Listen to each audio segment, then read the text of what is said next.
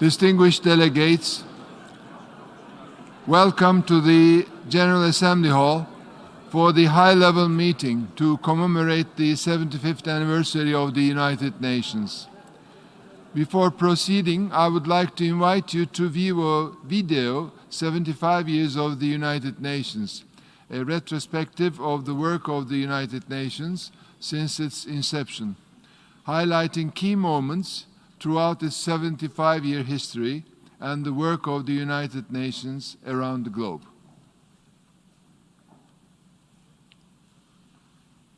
Ladies and gentlemen, we meet again in the quest for peace.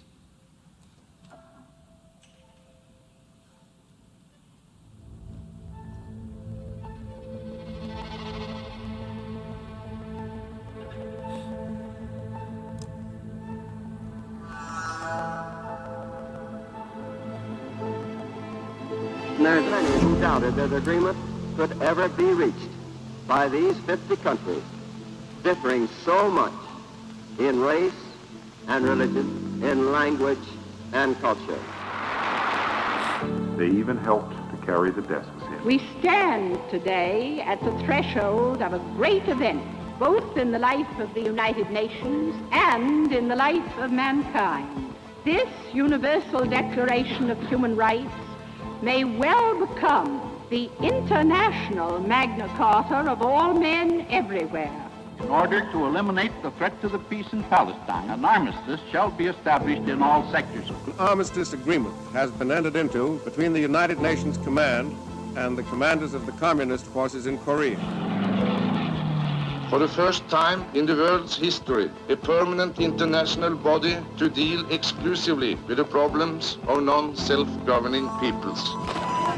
We will be even prouder when we can leave the Congo solely and fully in the good hands of its own people. Dag Hammarskjöld is dead, but the United Nations lives.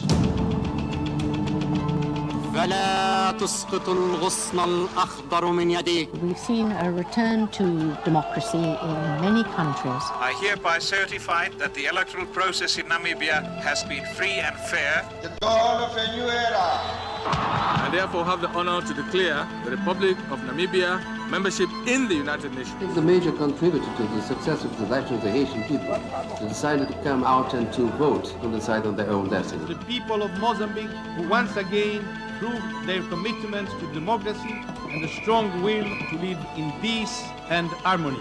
The Treaty for the Non-Proliferation of Nuclear Weapons. It is the most important international agreement in the field of disarmament since the nuclear age began. We should not confuse the signing of agreements with the solving of problems. Much work remains to be done, but the significant progress represents real successful diplomacy. United Nations peacekeeping forces received the Nobel Peace Prize for 1988. Peacekeeping operations symbolizes the world community's. The creation of a UN peacekeeping force for Cyprus could only come about by positive action of this Council. The protection of civilians is at the center of the United Nations peace and security agenda. The first session of the International Tribunal for serious violations of international humanitarian law committed in the former Yugoslavia. We have 113 trucks a day. At the same time, it is not like going through Fifth Avenue. We have to negotiate with checkpoints everywhere in order to make sure that we reach the people. We're starting with no government, no civil services. Nothing remains in Somalia except some spirit and some hope. I need your assistance so that I will be able to convince the member states to continue to offer the humanitarian assistance. The right of life, the right to be free from torture and physical maltreatment, a lack of fair trial, limitations on freedom of speech, freedom of movement. I am here to listen to you. I am here to learn. Tell me, frankly, how you believe the United Nations, myself and my colleagues can be helpful to you.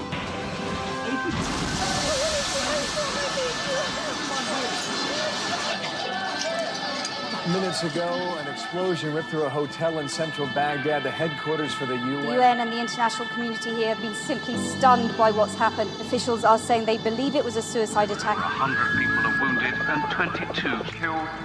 Today we share our shock and sorrow at the loss of people we loved.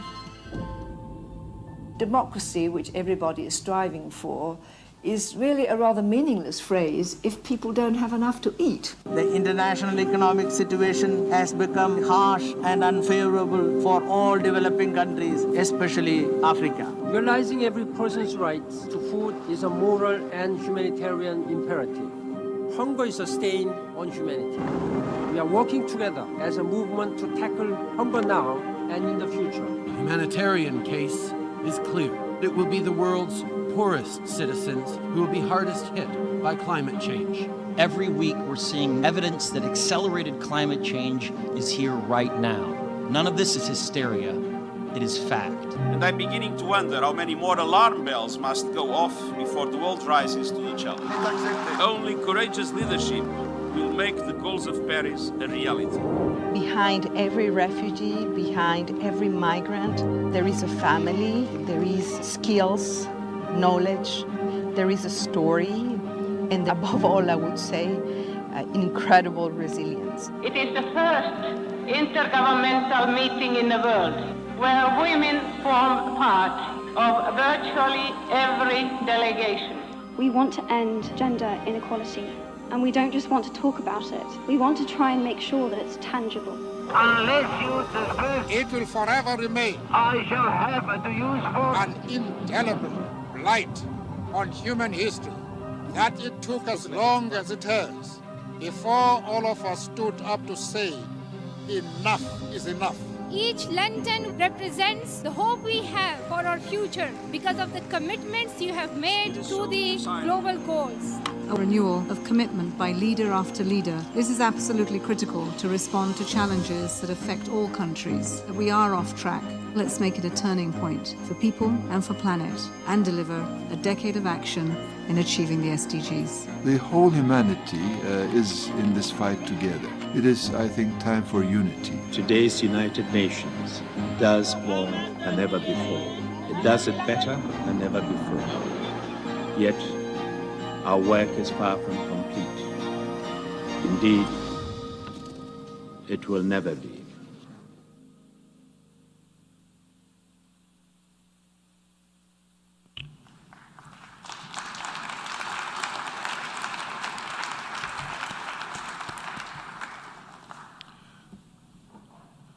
The third plenary meeting of the General Assembly is called to order. I now declare open the high-level meeting to commemorate the 75th anniversary of the United Nations. The high-level meeting is held pursuant to General Assembly Resolution 73-299 of 14th June 2019 and Assembly Decision 74-562 of 22nd July 2020 and takes place under sub-item A of Agenda Item 128 entitled Strengthening of the United Nations System. I warmly welcome you all to this high-level meeting. The General Assembly has before it a draft resolution issued as Document A-75-L.1 entitled Declaration of the Commemoration of the 75th Anniversary of the United Nations. Before proceeding further, I would like to inform members that action on the draft political declaration will be taken at the end of the opening segment.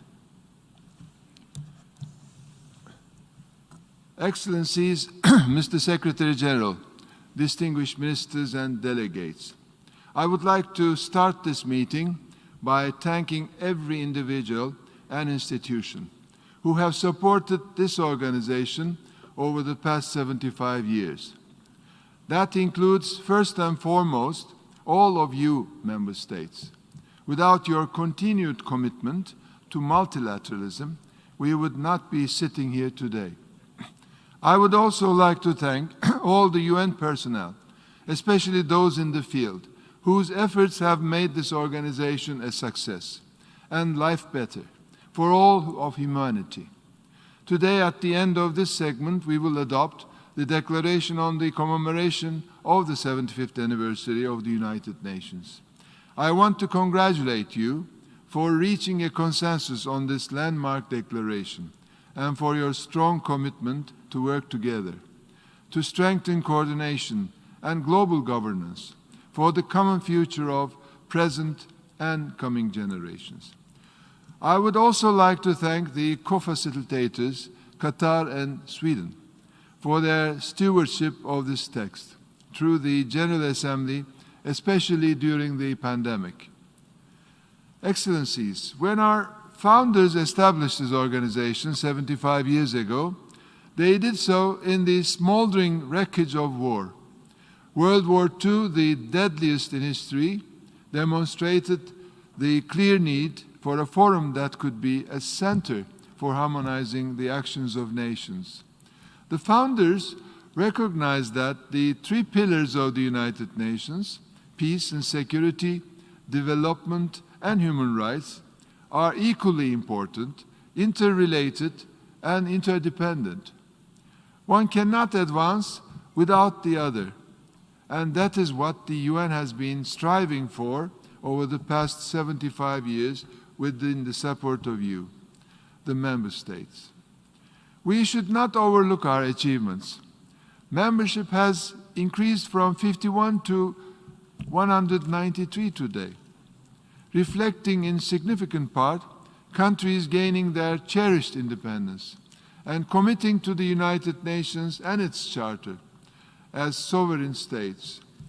Quiet diplomacy and the development of arms control regimes prevented the decades-long Cold War from turning into a nuclear conflict. Peacekeeping missions have kept the peace and protected civilians. UN special political missions have helped diffuse crisis and promote lasting solutions to conflict. Electoral assistance has reinforced public trust in democracy, including in crucial transition periods. The Universal Declaration of Human Rights, adopted in 1948, set out fundamental human rights to be universally protected for the first time. The UN has worked tirelessly to promote and protect human rights and fundamental freedoms for all, including the equal rights of women and men. In the past 75 years, the UN has also shaped the norms for international development. In 2000, we adopted the Millennium Development Goals to combat poverty, hunger, disease, illiteracy, environmental degradation, and discrimination against women. Now, as we enter the decade of action, we have recognized that implementation of the 2030 Agenda for Sustainable Development, which is universal, provides a coherent blueprint for a better world. This has become even more pressing in the context of the threats posed by climate change, disruptions caused by technological developments, and the current pandemic. Excellencies, multilateralism is not an option, but a necessity as we build back better and greener for a more equal, more resilient, and more sustainable world. The United Nations must be at the center of our efforts. Since the UN was established, the world has changed in unimaginable ways. An upgraded UN must respond to these challenges and changes to stay relevant and effective. It must be inclusive and consult widely with all relevant stakeholders, including regional and sub-regional organizations, non-governmental organizations, civil society, the private sector, academia, and parliamentarians to ensure an effective response to our common challenges. We must support the United Nations to evolve into a more agile, effective, and accountable organization, so it is fit for purpose and can deliver the future we want. Excellencies, as you have made clear in the declaration, there is no other global organization with the legitimacy, convening power, and normative impact as the United Nations. No other global organization gives hope to many people for a better world. As we enter the 75th session, it is now time to act. I am taking the call for renewed global action seriously. The United Nations is only as strong as its members. Commitment to its ideals and to each other. Before concluding my remarks, I would like to make a strong call on the member states. It is now time to mobilize our resources, strengthen your efforts, and show unprecedented political will and leadership to ensure the future we want and the United Nations we need. The time for now is action. Thank you.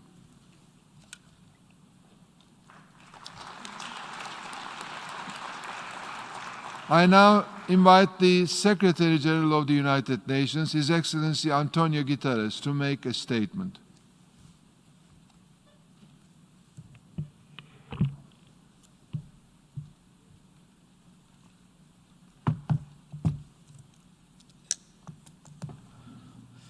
Mr. President, Excellencies, the ideals of the United Nations, peace, justice, equality, and dignity are beacons to a better world. But the organization we celebrate today emerged only after immense suffering. It took 2 world wars, millions of deaths, and the horrors of the Holocaust for world leaders to commit to international cooperation and the rule of law. That commitment produced results. A 3rd World War, which so many had feared, has been avoided. Never in modern history have we gone so many years without a military confrontation between the major powers. This is a great achievement of which member states can be proud and which we must all strive to preserve. Down the decades, there have been other historic accomplishments, including peace treaties and peacekeeping, decolonization, human rights standards and mechanisms to uphold them, the triumph over apartheid, life-saving humanitarian aid for millions of victims of conflict and disaster, the eradication of diseases, the steady reduction of hunger, the progressive development of international law, landmark pacts to protect the environment and our planet. And most recently, unanimous support for the Sustainable Development Goals and the Paris Agreement on Climate Change provided an inspiring vision for the 21st century. Yet, there is still so much to be done. Of the 850 delegates to the San Francisco conference, just 8 were women. 25 years since the Beijing Platform for Action, gender inequality remains the greatest single challenge to human rights around the world. Climate calamity looms. Biodiversity is collapsing. Poverty is again rising. Hatred is spreading. Geopolitical tensions are escalating, and nuclear weapons remain on hair-trigger alert. Transformative technologies have opened up new opportunities, but also exposed new threats. And the COVID-19 pandemic has laid bare the world's fragilities. We can only address them together. Today we have a surplus of multilateral challenges and a deficit of multilateral solutions. I welcome the General Assembly's 75th anniversary declaration and commitment to reinvigorate multilateralism. You have invited me to assess how to advance our common agenda, and I will report back with analysis and recommendations. And this will be an important and inclusive process of profound reflection. Already we know that we need more and more effective multilateralism with vision, ambition, and impact. National sovereignty, a pillar of the United Nations, goes hand in hand with enhanced international cooperation based on common values and shared responsibilities in pursuit of progress for all. No one wants a world government, but we must work together to improve world governance. In an interconnected world, we need a networked multilateralism in which the United Nations family, international financial institutions, regional organizations, trading blocs, and others work together more closely and more effectively. And we also need, as the President said, an inclusive multilateralism, drawing on civil society, cities, businesses, local authorities, and more on young people. Ladies and gentlemen, the Secretariat has marked this anniversary by conducting a planet-wide consultation. More than 1 million people around the world, and particularly a large number of young people, have made their voices heard. The participants shared their fears and their hopes for the future. They believe that international cooperation is crucial to tackle the realities of our time. They noted that the COVID-19 pandemic made this solidarity even more urgent. They underscored that the world needed universal systems for health and basic services. People fear the climate crisis, poverty, inequalities, corruption, and systemic discrimination on the basis of skin color or gender.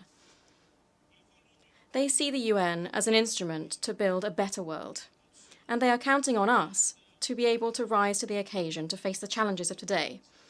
This responsibility falls first and foremost to member states. These are the member states who founded the United Nations. It is their duty to invest themselves fully in it, to feed into the organization, and to provide it with the resources that it needs to have a true impact. We owe it to we, the peoples. We owe it to the peacekeepers, to the diplomats, to humanitarian personnel, and to all those who sacrificed their lives to progress our common values. I pay tribute to all members of staff, past and present, for their devotion to bring to life the ideals of the UN. The founders of our organization set down to work while conflict was raging. Today, it falls to us to chart a path away from danger. To cite the terms of our charter, it falls to us, the United Nations, to combine our efforts to accomplish these aims. I thank you.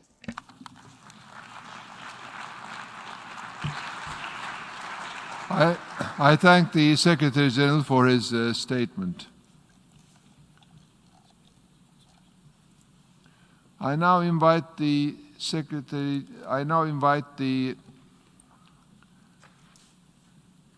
in accordance with the General Assembly Resolution 73-299, I now give the floor to His Excellency Abu Abari, Permanent Representative of the Niger to the United Nations and President of the Security Council for the month of September.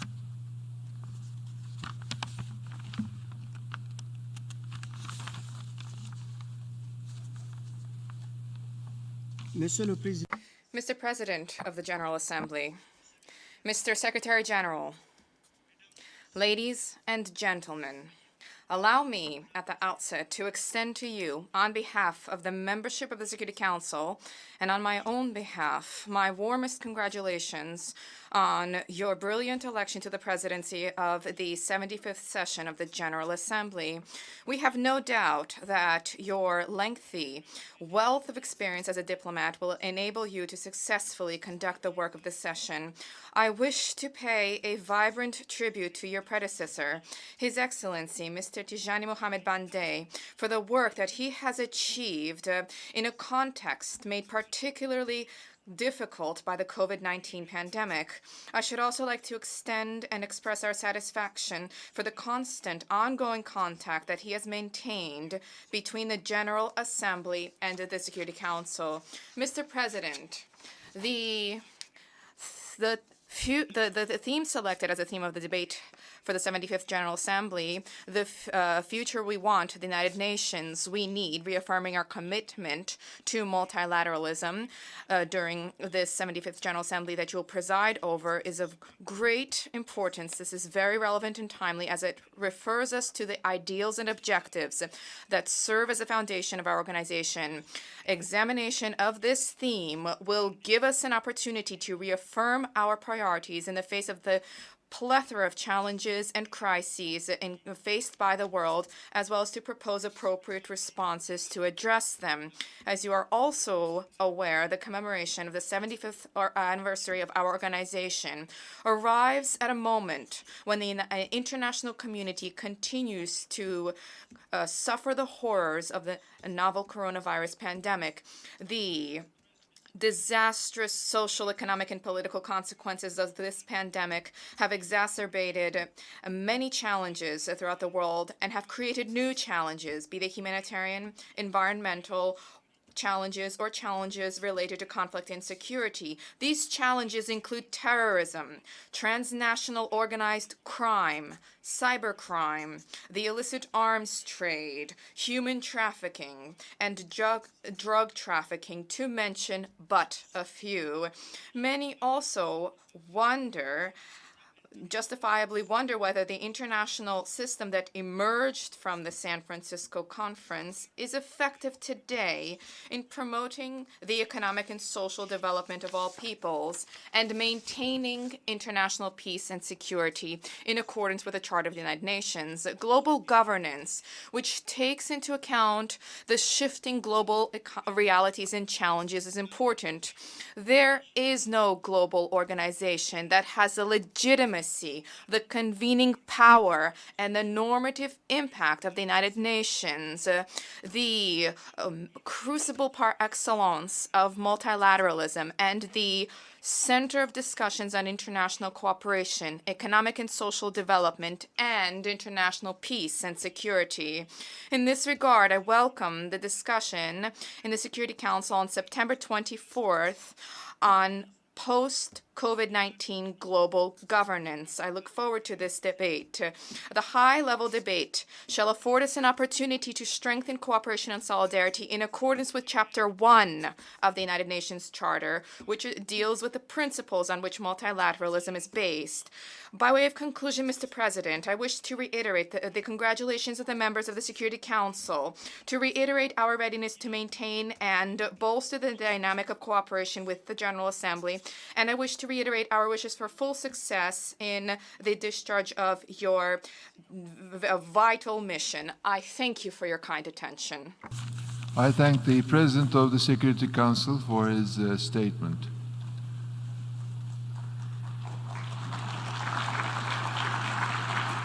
In accordance with the General Assembly Resolution 73-299, I now give the floor to His Excellency Munir Akram, Permanent Representative of Pakistan to the United Nations and President of the Economic and Social Council.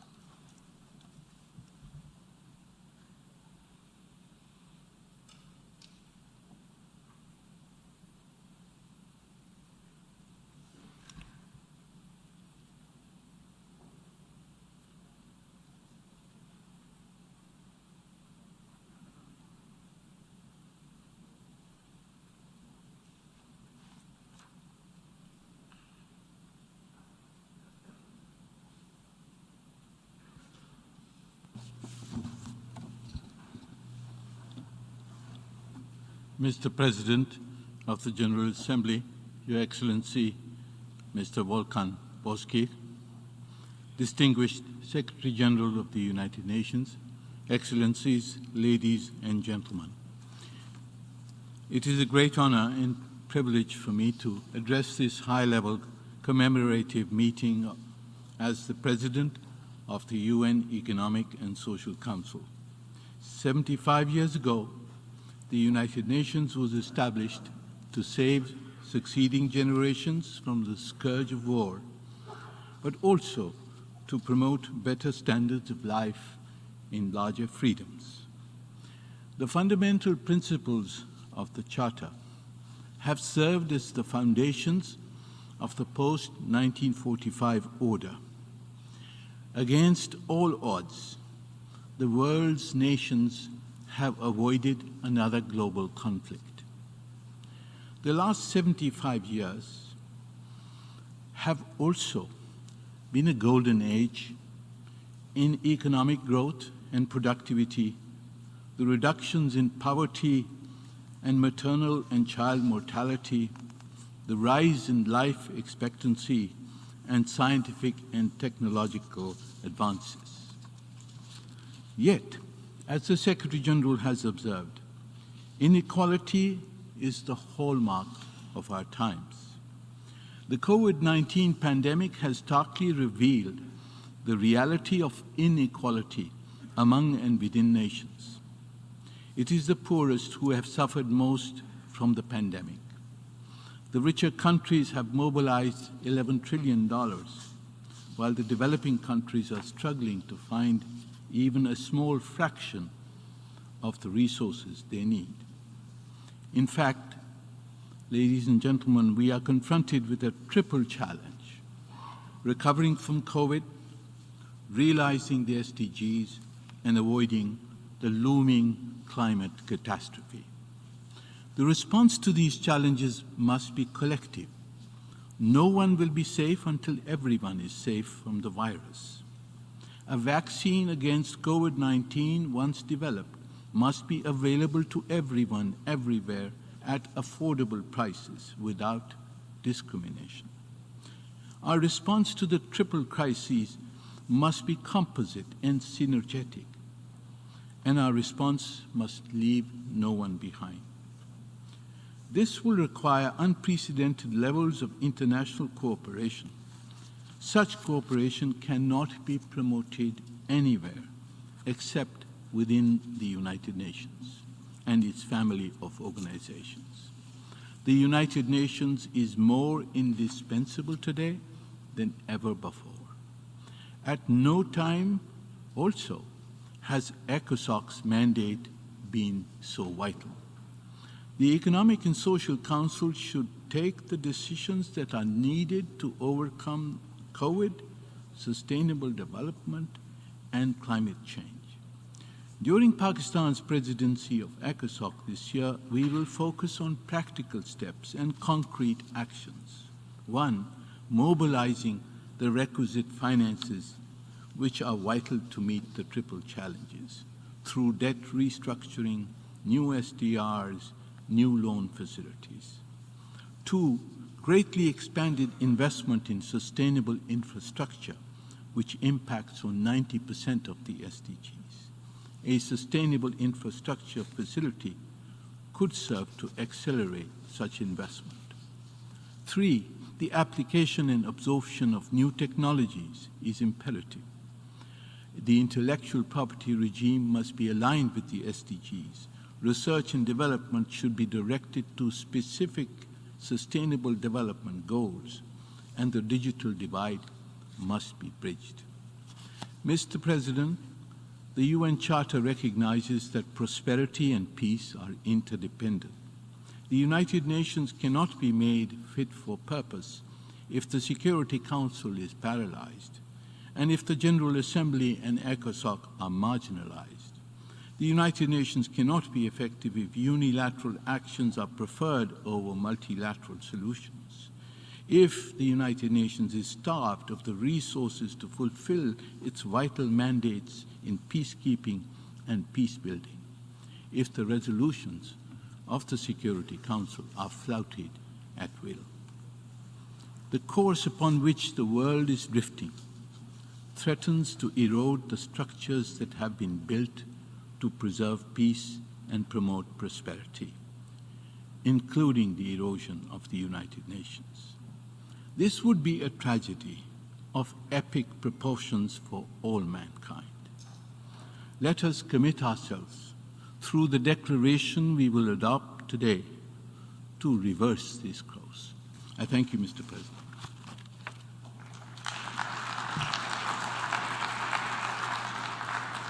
I thank the President of the Economic and Social Council for his statement. In accordance with the General Assembly Resolution 73-299, and Decision 75-503 of 18 September 2020, I now invite the Assembly to view the pre-recorded statement of His Excellency Abdulkavi Ahmet Yusuf, President of the International Court of Justice. Mr. President of the General Assembly, Mr. Secretary-General, Excellencies, ladies and gentlemen, with the establishment of the United Nations in 1945, a decision was made by the states participating at the San Francisco Conference to replace the rule of force by the rule of law. That decision has made all the difference for humanity in the past 75 years. For billions of people on this planet, reliance on the international rule of law, the application of the principle of equal rights and self-determination of peoples, the prohibition of the use of force among states, and the protection of human rights has meant freedom, independence, progress, and peace in the past 75 years. All of this is thanks to the establishment of the United Nations. This gives us all a cause for celebration today of 75 years of this unique institution. As the President of the International Court of Justice, it's fitting for me to say a few words about the international rule of law. It is sometimes easy to take for granted the existence of the international rule of law or to forget about its significance, not only for peace, but also for the progress and prosperity of all nations. No state, however powerful it may be, can provide security, prosperity, and clean environment to its people without cooperating with other states. Nor can all the problems of a nation be resolved at the national level. International cooperation has to be based on a system of rules. Unless this system of rules is respected by each state, the edifice of multilateral cooperation may collapse. As much as a state may wish to be free of the legal obligations which bind it to other states, it cannot do so unilaterally without losing the benefits it derives from its cooperation with those states and with others. Therefore, states are not only brought closer together by diplomatic relations, trade, and the technological advances in transportation, telecommunications, and cyberspace. They are also bound together by the web of rules that make possible these interactions. A web of rules inspired and based on the fundamental principles of the Charter of the United Nations and of international law.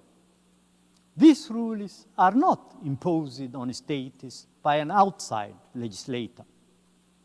They are designed and assented to by the states themselves.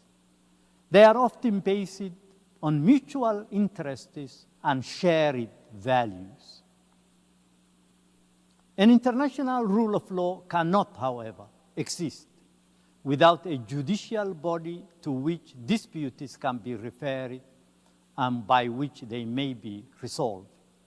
It is for this purpose that the drafters of the Charter of the United Nations established the International Court of Justice.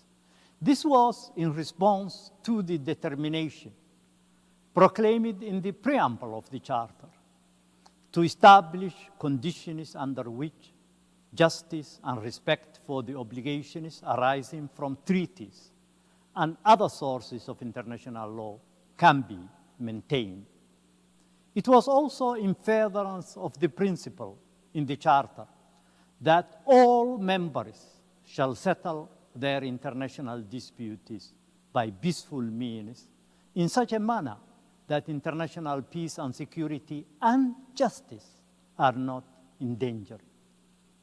The statute of the court which is based on that of the Permanent Court of International Justice, adopted almost 100 years ago on 13 December 1920, was annexed to the Charter of the United Nations as an integral part thereof. This is a clear indication of the importance of the court in the rule of law architecture of the United Nations, of which it is the principal judicial organ. In the past 75 years, the court has proudly assumed its role as a guardian of the rule of law at the international level. It could not have done so without the respect for its decisions required under Article 94 of the Charter of the United Nations. This article provides that each member of the United Nations undertakes to comply with the decision of the International Court of Justice in any case to which it is a party. The quality of the work of the court has also enabled it to acquire a growing confidence among states to entrust to it the resolution of their disputes. This has led in recent years to a heavy caseload before it, so that the number of cases submitted to it in the last 25 years has actually arisen to the same level as those referred to it in its first 50 years of existence. Mr. President, the increased reliance on the rule of law in international relations as opposed to arbitrary power and the settlement of disputes by peaceful means rather than by force are the greatest success stories of the United Nations. We can all aspire to a more peaceful and stable world as long as relations between states are undertaken in the respect of the fundamental principles of the Charter of the United Nations and of the obligations they have assumed of their own volition. The International Court of Justice stands ready to continue its contribution within the bounds of its statute to the protection and advancement of the international rule of law and to the peaceful settlement of disputes among nations. I thank you for your attention.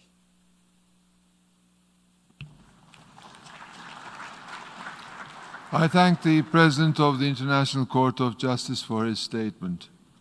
In accordance with General Assembly Resolution 73-299 and Decision 75-503, I now invite the Assembly to view the pre-recorded statements of the 4 youth representatives who were nominated at the Youth Plenary held on 9th of September 2020.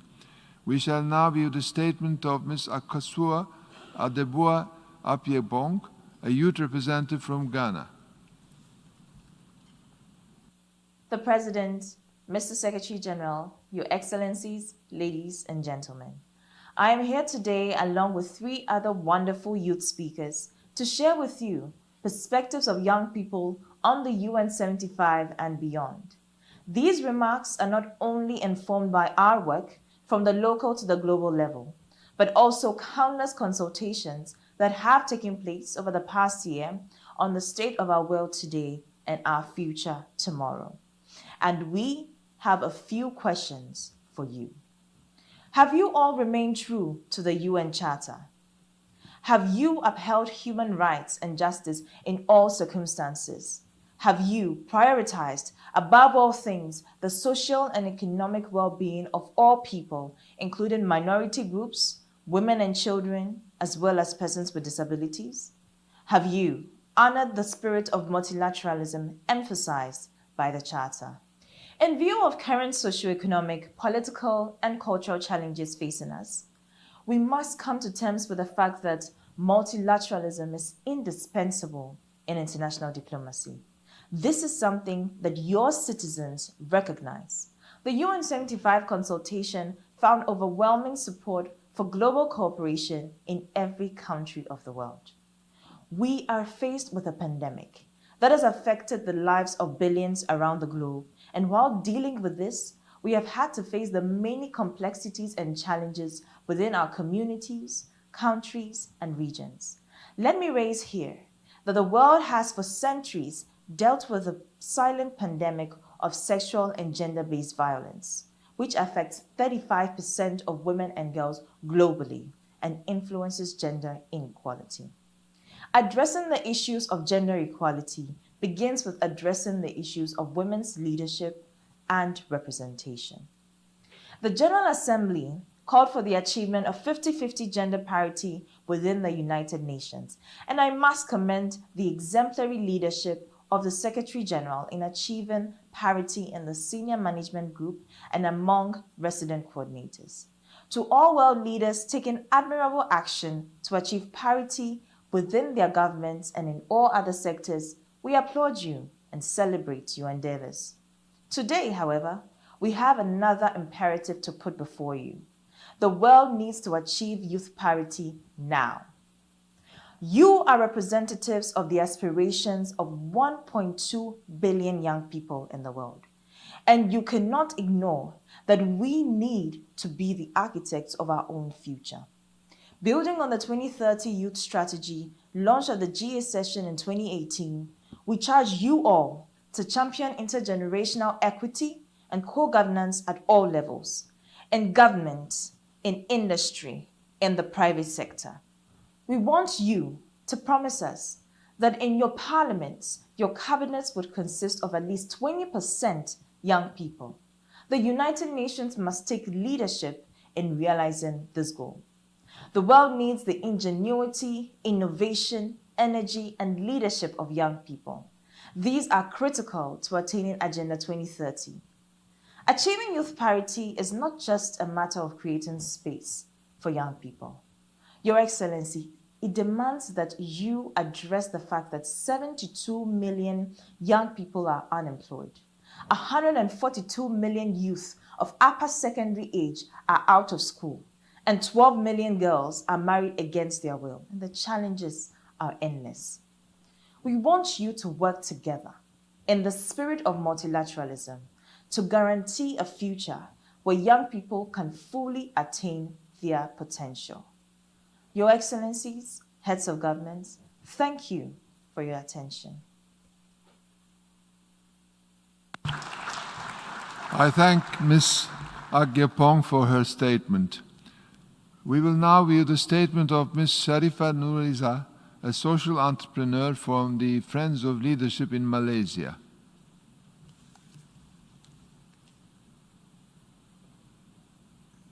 Hello, I'm Sharifa Nuriza from Malaysia. I am a social entrepreneur from Friends for Leadership FFL and actively engaged as social influencer at the International Youth Centre Kuala Lumpur, Malaysia.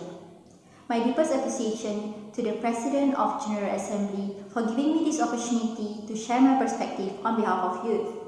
The President, Mr. Secretary-General, Your Excellencies, ladies and gentlemen, I will focus on three broad topics today. First is youth, peace and security.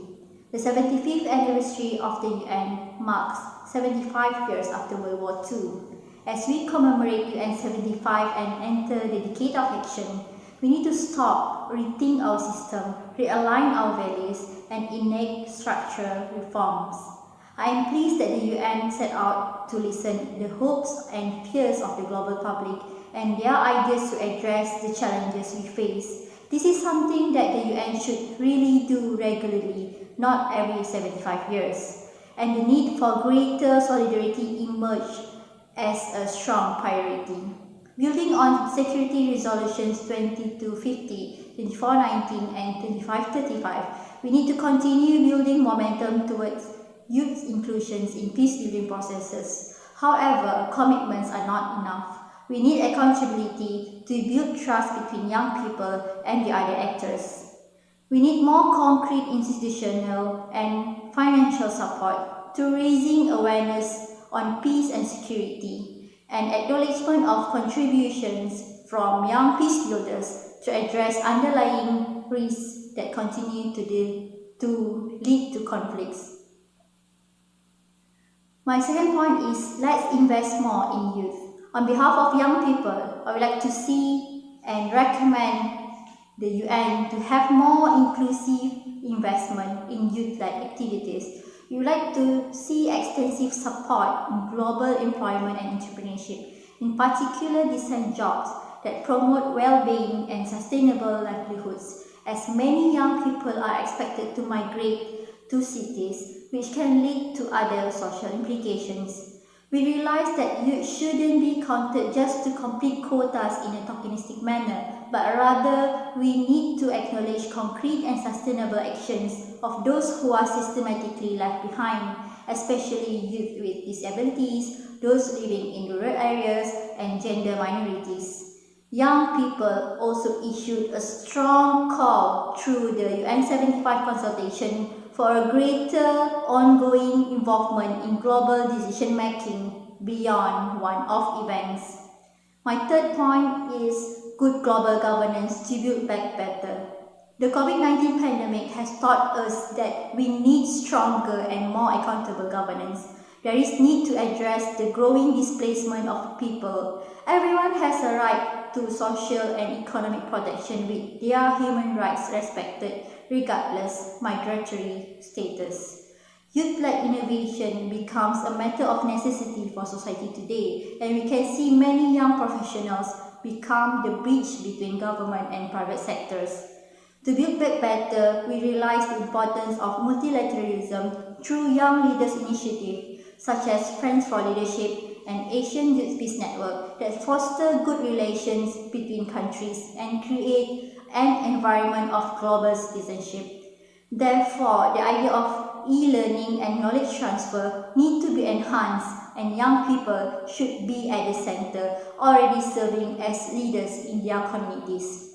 Lastly, strong and innovative institutions like youth centers, youth councils, and other self-organized mandated institutional youth mechanisms play an important role in promoting a culture of solidarity as well as action in communities. Young people around the world should determine the future they want, build the capacity of global citizens, and innovate their own peace and development program for their peers. Ladies and gentlemen, peace is not free. Peace starts inside us and the structures outside us, but remain to be intergenerational. Invest and believe in the next generation to shape the future we want. Thank you. I thank Ms. Noriza for her statement. I now invite the Assembly to view the statement of Mr. Charles Hamilton, climate change and public health advocate from the Bahamas.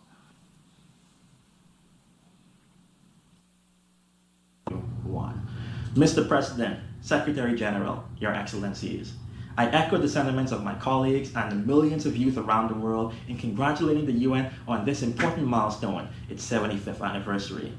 87% of youth believe that global cooperation is vital to deal with today's challenges, and the UN has expressed optimism about the future because of us, young people.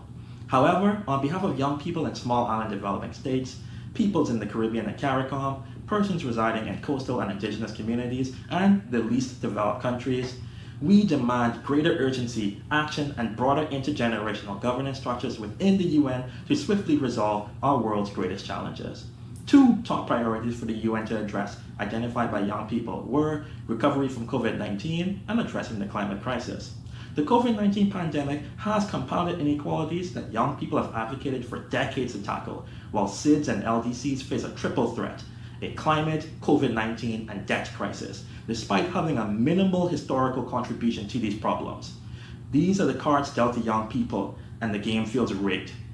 1 year ago, the second and third most populated islands and economic engines of the Bahamas were decimated by Hurricane Dorian, dubbed Category Hell by the Secretary General, with loss and damages amounting to over 25% of the Bahamas' GDP.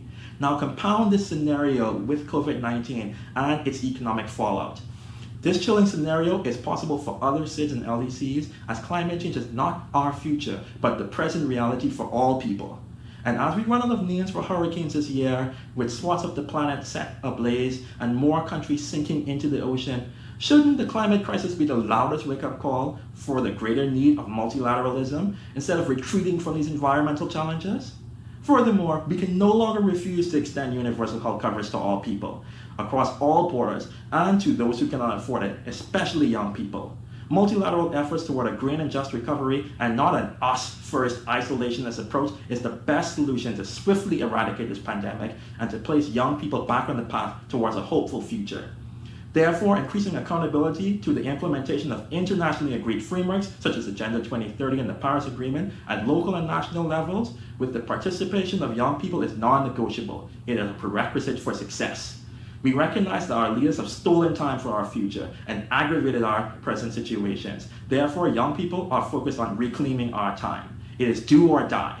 Are you uncomfortable? Good. Channel that uncomfortable feeling into ensuring that young people are engaged consistently and meaningfully beyond inviting us as panelists at events and meetings, but also supporting our work through financing and decision-making spaces at national and multilateral levels. To conclude, the UNESCO Caribbean Climate Change Youth Network notes that climate change has become, for our generation, the single defining issue of our time, and we are looking to you for leadership. Our very survival depends on your ability to act. Young people believe that we can change our present situation and create a brighter future. Let's make this more than just a commemoration, more than words with empty meetings. It will only happen if leaders commit to solidarity and strong support for multilateralism on the 75th anniversary of the UN and beyond. Thank you. I thank Mr. Hamilton for his statement. I now invite the Assembly to view the statement of Mr. Nathan Metenier, environmental and climate youth activist from France. Dear Excellencies, today we are sharing young people's perspective on UN 75 and beyond. These remarks are not only informed by our work from the local to the global level, but also countless consultations, the UN 75 Youth Plenary, and key recommendations from the UN 75 Global Consultation. We ask all of you again, have you really all remained true to the Charter? Have you prioritized above all things the social and economic well-being of all people? When Brazil is in flames? When Sudan is underwater? When the largest iceberg has just broken off the Greenland shelf? What world are you leaving us? What future have you prepared for us? The problem is not the lack of ideas and solutions. It is our love for models that have proven insufficient. We need system change. We need to radically rethink the way we act, support, reform, and work together. Now is the time to look beyond GDP. Let's shift from models that are obsessed with infinite economic growth and do not respect our planetary boundaries. Inequality has reached intolerable dimensions. Wealth and resources are in the hands of a few instead of being collectively and equally shared and distributed. We need to build a world where historical responsibility are being acknowledged and corrected. A world where diplomacy is justice-centered and dismantle historic power monopolies. Those are not buzzwords. Those are words of a frustrated generation, a generation that calls for a safe future. COVID-19 has showed that the status quo can be broken. After this pandemic, we don't only need to build back better, we need to build back differently. We need to change our lifestyles, how we use natural resources, how we produce, consume, and design policies. New forms of governance and digital cooperation are needed to address concerns over safety and privacy. It's time to introduce nature in our lives. Nature is the single most advanced technology. We need resilience led by the local communities and for the communities. The more local, the better. Trust your people, trust your youth, include us in your policy-making processes. We are in the midst of a climate, biodiversity, economic and social crisis, and the fact is, Excellencies, as young people, our fight is joint. We do not work in silos and processes. We work together. We live on a shared planet and have a shared future. While the priorities of the few are holding progress hostage for the many, we remain hopeful because we are fighting. You need to put the jargon aside and start to act differently. It's time for us to act and work together. We, the young peoples of the United Nations, are calling on you to strive for a fairer, more sustainable and inclusive world where people and nature thrive together.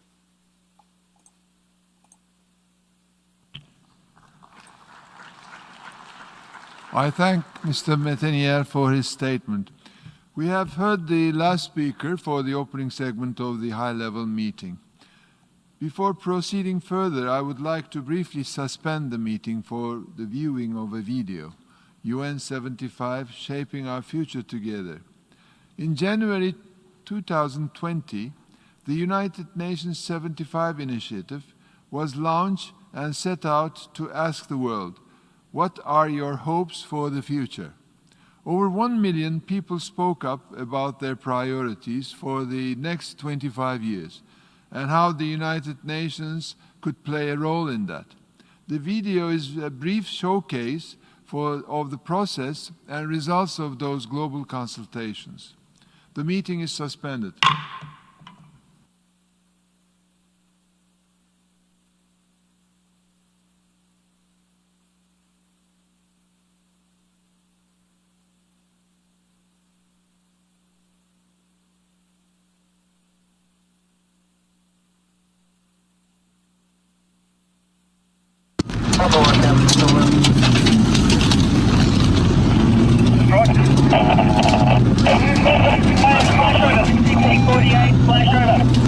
Our world is facing unprecedented challenges.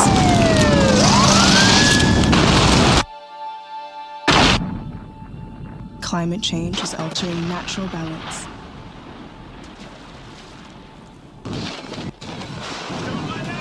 And our precious wildlife is struggling to survive. We are battling a new era of conflict and violence. There's the disruptive impact from digital technologies and shifting demographics with gaping inequalities. Now, a global epidemic is reshaping our world as we know it. We are at a crossroad at a time when our world seems so divided. Our world is struggling to breathe.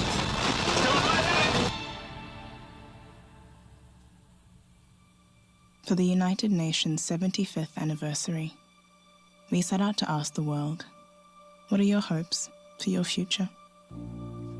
If you could choose one thing to say to the UN, to world leaders about the future, what would that be? In January 2020, the United Nations launched a global initiative to have the world's largest conversation on the future we want.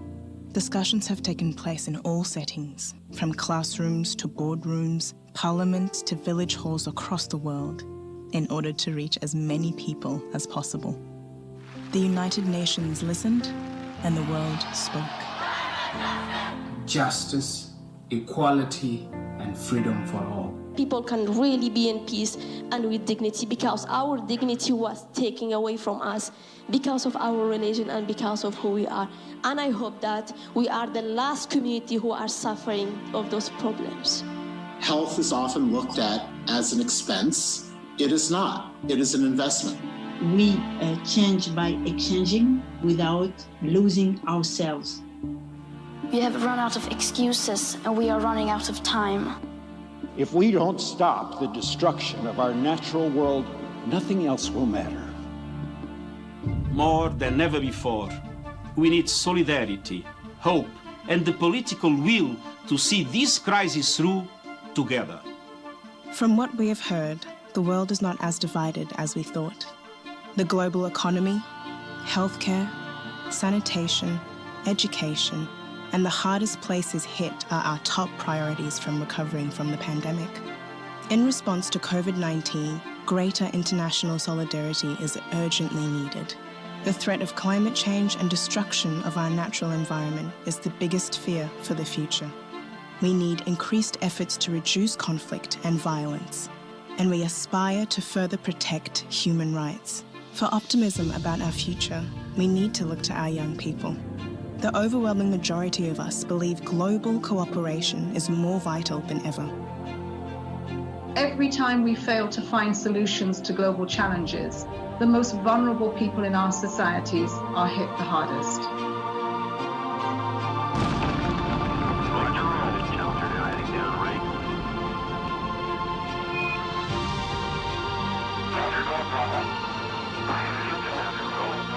Throughout history, we have accomplished unimaginable things, propelling each generation further than the last.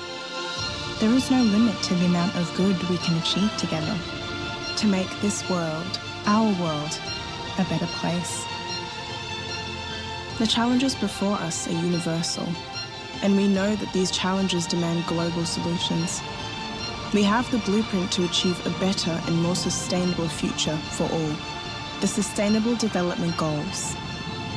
In 2045, the United Nations 100th year, let's see the change we have implemented today that will shine a light on our children's tomorrow.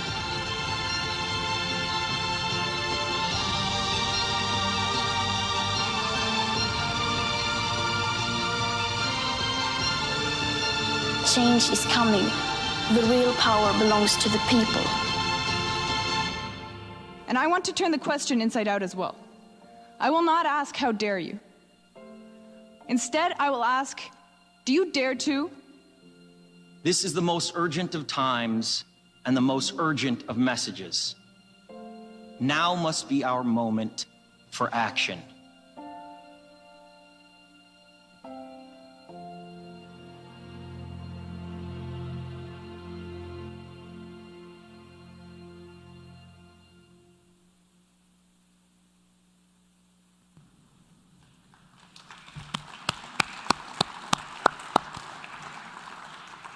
The meeting is resumed.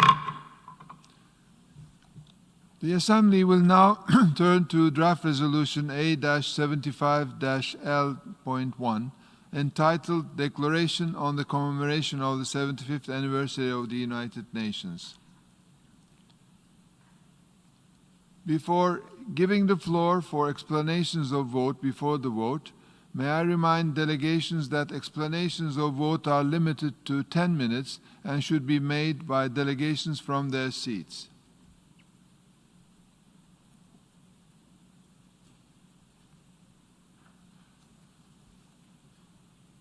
The Assembly will now take a decision on draft resolution A-75-L.1, entitled Declaration on the Commemoration of the 75th Anniversary of the United Nations. It is so decided.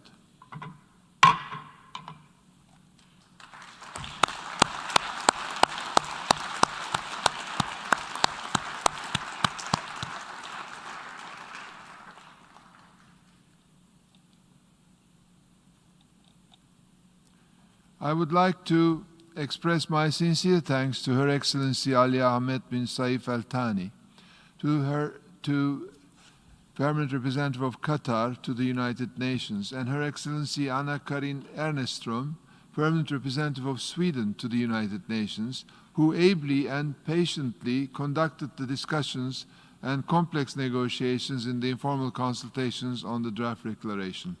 I am sure members of the Assembly join me in extending to them our sincere appreciation.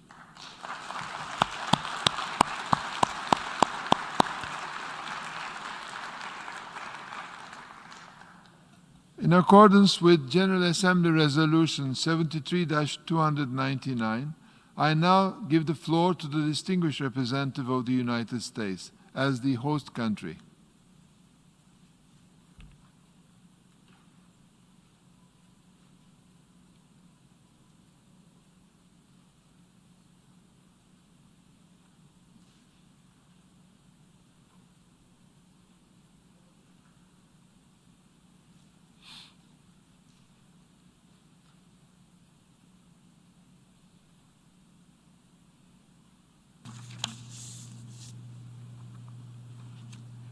The UN Charter begins as the US Constitution begins. We the people. It is for good reason that those who composed the UN Charter and framed the US Constitution began with a reminder that government and multilateral institutions exist to serve the people. It is my great honor today to represent the American people, President Donald J. Trump, and US Ambassador to the United Nations, Kelly Craft, as we mark the 75th anniversary of the United Nations. 75 years ago, The United States stepped forward when this bold new venture, known as the United Nations, needed a permanent home, and we remain proud to serve as that home to this day. It is hard to grasp the remarkable evolution of the United Nations over the last 75 years, from cautious early steps among a few global leaders to today's vast networks of organizations, agencies, and functions. The UN has grown well beyond the vision of its founders. And yet it is that vision that grounds this institution and must continue to guide its every action. It is outlined clearly in the UN Charter and bears reminding that the UN was founded to promote peace and save succeeding generations from the scourge of war, and reaffirm faith in fundamental human rights. In many ways, the UN has proven to be a successful experiment. With notable exceptions, its convening power brings much of the world to the table. Despite some unfortunate failings, the UN's Blue Helmets have worked to maintain peace for decades through missions around the world. And organizations such as the World Food Program saves lives and improves futures every day. The United States has played a central role in these successes, not only as host nation, but as the UN's largest and most reliable funder for all of its 75 years. That commitment ensures that UN organizations are able to reach millions in need, to coordinate global humanitarian action, and convene on issues requiring urgent action. But there are also reasons for concern. The United Nations has for too long been resistant to meaningful reform, too often lacking in transparency, and too vulnerable to the agenda of autocratic regimes and dictatorships. New threats also require new agility from the UN, threats that include theft of intellectual property and efforts to undermine internet freedom.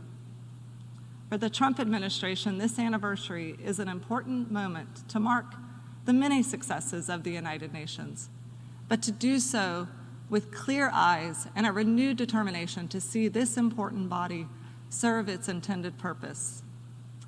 The 75th anniversary of the UN is the right time to ask questions about the institution's strengths and weaknesses, review and learn from its failures, and celebrate its accomplishments. I join my colleagues and counterparts from around the world in marking this important moment. Thank you very much. I thank the distinguished representative of the United States. The General Assembly will now begin the plenary segment. As you know, the Assembly, in its decision 74-562, decided, without setting a precedent for future mandated high-level meetings planned for future high-level weeks, that each member state, observer state, and the European Union can submit a pre-recorded statement, which will be played in the General Assembly Hall during the high-level meeting, after introduction by their representative who is physically present in the Assembly Hall. In this regard, I would like to address important organizational matters pertaining to the conduct of the plenary meeting. Introduction of the pre-recorded statements will be made by representatives from their national seats. Due to time constraints, it is expected that the introductory remarks will be kept concise. Statements delivered by the representatives who are physically present in the Assembly Hall will also be made from the national seats. In the case of pre-recorded statements, the time limit of 3 minutes for statements of individual delegations and 5 minutes for statements made on behalf of a group of states should include the introductory remarks and the video itself. In accordance with decision 74-562, and without setting a precedent for mandated high-level meetings planned for future high-level weeks, in addition to the verbatim records to the President of the General Assembly, will circulate as a document of the Assembly, a compilation of the pre-recorded statements delivered by heads of state or other dignitaries. submitted to the President no later than the day on which such statements are played in the Assembly Hall. Submissions in this regard should be made to statements@un.org. I now give the floor to the distinguished representative of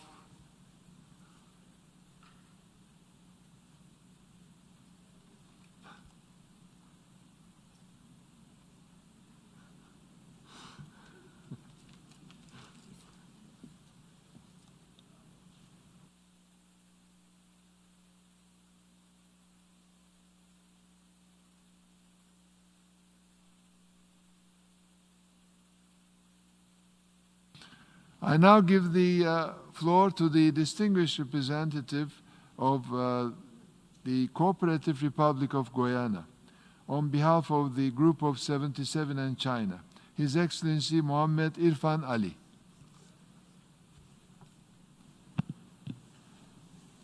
Mr. President, I have the distinguished honor to introduce His Excellency Dr. Mohammed Irfan Ali, President of the Cooperative Republic of Guyana, who will be delivering a statement on behalf of the Group of 77 and China, as well as the national perspective in commemoration of the 75th anniversary of the United Nations. I thank you.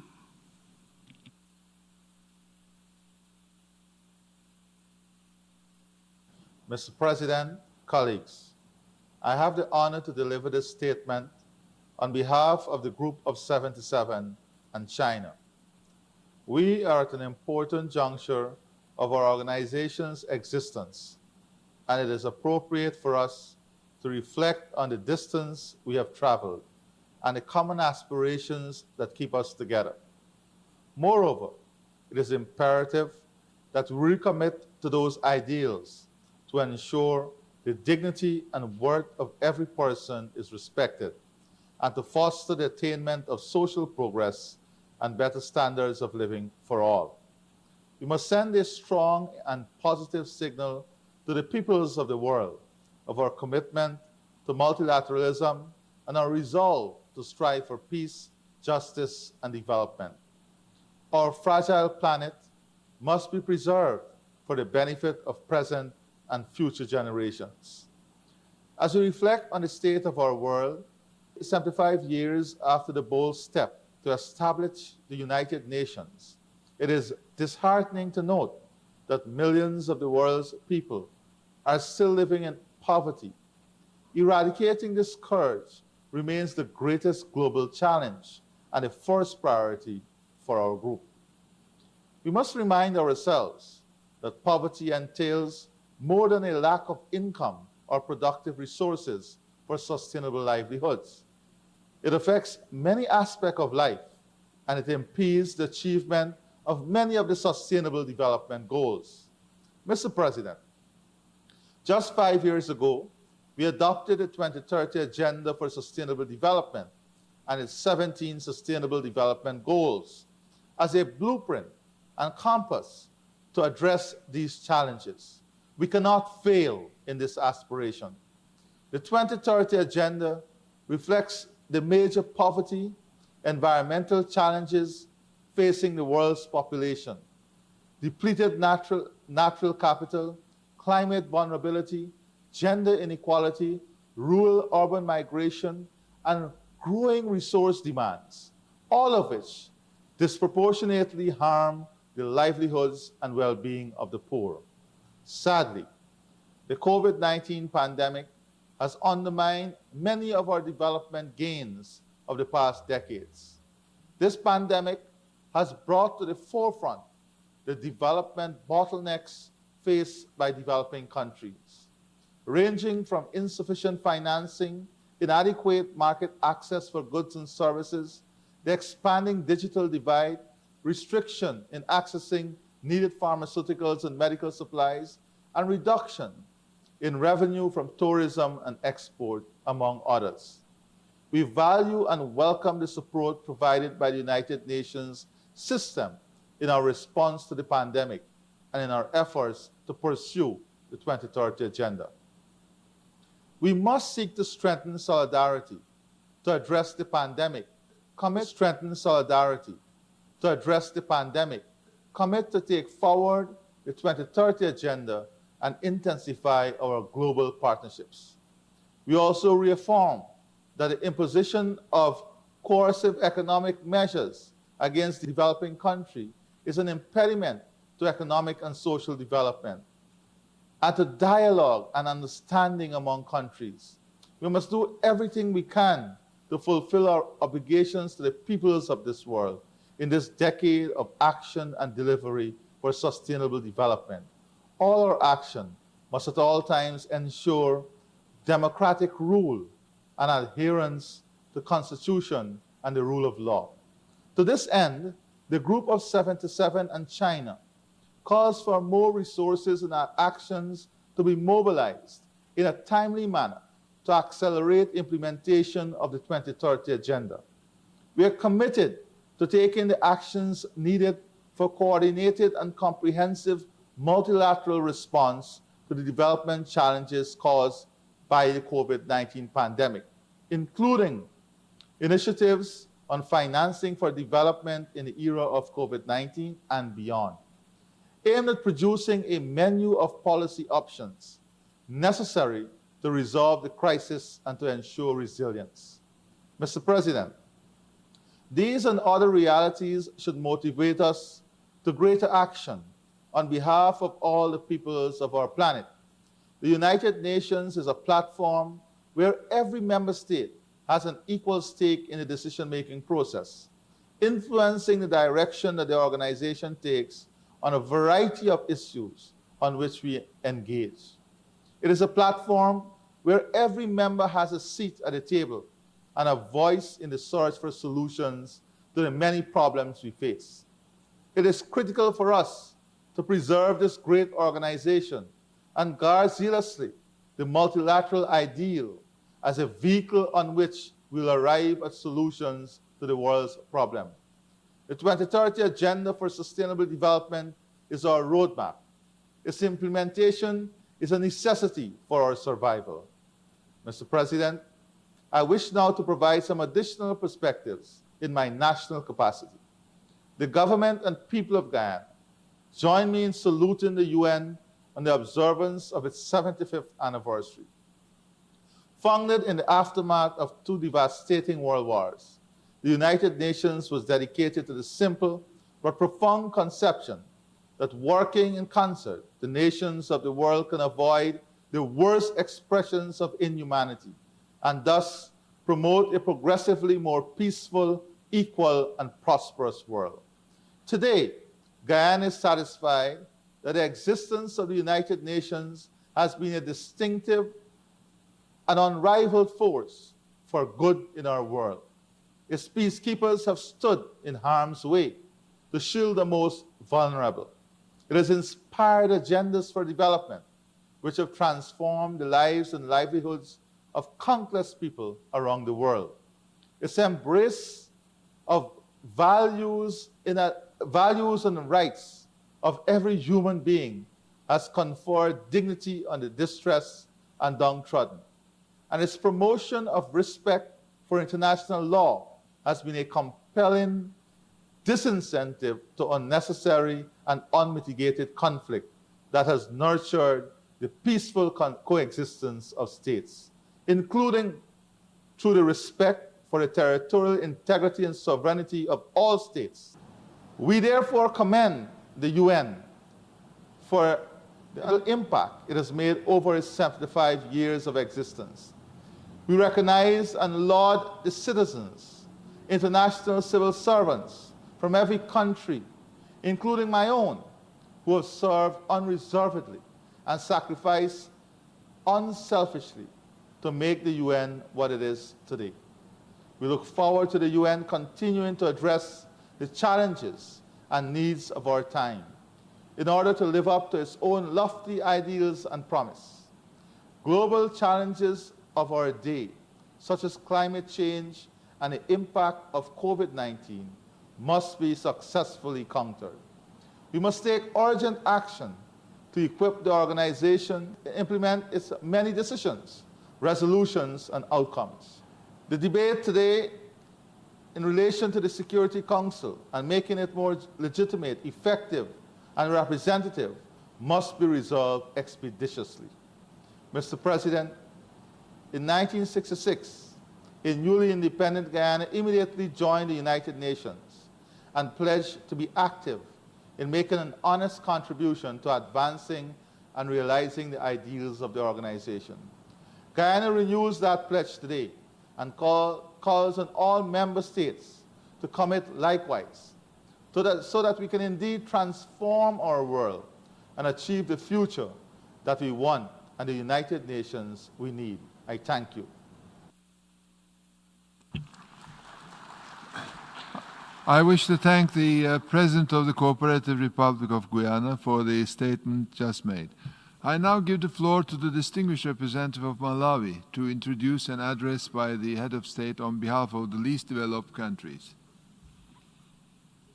President, Secretary-General of the United Nations, Excellencies, distinguished delegates. At the outset, Malawi, in her capacity as chair of the Coordination Committee of the Least Developed Countries, associates itself with the statement made by Guyana on behalf of G77 and China. It is my singular honor to introduce the President of the Republic of Malawi, His Excellency Dr. Lazarus Makathi Chakwera, on this auspicious occasion of commemorating 75th anniversary of the United Nations. He is giving his maiden statement at the General Assembly, speaking in his capacity as chair of the least developed countries, which, as you know, is a group of 47 member countries of the United Nations.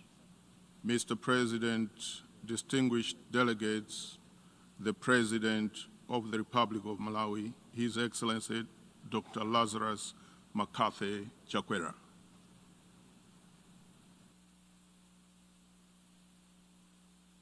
Mr. Secretary-General, President of the General Assembly, Excellencies, ladies and gentlemen, best wishes of good health to you all, and condolences for the loved ones lost to COVID-19.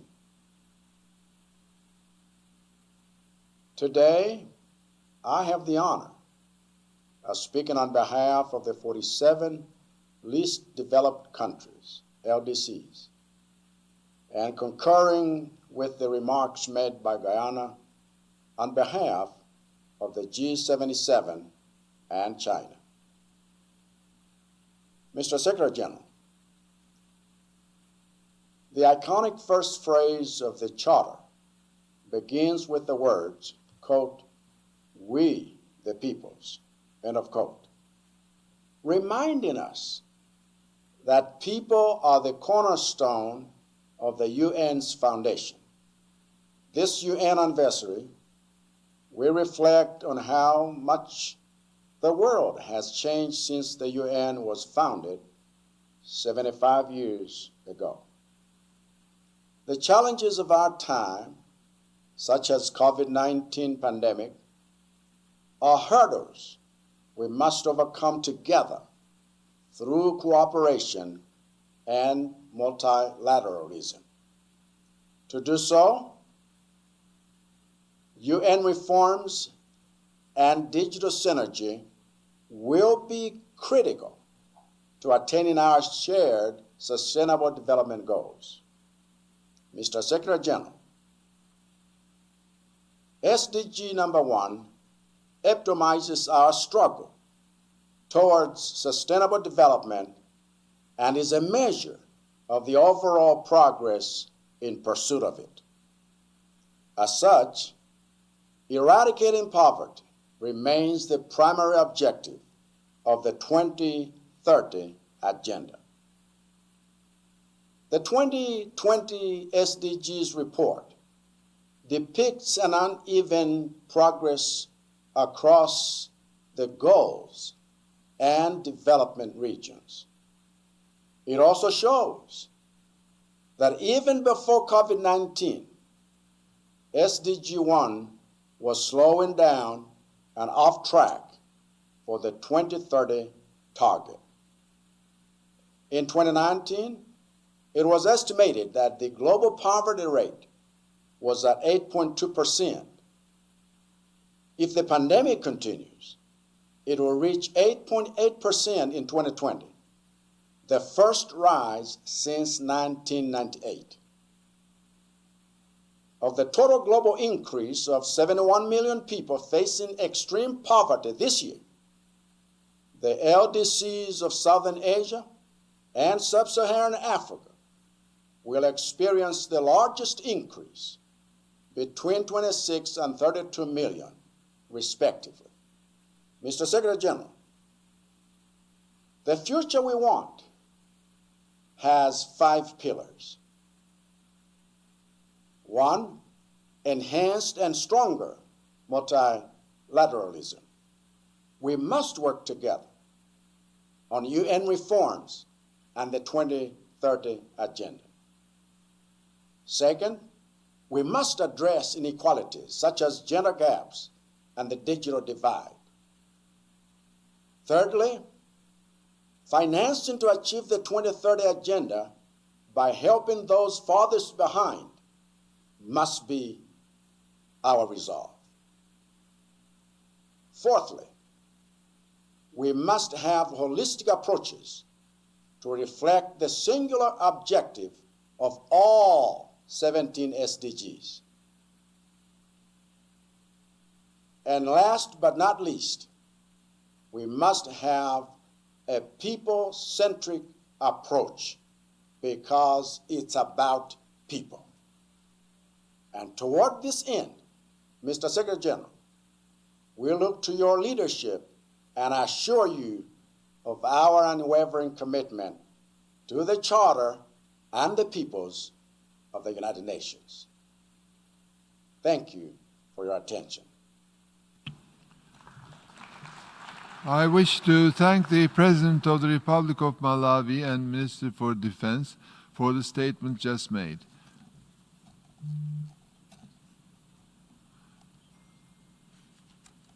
I now give the floor to the distinguished representative of the European Union to introduce an address by the President of the European Council.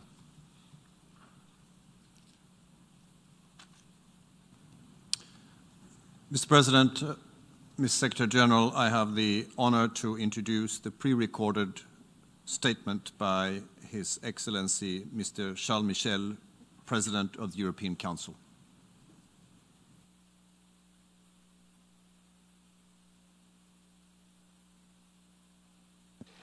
Monsieur le Président, Mr. President, Mr. Secretary-General, distinguished António Guterres, ladies and gentlemen, heads of state and government, ladies and gentlemen, heads of delegations, 75 years since the signing of the Charter of the United Nations is but a look back at the past, but I would like to look forward the next 50 years. My youngest daughter will be 76 years at the time.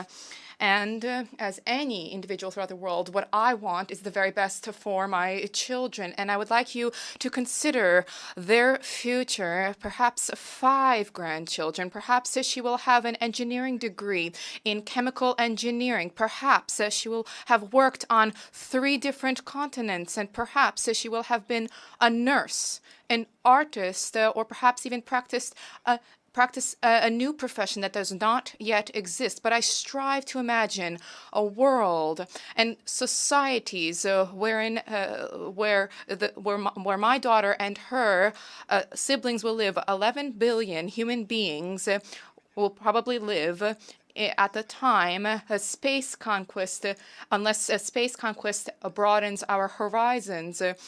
Drones may be the norm. Connected devices will have overturned our day-to-day lives, and new discoveries will be achieved in the untapped capacities of the human brain, and this will open up new perspectives.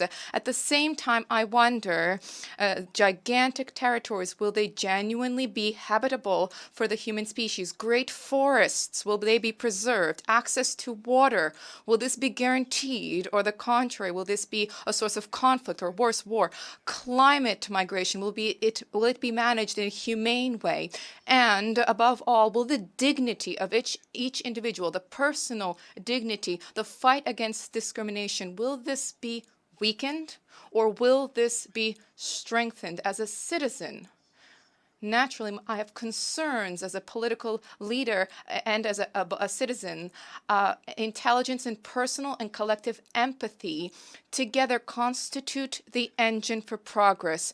Freedom and respect are renewable sources of energy. And this is the lesson that we have learned over the past 75 years from the Charter of the United Nations. Each time cooperation has been achieved, exchange, tolerance has been made visible, progress has been furthered. Divisions, backsliding, discrimination, injustice has always been synonymous with regression, with conflict, and war. The European Union is a reflection, an empirical reflection of this, which sheds light on this reality. It is a space of freedom, prosperity, and shared progress. And this cooperation, without a doubt, constitutes the twin DNA shared with the United Nations. And here I would quote our friend, António Guterres: the United Nations and the EU, he stated, are the two greatest projects for peace of our time. Ladies and gentlemen, the challenges of the future are not exactly the same as they were in 1945. Climate change, sustainable development, and of course peace and security, these are challenges that are demanding. They require our full efforts. So we are all accountable before one another. I would paraphrase Kofi Annan, who marked the indelible struggle for universal values. COVID-19 constitutes a global crisis that is both tremendous and unprecedented, that has wrought suffering. And this crisis has also opened our eyes to an essential reality. The integrity and dignity of each human being is of vital importance. This is a collective and personal good. This needs to be our ongoing struggle, and international cooperation, among other things, offers a guarantee for the deployment of vaccines and anti-COVID-19 treatment that is accessible to all. Ladies and gentlemen, we do not all share the same histories. We do not share the same cultures, the same customs. Engaging in dialogue and cooperation requires unstinting efforts to overcome misunderstandings, to embrace patients, to embrace individuals as they are. This requires respect. This requires tenacity. Today, I formally wish to renew, on behalf of the European Union, the sermon of multilateralism, but it's with a shiver that I think of Lucie, Jean, Maximilian, my children, and all children who will be 75 in the future. It is not our rhetoric that matters. Our acts, our boldness and courage today is what will open up opportunities for them to spread their wings. Thank you. I wish to thank the President of the European Council of the European Union for the statement just made. I now give the floor to the distinguished representative of the Republic of Korea to introduce an address by the head of state on behalf of MIKTA Group. Mr. President, I have the honor to introduce the pre-recorded message of His Excellency Mr. Moon Jae-in, President of the Republic of Korea.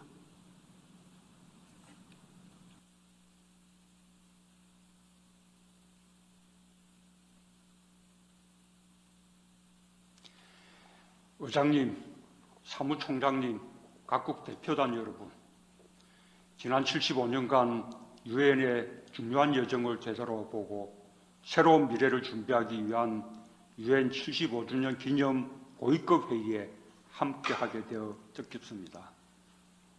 특히 멕시코, 인도네시아, 한국, 터키, 호주로 구성된 믹타를 대표하여 유엔에서 첫 정상급 연설의 기회를 주신 데 감사합니다.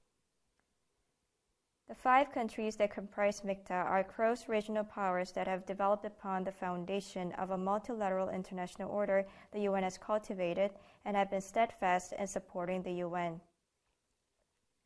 75 years ago, the United Nations was born out of humanity's common resolve to never repeat the devastation of war. Since then, it has promoted peace and safety in conflict zones around the world by establishing international norms such as the Universal Declaration of Human Rights and the Treaty on the Non-Proliferation of Nuclear Weapons. It has also pooled the wisdom of all humanity to address global issues, including sustainable development and climate action. Indeed, it has been under the communal umbrella of the United Nations that we have achieved peace and progress. Nevertheless, there is still much to be done in the face of new challenges. The current COVID-19 pandemic is threatening to undermine the spirit of multilateralism embodied by the UN and the 5 MICTA countries.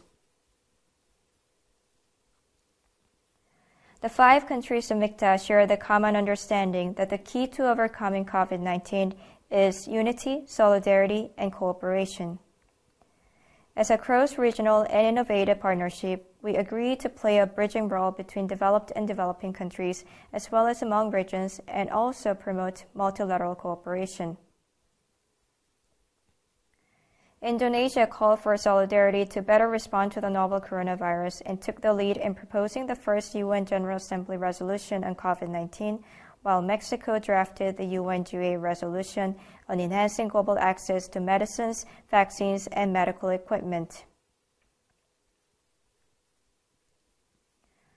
Australia, working closely with key partners, especially the European Union, secured the adoption of the WHO resolution establishing an impartial, independent, and comprehensive evaluation of the experience gained and lessons learned from the WHO coordinated international health response to COVID-19. Ambassador Volkan Bozkır from Turkey is demonstrating his leadership to promote global solidarity as the president of the UNGA during this critical time. The Republic of Korea has also done its part by forming various friends groups to strengthen cooperation in healthcare at the UN, WHO, and UNESCO.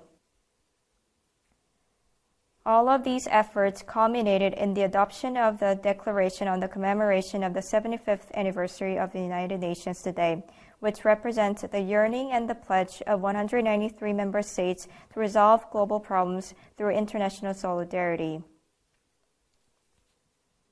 The 5 MICTA countries welcome its adoption.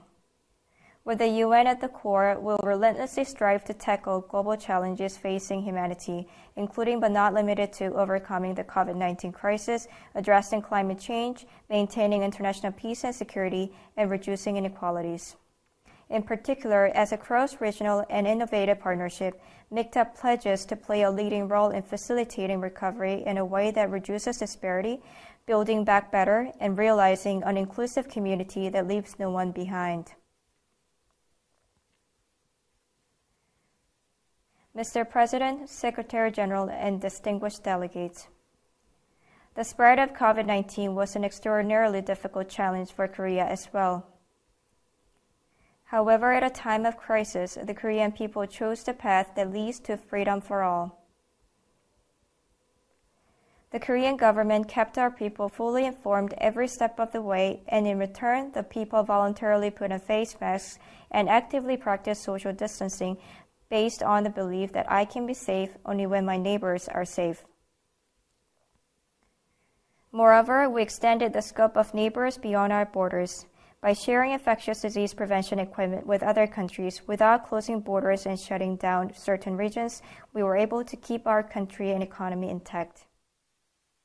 Korea's story is a tale of how, in the face of crisis, the people put into practice the universal values of humankind that the UN has championed, from freedom and democracy to multilateralism and humanitarianism. Solidarity and cooperation is a power unique to humans that a virus can never match. At the same time, it is the most potent weapon at our disposal that can defeat the coronavirus. In order to achieve this goal, I'd like to propose 3 ideas. First, we should guarantee equitable access to vaccines and therapeutics. Through global funding, we should facilitate advanced purchase of sufficient doses of vaccines for international organizations to ensure that developing countries can also share in the benefits. Korea is home to the headquarters of the International Vaccine Institute and will provide active support to various activities geared toward developing and distributing affordable vaccines for developing countries. Second, we must restore multilateralism to the international order. Together with infectious disease prevention measures, this will be the driving force of global economic recovery. At the virtual G20 summit, Korea called for countries to allow the essential cross-border movement of people, including business people, instead of resorting to a lockdown, and this proposal was duly adopted. Korea will also actively participate in multilateral cooperation led by the UN.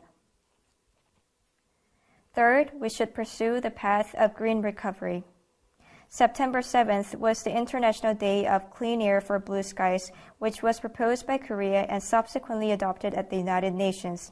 As blue skies re-emerged once human activities came to a halt, we came to reflect once again on the question of how humans and nature can coexist. I hope more countries will participate in the Global Green New Deal solidarity, which seeks to address the climate crisis while creating jobs and enhance inclusiveness at the same time.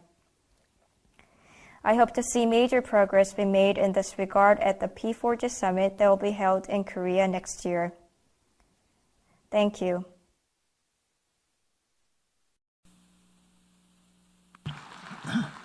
I wish to thank the President of the Republic of Korea for the statement just made. I now give the floor to the distinguished representative of Azerbaijan to introduce an address by the head of state on behalf of the non-aligned movement. Mr. President, Mr. Secretary-General, Excellencies, I have the honor to introduce the pre-recorded message of Mr. Ilham Haydaroglu Aliyev, the President of the Republic of Azerbaijan, on behalf of the 120 members of the non-aligned movement and in his national capacity on perspectives on the 75th anniversary of the United Nations. Mr. President, Mr. Secretary-General, the Republic of Azerbaijan was elected as the chair of the non-aligned movement in 2016 with a unanimous decision of all 120 countries.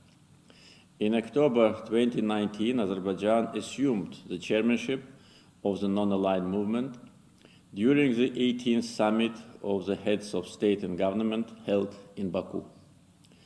I have the honor to make this statement on behalf of member states of non-aligned movement.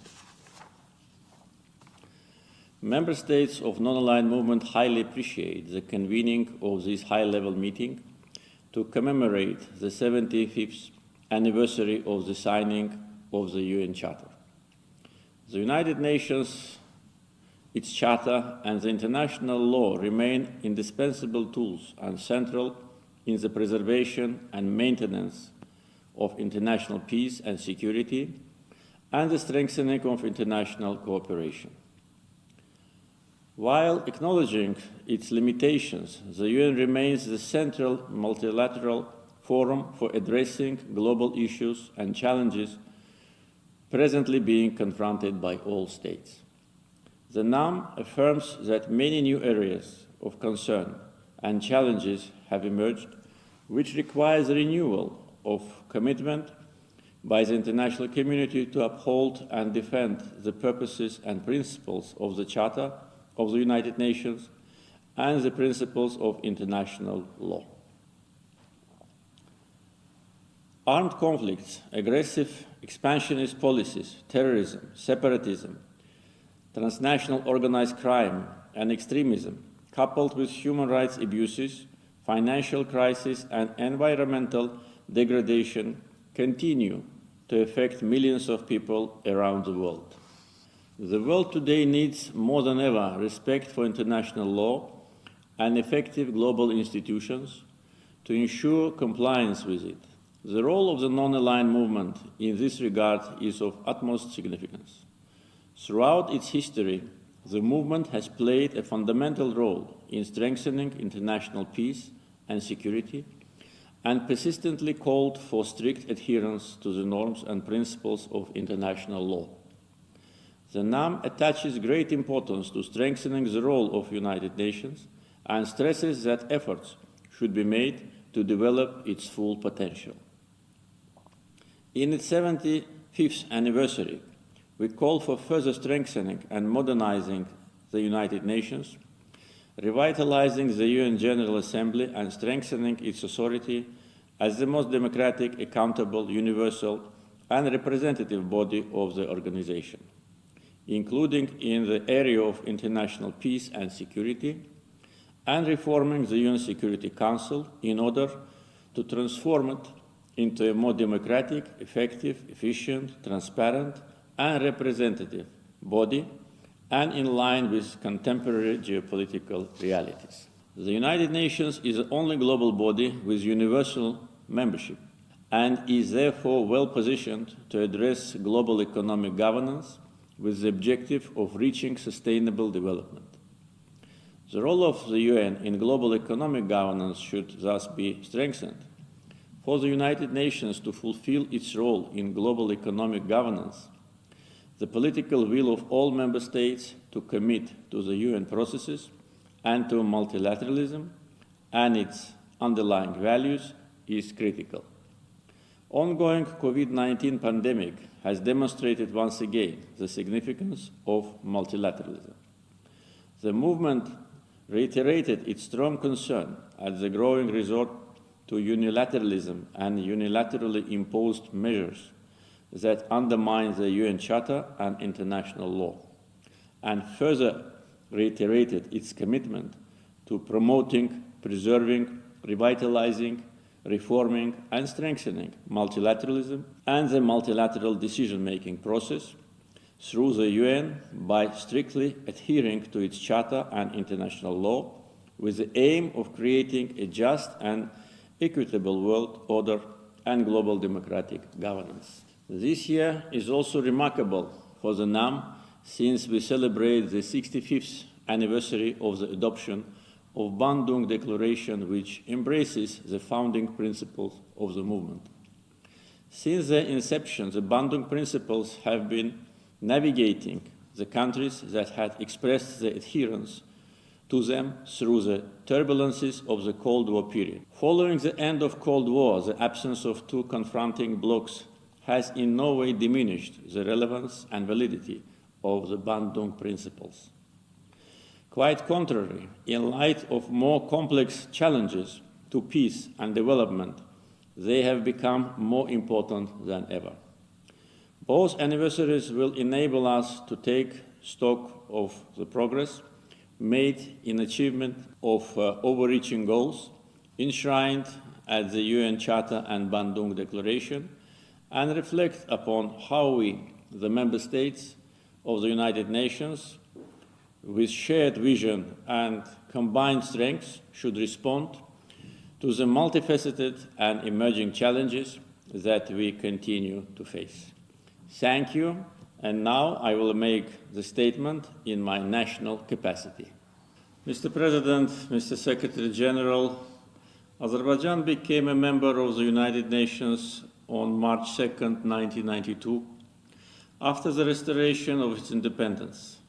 Independence is the highest value and the reflection of hope and aspiration of the Azerbaijani people who always wanted to live in a free and independent state.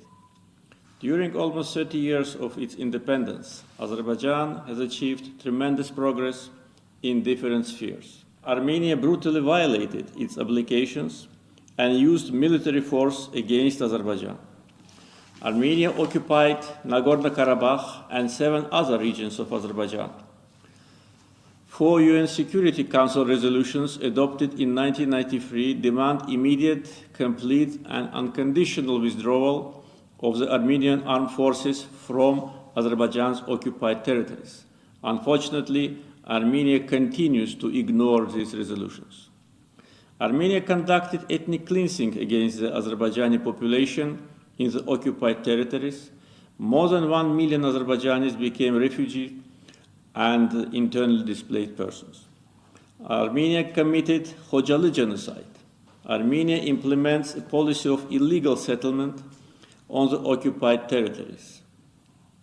Armenia destroyed historical and religious monuments that belong to the Azerbaijani people in the occupied territories.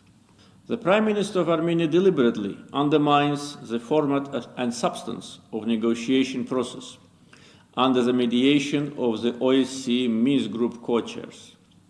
His statement that Karabakh is Armenia is a serious blow to negotiations. The aggressive rhetoric and provocations of Armenia show that Armenia is preparing for new aggression against Azerbaijan.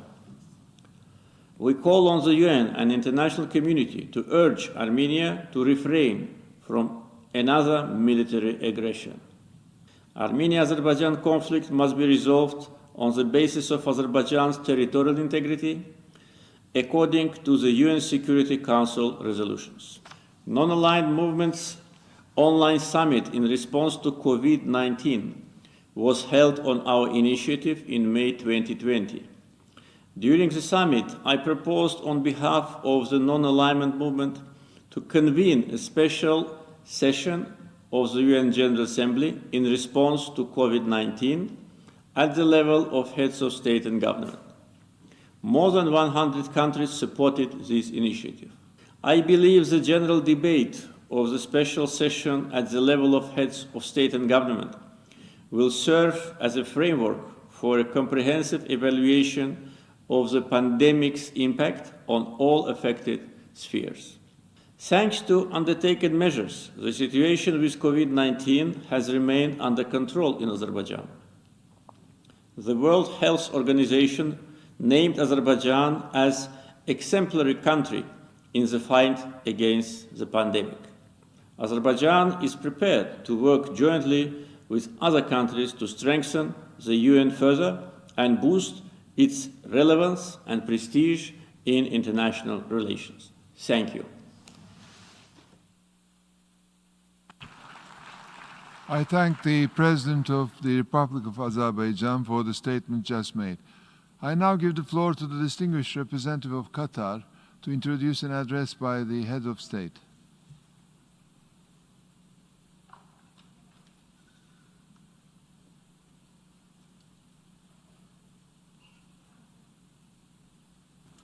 I have the honor to present the pre-recorded statement of His Highness Sheikh Tamim bin Hamad Al Thani, the Emir of the State of Qatar. In the name of God, most compassionate, most gracious, Your Excellency, President of the General Assembly, Your Excellency, Secretary-General of the United Nations, ladies and gentlemen. At the outset, I would like to thank His Excellency, the President of the General Assembly, for convening this important meeting to commemorate the 75th anniversary of the United Nations. I also express my deep appreciation for the efforts made during recent months for this meeting to culminate in a declaration by world leaders marking a historic document reflecting the consensus of the international community to develop a unified position to address common challenges and to achieve the lofty goals of the United Nations in the field of peace, security, development, and human rights as the basic pillars of our organization. We are pleased that Her Excellency Sheikha Aliya bint Ahmed bin Saif Al Thani, permanent representative of the State of Qatar, is assigned to take charge of the task of facilitating negotiations on this declaration in partnership with the permanent representative of the Kingdom of Sweden. Mr. President, the founding of the United Nations gave great hope to mankind in the aftermath of the disasters of the Second World War. As lessons drawn from the absence of a global framework of relations among nations were learned, and wars were no more accepted as means for settling disputes, and binding principles were agreed to collectively end genocide. The United Nations was incepted on the hypothesis of an existing humanity that binds us together and a common perception of the rights and dignity of human beings, thus constituting a turning point in international relations. The United Nations has made a great stride in achieving the goals agreed by the international community and has been able over the past decades to make many contributions to the advancement of humanity, saving millions of people and changing their lives for the better through its various institutions and organizations that it is no longer conceivable to imagine our contemporary world without them. However, the UN has so far failed to develop the necessary mechanisms to bind its members by its principles. Thus, force continues to outweigh the power of right in different regions of the world and in different areas of our lives. today, as we are at the threshold of the third decade of the current century, and despite all appreciated efforts, the world is still facing emerging and unprecedented challenges in various aspects, notably the exacerbation of regional and international tensions, the issue of disarmament, environmental issues, sustainable development, terrorism, and other global challenges. Among the most serious challenges facing the international community since the founding of the United Nations is the issue of collectively addressing the threat of epidemics. The response to COVID-19 pandemic and its dangerous negative repercussions on lives, public health, and countries' economies is supposed to remind us that peoples of the world are one family facing a common destiny, and that cooperation and joint action are inevitable to address global challenges. Ladies and gentlemen, our meeting today constitutes an important opportunity to renew the commitment of the international community to the letter and spirit of the United Nations Charter, which will continue to be the beacon for our international action and the stepping stone for us to strengthen international cooperation to achieve its lofty goals.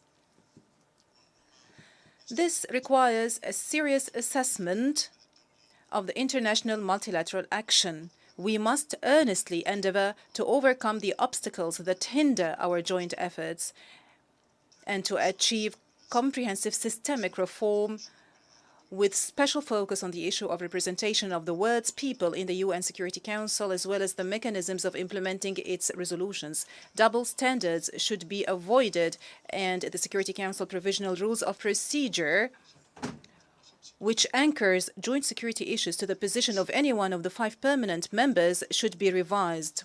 In this regard, we reaffirm Qatar's steadfast position in supporting and upholding the principles and purposes of the UN Charter, and we stress the need to implement the political declaration adopted today to promote multilateralism and preventive diplomacy, respecting the sovereignty of states and treating all states on equal footing. We have to strictly prohibit the use of force in international relations and find solutions to protracted crises and conflicts based on international law and resolutions of international legitimacy. The rule of law should be respected at national and international levels, and the role of women and youth should be promoted in all fields.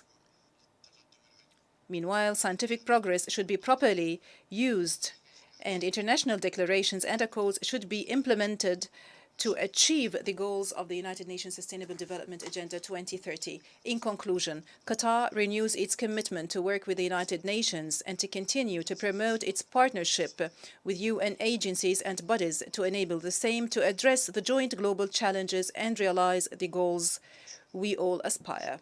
Thank you, and may God's peace, mercy, and blessings be upon you.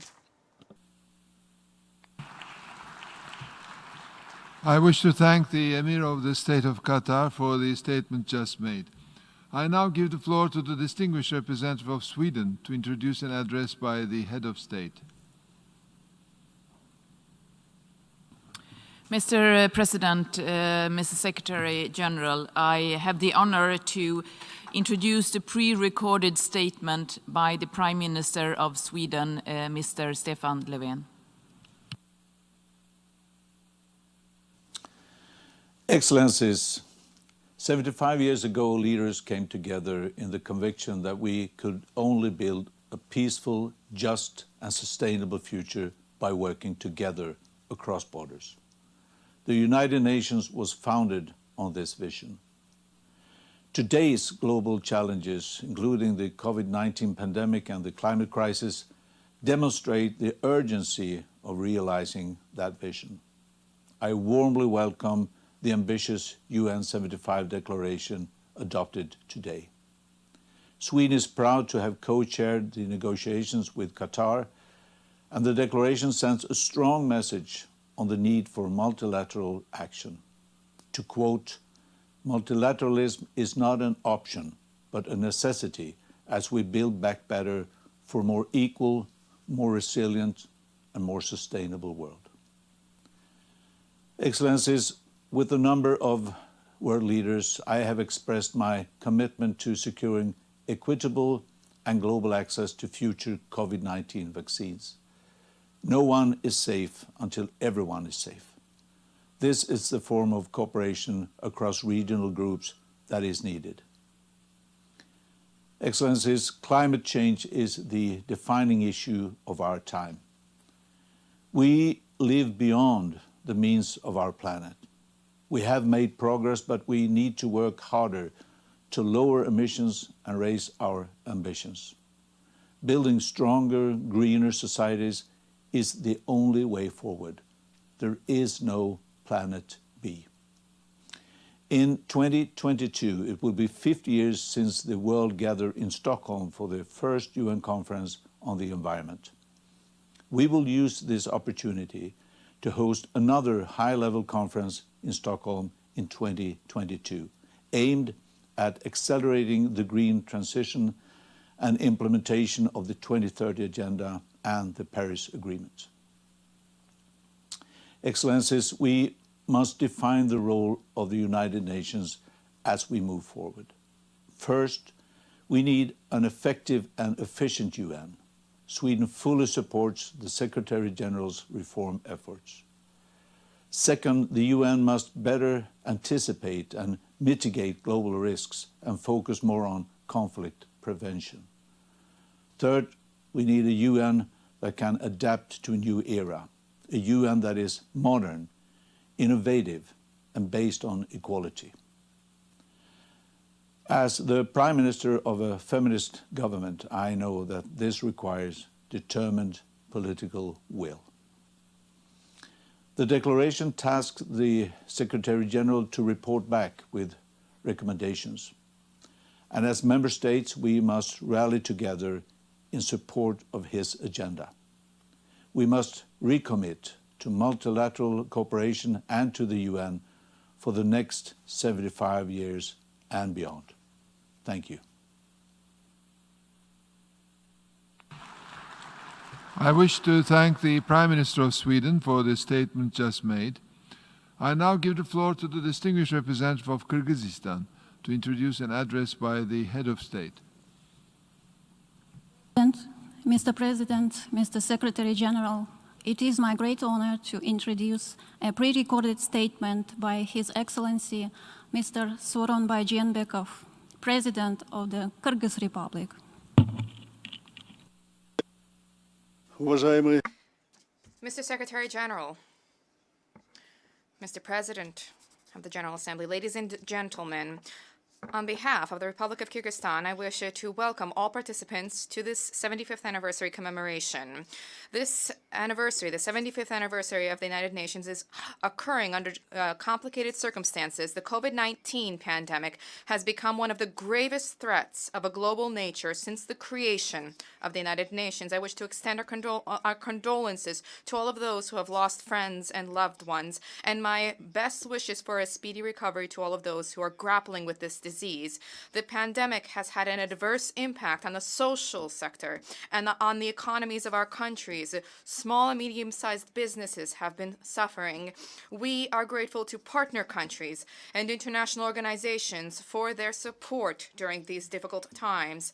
The fallout of the coronavirus and its consequences have had a major impact on foreign debt. We extend gratitude to the G20 and international financial institutions for the decision to suspend debt service payments. We also request support for a proposal to achieve in-depth restructuring of external debt in exchange for sustainable development projects.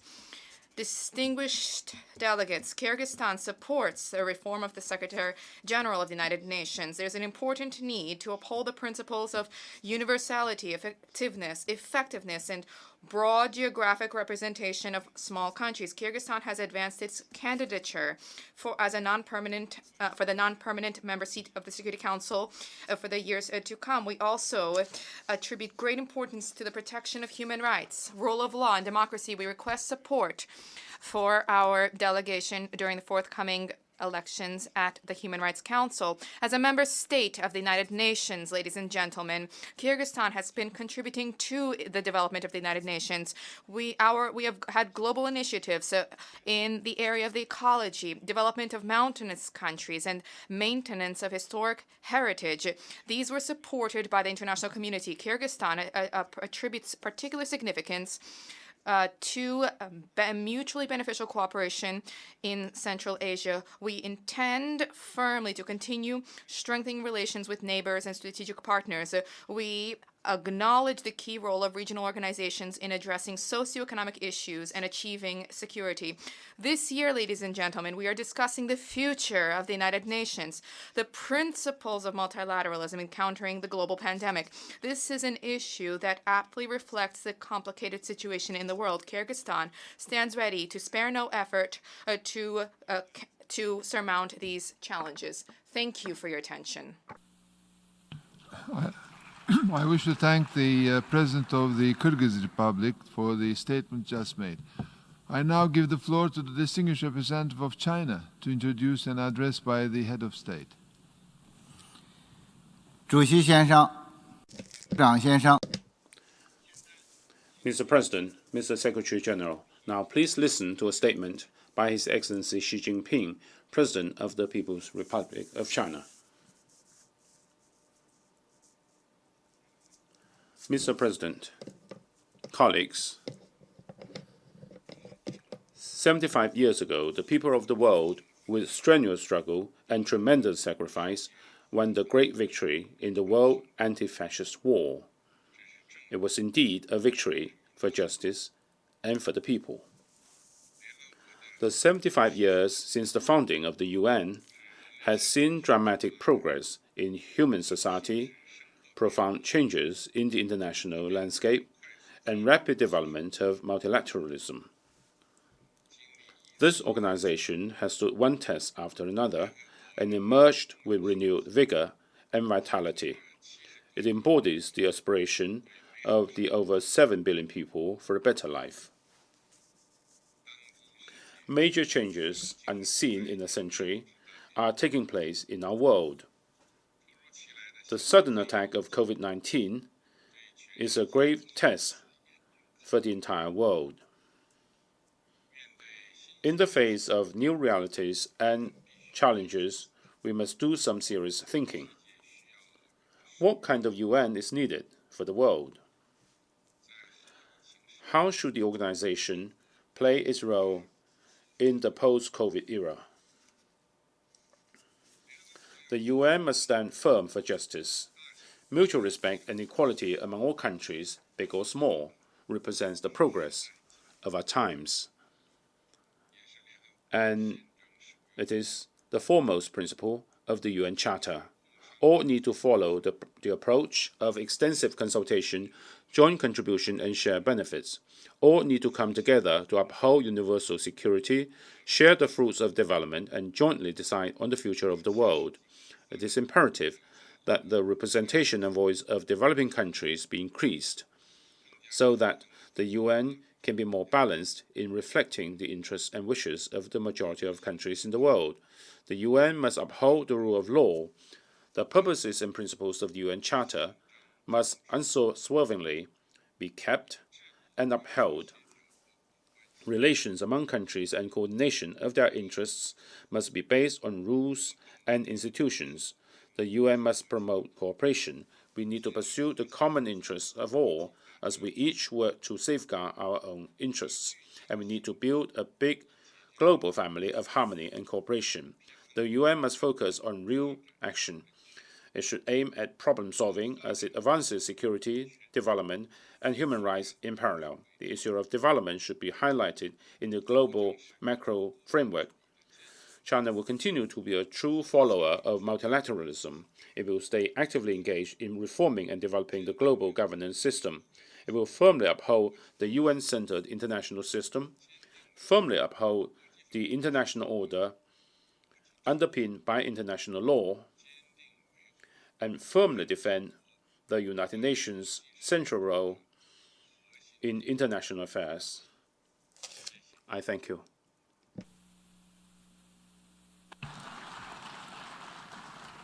I wish to thank the President of the People's Republic of China for the statement just made.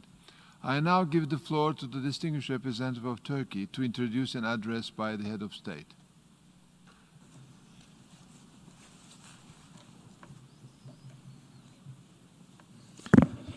Mr. President, Mr. Secretary-General, Excellencies, it is an honor for me to introduce the President of the Republic of Turkey, His Excellency Recep Tayyip Erdoğan, who will deliver a pre-recorded statement on the commemoration of the 75th anniversary of the United Nations. Mr. President of the General Assembly, Mr. Secretary-General, distinguished presidents of the ECO, SOC, the Security Council, and the International Court of Justice, dear youth representatives, I convey to you, on my own behalf and on behalf of my nation, my warmest greetings and respects. I extend my congratulations on the 75th anniversary of the founding of the United Nations. Anniversaries are as much a celebration as a valuable opportunity to make reviews. I wish that the 75th anniversary of the United Nations will also provide such an opportunity for the whole world. We, as humanity, are confronting many important challenges which affect our health, economy, social peace, and future, most notably the coronavirus pandemic. We are faced with a picture where 170 million people around the world are in urgent need of aid and protection. The number of people suffering from hunger has exceeded 820 million, and more than 70 million people had to leave their homes due to conflicts and oppression. Unfortunately, the COVID-19 pandemic has aggravated these injustices and inequalities in our world. As the most generous country in terms of aid, taking into consideration the ratio of Turkish assistance to its GDP, we tried to alleviate the problems caused by the pandemic with our available means. In this process, while attending to the needs of our own citizens, we have also sent medical equipment and aid materials to 141 countries of the world, regardless of religion, language, race, or continent. However, excessive greed, egoism, monopolization of power, and the desire to continue colonialism using new methods is the biggest obstacle to the distribution of justice in the global system. Failure to achieve stability in various parts of the world, especially in Syria, Palestine, Yemen, and Afghanistan, is proof of this. Despite the ideals that have been set out, the United Nations system can neither prevent conflicts nor end those that have already begun. We all see now that we cannot overcome today's challenges through structures designed for the needs of the previous century. In order to empower again the United Nations system, we must first reform the Security Council. A council with a structure that leaves the fate of 7 billion people at the mercy of 5 countries is not fair and is not sustainable either. A council architecture that is democratic, transparent, accountable, effective, and based on an equitable representation has become a necessity rather than a choice for humanity. I believe that strengthening and revitalizing the United Nations General Assembly will contribute to finding solutions to our problems. The transformation of Istanbul, the crossroads of continents, into a United Nations center will also support global peace and stability efforts.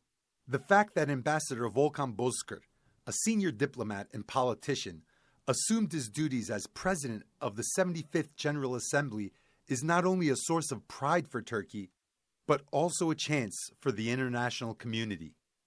I would like to thank you for the kind consideration you have shown to Turkey, and on this occasion, I would like to state once more that we will continue to support and contribute to the work of the United Nations system. Before I end my words, I wish that the 75th anniversary of the United Nations will bring blessings to the world and humanity, and I salute everyone with respect. Thank the President of the Republic of Turkey for the statement just made. I now give the floor to the distinguished representative of the Netherlands to introduce an address by the head of state. Mr. President, Secretary-General, I have the honor to introduce the pre-recorded statement by His Majesty King Willem-Alexander. Today, on behalf of the Kingdom of the Netherlands, I'd like to pay tribute to the men and women who laid the foundations for the United Nations 75 years ago. Not just the statesmen and diplomats, but also the delegates representing workers, businesses, women's organizations, and social and cultural groups. Everyone who helped draft the UN Charter in San Francisco in the spring of 1945. In a radio message, President Truman called them architects of the better world. They came together after half a decade of war and human suffering. The differences between them were great, but they were all driven by an unshakable resolve to build back a better world. Their ambition became reality as more and more countries joined the UN.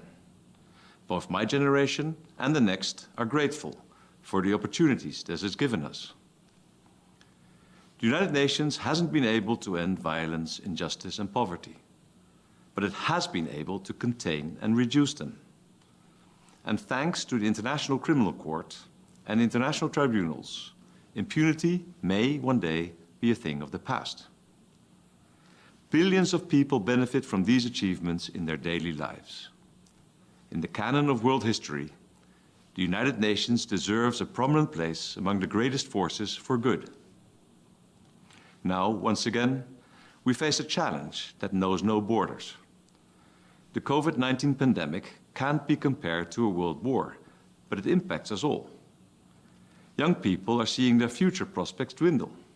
How should we respond? The best way is to ask them what they think.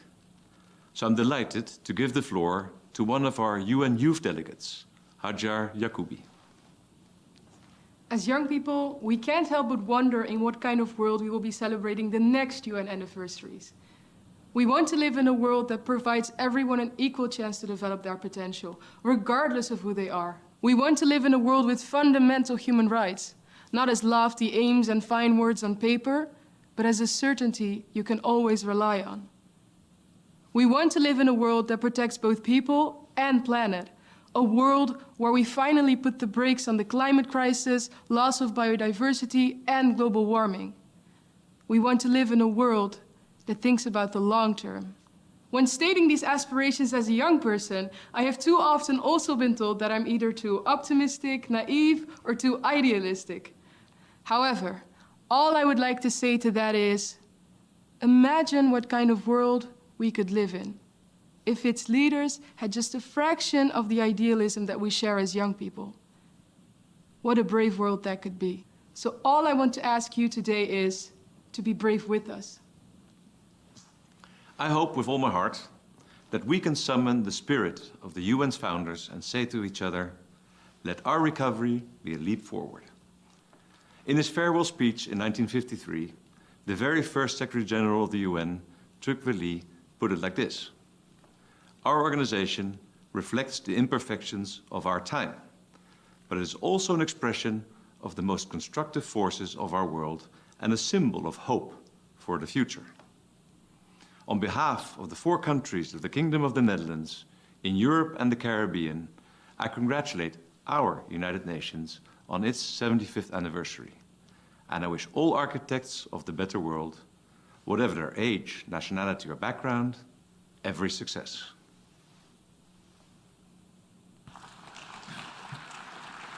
I wish to thank the King of the Netherlands for the statement just made. I now give the floor to the distinguished representative of Mexico to introduce an address by the head of state. Gracias. Thank you, Mr. President. Mexico congratulates you in your presidency of the Security Council. I have the honor to introduce the pre-recorded statement by the President of Mexico, Andrés Manuel López Obrador.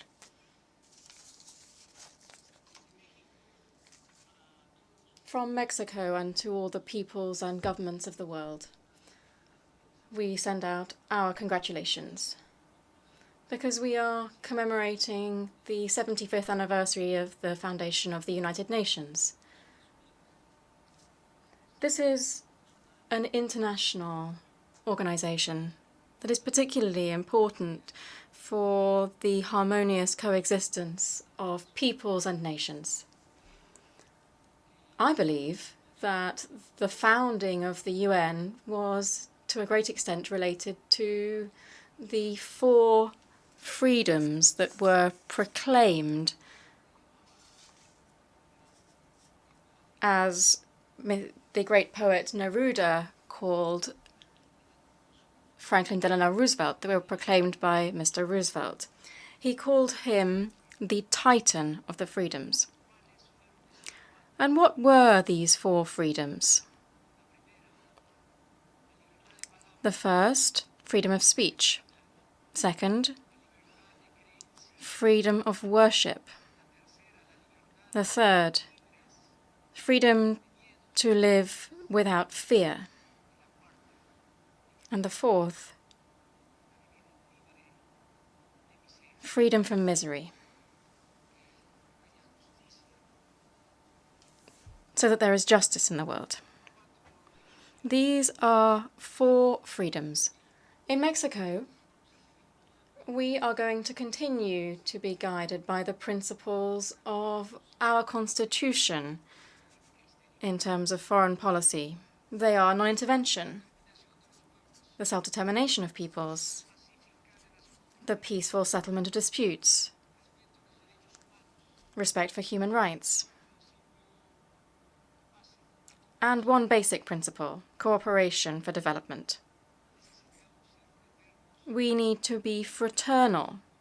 We need to help each other. And this, particularly as all peoples are now tackling this COVID-19 pandemic, we need to be united in solidarity. Long live universal fraternity.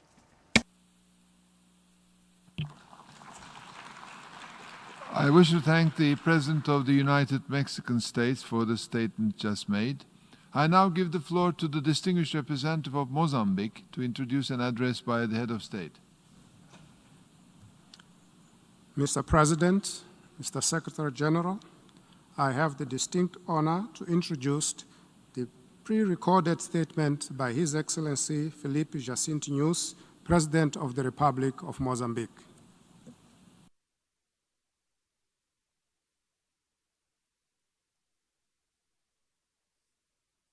Mr. President of the 75th session of the United Nations General Assembly, Mr. Secretary-General of the United Nations, Your Excellencies, Heads of State and Government, ladies and gentlemen.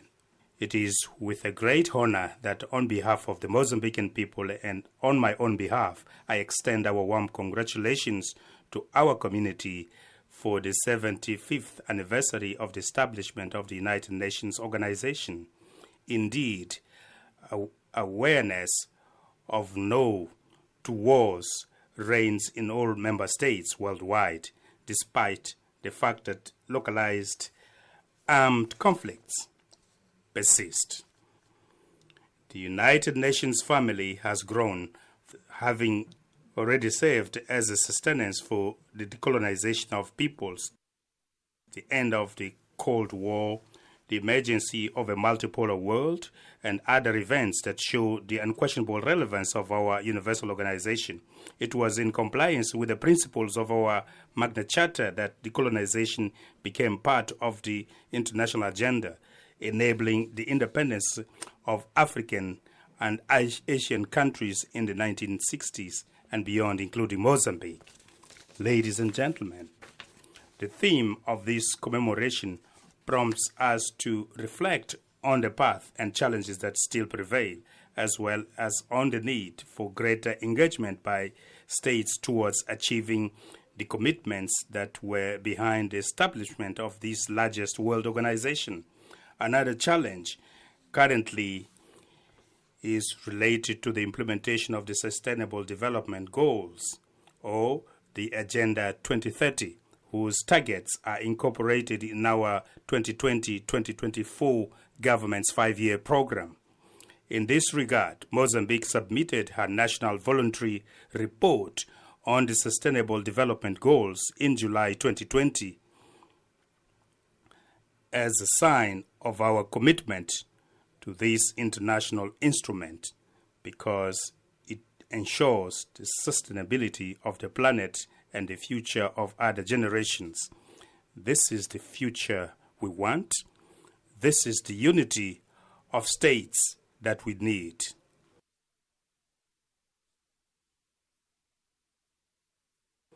Mr. President and dear peers, as we celebrate 45 years of cooperation between Mozambique and the United Nations, we would like to reaffirm our commitment to the principles enshrined in the United Nations Charter.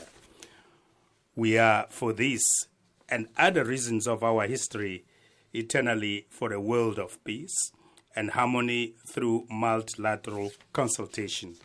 Despite the constraints the United Nations is faced with through its agencies, it is the greatest protector of millions of vulnerable people around the world. Therefore, we commend its staff and volunteers.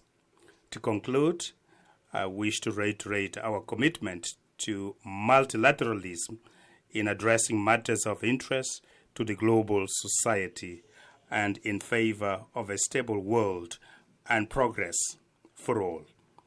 Thank you very much for your attention. I wish to thank the President of the Republic of Mozambique for the statement just made. I now give the floor to the distinguished representative of Peru to introduce an address by the head of state. Thank you, Mr. President. I have the honor to introduce the statement by His Excellency Martín Vizcarra Cornejo, President of the Republic of Peru. Mr. President of the General Assembly, Secretary General, ladies and gentlemen, I welcome the fact that we are meeting again on such an important date. We must affirm once again that the creation of the United Nations 75 years ago was the most significant collective response in contemporary history in favor of peaceful coexistence among nations. Its founding charter was the fruit of diplomatic negotiations involving our country. It reflected the painful lessons of the two world wars that marked our history, and it offered a fresh opportunity to humanity, establishing an unprecedented relationship among states, among ourselves, the peoples of the United Nations. Its role as a place for meetings and wills has gained increasing relevance in this collective effort to build a better world for our forthcoming generations.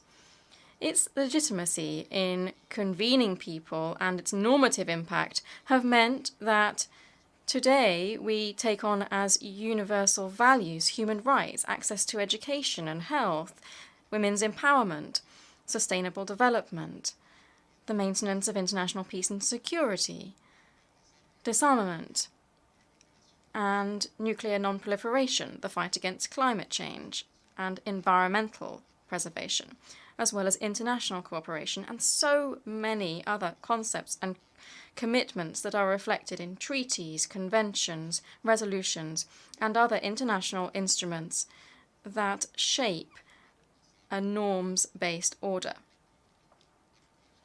Present circumstances have revealed vast gaps that have for years been affecting our societies. They have also revealed practices that have been eroding multilateralism, a reflection of mistrust and unilateral views, a lack of dialogue, including among the great powers. However, crises also offer us opportunities to mend our ways and to renew commitments. The scale of the pandemic and the highly contagious nature and the unknowns of COVID-19 mean that no one is safe from it until we are all safe from it. It requires us to unite in this effective battle, acknowledging that the vaccine and treatment against this virus should be global public goods, and ensuring timely and equitable access to medicines and necessary equipment to address it. It's also necessary to address the grave socioeconomic consequences generated by the pandemic that go beyond the complexity of the health challenge. But at the same time, they highlight the value of the United Nations to forge global, effective and inclusive solutions based on a robust multilateral system. And to that end, our collective aim is defined by the 2030 Agenda for Sustainable Development and its 17 goals that were agreed in this room 5 years ago.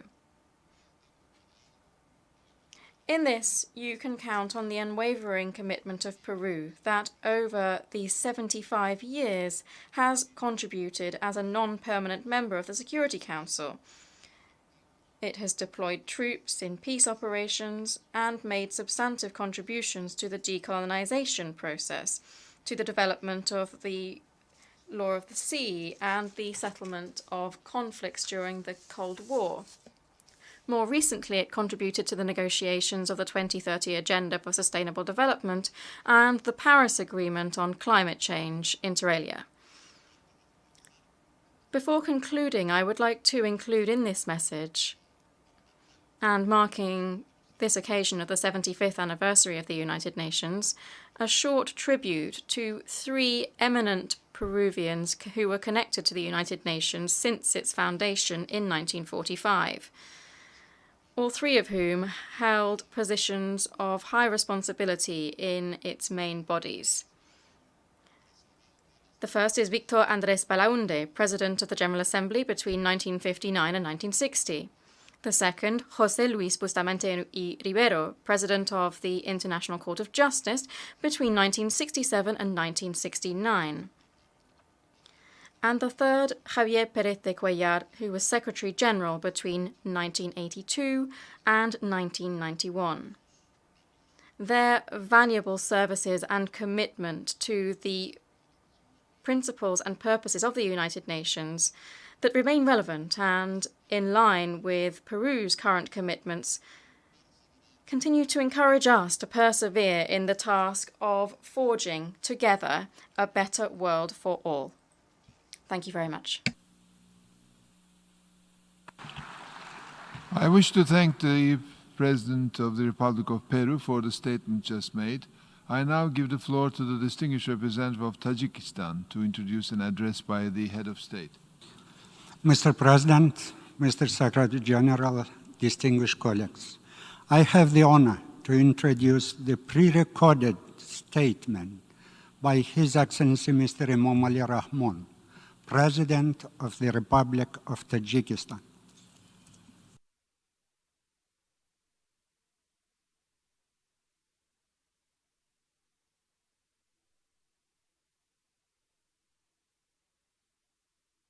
Excellency Mr. President, Excellency Mr. Secretary-General, ladies and gentlemen, this year we celebrate the 75th anniversary of the United Nations. Over these years, the United Nations, as a powerful and global organization, has been able to become an important and inclusive platform for addressing pressing global challenges. The organization's work in response to the rapidly changing international situation and the rise of such modern threats and challenges as terrorism and extremism, climate change, and the spread of the coronavirus once again demonstrates that many countries around the world still need robust and strengthened multilateral ties. They recognize the United Nations as a reliable partner. This year, we have also marked yet another important historical event, the 75 years of the victory over fascism, which is directly pertinent to the establishment of the United Nations. It is worthwhile noting that, along with other nations and peoples, the prominent sons of Tajikistan have played a significant role in ensuring this great victory. In the current global context, particularly when global threats and challenges are dramatically growing, the bitter lessons from World War II warn each of us to always be prepared and united to preserve enduring peace, overall stability, and peaceful life for humanity. Distinguished colleagues, the commemoration of the United Nations 75th anniversary coincides with a time when the world is facing unprecedented threats and challenges. Today, the majority of the world's population believes that only through global, inclusive dialogue and close cooperation the mankind can succeed to overcome the current crisis. Tajikistan does not stand aside, and it is actively engaged in the global dialogue proposed by the United Nations. We are determined to increase our joint efforts with other countries to implement our constructive initiatives on water resources and climate change agenda. Along with addressing these issues, my country believes that stronger solidarity is among the top priorities which could help to stabilize the situation in the healthcare sector and the global economy. I would like to reiterate that modern threats and challenges require immediate response from the international community, the response which is based on unity, solidarity, and mutually beneficial multilateral cooperation. I thank you.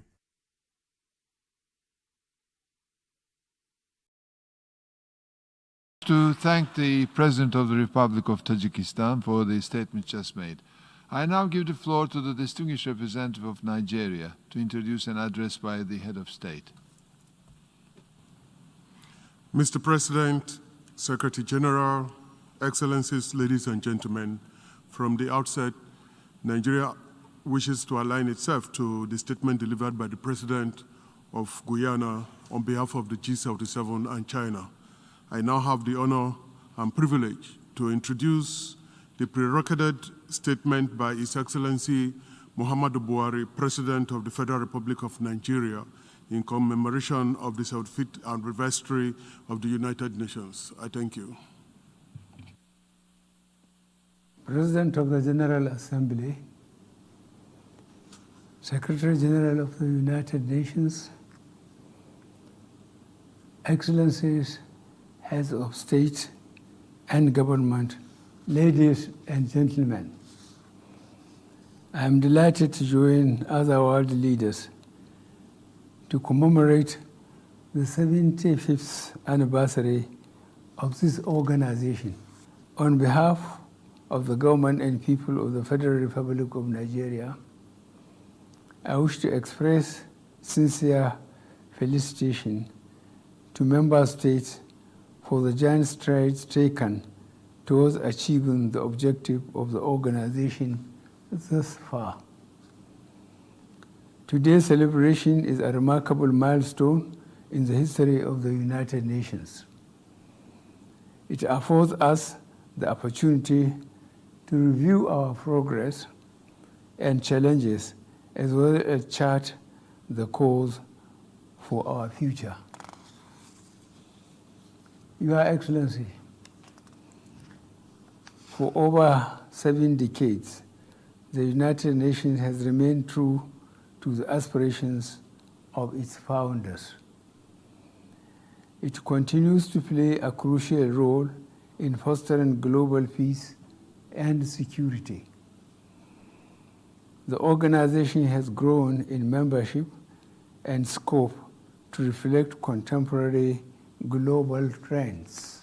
Collectively, we have improved and saved lives, as well as defended the rights of the vulnerable in adherence to the principles of the United Nations.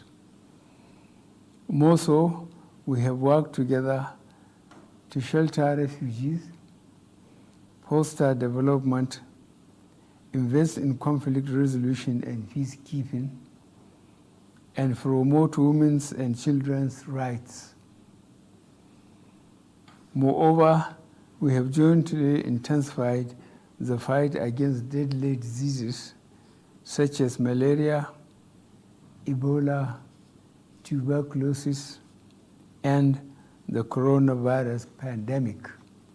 Beyond the spheres of peace and security, the United Nations has played active roles in the decolonization of many territories. This was achieved through the adoption of many resolutions that supported the independence and subsequent admission of over 80 territories into the organization. However, the quest to realize total decolonization remains incomplete as long as non-self-governing territories continue to exist. In this regard, I call on member states to abide by United Nations Resolution 1514 on the granting of independence to colonial countries and peoples. Mr. President, Nigeria has remained a reliable partner of the United Nations in its aspiration to achieve its mandate of a more peaceful, secure, and developed world. This year's celebration is significant to Nigeria as it coincides with our 60th anniversary of joining this esteemed organization. As an active member of the organization, Nigeria has contributed human, financial, and material resources to several United Nations peacekeeping operations. We have also provided humanitarian aid to refugees and displaced persons, helped countries in tackling diseases such as Ebola, and extended both human and financial resources as technical aid to other countries. In addition, we have served on 5 occasions as non-permanent member of the United Nations Security Council and contributed significantly to the promotion of international peace and security. In spite of progress made in safeguarding world peace and promoting global cooperation, the world is still faced with complex challenges. Efforts to address impediments for the attainment of 2030 Agenda for Sustainable Development were undermined by the advent of coronavirus pandemic, which brought about unprecedented challenges that cannot be tackled by any single country or region. The inward-looking tendencies exhibited by member states in the wake of the pandemic have particularly revealed an urgent need for us to strengthen international cooperation, unity, and solidarity to address all negative developments, including climate change, violent extremism, natural disasters, and cyber security. However, as we continue to battle the pandemic and search for possible solutions, including an effective vaccine, we implore nations to adopt a global approach in addressing the global health emergency in a bid to build the future we want. Your Excellencies, without equivocation, I should emphasize the imperative of a fair and equitable representation in the Security Council. If we must achieve the United Nations we need, the demand for the reform of the United Nations Security Council is just, and a place for Africa in the very strategic organ of the organization is long overdue. In our collective effort to rebuild the United Nations of our dream, Nigeria reaffirms her commitment to upholding the principles of the United Nations, including human rights, peace and security, as well as democratic governance. I, therefore, reiterate Nigeria's rededication to multilateralism and the rules-based international system. It is my hope that this anniversary will encourage us to respond to numerous challenges we face and support efforts aimed at building the United Nations system we desire. Thank you.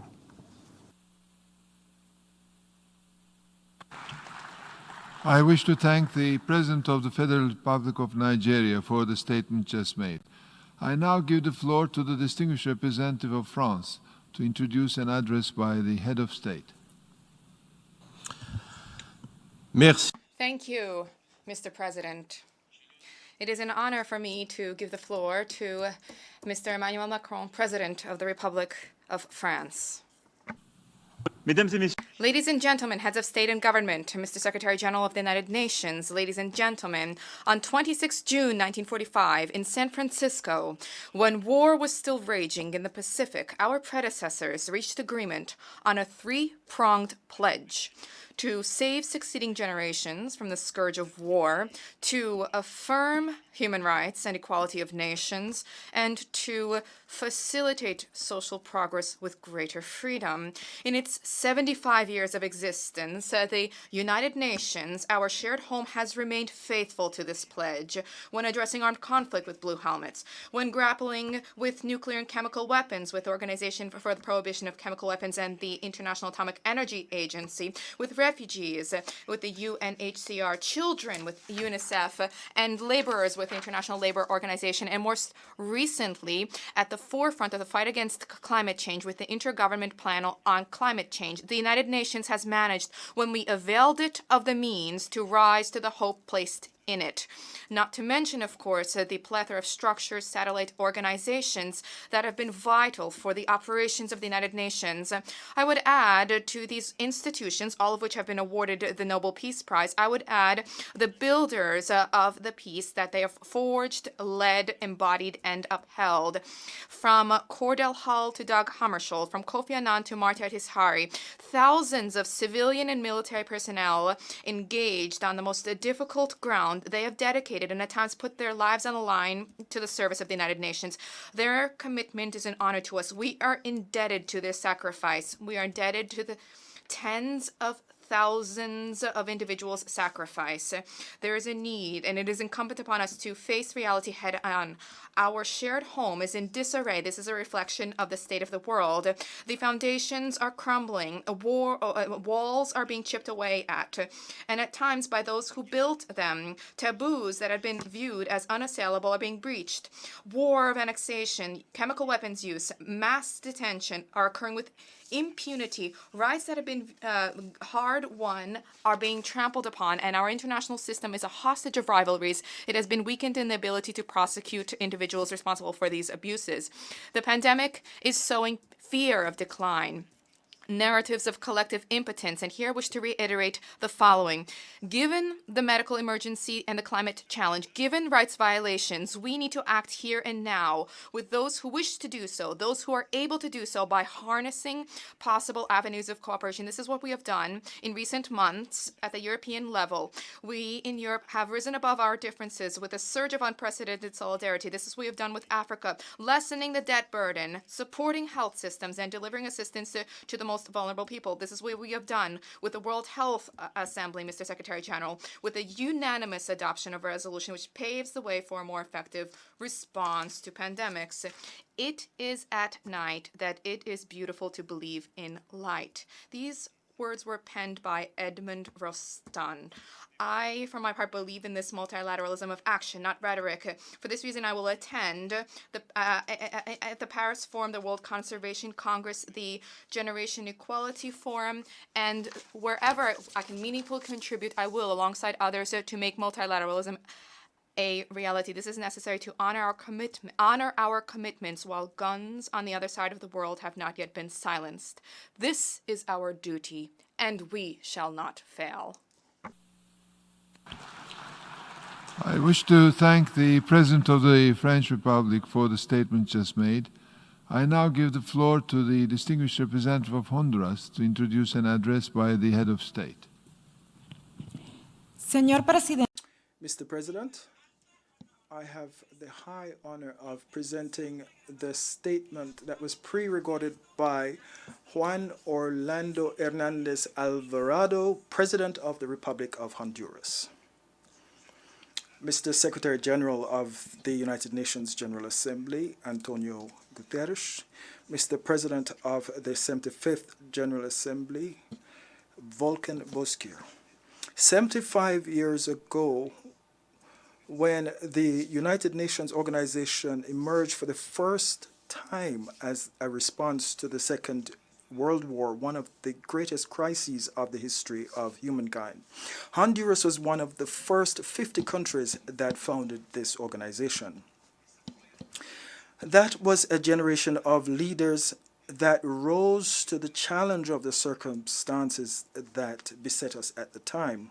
Today, Honduras is grateful for, and we acknowledge the support of the United Nations system in the fight for the security of our people, among many other things that we have worked together on with you.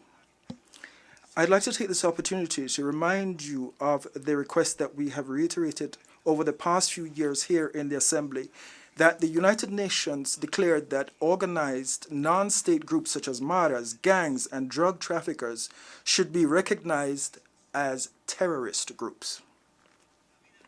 Once again, life has surprised us, as it did during the Second World War, with destruction and death.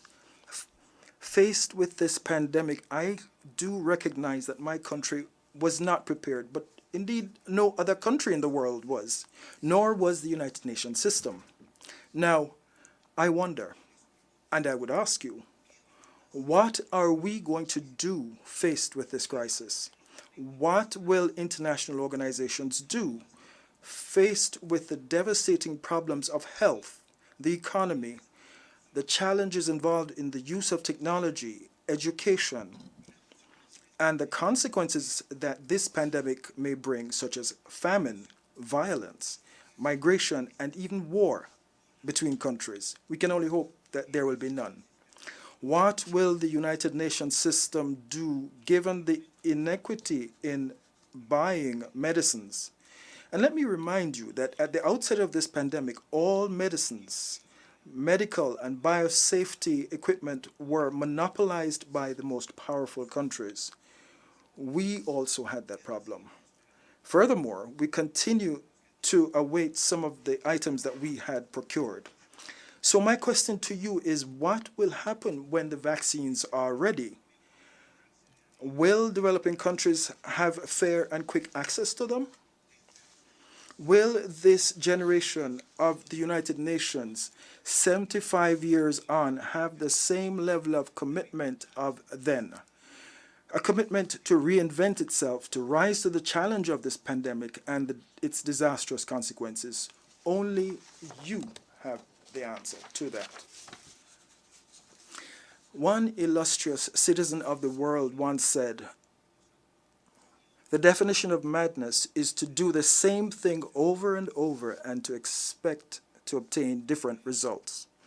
For example, let me remind you that 1 year ago, I was here in the United Nations and I met and spoke with Secretary-General Guterres, and we wondered, what is going on? Why was Honduras not accessing the green climate funds?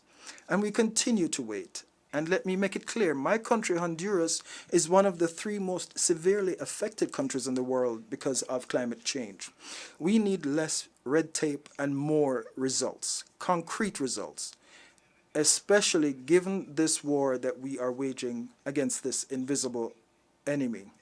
We have an inescapable commitment faced with the challenge brought by this pandemic. We must rise to the challenges as our forefathers did after the Second World War. We in Honduras have been working and we are ready.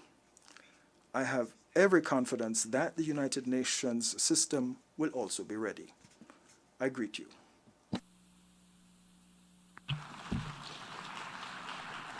I wish to thank the President of the Republic of Honduras. I now give the floor to the distinguished representative of Kazakhstan to introduce an address by the head of state. Mr. President, Mr. Secretary-General, Excellencies, ladies and gentlemen, I have a distinct honor to introduce the pre-recorded statement by His Excellency Mr. Kassym-Jomart Tokayev, President of the Republic of Kazakhstan. Mr. President, Mr. Secretary-General, dear colleagues, ladies and gentlemen, today we commemorate the historic decision taken in June 1945 to create a totally new organization as an outcome of the most devastating world war in the history of mankind. The United Nations, as Dag Hammarskjöld famously underlined, was not created to bring us to heaven, but to save us from hell. Though conceived primarily as a system for collective security, the UN has in fact consolidated nations around much broader common aspirations and principles. The result has been an era of really active and broad international cooperation. However, the path has not been easy. 75 years were overshadowed by missed opportunities to find a common ground in advancing our shared goals and values, to lessen suffering in the world. But one learns from both failure and success. The history of the United Nations has been a period of intense collective efforts and rich learning, from decolonization to development, from child protection to climate change, from health to human rights, from peacekeeping to peacemaking. Over the last 3 decades, Kazakhstan has participated in endeavors of every major UN body, including the Security Council, in pursuit of a range of priorities, including conflict resolution, non-proliferation, and nuclear disarmament, combating terrorism, interfaith and inter-ethnic dialogue, as well as promoting the interests of landlocked developing countries. When we look around us today, many new challenges and some old recurring ones threaten to drag us back in time. Multilateralism now faces greater risk than at any point since the end of the Cold War. COVID-19 has proven surprisingly difficult to be overcome. A second arms race looms. Our strategic development goals are suffering setbacks. Some argue that the ideals enshrined in the UN Charter are no longer realistic. As President of my country and former senior manager of the UN, I strongly disagree. More than ever, we must give rein to the horse of our hopes and pull back out of fear. We must galvanize efforts in pursuit of those shared ideals, not abandon them. We must continue to build a rules-based community, not return to lawlessness. This will not be easy. The next decade is crucial as we strive to implement the 2030 Agenda and simultaneously meet the crisis of our time. The formidable goal demands a common endeavor and responsibility. We commend strong leadership by Secretary-General António Guterres and support his ongoing work to boost effectiveness, transparency, and accountability of the UN. Kazakhstan adds its voice in a clear statement of commitment to the UN mission and charter, and to the shared aspiration of building a more peaceful, just, and prosperous world. I am convinced that the United Nations, as a single, universal, and the most representative international organization, is indeed indispensable.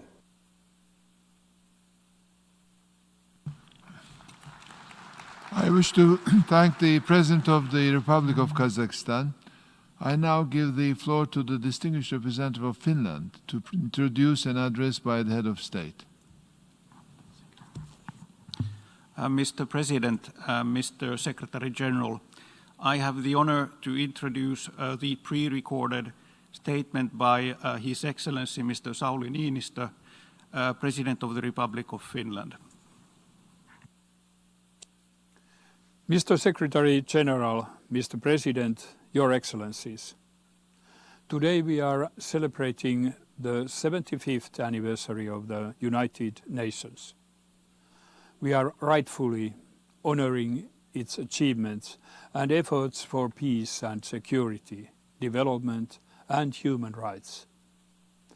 But we have to be honest. This anniversary comes at a difficult moment for the UN.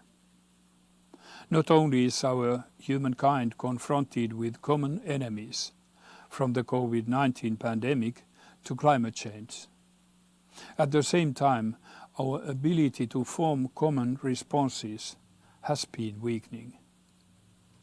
The norms and institutions built together over decades are under increasing pressure. International agreements are challenged and interpreted in ways which weaken both their potential and their legitimacy. This tide must turn. Global challenges that threaten the very existence of humanity require effective multilateral cooperation. We now need the United Nations more than ever. Ladies and gentlemen, Finland joined the United Nations in 1955. In the ceremony celebrating our membership, the Finnish representative stated, and I quote, "One of the greatest tasks facing our community of nations is to build up and strengthen a system of law based on universal respect for mutual rights among all nations. In this constructive work for the good of humanity, Finland, true to its own ideas and aspirations, wishes wholeheartedly to participate." These words still ring true today. Finland remains fully committed to this goal.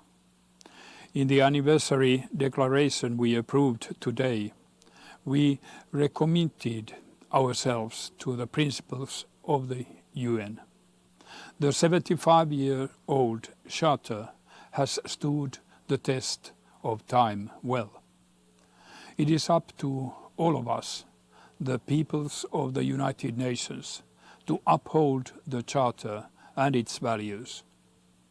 And it is our responsibility to achieve the future we want, to create a more peaceful, a more sustainable, and a more just world for future generations.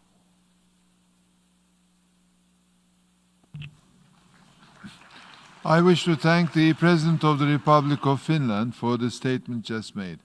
I now give the floor to the distinguished representative of Sri Lanka to introduce an address by the head of state. Mr. President, Mr. Secretary-General, I have the honor to introduce the pre-recorded statement by His Excellency Mr. Gotabaya Rajapaksa, President of the Democratic Socialist Republic of Sri Lanka. Thank you.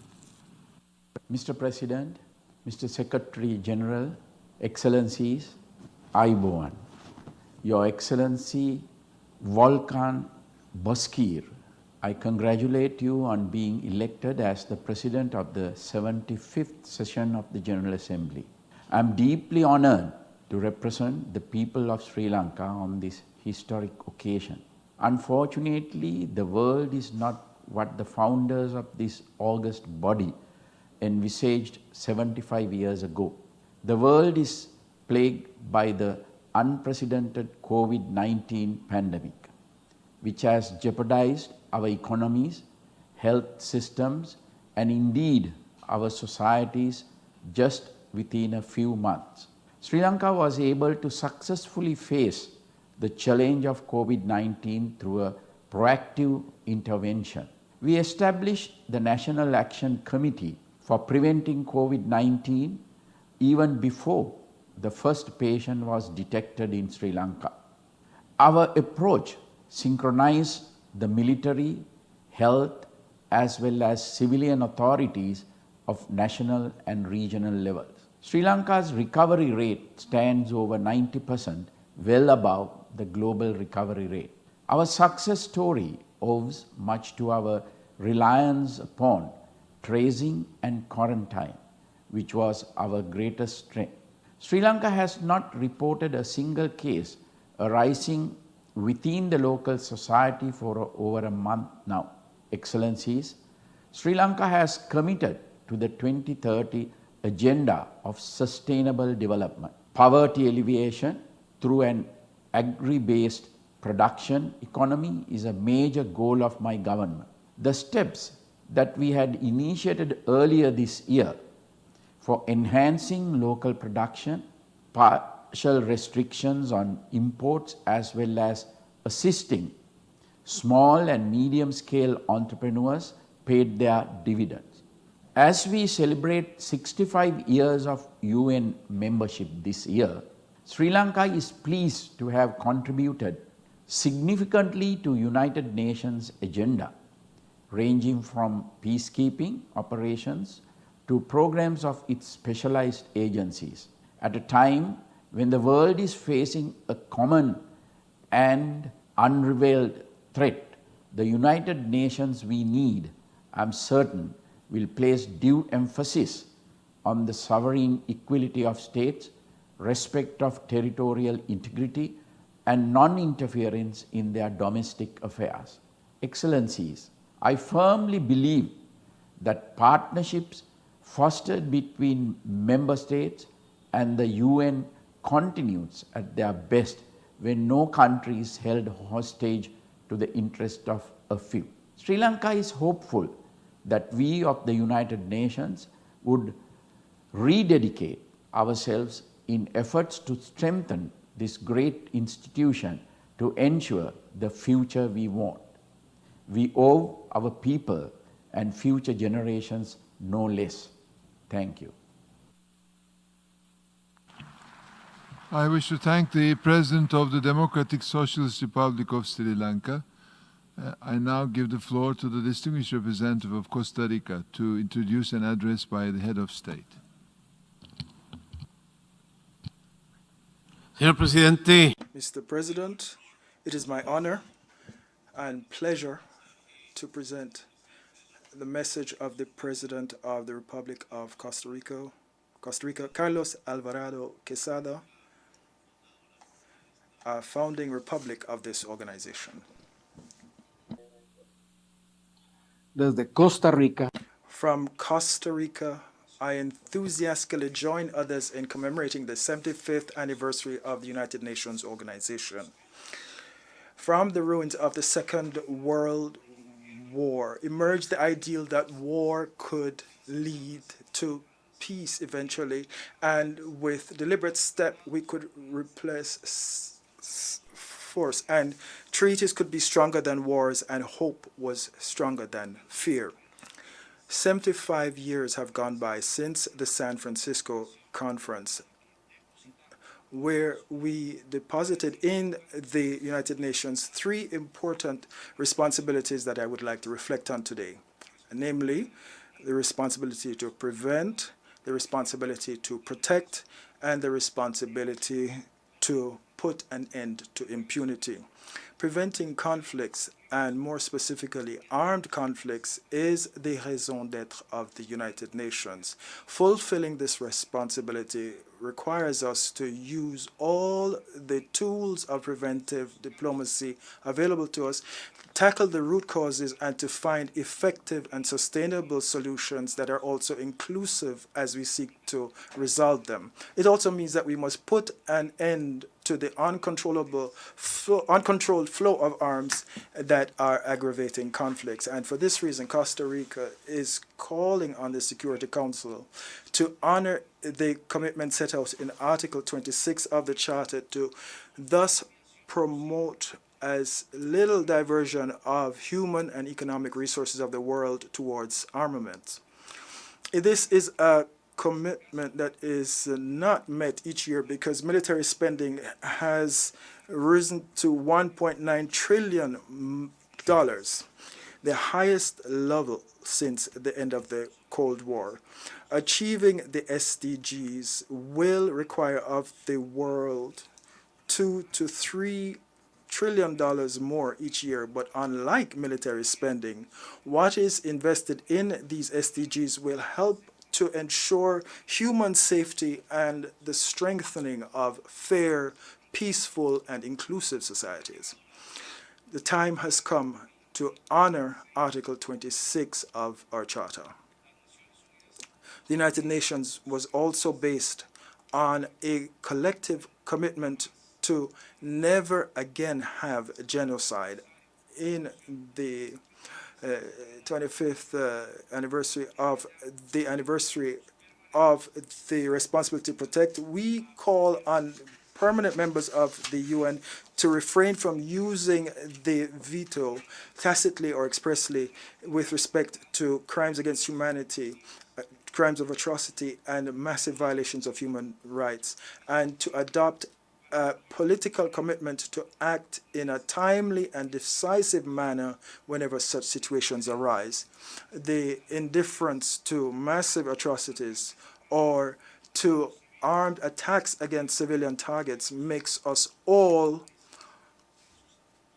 complicit in these acts. The International Criminal Court is the biggest achievement of the international community in its quest to prevent impunity for the most atrocious crimes and to ensure that there is justice for victims. And today, more than ever, we must renew our commitment and ensure that it is kept as an institution of integrity and independence. We must universalize the Rome Statute and ensure that we ratify the Kampala amendments.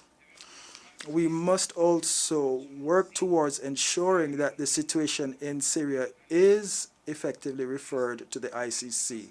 And in this and in other cases of crimes of atrocity, the Security Council must refrain from using the veto. On this anniversary, Costa Ricans express our wish to ensure that differences and disputes are resolved through the rule of law and not through might.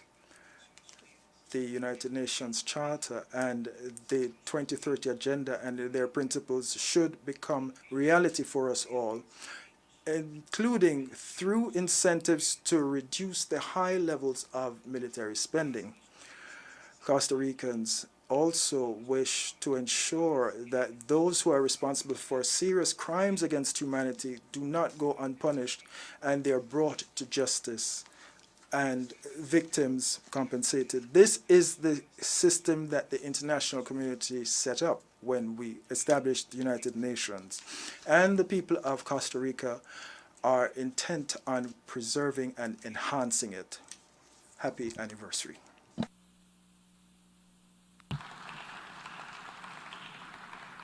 I wish to thank the President of the Republic of Costa Rica for the statement he just made, and I would like now to give the floor to the distinguished representative of Colombia to introduce an address by the head of state.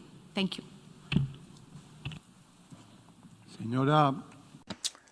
Madam Vice President, Mr. Secretary General, I have the honor to present the pre-recorded message of His Excellency the President of Colombia, Iván Duque, on this, the occasion of the commemoration of the 75th anniversary of the United Nations.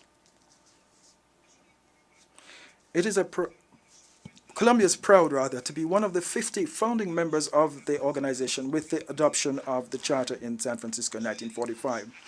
We cling to the hope of closing an era of a world in ruins and the dawn of another world with rules, collective security, and peaceful resolution of conflicts and equality among states. We actively participated in various fora, such as member of the Economic and Social Council of the United Nations, and in 1978 we served as presidents of the General Assembly. As non-permanent members of the Security Council on several occasions, it was an ideal for our country to offer to the world Colombia's knowledge, our experience in issues of security, fighting against terrorism and organized crime. We shared our experience in disarmament, demobilization and reintegration, and also our experience in building peace with legality. Recently, we sought to convene a special session of the General Assembly that would be devoted to tackling corruption, which will be held in June next year. Our membership in the United Nations is a reflection of our commitment to multilateralism, and as a government, we have been actively transforming our institutions, and based on the principles of respect for human rights, we've been promoting democracy, the legal equality of states, and we have been consulting to adopt various international instruments. Colombia welcomes and reaffirms the slogan set out in the declaration on the 75th anniversary of the organization, that we should leave no one behind and we must build back better to ensure that we have a better planet, a planet with possibilities for future generations. As in a collaborative endeavor embarked upon when my government took office, we worked with agencies, funds, and programs in our country, and we began to implement the reform of the United Nations development system. After 2 years of joint work, the Secretary-General's vision is beginning to emerge, inasmuch as the reform of the organization has been optimizing resources, enhancing processes, facilitating impact-oriented results geared towards generating and strengthening national and local capacities while improving transparency and accountability. We are convinced and we believe in multilateral tools. Our National Development Plan has 17 SDGs embedded in it to actively fulfill the 2030 agenda, and in so doing, bring Colombia to a competitive level of human development. Over these years, we have contributed to strengthening international cooperation as an imperative for the transformation of countries. And for this reason, we are grateful for the support and regional response to the massive exodus of Venezuelan brothers and sisters. In the midst of these very difficult times, we send a message of solidarity to all countries that continue to tackle with all their efforts the effects of COVID-19. Today, more than ever, we are all together as we face these unprecedented challenges. The solution is within our reach. A global problem requires global solutions, because so that only through multilateralism international cooperation and global governance can we mitigate the serious consequences of this pandemic and in so doing build a better planet. Thank you very much. I wish to thank the President of the Republic of Colombia for the statement he just made. And now I give the floor to the distinguished representative of Uruguay to introduce an address by the head of state. Señora Presidenta. Madam Vice President, Mr. Secretary General, I have the honor to present the pre-recorded message of His Excellency, the President of Uruguay, His Excellency Luis Lacalle Pou. Thank you. On this special occasion, we are commemorating the 75th anniversary of the United Nations. And we wish to reaffirm Uruguay's commitment to multilateralism, the purposes and principles of the United Nations Charter, which is the cornerstone of international law, and the key role that has been played by the United Nations in its 75 years of existence on three pillars: peace and security, development, and human rights. Let us remember that the world was emerging from the scourge of the Second World War, and at that point, what was thought by the founders of the United Nations was that they were capable of creating an organization to strengthen international peace and security and to build it. It was necessary and urgent at the time. And over those years, these fundamental principles, which were resolutely supported by countries through the SDGs to achieve greater development, and the international community agrees on this anniversary that we're all facing some of the most anxiety-producing challenges in a time of triple global crisis: health, economic, and political challenges. There is huge suffering in developing countries, and among the most vulnerable, especially women, children, and older persons. That is where we need to target most of our assistance. It is therefore highly imperative that we take wise decisions and be forward-looking. What is required of leaders is a clear response that is timely and coordinated in a process of solidarity, which this organization can help to bring about. In the post-pandemic scenario, well, it is full of uncertainties and emerging threats, and we must therefore strengthen our confidence in and the role of the United Nations to also finance those multilateral cooperation instruments that we have. We are facing the beginning of the decade for the action for delivering the SDGs, and this should only help drive this ambitious plan. And if we are to fulfill it, we have to imbue it with a spirit of solidarity, focus on well-being, sustainability for future generations.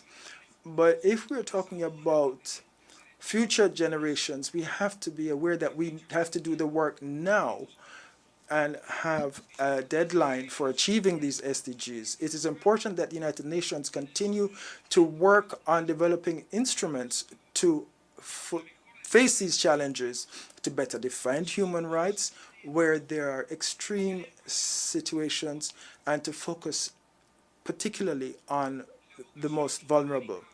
The historic multilateral commitment of Uruguay is such that we can only reaffirm our commitment today to strengthening global institutions, building a solid groundwork for global peace, and to seek to achieve a better world as we face increasing challenges in an increasingly complex and changing world. Uruguay would like to reaffirm its commitment to peace and dialogue, which is in line with one of the fundamental principles of the United Nations Charter, which is to maintain international peace and security. And this means that we will do everything possible to contribute what we can to this organization. We are therefore committed to work on preventive diplomacy and to contribute to peacekeeping operations, and in so doing, ensure that we play a constructive and active role in the universal system of promotion and protection of human rights.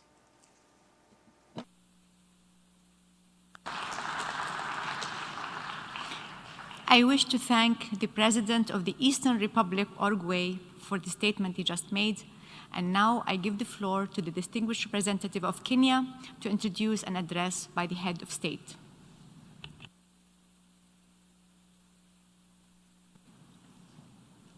Madam Vice President, Excellencies, it is my distinct honor to introduce a pre-recorded statement by His Excellency Mr. Uhuru Kenyatta, the President of the Republic of Kenya. I thank you. The President of the General Assembly, the Secretary-General, Excellencies, ladies and gentlemen, this anniversary accords us an opportunity to reflect and assess the role and relevance of the United Nations and the vision of the UN Charter as we collectively work towards the future we need, the future we want, and the United Nations we need. Mr. President, 75 years on, our world, as we know it today, was built on the ashes of the Second World War. Thanks to the resilience of humanity, the defeat of colonialization, and the establishment of a global multilateral mechanism, we are where we are. This commemoration comes against a backdrop, unfortunately, of a global crisis caused by the COVID-19 pandemic. Undoubtedly, developing and emerging economies have impacted disproportionately, but more importantly, COVID-19 has exposed the global vulnerabilities of the United Nations and of our societies, as well as our economies. In this regard, now more than ever, we are called on to reflect on the words of the UN Charter that urge us to employ international machinery for economic and social advancement of all. It is indeed a call for meaningful international partnerships and multilateral cooperation to build back better together. A call also to the Bretton Woods institutions and other multilateral lenders to be responsive to proposals of debt management so as to create the fiscal space necessary to accommodate interventions to mitigate COVID-19 related impacts on developing and emerging economies. Mr. President, the United Nations is an institution founded on the premise of promoting international peace, bolstering security and human rights, and the advancement of development for all. To this end, the United Nations continues to consolidate efforts and achievements against colonialism, imperialism, poverty, and the exploitation of the vulnerable by the powerful, while upholding human rights and human security. As we celebrate these achievements, the big question is this: is the United Nations fit for purpose? Can we continue with business as usual? Mr. President, it goes without saying that the world has undergone radical changes 75 years on. 96% of our world's population was not born when this institution was created. Global challenges have intensified unprecedentedly. At the same time, innovation and technology have created great opportunities, while at the same time unleashing challenges that would have been unimaginable to the visionaries who created this organization. Therefore, I do believe it is incumbent upon us to rethink how we can build a better United Nations.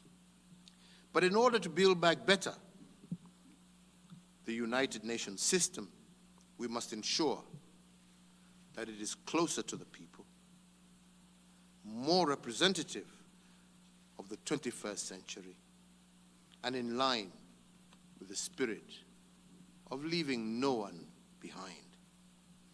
We must work towards a United Nations that is better financed and equipped, to be more impactful, to deal with humanitarian crisis, and be effective in the mitigation as well as the elimination of civil and long protracted wars. A multilateral system that directly targets poverty and inequalities as a global priority that requires urgent and global collective action. In conclusion, Mr. President, today's world is distinctively more diverse and complex, but yet more interdependent.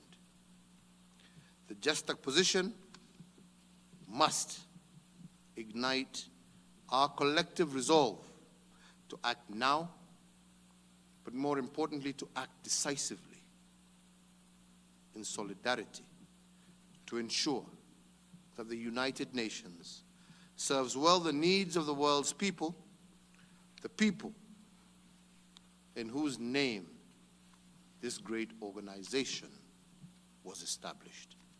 I thank you all for your attention.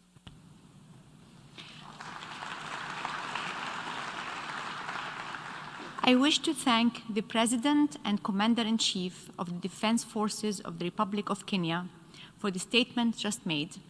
I now give the floor to the distinguished representative of Poland to introduce an address by the head of state. Vice President, Mr. Secretary-General, I have the honor to introduce the pre-recorded statement by His Excellency Andrzej Duda, President of the Republic of Poland. Szanowni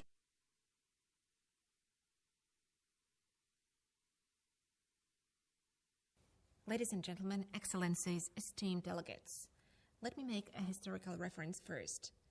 During the signing ceremony of the Charter of the United Nations in San Francisco on June the 26th, 1945, Artur Rubinstein, a Polish pianist of Jewish descent, one of the most outstanding piano virtuosos of the 20th century, was asked to grace the ceremony with his performance. To the surprise of many, he preceded his concert with the following words: "In this hall, where the great nations gather to make a better world, I miss the flag of Poland, for which this cruel war was fought." Then he asked everyone to rise and played the Polish national anthem. Artur Rubinstein's stance eloquently expressed the feelings of the Polish nation after the end of the Second World War. The most accurate term is a sweet and bitter victory. Poland was the first victim of the aggression unleashed by the German Reich and the Soviet Union in September 1939. That very moment, the attack on Poland marked the beginning of the Second World War. Upon occupied Polish lands, Nazi Germany built the system of mass extermination. Though divided between her aggressors, Poland never surrendered. Its soldiers were fighting from the very first until the very last day of that most brutal armed conflict in the history of the world on all its fronts. Finally, we were acknowledged as a UN founding member. However, the Polish flag was missing on June the 26th, 1945 in San Francisco. Our country did not participate in that conference. It was the case because the end of World War II did not mean full freedom to Poland. It is symbolic for Polish history that it was Joseph Stalin's personal objection that resulted in the absence of the Polish delegation in San Francisco 75 years ago, and that precisely was so immensely painful to Artur Rubinstein. Just like 75 years ago, Poland was fighting for a world without domination of certain states over other, so it has pursued the very same goal over the last 75 years through its active participation in the works of the United Nations organization. Among our obvious achievements, one should include the efforts made by Rafał Lemkin aimed at sensitizing the international community to the inconceivable cruelty of the crime of genocide. Lemkin first coined the very term and then co-authored the draft UN Convention on the Prevention and Punishment of the Crime of Genocide, dated 1948. Another significant attainment of Poland in the field of international law was the adoption by the UN Convention on the Rights of the Child in 1989. Poland was elected 6 times as a non-permanent member state of the UN Security Council and sat on it for a total of 11 years, last time in the period 2018-2019. In June 2017, Poland was elected to the Council with a record high number of votes. Our bid was supported by 190 states from all over the world. The main motto of our presence in the Security Council, and more broadly within the United Nations system, is the idea of peace through law, which is so deeply engraved in the founding act of the organization. It was upon the initiative of Poland and the United Kingdom that the Security Council unanimously adopted on the 20th of June 2019 the first historic resolution on protection of persons with disabilities in armed conflicts. Likewise, upon Poland's initiative, the UN General Assembly designated last May the International Day commemorating the victims of acts of violence based on religion or belief. Currently, we are continuing our mission by promoting the values which we consider fundamentally important in the Human Rights Council, which we will be members of through 2022. In all our activities in the UN Forum, we are led by the rule that only international relations based on the principles and norms of international law may bring peace to the world, whereas law should not only be respected, but continuously perfected. When looking at Poland's 75 years in the United Nations system, as President of the Republic of Poland, I would also like to highlight Polish contribution to international efforts in combating climate change. In recent years, Poland has hosted UN climate conferences 3 times, last time in 2018. It was precisely during COP24 in Katowice that we adopted the Katowice Rulebook, which is a manual specifying how to implement the provisions of the Paris Agreement. The concept of just transition, that is striving for harmony between protection of natural environment and climate on the one hand, and social and economic needs on the other, is also the result of COP24. Ladies and gentlemen, in addition to the above-mentioned political and diplomatic actions, Poland was and always is ready to implement practical co-responsibility for the global peace. An example of this is Poland's long-established presence in the UN peacekeeping missions. During the 70th session of the UN General Assembly in September 2015, I declared willingness to restore Poland's participation in peace missions under the auspices of the United Nations. I am proud that since November 2019, a 250-person strong Polish contingent has resumed its duties in the UNIFIL peacekeeping mission in Lebanon.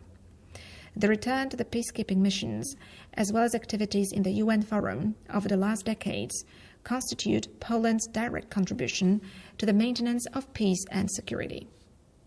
Ladies and gentlemen, in 1995, while speaking at the United Nations headquarters, my great compatriot Pope John Paul II said, 50 years after the end of the Second World War, it is important to remember that that war was fought because of violations of the rights of nations, and the Charter's commitment to save future generations from the scourge of war surely implied a moral commitment to defend every nation and culture from unjust and violent aggression. Today, as I mentioned, Poland continues the mission of protecting peace through law. We act in this way because we firmly believe in the feasibility of the peaceful coexistence of states. We believe that what gives hope to the world is cooperation and the community of free nations and equal states, and not a confrontation, imperialism, and the concert of powers. Today, the flag of the Republic of Poland, a free and sovereign state, proudly flutters in front of the UN headquarters in New York. May it remain so forever.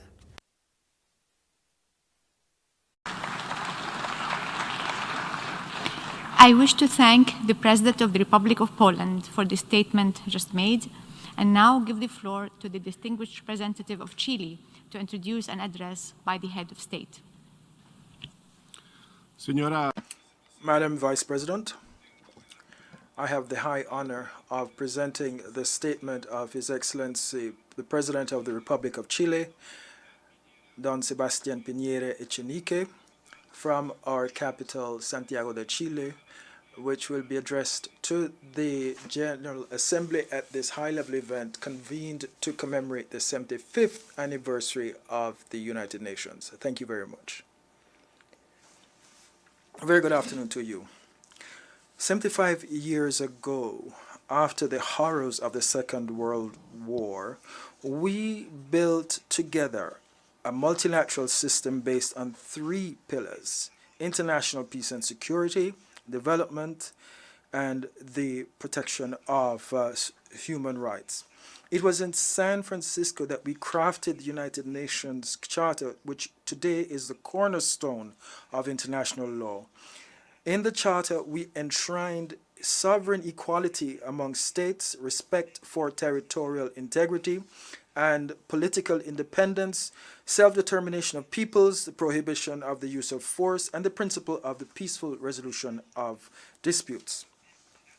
3 years later, the United Nations General Assembly adopted the Universal Declaration of Human Rights, which reminds us that freedom, justice, and peace in the world are predicated on a recognition of the intrinsic dignity and the equal and inalienable rights of all members of the human family.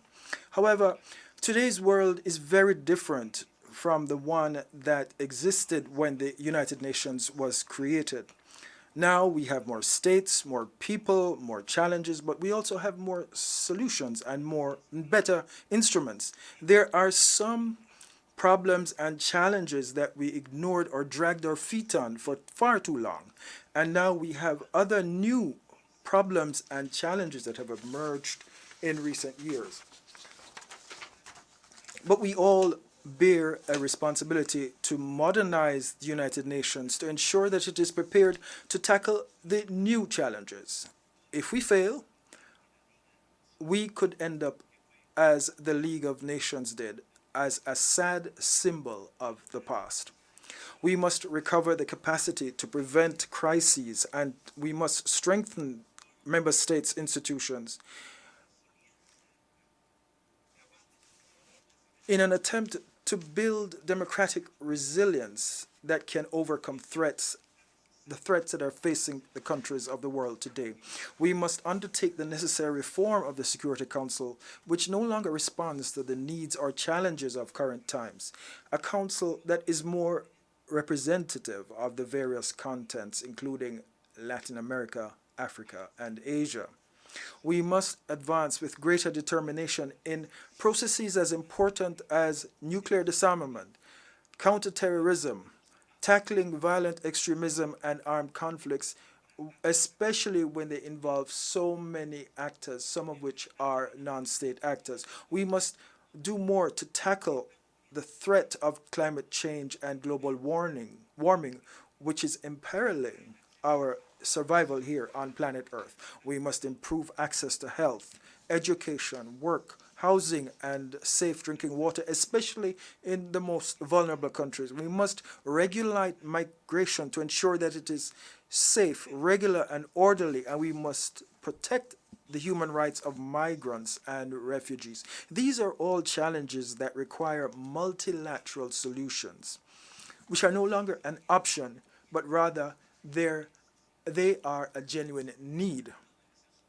Not only must development be sustainable, but peace too must be sustainable.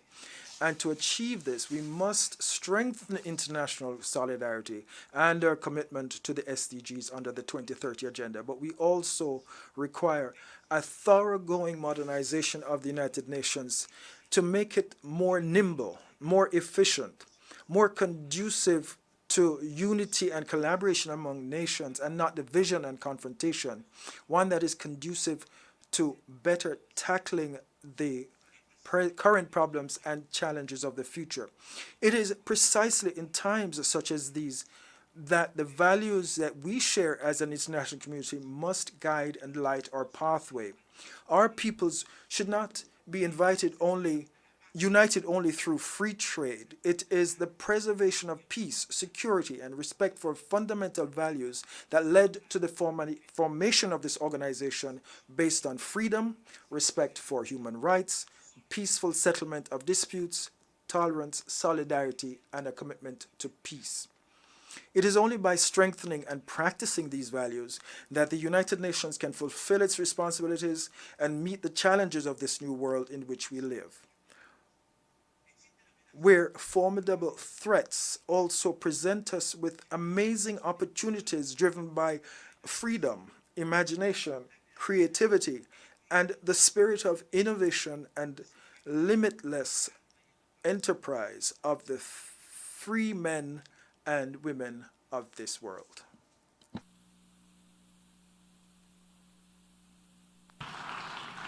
I wish to thank the President of the Republic of Chile for the statement just made, and now give the floor to the distinguished representative of Bosnia and Herzegovina to introduce an address by the head of state. Madam Vice President, Mr. Secretary-General, Excellencies, I have the distinguished honor to introduce the pre-recorded statement by His Excellency Mr. Šefik Džaferović, Chairman of the Presidency of Bosnia-Herzegovina, on the occasion of high-level meeting to commemorate the 75th anniversary of the United Nations.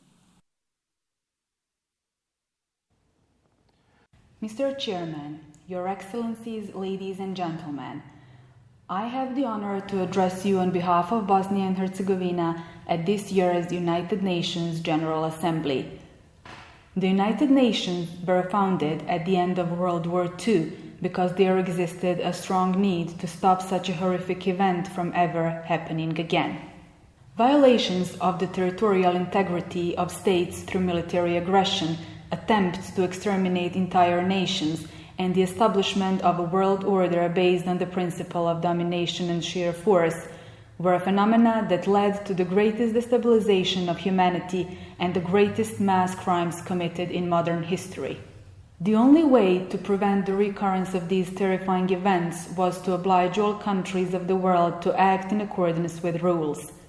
The Charter of the United Nations, as a unique legal act in the history of mankind, strictly forbids the violation of the territorial integrity and independence of sovereign states, commands respect for human dignity and fundamental rights, and prescribes that the world order should be based on the principles of equality of all states and their mutual cooperation, instead of the principles of force and domination. The United Nations Charter also established UN bodies as mechanisms that have an obligation to implement and protect the principles of the United Nations, thus protecting the security and rights of billions of human beings around the world. After the founding of the United Nations, conflicts of such proportions like World War I and World War II never really happened again. However, in the past 7.5 decades, a huge number of armed conflicts have occurred, which have had devastating consequences. Even at this time as this United Nations General Assembly is being held, people in crisis hotspots around the world fear for themselves and their families' lives, and they are dreaming of peace and security. In a significant number of cases, the United Nations has not used all the mechanisms and capacities it had to stop these devastating wars. The most common reason for this was the lack of consensus or insufficient determination of its most influential members. Bosnia and Herzegovina has had first-hand experience with just that. because the United Nations could have and must have had to prevent the genocide in the UN safe zone of Srebrenica and Žepa. The mistakes made by the UN were also acknowledged by the then UN Secretary-General Kofi Annan, who said the failure would haunt the United Nations forever. In the future, the United Nations must continue to strive for the preservation of peace and international security as its fundamental task. While those are the most important ones, preserving peace and security is not the only UN mission.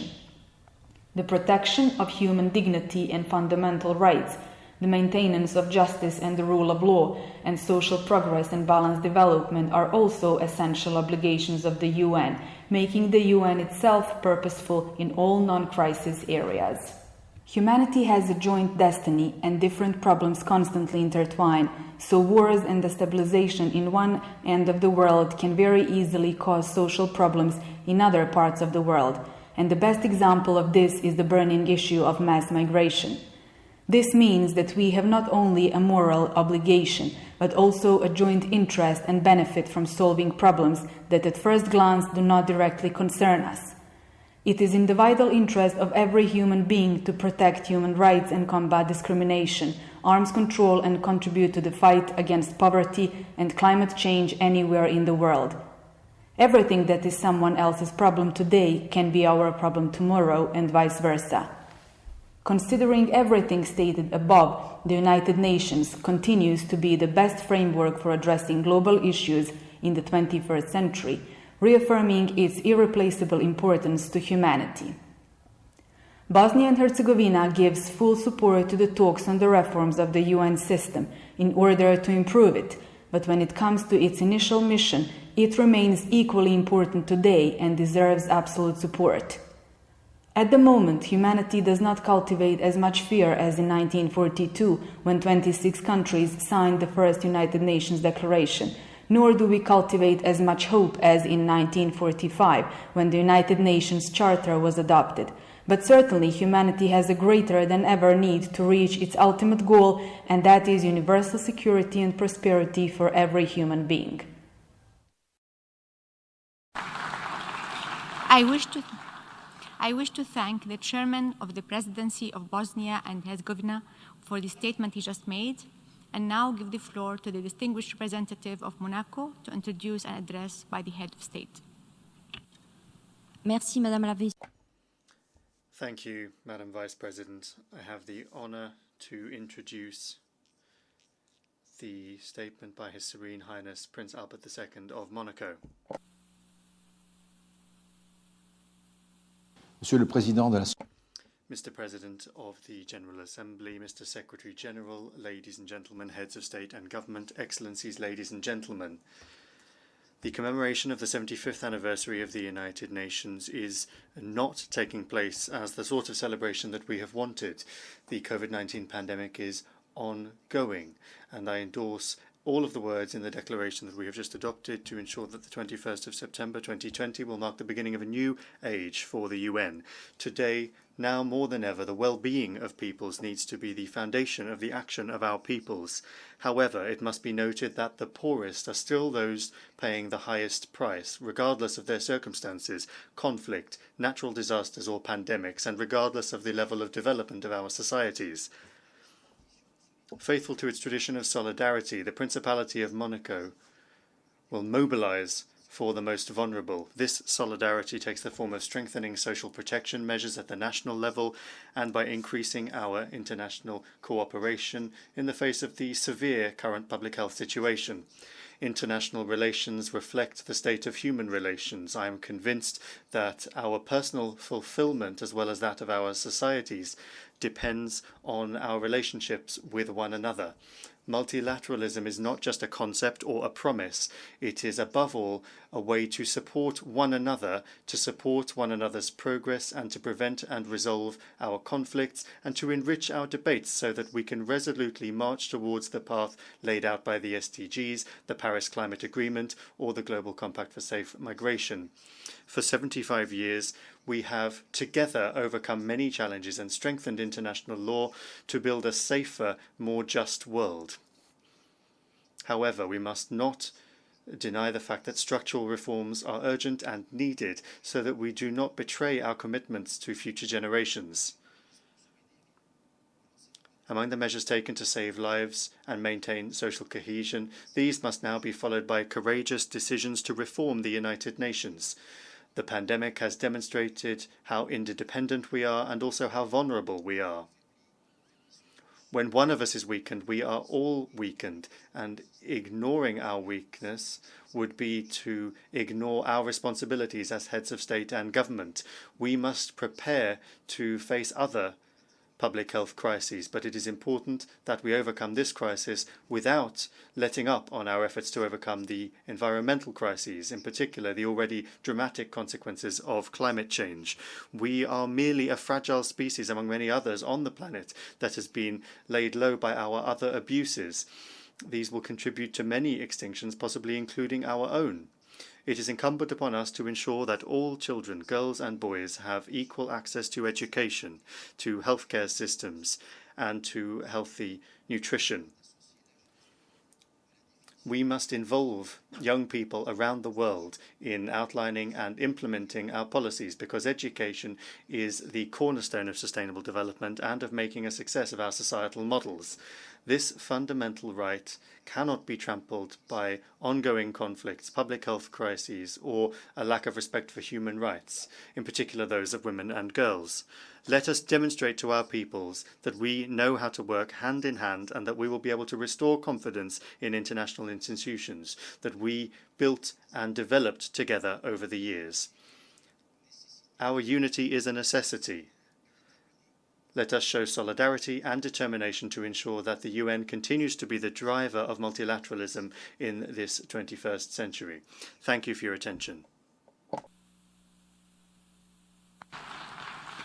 I wish to thank His Serene Highness Prince Albert II of Monaco for a statement he just made, and now give the floor to the distinguished representative of the Republic of Moldova to introduce an address by the head of state.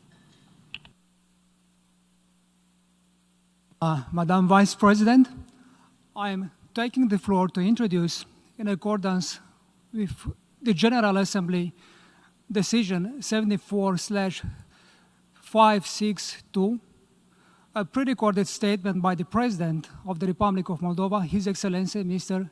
Igor Dodon. I thank you.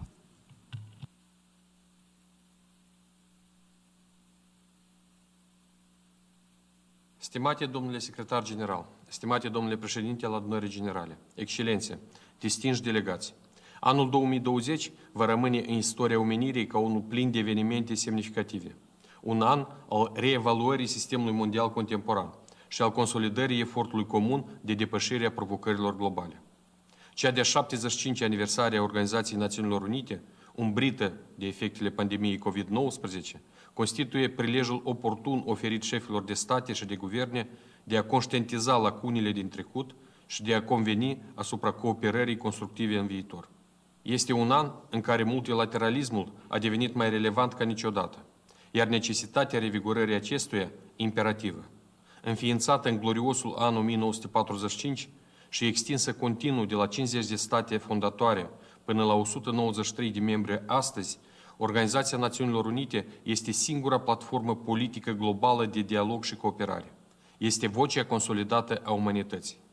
Cei trei piloni ai sistemului ONU, pacea și securitatea, drepturile omului și dezvoltarea, au rezistat în timp, reconfirmându-și astfel importanța. Pe parcursul celor 75 de ani, ONU a dezvoltat progresiv cadrul dreptului internațional, a mediat conflicte, a stabilizat tensiunile din lume, a avansat normele privind protecția dreptului omului și a salvat vieți.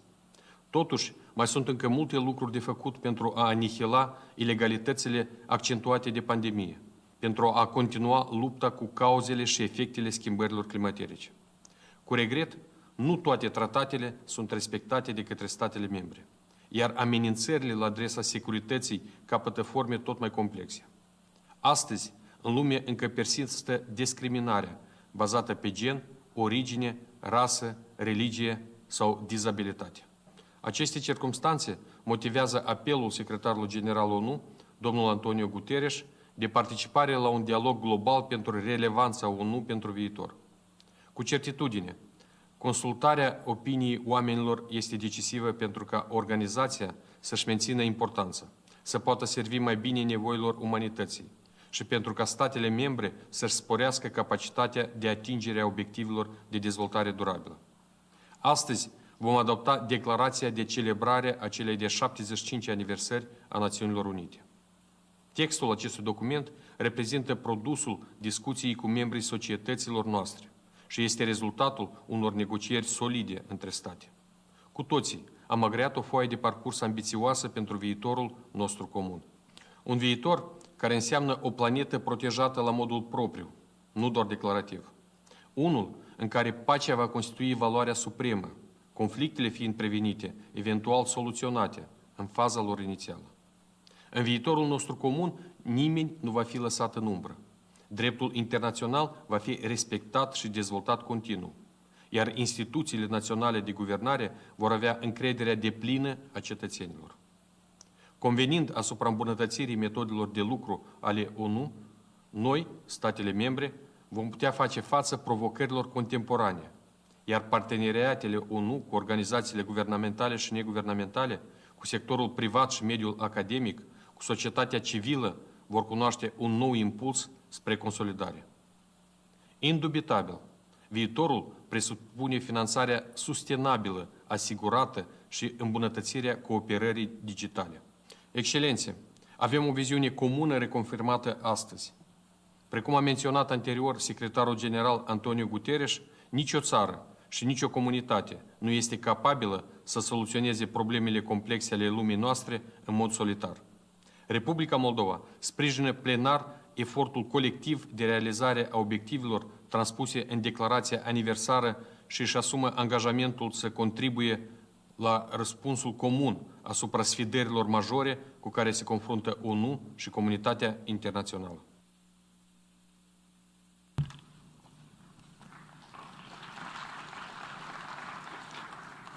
I wish to thank the President of the Republic of Moldova for the statement just made. I now give the floor to the distinguished representative of the Bolivarian Republic of Venezuela to introduce an address by the head of state.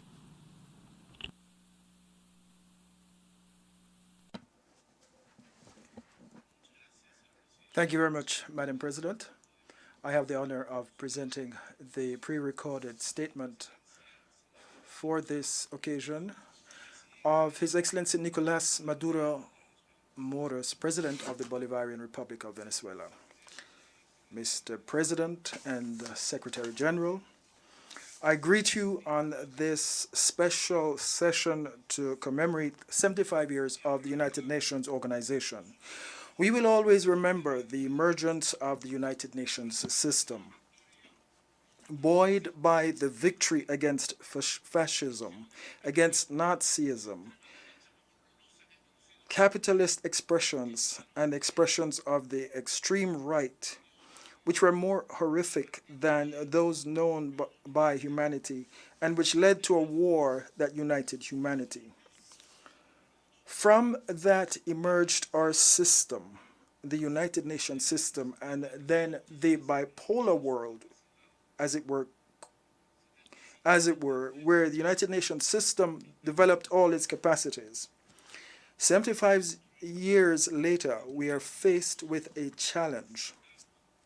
Either we build a multipolar world where we can all exist, be respected, a world of balance with full respect for the United Nations system and international law, or we impose a hegemonic world dominated by a single hegemon, a unipolar world, which is the contradiction of our historical time.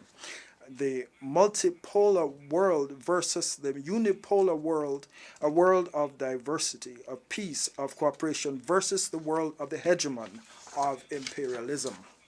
75 years on, Venezuela and our Bolivarian Republic is advocating for a multipolar world, for a renewal of the United Nations system, one that enforces international law and protects the peoples of the world. As you know, we are now experiencing a horrific pandemic which has affected millions across the world. and now threatens the social life, the economic life, the very lives of our people. This pandemic requires greater union among humankind. And on this 75th anniversary, on this special session, we wish to reaffirm our full support to the World Health Organization, WHO, as an expression of multilateralism in a key area of lives of our peoples, which is health, especially in this pandemic when the WHO has had to endure attacks and insults. This is not the time to blame the WHO. It is time for us to unite to support it, and this is Venezuela's call. Venezuela is calling for a new world. This year, as everyone knows, we have elections in Venezuela.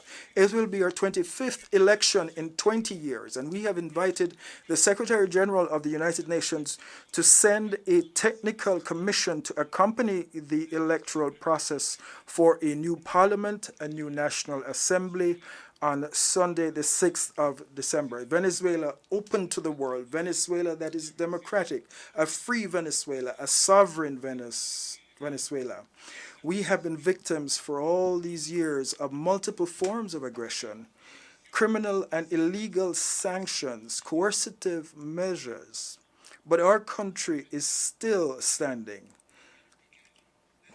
If the world overcame fascism 75 years ago, the world can now overcome those who wish to impose their hegemony.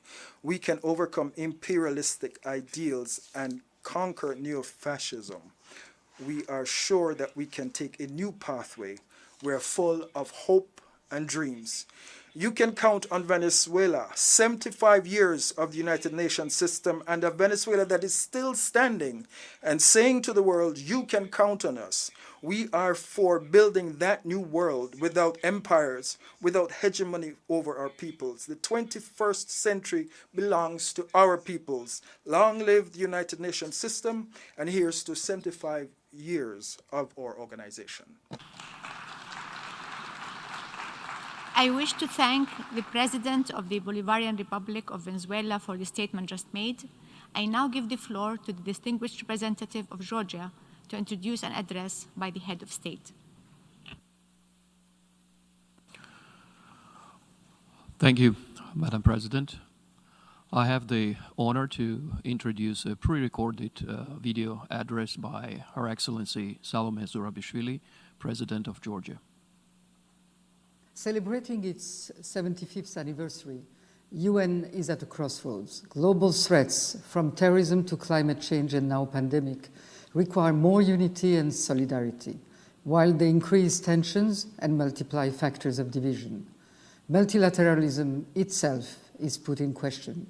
While presenting the world with new and huge challenges, global threats force us to take a fresh look at the existing practices of management in our lives, our societies, and our governance systems. This means new opportunities if we are able to see and seize them, if we can look outwards and not inwards. The future we want is based on 4 pillars. First, peace.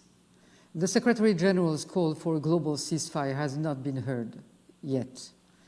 While seeing every day the cost of isolation in its territories occupied by Russia, Georgia is not ready to simply stand by the damages caused by occupation to human lives and to human rights. Time has come for a fresh look out of an intolerable frozen situation, at the opportunities that the new world paradigm opens, and be ready for testing new solutions, peace and development being the only way forward.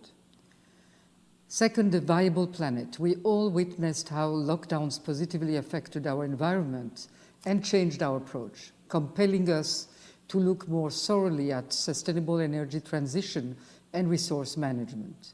We, as a small country, think that even if our actions do not impact the global picture, we can still play an experimental role, albeit an exemplary one, for designing common strategies. Thirdly, an inclusive and healthy society. Coronavirus spread was a wake-up call for all. Georgia has responded to the pandemic in a timely manner and managed to minimize the impact on the vulnerable populations. This was made possible by the triangle of trust established between society, medical authorities, and government, and through close cooperation with international actors. Trust and solidarity will be key for our societies to develop the necessary resilience for tomorrow. Last but not least, educated citizens in a culturally developed society. Internet developments have shown that new opportunities for education, culture, and creative growth, despite threats to information, reliability, and security, are there. Citizens with knowledge and skills are the only key to future growth and the main resource. Tolerance, which we Georgians view as our centuries-old cultural heritage, together with intellectual and moral solidarity, are the values that have to guide us in these times of uncertainty.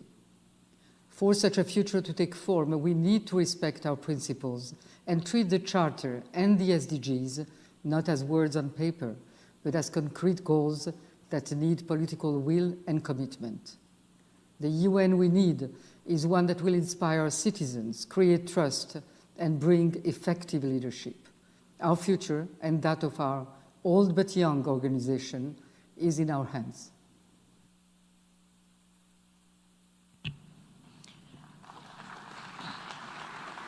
I wish to thank the President of Georgia for the statement just made. I now give the floor to the distinguished representative of Latvia to introduce an address by the head of state. Thank you. Madam President, Excellencies, dear colleagues, ladies and gentlemen, I have the honor to introduce the pre-recorded statement by His Excellency Mr. Egils Levits, President of the Republic of Latvia. Mr. President, Excellencies, ladies and gentlemen, the commemoration of the 75th anniversary of the United Nations is a time for reflection and new resolve. The universal body, created out of the ashes of the Second World War, is the foundation of today's rules-based international order. After 75 years, the UN remains the platform for addressing truly global issues. At the time the UN was founded, Latvia was already under Soviet occupation and had been erased from the world map. Latvia could join the UN only in 1991, after regaining independence. Since then, Latvia has been a staunch advocate for international law, for human rights, for democracy, and for effective multilateralism. Today, Latvia is a modern European nation with a growing sense of responsibility and ability to contribute to international peace and security. With this in mind, Latvia has presented its candidature to the UN Security Council elections in 2025. The working methods of the UN need to be adjusted, and discussions must continue on UN reforms, including the long overdue UN Security Council reform, so that a more effective organization that can deliver on the ground. In Latvia, this anniversary will be marked with public events during the so-called UN month. To raise awareness about the UN, we will focus on the meaningful involvement of young people. In the framework of world's largest lesson, an initiative supported by UNESCO, Latvian school children will learn how the UN works and why multilateralism matters. We must empower young people. Youth perspectives and the demand for a more accountable UN are essential to form the response to global challenges. Young people today will have to live with the consequences of our action or inaction. The UN 100 will be in their hands. Thank you.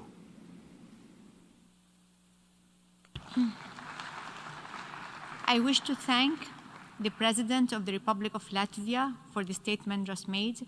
I now give the floor to the distinguished representative of Serbia to introduce an address by the head of state. Madam Vice President, this important anniversary Excellencies, is reaffirm Can I? Madam Mr. Vice President, Excellencies, I have the honor to introduce the pre-recorded statement by His Excellency Mr. Alexander Vučić, President of the Republic of Serbia. I thank you. Mr. President, Mr. Secretary-General, Excellencies, ladies and gentlemen, it is my great honor to address you today on behalf of the Republic of Serbia as we mark the 75th anniversary since the establishment of the United Nations. This important anniversary is an opportunity to reaffirm our collective commitment to multilateralism and principles that we all subscribed to be signing the Charter of the United Nations 75 years ago. We take pride in the fact that Yugoslavia, whose successor the Republic of Serbia was among the first 50 signatories of the Charter, is one of the founding members of this international organization, which has been active for more than 7 decades, serving as a universal platform for dialogue on an equal footing and playing a key role in the maintenance of peace and stability, human rights protection, and creating conditions for economic development across the globe. One should not be surprised by the fact that Serbian people and their diplomatic representatives had actively participated in all international efforts that led to creation of the United Nations as they strived towards peace among the nations. The Republic of Serbia remains firmly committed to the purposes and principles enshrined in the UN Charter, which are as relevant today as they were all the time of its adoption. We mark this anniversary of the United Nations at a time when the whole world is battling the COVID-19 pandemic, a challenge which affected the entire planet, putting to test our readiness to act jointly, but at the same time reaffirming that the UN is as needed today as it was when it was founded, and that its relevance cannot be questioned. We are deeply convinced that only through mutual cooperation, coordinated and respect, can we muster up a global response to combat this menace. Excellencies, the Charter of the United Nations should be a constitution of the modern international community and a collection of fundamental principles and tenets, regulating international relations and processes within the international community.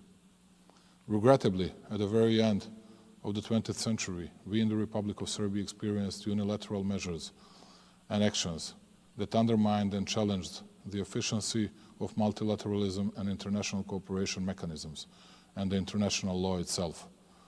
The provisional institutions in Pristina declared independence of the so-called Kosovo in a unilateral act and breached the UN Security Council Resolution 1244, thus seriously undermining the stability of both the Republic of Serbia and the region as a whole.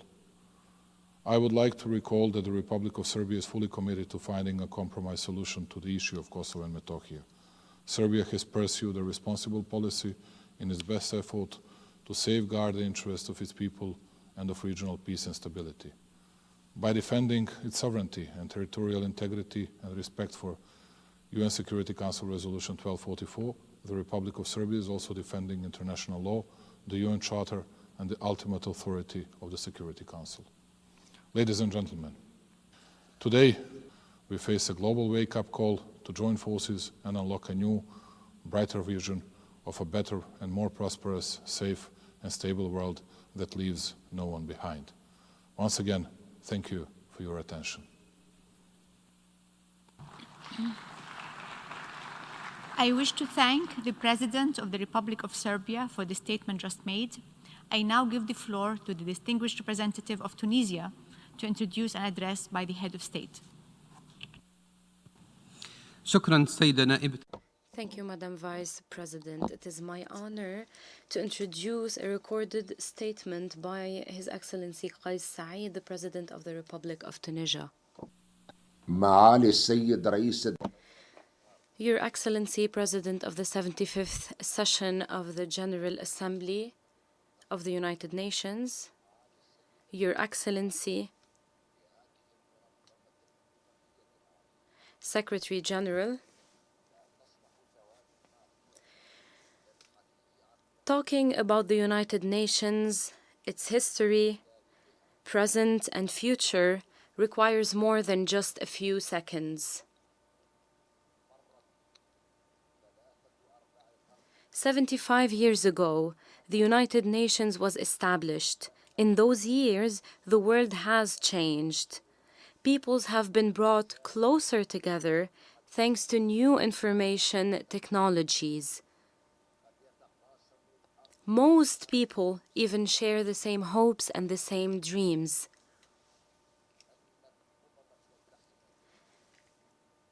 The United Nations must be more united on the basis of a new set of values. This is a new era for humanity, and international relations cannot be ruled by the same principles of the last and previous centuries. It is high time we reflected together on the future of all humanity.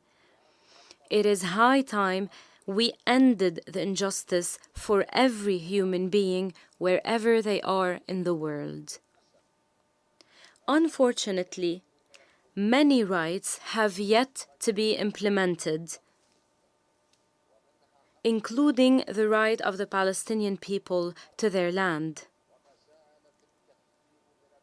This is the case for many other rights as well, which are yet to be achieved.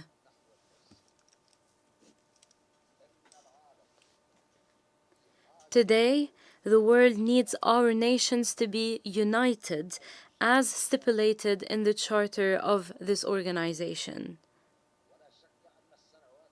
The years and decades to come will undoubtedly see a lot of change. And the United Nations, with its various structures and institutions, will certainly rise up to this historical occasion and create a new history for all mankind.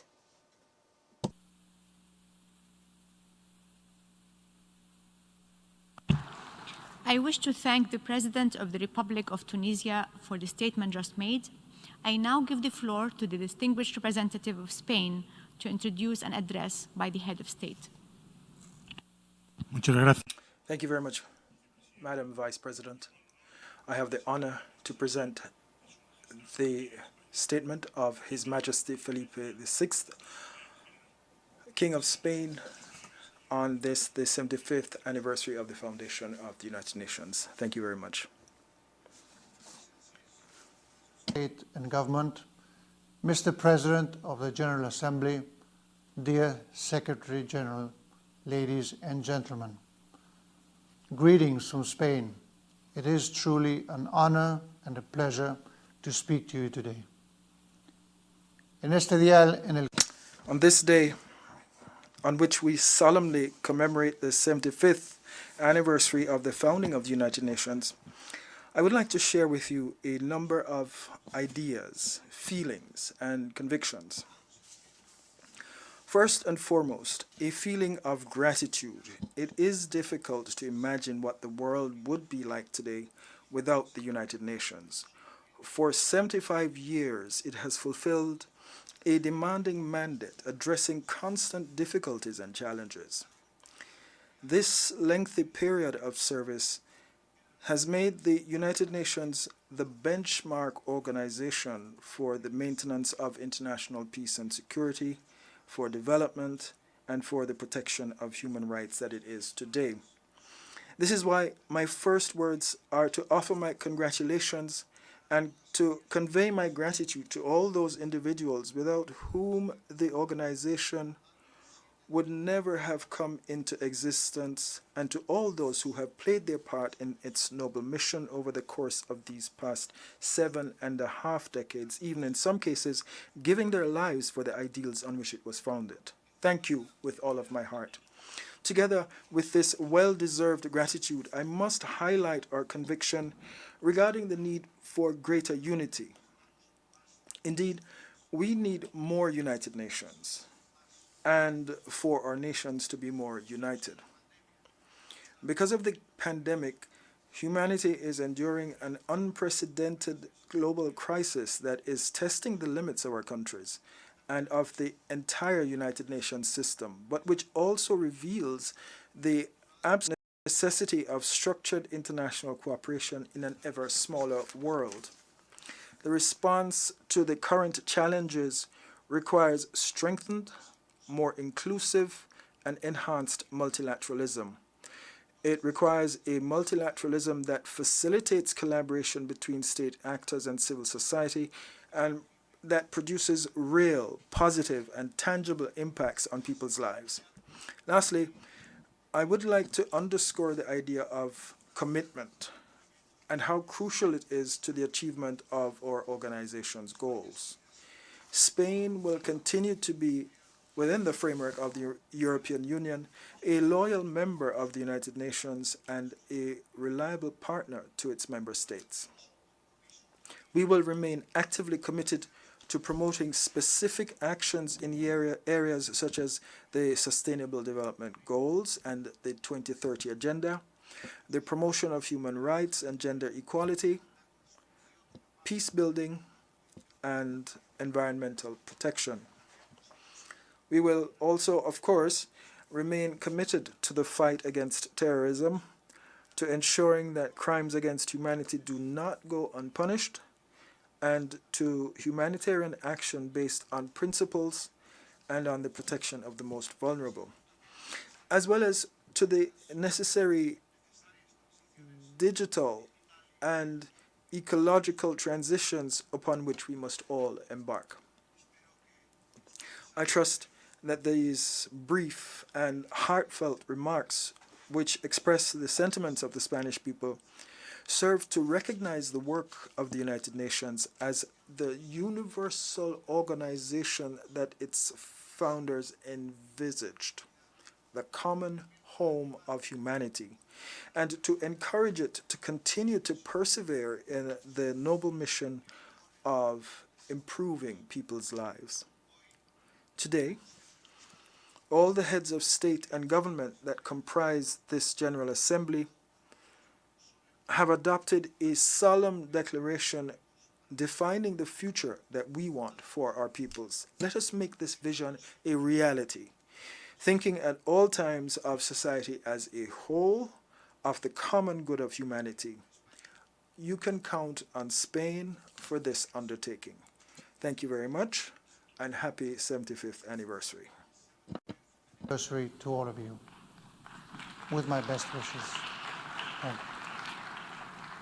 I wish to thank the King of Spain for the statement just made. I now give the floor to the distinguished representative of North Macedonia to introduce an address by the head of state. Thank you. Madam Vice President, Mr. Secretary-General, Your Excellencies, the distinguished colleagues. On this special occasion for the United Nations, I have the honor to introduce the pre-recorded statement by His Excellency Mr. Stevo Pendarovski, the President of the Republic of North Macedonia. Thank you. Dear friends, in 1945, nations were united by the vision to protect future generations from the cruelty of war. They laid the foundations of the new international order, which put the humans at its core, not just states and alliances. Over the past 75 years, the United Nations have been the cornerstone of international law and the multilateral system. They have prevented numerous conflicts and mitigated consequences of many humanitarian crises. The UN has helped many colonized nations to gain their independence through self-determination. Millions of people have risen from poverty and were protected from violence in the past 75 years. Through the Universal Declaration and many international treaties and conventions, the United Nations have encouraged the global movement for human rights, for social justice and equality. They have strengthened resilience to disasters and mobilized humanity in fighting climate changes. The creation of the United Nations is a monumental global achievement of humankind. Yet, World Organization can be as effective as the member states will allow it to be. Due to the known inner obstacles to its work, there are still tensions and conflicts around the world. Millions of refugees and migrants, uncontrolled exploitation of natural resources, and denigration of human dignity. New dangers join the old ones, such as religious extremism, transnational organized crime, and the digital divide. This year, the state of affairs got even more complex due to the pandemic of COVID-19. Apart from the immense suffering it provoked, the pandemic has made more visible the shortcomings of the international order and the systemic inequalities of our world. We have only 10 more years to realize the Agenda 2030 and the Paris Climate Agreement. In order to complete the Sustainable Development Goals, we have to restore economic and social damages from the pandemic. This is within reach, but only through multilateralism, international cooperation, and global solidarity, which requires strong and effective United Nations, reformed and ready for the new reality. Since our independence, the Republic of North Macedonia has experienced the benefits and the challenges of the United Nations. From consumers of the first ever UN preventive mission, UNPREDEP, we have become contributors to several peace missions throughout the world. Through the mediation of the United Nations, we resolved an international dispute which has significantly delayed our incorporation into the international community. In the years ahead, in the spirit of multilateralism, my country will continue to fulfill its international obligations and support the activities of the UN and its specialized agencies. Dear friends, it's obvious that only by investing in the United Nations, we have the chance to live a decent life and to build a better world for the present and future generations. Thank you.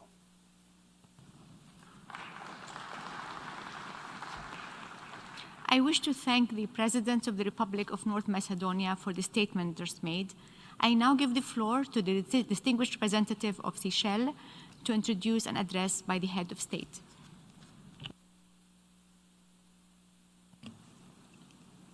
Thank you, Madam Vice President. I have the honor to introduce the pre-recorded statement by His Excellency President Danny Faure, President of the Republic of Seychelles.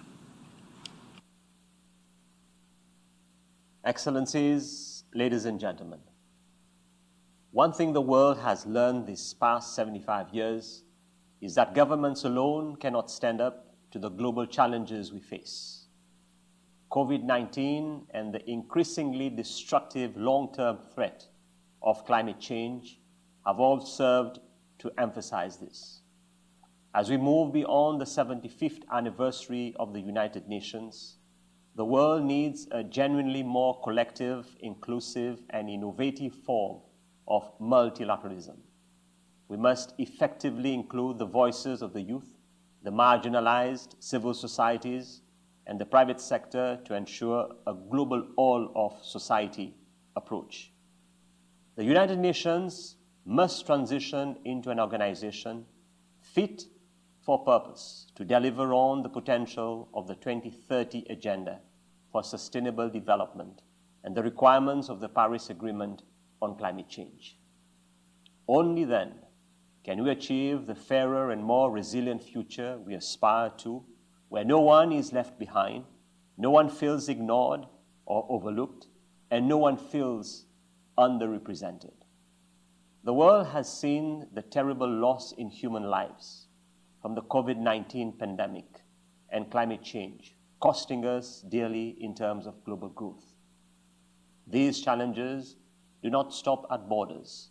Instead, they should unite us with a shared responsibility to adapt, adopt, and apply mutually beneficial approaches when tackling common threats.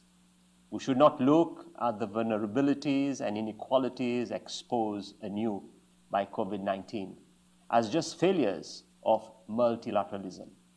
They are oversights we need to learn from, gaps we must fill, and differences we should bridge.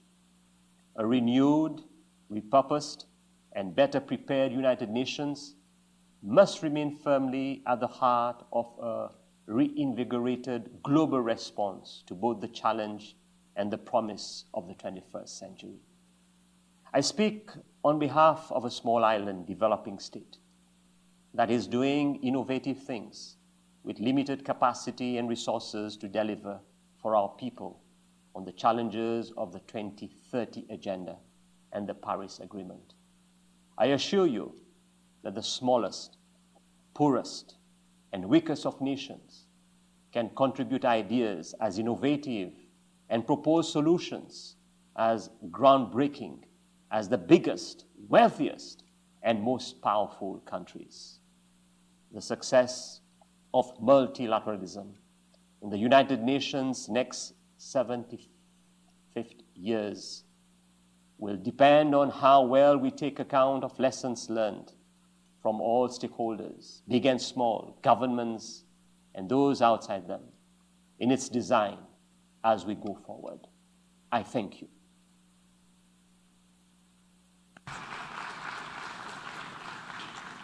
I wish to thank the President of the Republic of Seychelles for the statement just made. I now give the floor to the distinguished representative of South Africa to introduce an address by the head of state. Madam Vice President, Excellencies, it is my singular honor and privilege to introduce to the General Assembly during the occasion of this high-level meeting, marking the 50th anniversary of the United Nations, a pre-recorded message of His Excellency Mr. Cyril Ramaphosa, President of the Republic of South Africa and the current chairperson of the African Union. President, Excellencies, ladies and gentlemen, South Africa is honored to participate in this virtual commemoration of the establishment of the United Nations. 75 years ago, the UN Charter was signed by pioneering men and women determined to save successive generations from the scourge of war. The task before us is to chart the course for a transformative and inclusive future in the aftermath of the coronavirus pandemic, and to do so in a manner that respects the worth and dignity of every human being. This year, we celebrate 75 years of solidarity and friendship. We are steadfast in our belief that the United Nations is and must forever remain the foremost guarantor of world peace. To resolve our global challenges, be they health emergencies, transnational crime, conflict and war, climate change, migration, or natural disasters, we must work together. The UN system is the best means by which we can address and overcome these global challenges. It is only through multilateralism that we can forge common strategies for the benefit and advancement of all. To realize a just and humane world, the UN must be fit for purpose, adequately funded, and representative in its decision-making structures. We must ensure that the sovereign equality of nations is protected. Unilateral coercive measures and violations of international law must be dealt with firmly and consistently. We must strengthen the UN's coordination with regional bodies such as the African Union to ensure our efforts are complementary and mutually reinforcing. Global peace is not just about a world free of conflict. It is also a world free of poverty, inequality, and underdevelopment. It is a world of inclusive economic growth and shared prosperity. It is a world where young people are able to grow and thrive, and a world where women have equal rights and opportunities. It is only in meeting the Sustainable Development Goals that we shall truly see the fruits of our labor and fully reap the harvest of our cooperation. The United Nations remains the most effective means to meet our collective goal and to broaden the frontiers of human endeavor and development. On this day that we wish the United Nations well and longevity into the future, let us recommit to the ideals of the UN Charter. Let us strengthen the bonds of cooperation, solidarity, and friendship. I thank you.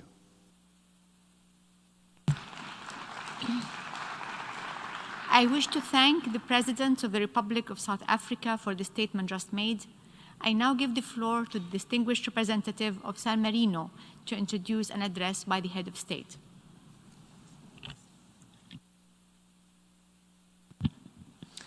Madam President, Excellencies, distinguished colleagues, it is an honor for me to introduce the pre-recorded statement by His Excellency Mr. Alessandro Mancini and Her Excellency Ms.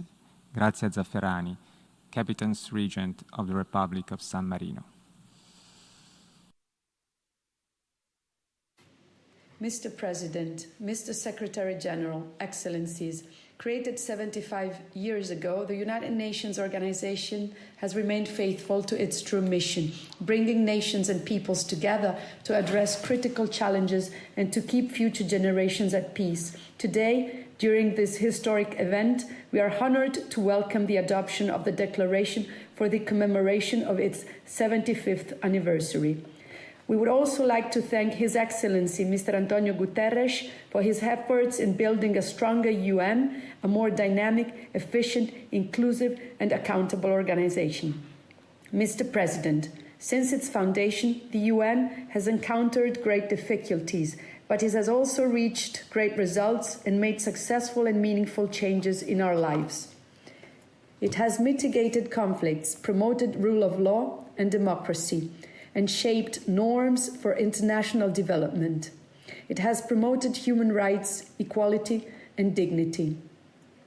All this was achieved thanks to the hard work and dedication of the people that have worked for and believed in the UN.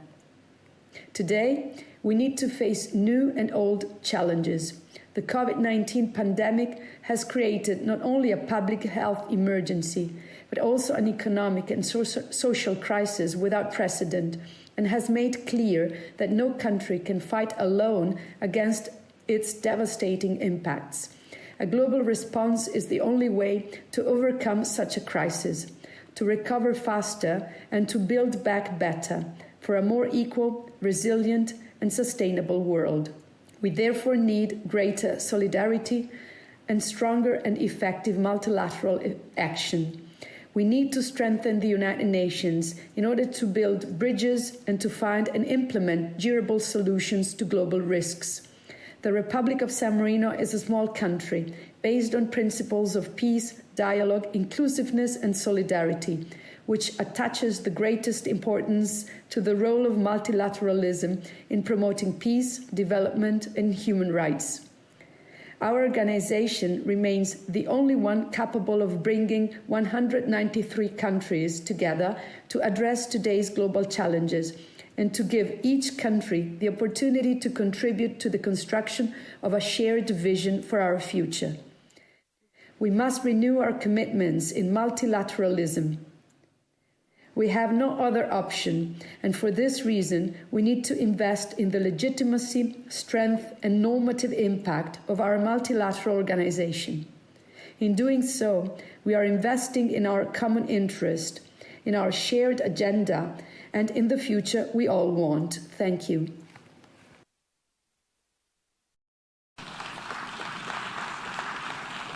I wish to thank the Captain's Regent of the Republic of San Marino for the statement just made. I now give the floor to the distinguished representative of Cyprus to introduce an address by the head of state. Thank you, Madam President. It is my honor to introduce the pre-recorded statement of His Excellency Mr. Nikos Anastasiadis, the President of the Republic of Cyprus. Thank you. On its 75th anniversary, the United Nations continue to be indispensable, remaining the cornerstone of international cooperation for collective security, the peaceful settlement of disputes, and the protection of universal human rights. The raison d'etre of the United Nations is as pertinent as ever, saving humanity from the scourge of war. But this can only be materialized if we uphold both the prohibition of the threat or use of force and the system of collective security created to suppress acts of aggression in full respect of the principle of sovereign equality of all states. This is the most fundamental tenet of the UN's existence, as well as the measure of its relevance and effectiveness. At the same time, the UN is inextricably linked to the plight and aspiration of all our citizens for a better and just world. This is also the spirit of the ambitious political declaration we adopted today.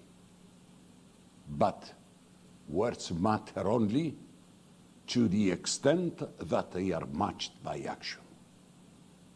We would have experienced by now to have a more equal and more human world without armed conflicts, violation of the sovereignty and the exercise of sovereign rights of nations, forced migration, inequality, destruction of cultural heritage, or proliferation of weapons of mass destruction.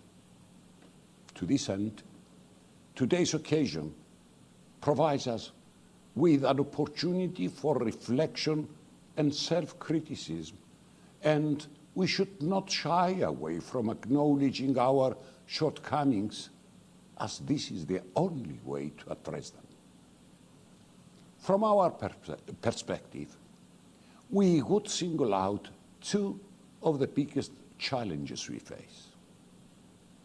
We finally need to adhere to the founding principles of the Charter, which is to come closer to interstate conduct that is rules-based rather than power-based. This is the only way to achieve genuine accountability and eliminate double standards.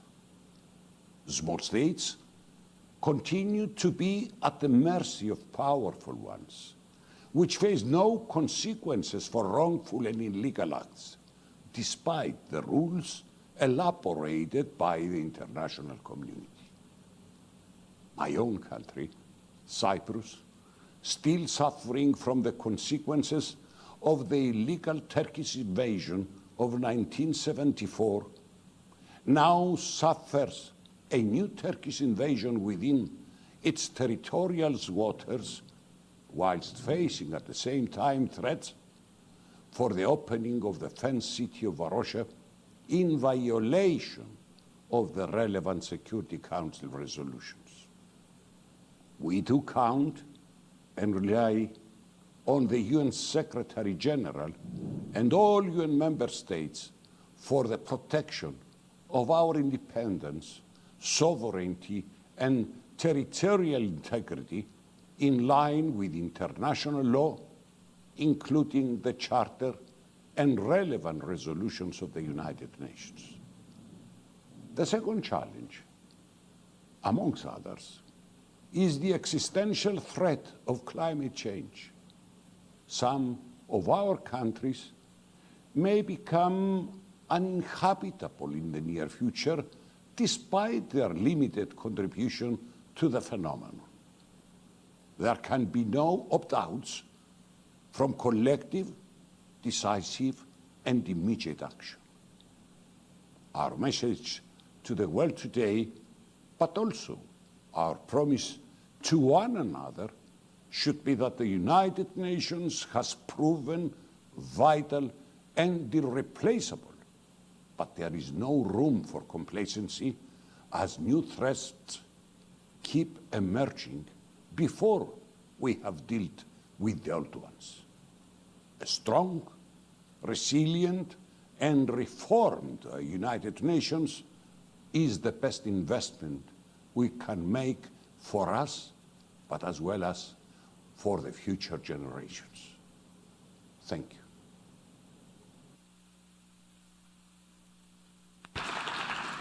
I wish to thank the President of the Republic of Cyprus for the statement just made. I now give the floor to the distinguished representative of Djibouti to introduce an address by the head of state. Thank you, Madam President. Excellencies, dear colleagues, Djibouti is pleased to participate in this commemorative high-level event to celebrate the 75 years of existence of the United Nations and its vast accomplishments. I have the distinct honor and privilege of introducing a pre-recorded address by His Excellency President Ismail Omar Guelleh of Djibouti. Excellences, Mesdames et Messieurs. Excellencies, ladies and gentlemen, heads of state and government, Mr. Secretary-General of the United Nations, ladies and gentlemen,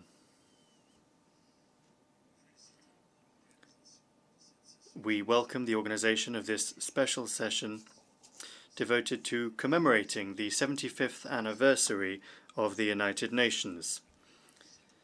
This anniversary is a symbolic moment of commemoration which invites us to take a moment for collective reflection and to both look back and also to look towards the future. We reiterate our profound gratitude to those states who, at the end of the Second World War, came together to found the United Nations, and this so as to find joint solutions to the security and economic challenges that were facing the world. There is no need for us here to go through an exhaustive list of the many achievements of our organization. The rules-based architecture that it contributed to establishing and the promotion of international cooperation were fundamental in the construction of a safer, more secure world. The setting of clear priorities and the establishment of a framework for action based on burden sharing among states made it possible to have a significant impact on achieving many of the goals set out in the United Nations Charter. And while we undoubtedly recognize the achievements, it is also true that the United Nations has always been subject to criticism. Some of those criticisms are nuanced and help to give rise to critical thinking, which has helped to identify areas for reform. Others are damning and utterly without nuance. They are sufficiently well known, and I shan't repeat them here. The result is that the United Nations has constantly been called to reform, to reinvent itself, so that it can continue to remain relevant and continue to play a central role in global affairs. This need for constant adaptation has never been so urgent or so vital. The constant assaults on the organization and the existential crisis in multilateralism have been exacerbated by the existential challenge that COVID-19 poses for the international community. The COVID-19 pandemic has affected all of the areas of the United Nations action and has jeopardized what has been achieved in sustainable development. It raises the urgent need for a mass recommitment to global collective action. We express our sincere gratitude to the Secretary-General for coming up with a global response to COVID-19, as well as his active role as a spokesperson advocating among the multilateral financial institutions for proper support for vulnerable countries. We thank the UN 75 team, which launched the world's biggest conversation, a vast consultation across the United Nations system, which made it possible to collect contributions from all sides, and in particular from young people, full of contemporary concerns over a more just future and creative solutions with the aim of overcoming the challenges of the present day. In an uncertain world with ever-shifting goalposts, we need to firmly reiterate our faith in multilateralism and in the central importance of the United Nations. We need to learn the lessons of the 75 years of our organization and commit to building together a path that would avoid the pitfalls and stumbling blocks and allow us to identify the opportunities and the possibilities that are available to us. The important thing is the future, and what we need to do now is to get down to building it. Thank you for your attention. I wish to thank the President and Head of Government of the Republic of Djibouti for the statement just made. I now give the floor to the distinguished representative of Botswana to introduce an address by the Head of State. Madam Vice President, Excellencies, distinguished colleagues, it is with great pleasure that I introduce the pre-recorded statement by His Excellency Dr. Mokwetsi Eric Kiabeti Masisi, President of the Republic of Botswana. Thank you. Mr. President, let me start by conveying my sincere appreciation to you for convening this special high-level meeting to mark the 75th anniversary of the founding of the United Nations. Today, we not only celebrate the achievements of the UN, but to also reflect on the work that remains to be done, as well as reaffirm our commitment to the fulfillment of its founding ideals as espoused in the UN Charter. I therefore find it fitting to pay homage to the founders, successive Secretary-Generals, world leaders, as well as current and past generations who have contributed towards making the UN the most universal and representative multilateral body it has become. Similar appreciation goes to those who made the ultimate sacrifice while in the line of duty for the UN, the thousands of uniformed and civilian peacekeepers and humanitarian staff who died in the front line to bring peace and stability in conflict countries. They remain our heroes and heroines. Mr. President, the 75th anniversary of the United Nations takes place at an unprecedented time when the world is faced with the daunting task of combating COVID-19 pandemic. This pandemic is a tacit reminder that we need to continue to work together as member states to not only defeat the pandemic, but all other tribulations confronting humanity today. Reflecting on the past, a lot has indeed been achieved by the UN in its 75 years through rigorous implementation of the organization's interlinked and mutually reinforcing pillars of peace and security, human rights, and sustained development. It is indisputable that the organization has reinforced its unrivaled position as the foremost multilateral platform for global norm setting, through which solutions to global challenges are sought at the negotiation table rather than the barrel of the gun. Undoubtedly, the most prominent symbol of the United Nations' dedication to the upliftment and empowerment of the most marginalized and vulnerable groups is the 2030 Agenda for Sustainable Development and its Sustainable Development Goals. The SDGs, taken together as an integrated outfit, remain a far-reaching blueprint that carries our last hope to realize a better world and to reduce inequalities within and between our countries. Mr. President, despite the progress made, it is regrettable that protracted armed conflicts continue to ravage some parts of the world.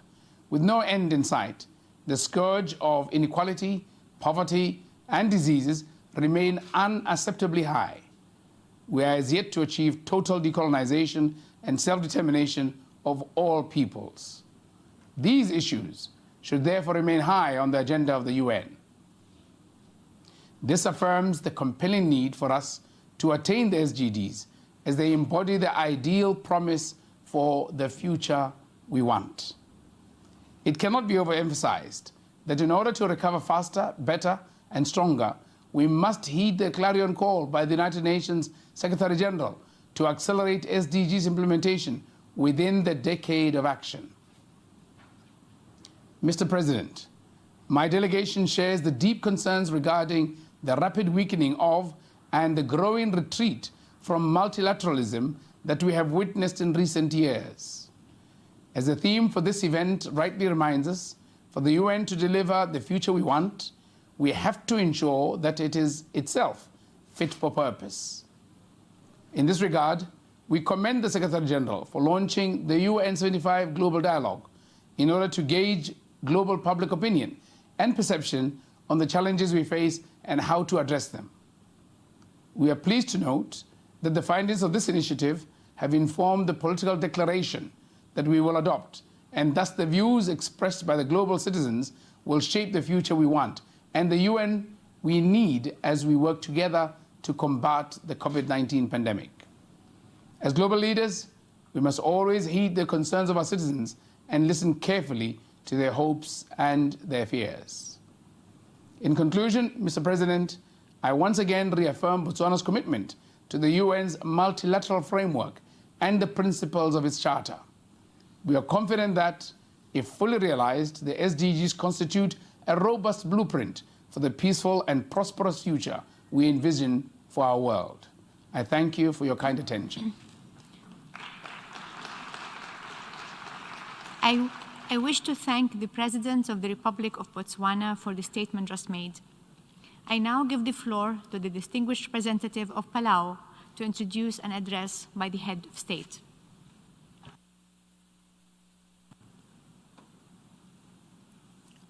Madam Vice President, it is my honor to introduce the pre-recorded statement of His Excellency Mr. Tommy E. Mangasao Jr., President of the Republic of Palau. Mr. Secretary-General, Excellencies, Ali from the Republic of Palau. Last year, Palau marked its 25th anniversary as an independent state and UN member. I have had the privilege of serving as President for 16 of those years.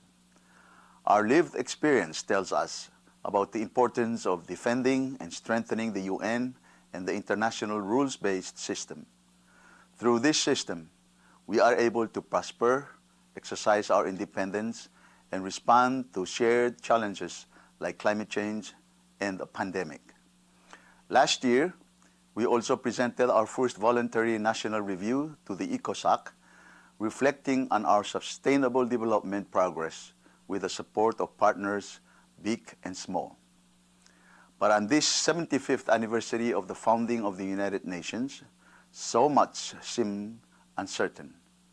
Our hard-won diplomacy that adopted the Sustainable Development Goals, the Paris Agreement, Nuclear Ban Treaty, and hopefully soon a High Seas Biodiversity Treaty, is being undermined by inadequate implementation and inadequate solidarity.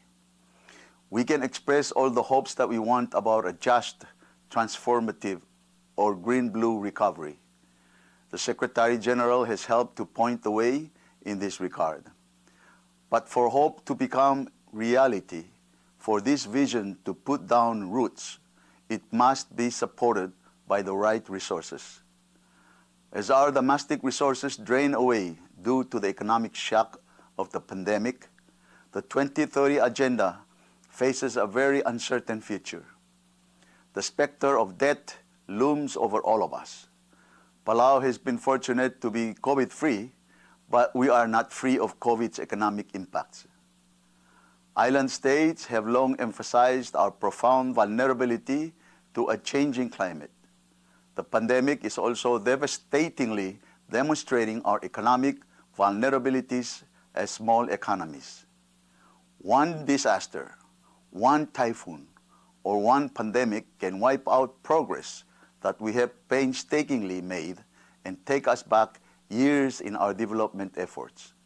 Stronger multilateralism means stronger global solidarity. For island states like Palau, right now, this means access to finance, access to concessional finance from international financial institutions, and new partnerships that mobilize innovative forms of finance, including through non-state actors. We need to act now to prevent the vision of the SDGs from slipping away, to avoid terrible, self-defeating trade-offs between procuring COVID vaccine doses and investing in healthcare. New partnerships for new resources, This is how we can put global cooperation on a footing that will outlast the pandemic. This 75th anniversary needs to be a moment in which we forge a new partnership for implementation. Only then can we continue to call ourselves truly a family of nations. Kumpman Bisulang, thank you very much.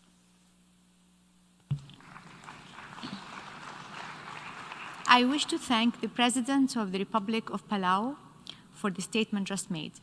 I now give the floor to the distinguished representative of Nauru to introduce an address by the head of state. Madam Vice President, I have the distinct honor to introduce the pre-recorded statement of His Excellency Mr. Lionel Rowan Engamie, President of the Republic of Nauru.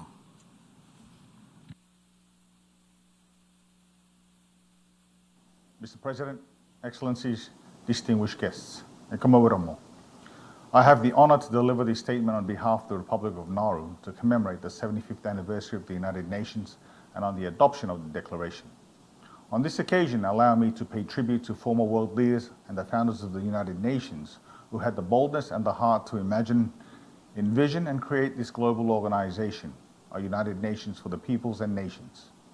Their aspiration to save humanity from the scourge of wars remained a testament to the legitimacy of the United Nations. Today, I join you from the safety of my home country to renew our commitment to the purposes of the United Nations and the principles of the United Nations Charter and convey our full support to multilateralism. It is impossible to imagine a world without the United Nations and the laudable goals of fostering international cooperation, coordination, and response in ensuring peace and security, prosperity of our peoples, and safeguarding our planet. Mr. President, on this 75th anniversary, we must also look forward to the next 75 years. How can we and should we evolve as an institution to be fit for purpose? For those of us who are not familiar, Nauru is a small island state situated in the central western Pacific Ocean. As a small island developing state, climate change remains the single biggest threat to our sustainable development and brings to the forefront our vulnerabilities as an island nation. The world must immediately reduce their greenhouse gas emissions and achieve sustainable consumption and production patterns in line with the obligations of the Paris Agreement and the 2030 Agenda. Addressing climate change is the challenge of our generation, and mitigation of and adaptation to climate change represent an immediate and urgent global priority. The implications of the humanitarian impacts and economic disruption of COVID-19 is what we might expect if we do not take concerted and collective action to reduce emissions and plan for a multilateral response to the implications of climate and security. We can and must do better. Mr. President, while climate change is the greatest threat to our country, we also look to the UN to support the interests and needs of even the smallest members. The digital cooperation we speak of in the Declaration will be a pillar of our connectivity to other nations and other markets. Being physically isolated need not be an insurmountable obstacle to sustainable development if we can take advantage of the digital era. Affordable and safe digital access to all should be a partnership priority as we move forward. And as highlighted by others, the full and timely implementation of the Addis Ababa Action Agenda on financing for development is a key component of our ability to deliver on the 2030 Agenda. Throughout the pandemic, our experience with the United Nations and its responsiveness to support the most vulnerable has been a disappointing one for my country. But it is with hope that we gather here today to commemorate the 75th anniversary of the United Nations, renew our commitment to strengthen multilateralism, and rebuild our trust in the United Nations. Our vision for United Nations we need is one that is current with the times, upgraded, upscaled, and uplifted to be responsive to our needs, and be nimble to deliver on the ground where it matters most.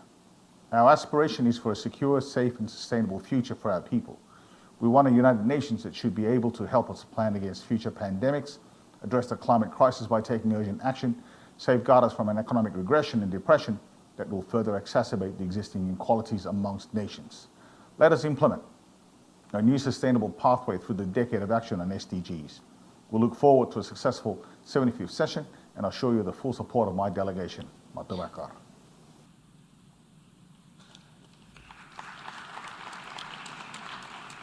I wish to thank the President of the Republic of Nauru for the statement just made. I now give the floor to the distinguished representative of Lebanon to introduce an address by the head of state. Thank you, Mrs. President. It is my honor to present the pre-recorded statement of His Excellency General Michel Aoun, the President of the Lebanese Republic.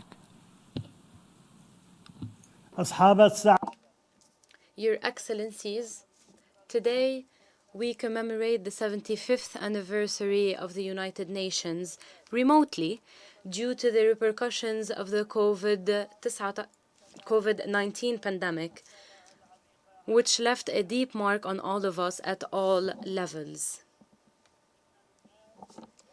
Lebanon was one of the 50 states which founded the United Nations in 1945 in San Francisco. Lebanon contributed to the drafting of the Universal Declaration of Human Rights in 1948. We therefore seize this opportunity today to reiterate our attachment to the UN Charter, principles, and noble objectives to serve the peoples of the world.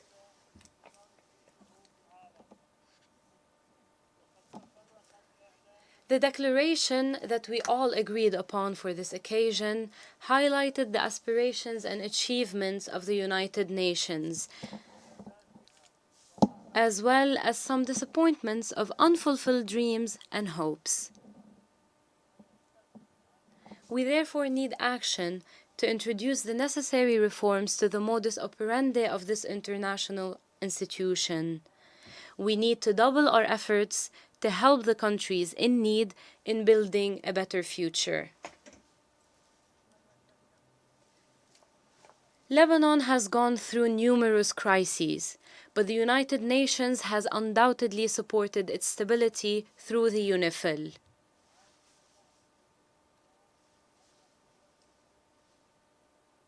Lebanon has found in the UN a development partner thanks to the UN agencies operating in the country.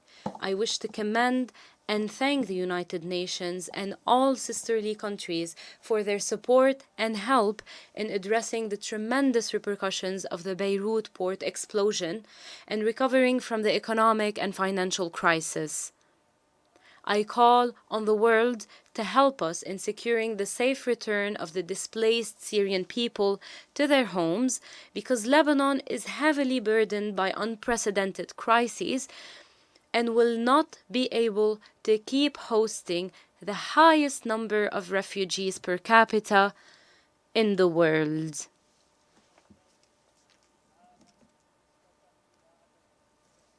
Your Excellencies, ladies and gentlemen, Lebanon is a co-founder of the United Nations and twice a non-permanent member of the Security Council.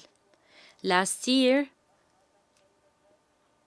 we decided to contribute to peacekeeping forces, albeit symbolically at first.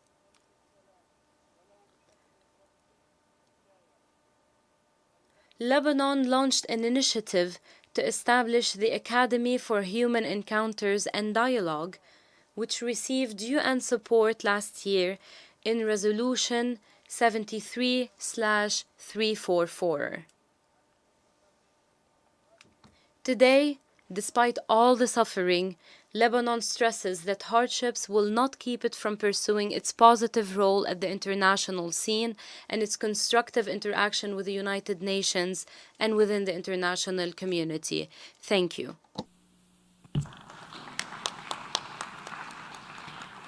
I wish to thank the President of the Lebanese Republic for the statement just made. I now give the floor to the distinguished representative of Ukraine to introduce an address by the head of state. President, I'm honored to introduce a pre-recorded statement by His Excellency Mr. Volodymyr Zelensky, President of Ukraine. Thank you. Distinguished Mr. President, I am proud to deliver this statement on behalf of Ukraine, one of the founding members of the United Nations, and to congratulate all of us with the 75th anniversary of our organization. I think when we met in New York a year ago, no one could have imagined that 2020 would arrange such a powerful crash test for our world. Today, we recall the fateful conference in San Francisco. Back then, difficult and unstable post-war times united the founding states, prompting them to put aside their contradictions in order to build a better world. A world of peace, respect, the rule of international law, human rights, and the truth. But regrettably, we have to acknowledge that the world of the 21st century is full of conflicts, aggression, dictatorship, and human rights violations.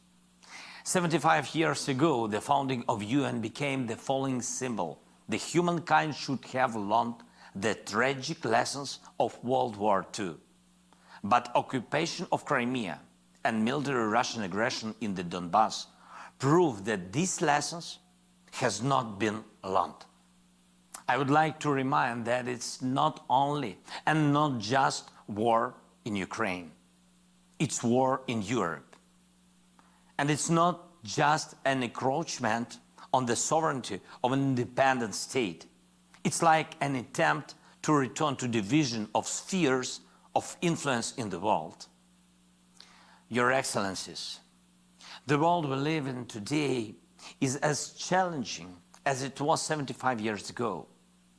Peace and prosperity remain the values people are shedding blood for in different corners of the world. For the previous 75 years, the humankind has climbed the highest peaks, dived into the deepest trenches, conquered the space, and even with the help of new technologies can hold UN meetings remotely. So, are we really incapable of stopping aggressions and wars? Do we need more bloody lessons to rethink our being on this planet? This year, the coronavirus pandemic came as a shock to all countries. We should use this warning sign to stop controversies and join efforts for achieving real groundbreaking results. Not only come back to the purposes and principles of the UN Charter, but to start their permanent and full implementation. Let's start now. There is no planet B. We live here and only once. I thank you, Mr. President.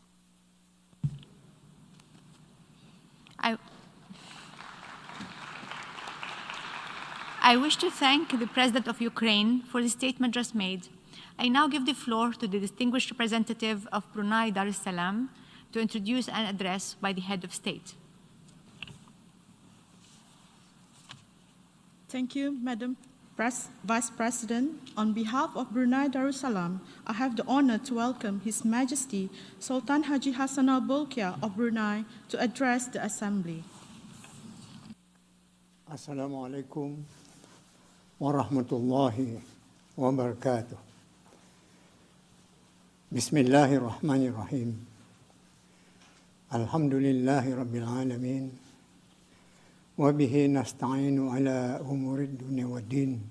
In the name of God, the merciful, the compassionate, may the peace, mercy, and blessings of God be upon you.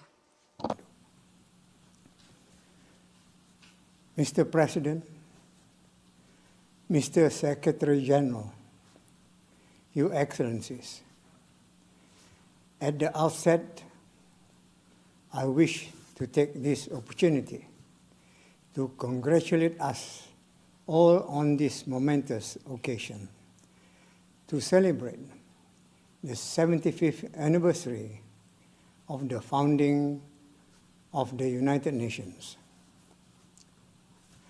I also join colleagues in congratulating His Excellency Volkan Bozkır on his election as the 75th President of the General Assembly.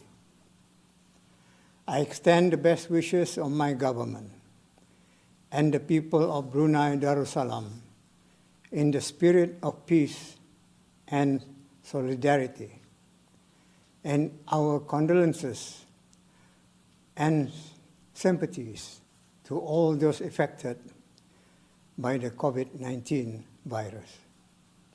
Mr. President, it is certainly a remarkable achievement for any grouping, let alone a large organization like the UN, to have remained relevant for 3/4 of a century. This global body has actively engaged and carried out its mandates on matters of significant concern to all. It reflects the commitment placed by UN members and the specialized bodies who want it to work and make the world a better place. Over the years, we have faced many challenges and were able to resolve conflicts in Bosnia, Timor-Leste, and closer still to us in ASEAN, in Cambodia. However, the question of Palestine, terrorism, achieving the Sustainable Development Goals, and many others remain work in progress. And now, we are facing new unprecedented challenges in our lifetime, like climate change and the COVID-19 pandemic. If history has taught us anything, it is that we could not have realized such achievements without the strong support and commitment from all nations. Not by abandoning the UN when it becomes politically difficult, but by working together and by seeking convergence both at the national and international levels. The UN is far from perfect, and the cost of maintaining it continues to rise every year. Nonetheless, there is no other option available that can replace its role. Therefore, we must continue to make it better, more cost-effective, and more empowered to support multilateralism and a world order based on the universal rule of law in ensuring this organization remains relevant to us all. Integral to this is the commitment by all member states to ensure that every nation uphold and respect the principles of sovereignty and territorial integrity as enshrined in the UN Charter, and where small countries like Brunei Darussalam can rely on and have our voice heard as equals among all nations, big or small. If this organization fails, we would all fail, diminishing the hopes of more than 7 billion people. It was in this spirit that my country joined this family of nations more than 35 years ago. Brunei Darussalam continues its pledge to work together with all member states and carry out our commitment and responsibilities, as well as pay our dues, to ensure that the world and its people will continue to live in peace, to develop and progress. Thank you.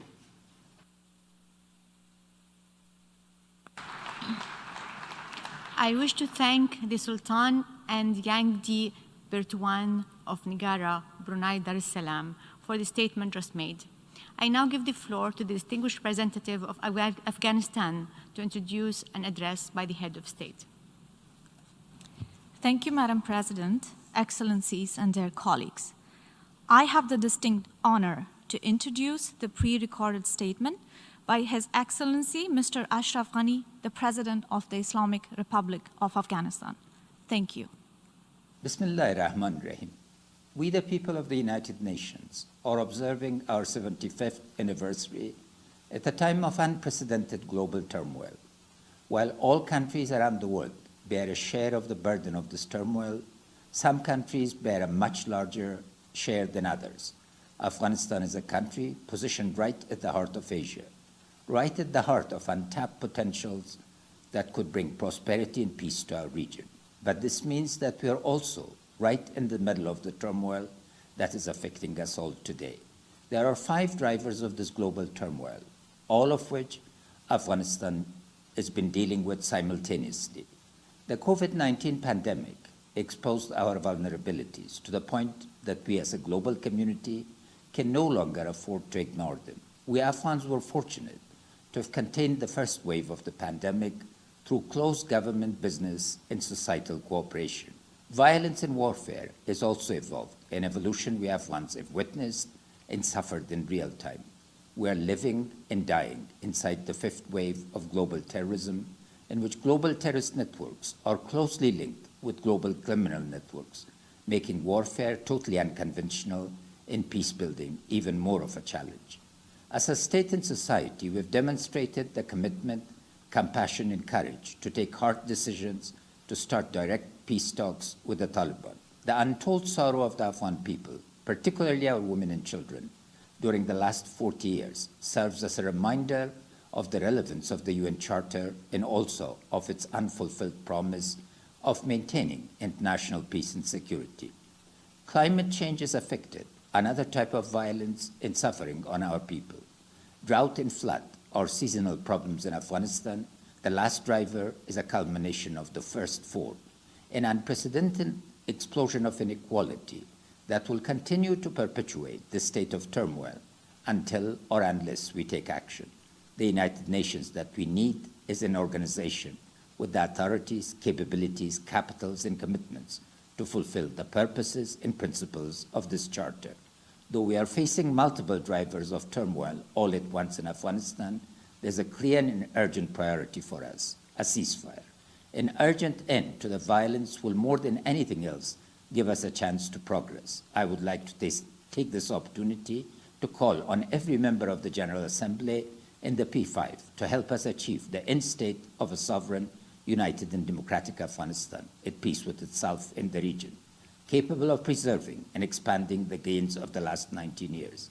A democratically stable and prosperous Afghanistan will be an example of how our collective will can overcome the turmoil and uncertainty that defines our world today.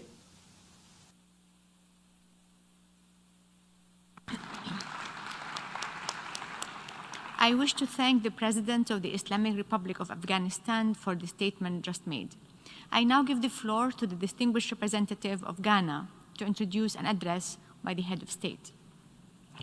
Madam President, it is my singular honor and privilege to introduce the pre-recorded statement of His Excellency Nana Addo Dankwa Akufo-Addo, President of the Republic of Ghana.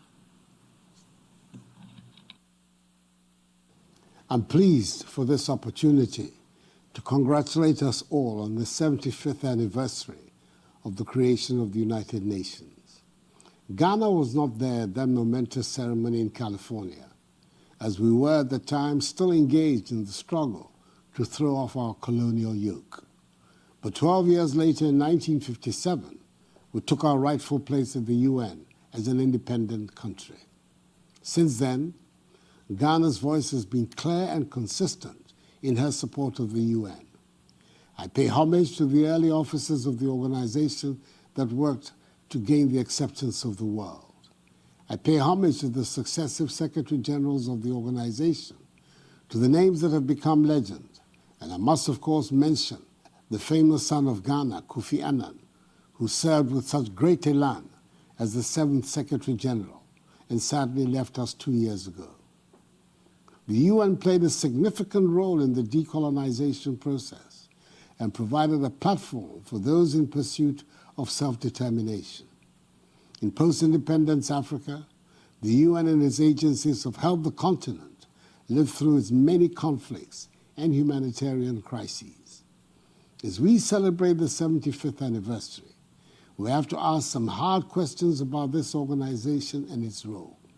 It was obviously a very different world that faced the drafters of the Charter 75 years ago, and we should not hesitate to examine continually what we have to do to make sure it remains fit for purpose in this 21st century.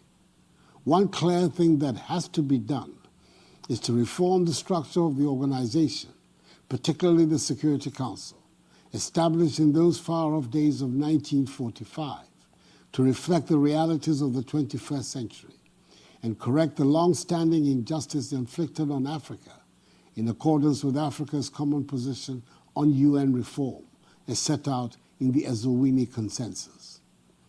I commend the Secretary-General for the year-long events, and I'm especially enthused by the deliberate inclusion of the youth. It will be key in ensuring the future relevance of the institution.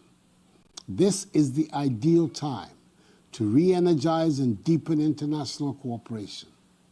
The COVID-19 pandemic has shown that we have no option but to depend on each other. The crisis has shown alarming gaps in the leadership of the world that can best be taken up by the UN, which is uniquely suited to build a global consensus around all the critical issues that agitate the world today. I'm proud to state that Ghana endorses the declaration for the 75th anniversary of the United Nations, and I hope that all member states will commit to working on delivering its positive vision to achieve the future we want. I thank you for your attention. I wish to thank the President of the Republic of Ghana for the statement just made. I now give the floor to the distinguished representative of Albania to introduce an address by the head of state. Madam Vice President, distinguished delegates, dear colleagues, I have the honor and the privilege to introduce the pre-recorded statement of the President of the Republic of Albania, His Excellency Mr. Ilir Meta. Mr. President, Excellencies, ladies and gentlemen, born from the ashes of the Second World War, the United Nations was established to save successive generations from the scourge of war, which twice, in the first half of the 20th century, brought untold sorrow to humankind. While the international community has been able to prevent military conflagrations of the magnitude witnessed during last century, on this 75th anniversary of the United Nations, all its member states are facing a new and invisible enemy of global proportions. The COVID-19 pandemic has plunged the world into a tough health and economic crisis, the likes of which has not been seen in nearly a century. However, differently from the world wars experiences, this time we are all at one front, all against the global pandemic of COVID-19. With a good professional and political guidance, with a great solidarity, better coordination and wise management, we can, and all together will succeed. We will succeed as we possess the multilateral instruments and mechanisms embodied in the United Nations and its specialized agencies, which do have today 75 years experience.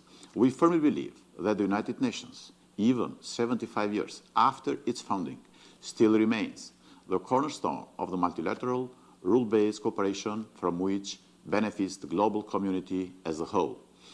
The consensus achieved on the political declaration on the commemoration of the 75th anniversary of the United Nations is a clear sign of our goodwill and ability to work together to rebuild a stronger, more responsive, efficient, and resilient multilateral architecture. Mr. President, Albania embraced since the very beginning this outstanding worldwide organization and became part of it in 1955. It embraced and implemented its principles, which, due to its founding charter, committed to maintain and enforce international peace and security, to promote cooperation in solving international social and economic problems, and to work for equality and promotion of the human rights. Albania is a country that has supported and continues to support any international effort in favor of global peace and security. In addition, my country develops a constructive regional policy based on the principles of good neighborly relations and the respect for minority rights. My country fully shares the vision for a safer region with a clear European perspective and with comprehensive and sustainable mechanisms to counter also the new emerging security threats. Albania's candidacy for a non-permanent seat to the Security Council for the period 2022-2023 is the pledge to engage in all efforts to maintain international peace and security, to support the development of democracy and protect human rights. We strongly believe that effective multilateralism and inclusive approach is the only way to challenge immensely complex questions related to maintaining of peace and security of the international community. In this regard, we strongly support the vision and the ambitions reform agenda of the Secretary-General to reform the three pillars of the United System. We are confident that a reformed UN will deliver a more integrated and system-wide approach to achieve the 2030 agenda and make sure no one is left behind. Last but not least, let me emphasize that conflicts will not be resolved and sustainable development not occurs without the equal and active participation of women and youth at all levels. Moreover, human rights can never be fully upheld unless they are also enjoyed by all the strata of our societies. By way of concluding, Mr. President, I would like, in this important anniversary, to express gratitude to all women and men that have served under the UN flag and paid tribute and respect to those who have paid the ultimate price in the line of duty.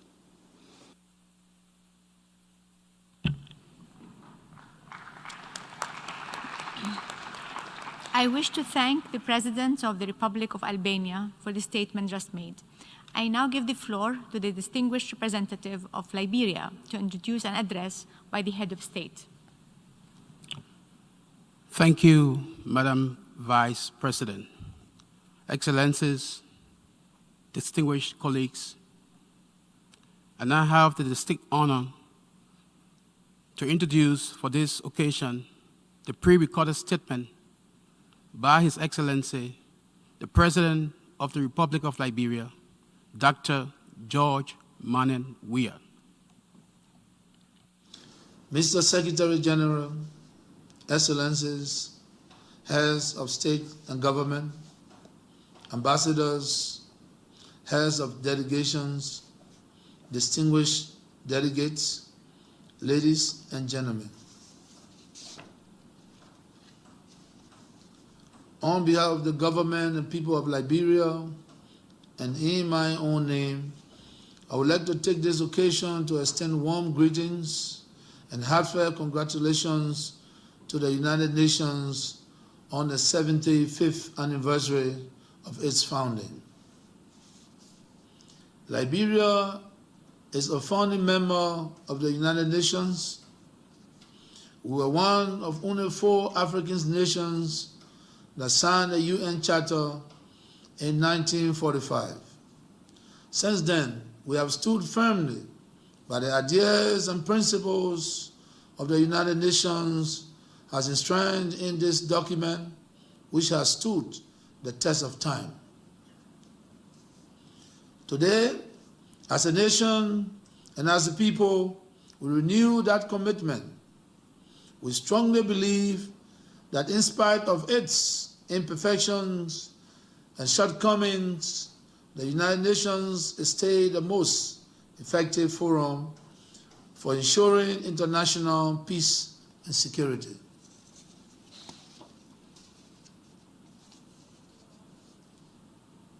Through its many humanitarian agencies, it has been very effective in the advancement and development of humanity and the protections of human rights and the vulnerable in society.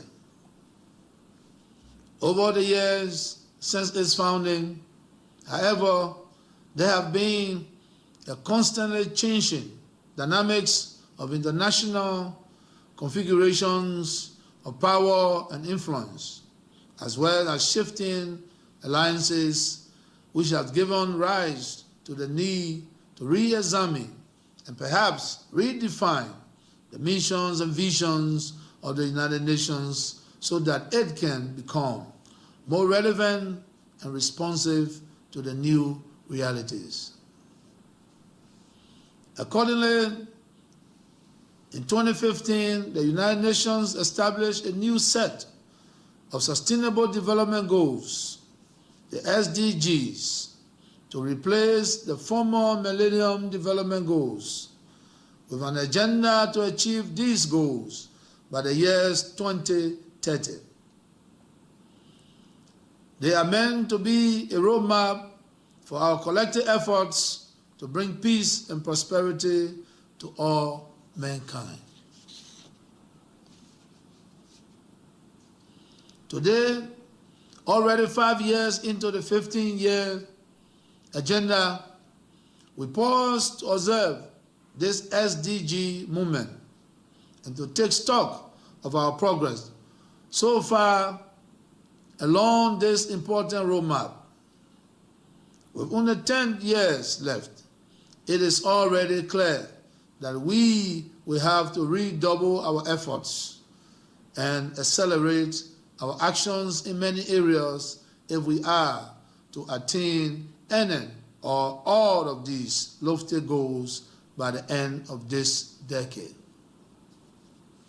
In so doing, we must take into account the fact that the advent of the COVID-19 pandemic has not only slowed our progress, but has also exposed in many ways the vulnerabilities and shortcomings of the current international world order. The impact is especially felt in the areas of income inequality, poverty reductions, and sexual and gender-based violence, as well as discrimination against women and girls. It is important, therefore, that in our response to the COVID-19 pandemic, our search for solutions will be guided within the framework of these global goals in a manner that will accelerate our transition to more sustainable and inclusive economies.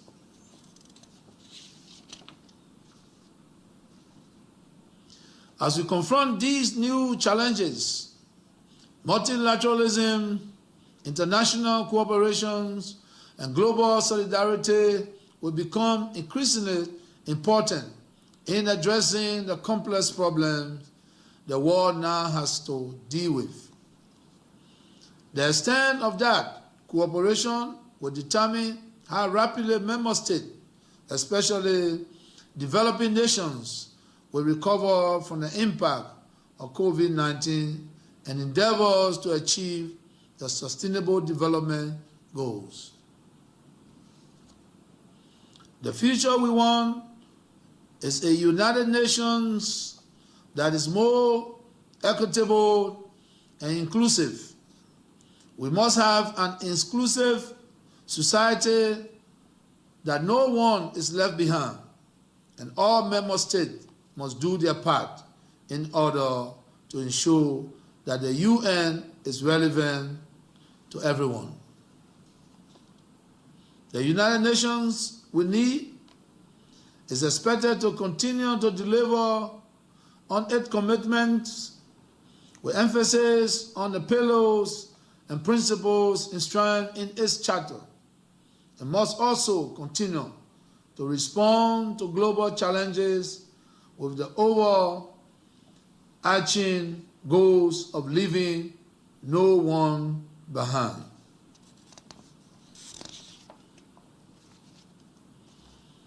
Let us all, therefore, take urgent and concrete actions towards the implementations of 2030 Agenda and the timely attainment of the Sustainable Development Goals.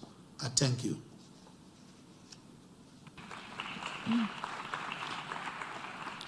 I wish to thank the President of the Republic of Liberia for the statement just made. I now give the floor to the distinguished representative of Equatorial Guinea to introduce an address by the head of state.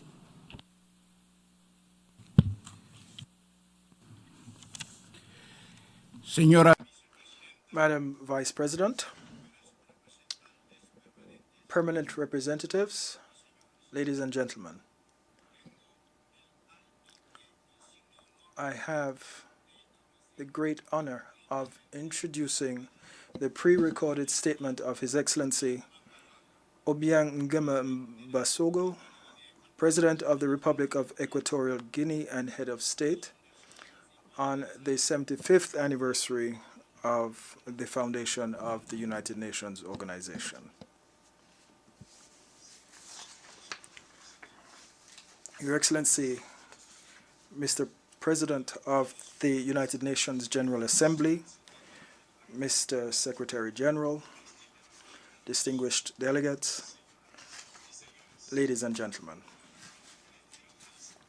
The commemoration of the 75th anniversary of the United Nations is a historic occasion that invites us to engage in a thoroughgoing analysis of our work over these years. Years during which our countries deposited their faith and hope in multilateralism in a bid to maintain international peace and security, in a bid to promote peaceful and friendly relations of cooperation and solidarity among nations, to create a world free of conflicts where the lives and well-being of humankind would be safeguarded. I am pleased to recognize the great work carried out since then by eminent politicians, diplomats, men and women of science and learning, who have created an international legal system that effectively regulates relations among nations. As the greatest success of the United Nations in its 75 years. We are also pleased to know that decolonization has been another of the unquestionable positive outcomes. So too has been peaceful resolution of conflicts and the humanitarian assistance delivered across the world. Therefore, and from this global podium, I wish to pay a heartfelt tribute to all the Secretary Generals who have led the United Nations, to all the presidents of regular plenary sessions and special sessions of the General Assemblies, and to all delegations of member states who year after year have inculcated new forms of viewing the world that could guarantee its peace, stability, and secure lives for humankind. Nevertheless, Your Excellencies, we wish to call attention to the contrast between all that intellectual and moral work over the years, which seems to have been buried by the lack of any real political will on the part of member states. buried by hegemonistic ambition for power, which undermines the legitimacy of the United Nations, weakens and erodes its vital work. Indeed, the lack of respect for the current international legal order is the cause of the many conflicts, wars, unjust situations, abuse of power, and arbitrary use of force in international relations.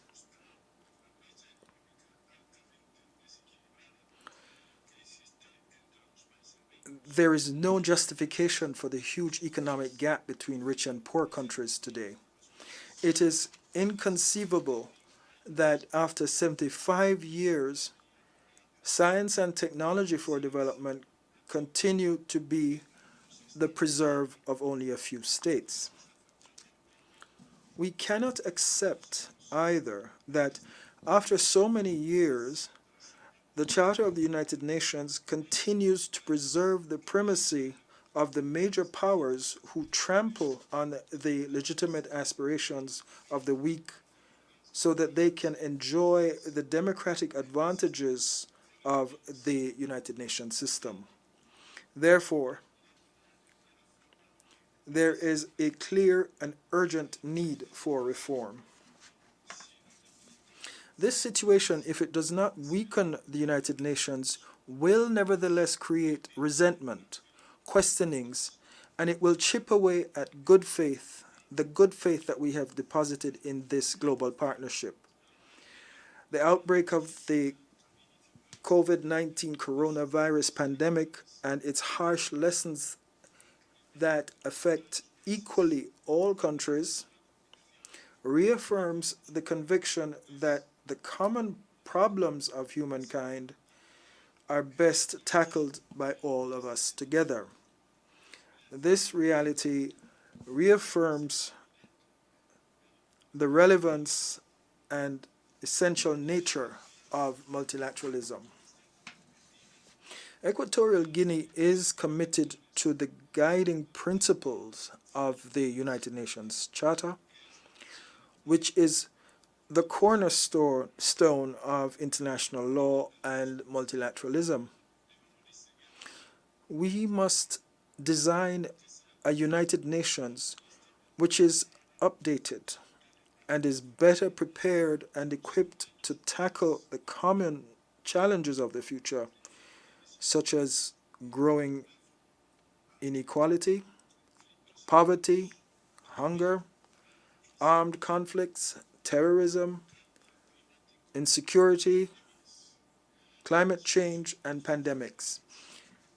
Solving these problems requires us to ensure that we fulfill the United Nations 2030 agenda. I wish to conclude with an invitation to everyone to put an end to malign behaviors and ensure that the commemoration of the 75th anniversary of the United Nations will be an inflection point between an unsafe world full of conflicts and the dawn of a new generation of peace, security, and prosperity. Thank you very much.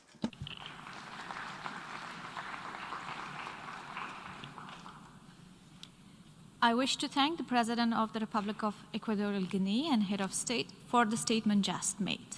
I now give the floor to the distinguished representative of Maldives to introduce an address by the Head of State.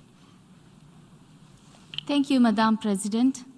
I have the great honor and privilege to introduce the pre-recorded statement by His Excellency Ibrahim Mohammed Saleh, President of the Republic of Maldives.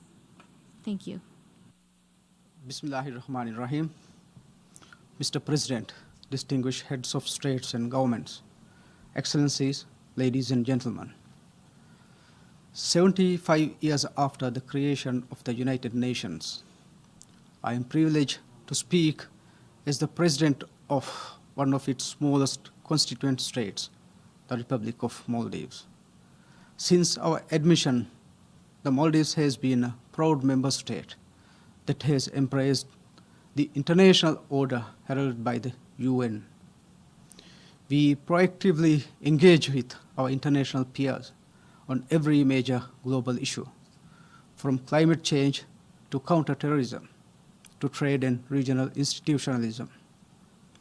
We have carved out a peace for ourselves as a leading representative of small island states, such as those comprising AOCs, in which capacity we continue to remind the international community of their moral obligations to the planet and of the existential risks posed by the climate emergency. Mr. President, the Maldives is fully committed to the vision conceived by the UN's founders and outlined in its charter. The world immediately preceding the 1945 San Francisco Conference was an ugly one and ravaged by warfare and international strife. The United Nations was pivotal to leaving behind those dark chapters in history and heralding the most peaceful and progressive era humanity has ever known, one founded upon the Charter's principles of sovereign equality and self-determination and imbued with the multilateral spirit of its founders. We must keep alive that same multilateral spirit if we are to address one of the greatest global challenges since the creation of this organization, COVID-19. The task immediately confronting the world community is recovering from the disease's impacts. Vulnerable countries such as the Maldives and other small island developing states in particular will need the international community's assistance to first revive our economies predominantly based on tourism and at the same time to build our resilience by diversifying our means of income and ensuring social protection. We are in turn committed to working with our international partners and standing shoulder to shoulder with the rest of the world community in confronting this and future challenges, as we have always done as a proud member of the United Nations. Thank you.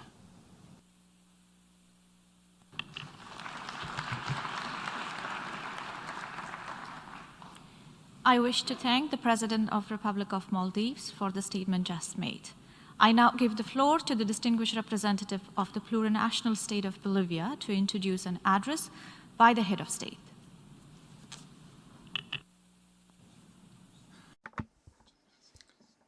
Thank you very much, Madam President. Secretary-General, distinguished colleagues, I have the great honor of presenting to you the pre-recorded message of Madam Chavez, the President of Bolivia, on the 75th anniversary of the United Nations. Thank you.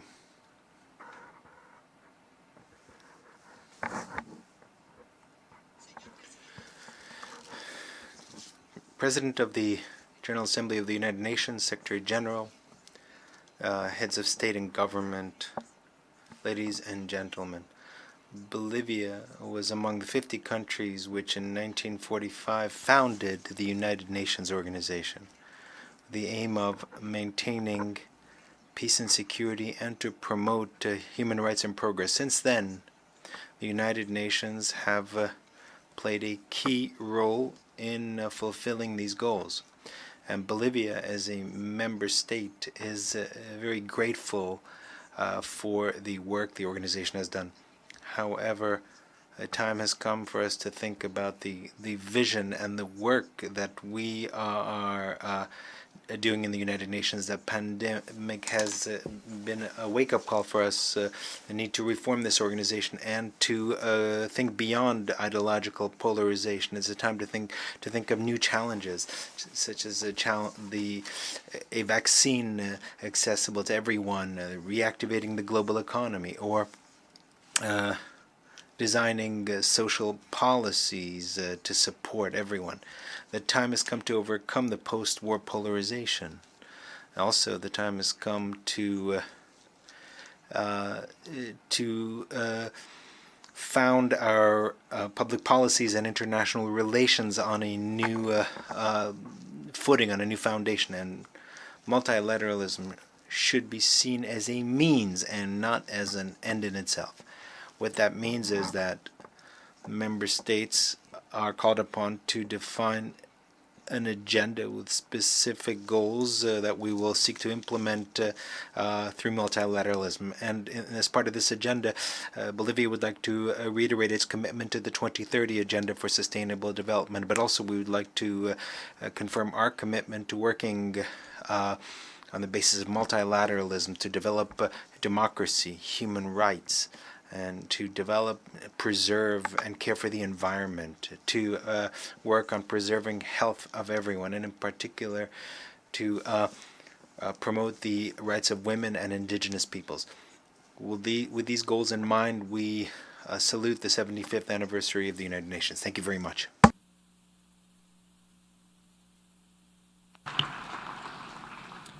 I wish to thank the constitutional president of the plurinational state of Bolivia for the statement just made. I now give the floor to the distinguished representative of the Dominican Republic to introduce an address by the head of state.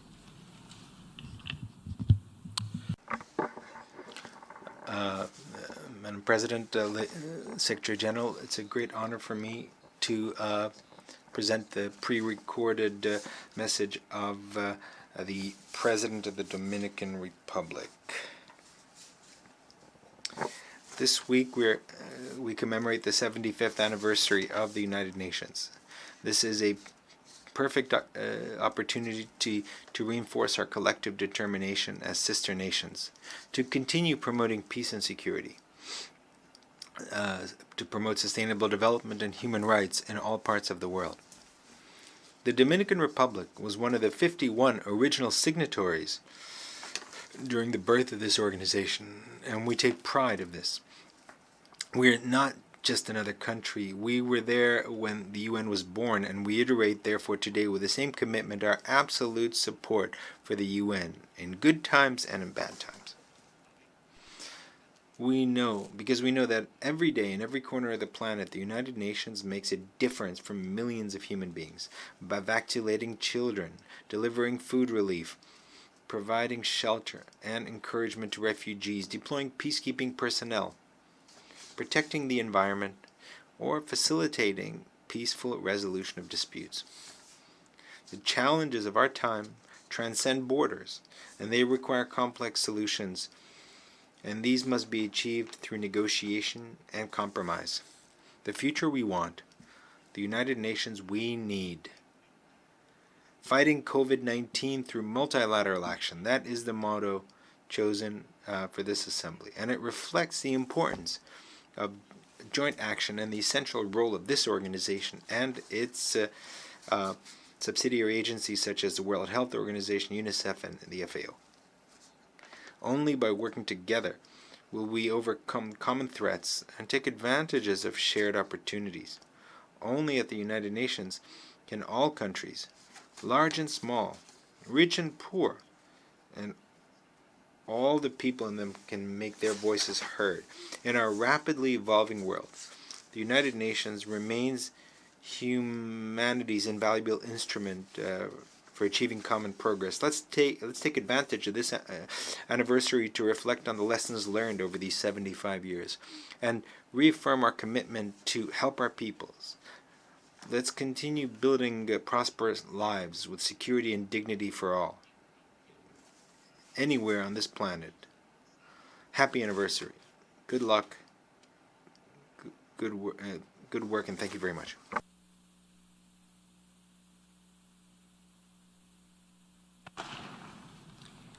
I wish to thank the President of the Dominican Republic for the statement just made.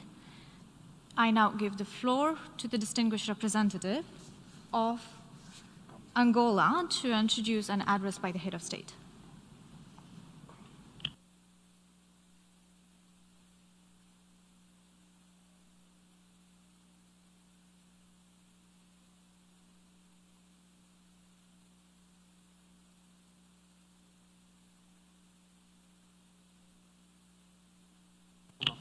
Our sincere apologies The list was just updated recently.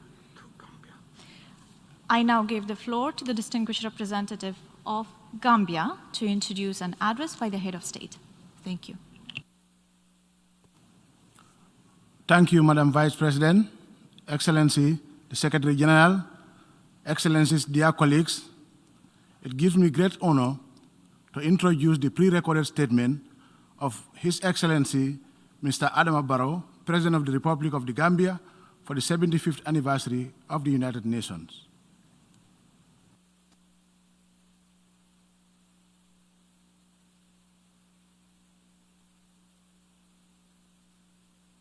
Mr. President, Mr. Secretary-General, Your Majesties, Excellencies, distinguished head of state and government,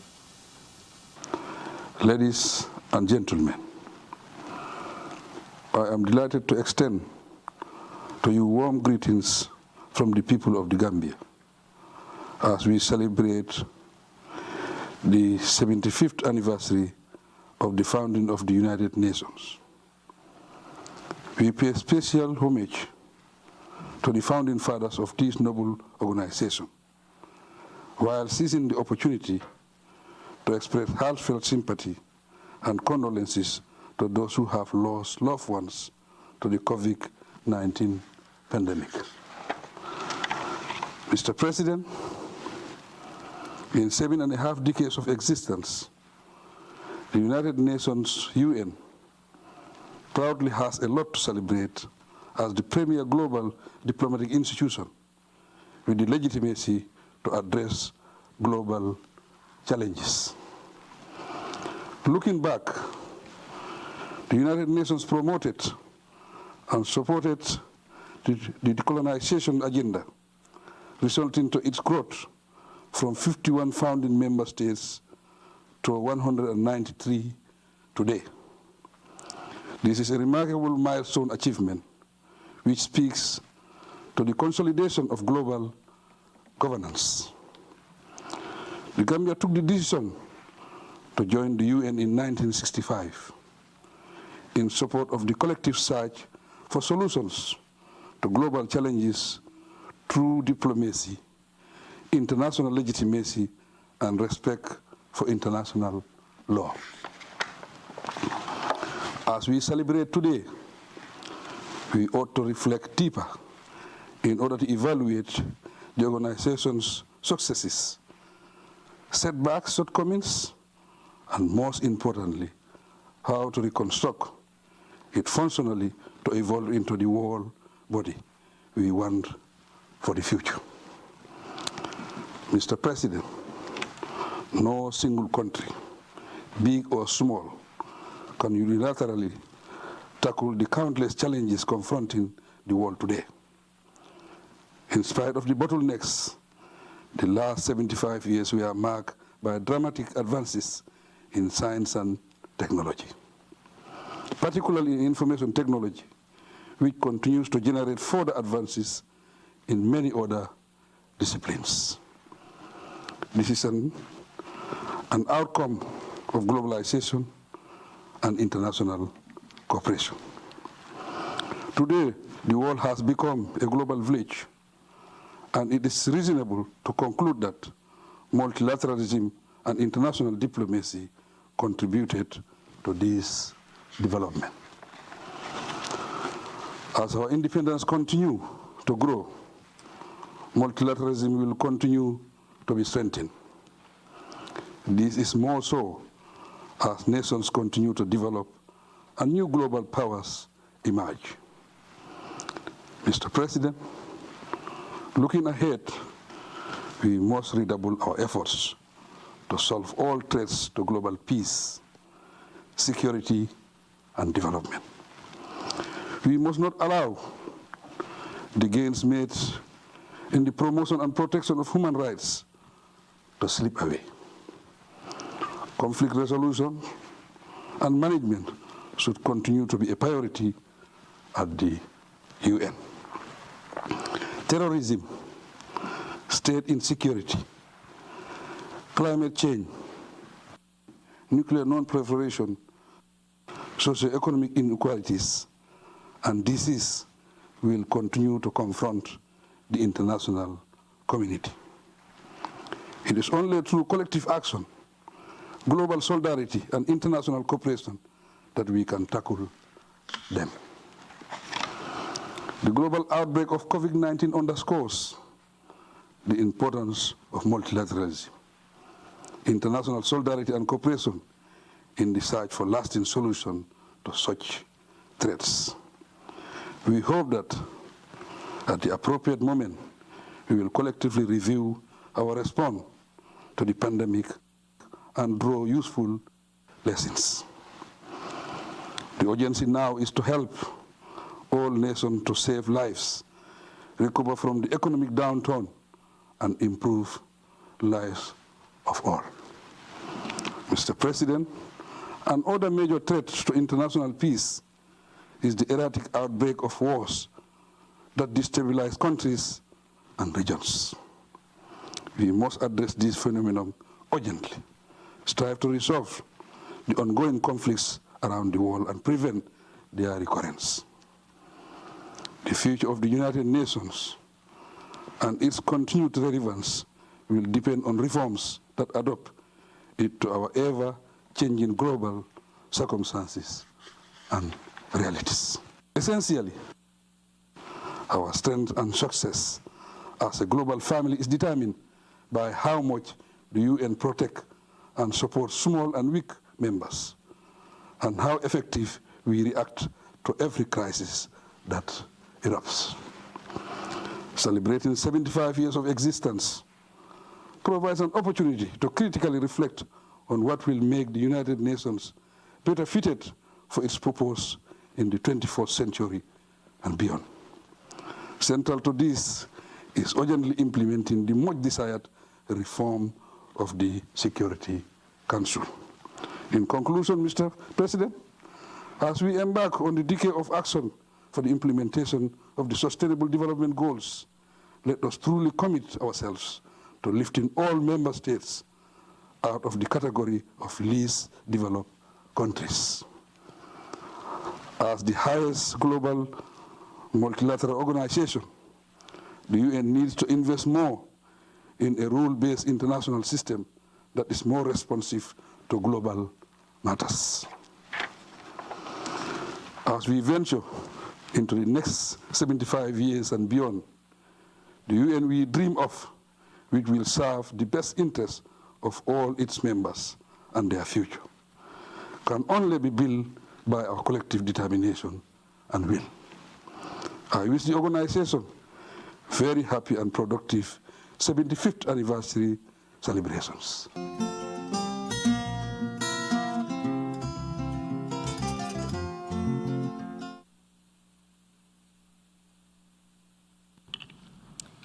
I wish to thank the President of the Republic of Gambia for the statement just made. I now give the floor to the distinguished representative of the Federated State of Micronesia to introduce an address by the head of state. Madam Vice President, Excellencies, I have the honor to introduce His Excellency David W. Paniwala, President of the Federated States of Micronesia, and his pre-recorded address. I thank you. Mr. Secretary-General, Excellencies, and friends, in September 1991, my country, the Federated States of Micronesia, proudly joined these United Nations. We believed then, as we do now, that the United Nations was the best solution to many of the challenges we face. Since its founding 75 years ago, this United Nations has managed to keep peace and security throughout the world. But security in 2020 is no longer just about formal wars between nations. Security also includes abstract threats such as COVID-19 and climate change. We must live up to the promises of the 2030 Sustainable Development Agenda to upholding truly sustainable development that captures the transformative vision where people, planet, peace, prosperity, and partnership is placed at the center of our work. This 75th anniversary coincides with the start of the decade of action to deliver on the Sustainable Development Goals and the ever-present challenge of COVID-19 pandemic. I share the sentiments that the 2030 Sustainable Development Agenda is our world's best blueprint to address COVID-19 pandemic, recover from it, and build more equitable and sustainable societies towards 2020. Mr. Secretary-General, there are opportunities to build back a greener and bluer world. As custodians of the blue continent, and for us in Micronesia, we continue to do our part to ensure that the paradise in our backyards remains tranquil. But we have also realized that on an interdependent planet, our actions alone are not enough. Those that have caused this climate crisis need to step up and lead by taking more ambitious and mitigating actions and providing the means of implementation. It is still within our reach to leave a habitable planet for future generations. While the journey of our United Nations has not always been steady, it is the single most useful multilateral organization in promoting global solidarity, peace, and security. There are both achievements to celebrate and hard lessons to build upon. Much work remains ahead, but we have hope and we take ownership in this organization and its potential. We believe with every part of our hearts and minds that we can collectively shape the future we want and the United Nations we need. Happy 75th anniversary to our United Nations and all of our friends around the world. Secretary General, thank you and congratulations.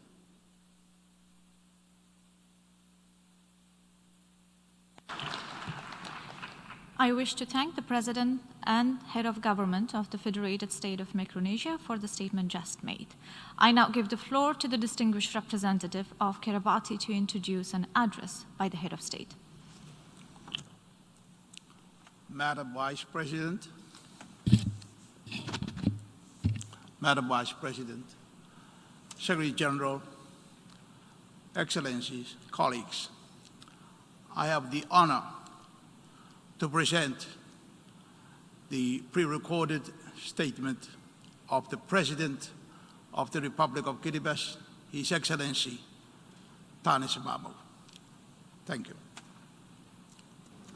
Mr. President, the UN Secretary-General, Excellencies and distinguished delegates, in His holy name, greetings from the people and the government of the Republic of Kiribati. Kamnapani Mauri.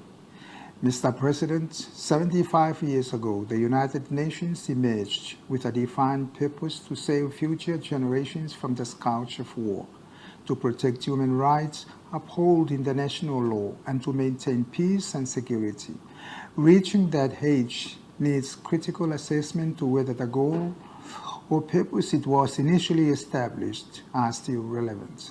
Over the years, the purpose of the United Nations has changed dramatically, but may still not be exhaustive. In the 21 years since Kiribati joined the United Nations family on September the 14th, 1999, our partnership continues to evolve in accordance with national development priorities. However, unprecedented challenges such as climate change and natural disasters and the recent pandemic of COVID-19 require a more effective and timely response. Mr. President, my government continues to advocate its Vision for 20 Years plan, known as the KV20, which is premised on 4 pillars, focused on first, the development of our natural, human, and cultural capital. Secondly, developing a secure, peaceful, and corruption-free society premised on traditional values, Christian ethics and morals, principles of the democracy, and the rule of law. And thirdly, improving connectivity and accessibility. And finally, increasing access to utilities and social infrastructure. This is the future we want. And we need a United Nations that is cognizant of these priorities and undertakes to deliver change and development through its agencies, programs, and multilateral systems in a timely manner. The theme today should not be seen as a mere reminder. Rather, should be taken as a challenge for leaders to build the future that our respective peoples want by a United Nations that can redefine its purpose as needed by its member states. Mr. President, on this occasion, it is therefore critical to reaffirm our collective efforts to enhance links between our governments, our multilateral institutions, and work together to create a wealthy, healthy, and peaceful future for our peoples and all our brothers and sisters of the United Nations. Mr. President, Secretary-General, Excellencies and distinguished delegates, ladies and gentlemen, allow me to close my brief remarks with the traditional blessings of Kiribati, the Maori, the Raya or the Tapamor, meaning health, peace, and prosperity to you all. I thank you, Mr. President.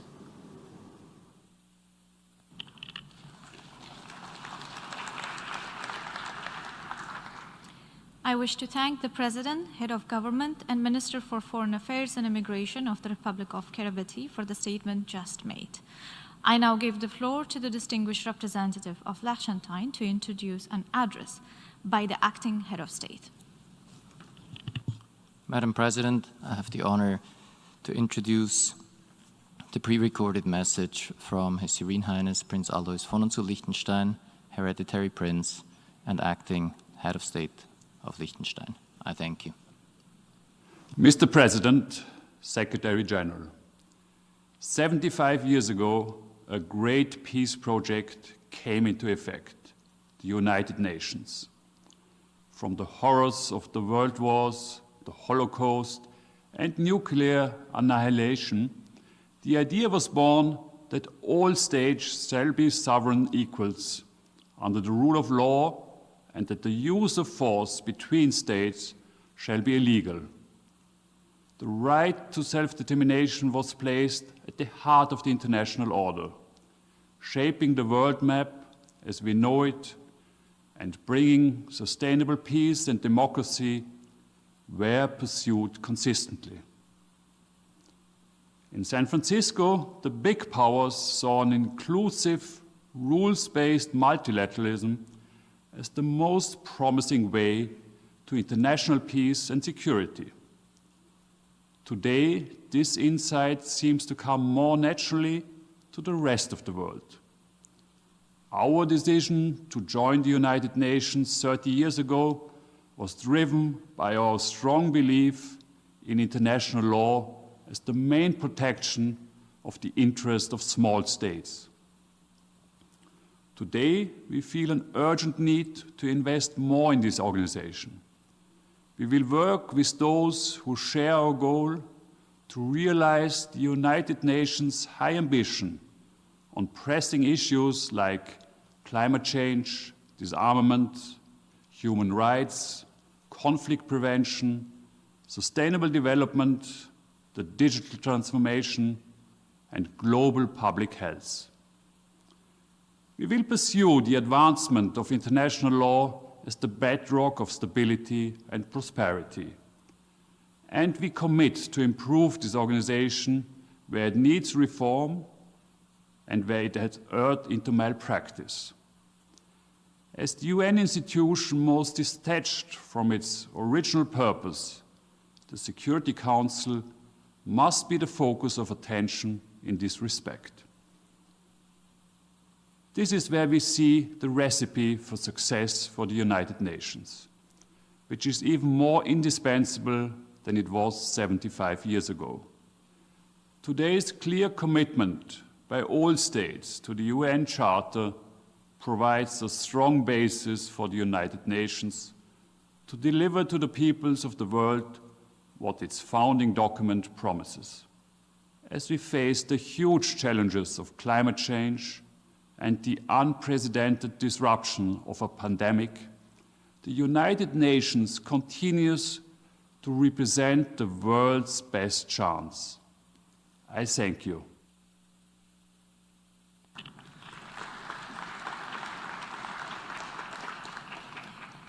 I wish to thank the acting head of state of the Principality of Liechtenstein for the statement just made.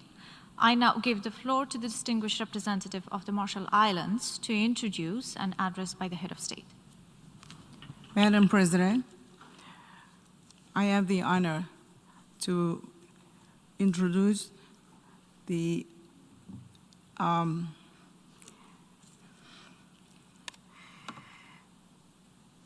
pre-recorded statement by His Excellency David Kabua, President, Republic of the Marshall Islands.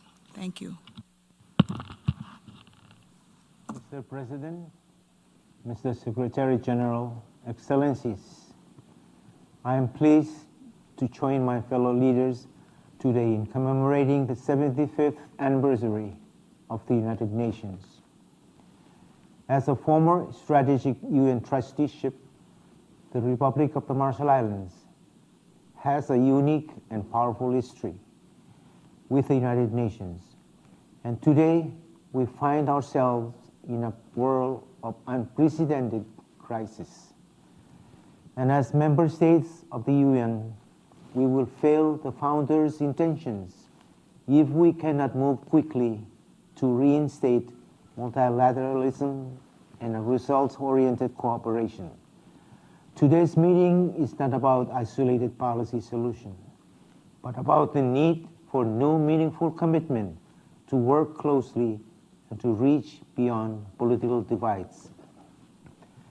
As a low-lying atoll nation with no higher ground for retreat, climate change possesses severe threats, not just to our future development, but towards our core security, human rights, and our way of life.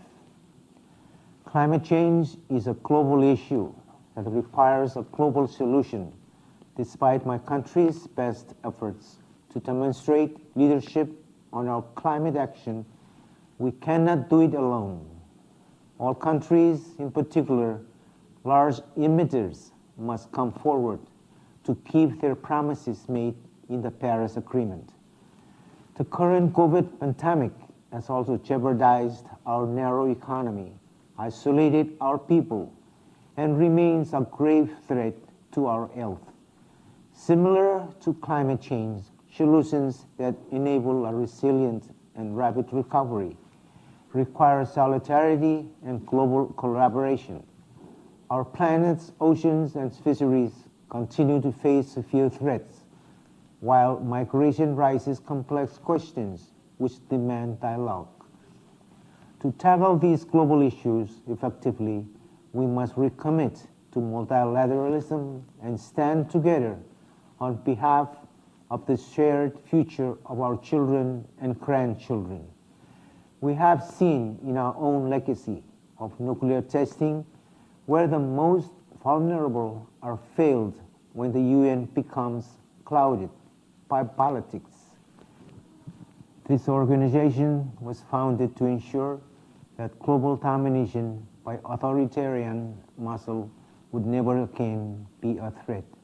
So today is perhaps not so much a celebration, but a vital reminder that we will fail the future if we cannot remember the lessons of the past. This anniversary forces us to ask the question, will we be here to celebrate the UN's 100th anniversary? We look to our fellow members to help us save our place in this world.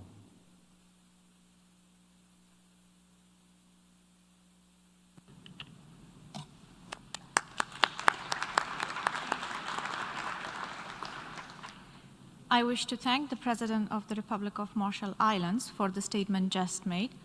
I now give the floor to the distinguished representative of Gabon to introduce an address by the head of state.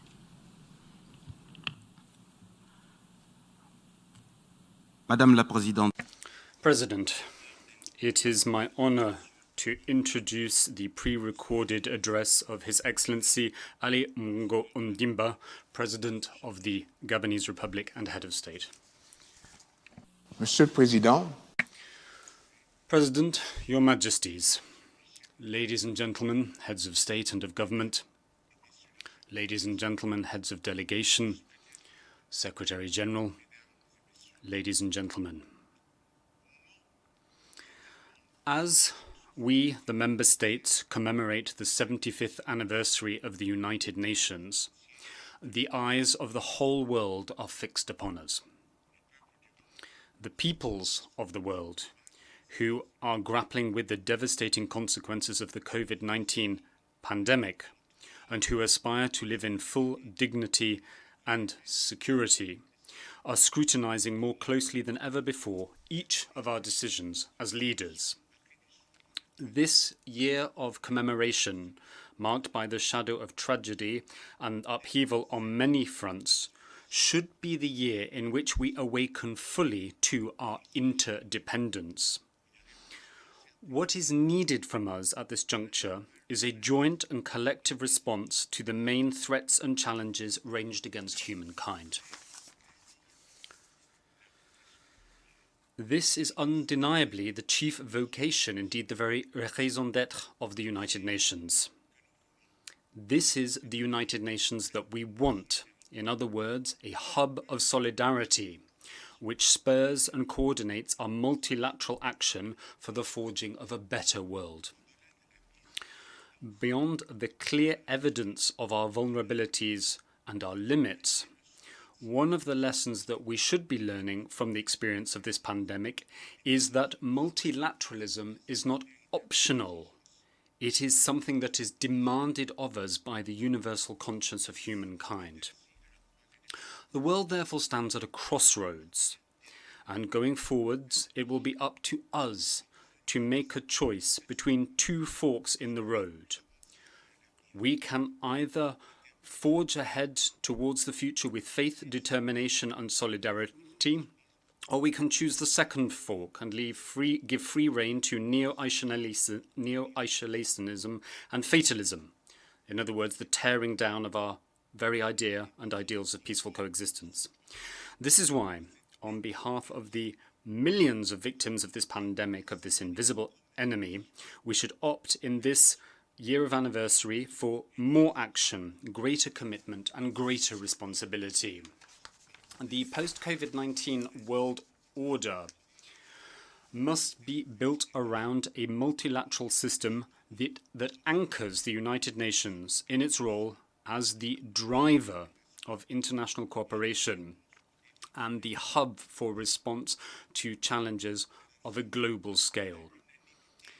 The unanimous adoption of a declaration reaffirming our faith in multilateralism and our determination to pursue the future of the United Nations resounds as an urgent appeal for more inclusivity on the major questions that lie before us at this moment in history of humankind.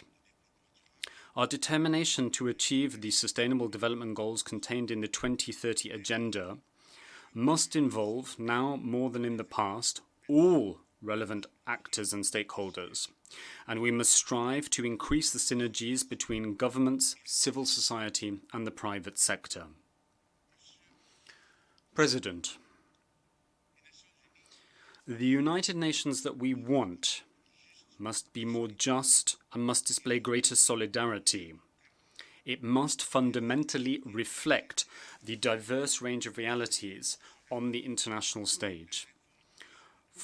To achieve that end, a root and branch reform of the main organs of the United Nations is more indispensable than ever if we are to position this organization to meet today's challenges and to be fit for purpose for a world that is in constant flux.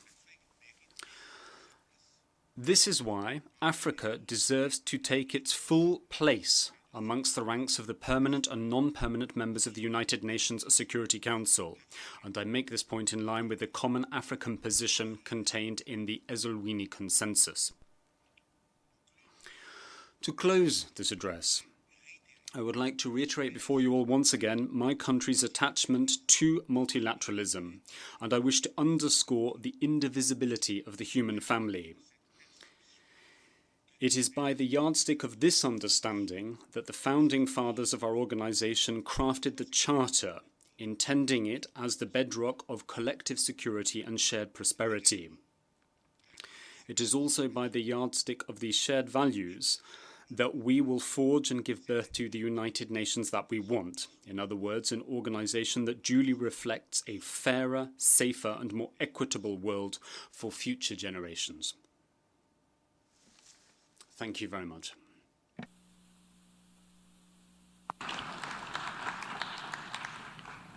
I wish to thank the President of the Gabonese Republic for the statement just made. I now give the floor to the distinguished representative of Slovenia to introduce an address by the head of state. Thank you, Madam President. Madam President, distinguished delegates, my dear colleagues, I have the pleasure and honor to announce the pre-recorded statement by Mr. Borut Pahor, the President of the Republic of Slovenia. Mr. President. Dear friends, 75 years ago, our mothers and fathers said, never again. They said no to another total war, pointless death and suffering, no to nationalistic and extremist tendencies, no to a life in uncertainty and fear. I, as well as many of you, grew up in a peace and prosperity, in a world built on the values and ideas of the UN founders. Yes, the UN has failed to prevent all the conflicts, could and should oftentimes react quicker, better, more determined. Nevertheless, we have to agree that the world has been a better place since October 1945 because of the United Nations. However, ladies and gentlemen, the world today is a very different place than 75 years ago. Today's world is less predictable and less secure than it was yesterday. Amidst the COVID-19 pandemic, the very fact that we are celebrating this important anniversary in this unprecedented way, each of us, from her or his different part of the world, clearly indicates that we are capable to adapt to do our joint work for the one humanity and the one planet that we are all share. Let me therefore take this opportunity to reaffirm Slovenia's commitment to the multilateral cooperation in the framework of the UN and other international and regional organizations, including within the scope of its EU membership and presidency in 2021.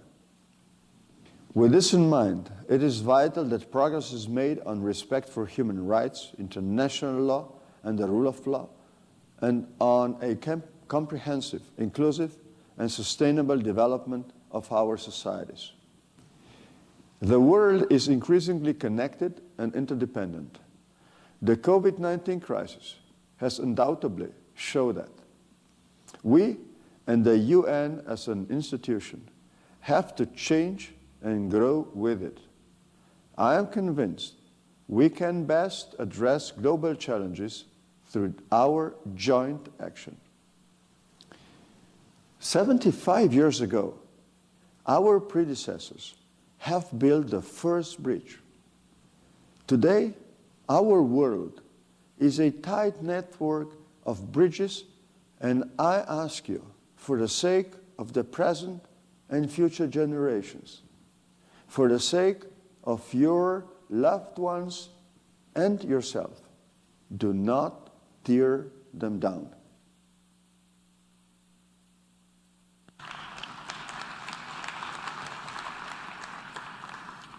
I wish to thank the President of the Republic of Slovenia for the statement just made.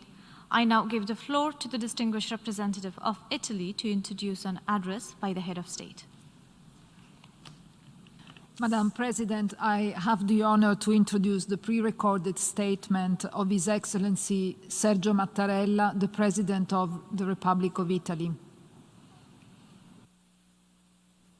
Signor Presidente dell'Assemblea Generale, signor Segretario Generale, celebriamo oggi un successo. L'ONU ha reso migliore, signor Segretario Generale, celebriamo oggi un successo. L'ONU ha reso migliore la vita della comunità internazionale. Non ignoriamo manchevolezze e insufficienze del suo sistema. Malgrado queste, si è agito, sovente con successo, per rimuovere o ridurre le tensioni internazionali, perché i conflitti trovassero composizione pacifica, perché l'agenda del mondo prendesse atto di diseguaglianze tra i popoli, alle quali porre riparo, e della limitatezza delle risorse disponibili sulla Terra. La grande visione che portò la Carta di San Francisco e al proposito mai più guerra tra i popoli è più che mai attuale. La Repubblica Italiana è orgogliosa di aver fornito il suo contributo in coerenza con i valori della sua Costituzione. Le Nazioni Unite sono state un formidabile strumento della stessa legittimazione dei singoli Stati e delle loro iniziative in quell'ambito. Per l'Italia costituì un traguardo l'ammissione all'ONU nel 1955. L'ONU nei decenni ha accompagnato e sancito l'indipendenza di tanti paesi, divenuti protagonisti nella vita del suo sistema. Oggi, accanto agli Stati, la realtà internazionale si è arricchita di nuovi importanti attori globali, espressione della società civile. È il risultato della stagione dell'affermazione dei diritti, della Dichiarazione universale del 1948 alla Carta del 1974 sui diritti e doveri economici degli Stati. L'ONU ha saputo promuovere una più profonda comprensione tra i popoli, un rispetto reciproco che allontanano la logica della competizione e affermano il principio della pacifica convivenza e della cooperazione. Basti pensare all'impegno di tutti i governi del mondo contro la pandemia. I meccanismi decisionali non possono che essere ispirati a questi obiettivi e alla più ampia partecipazione. Abbiamo di fronte avversari temibili, l'intolleranza, il sottosviluppo, le diseguaglianze, i cambiamenti climatici. Deve accrescersi l'efficacia delle iniziative di pace che costituiscono il cuore delle azioni del Palazzo di Vetro. Ciascuna generazione ha le sue prove. Si riaffacciano alle crisi umanitarie, che a loro volta provocano crisi migratorie, il terrorismo, una rinnovata corsa al riarmo. Tensions and challenge the trust between countries. Preventive diplomacy as a way of avoiding conflicts is the way forward. The UN must be able to take on and manage the necessary peace initiatives. 50 years after the conference in New York that brought together an assembly of the world's youth to discuss their future, the world we intend to entrust to the new generations must be better than the one we have inherited. The United Nations is an instrument to achieve this goal, to give hope for the future of humanity.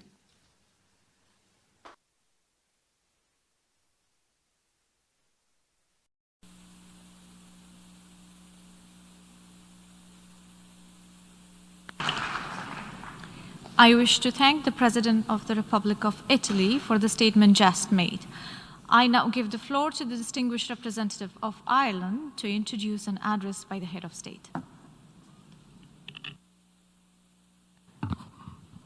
Madam President, thank you very much. I have the honour to introduce the pre-recorded statement of Uachtaráin na hÉireann, President Michael D. Higgins, the President of Ireland.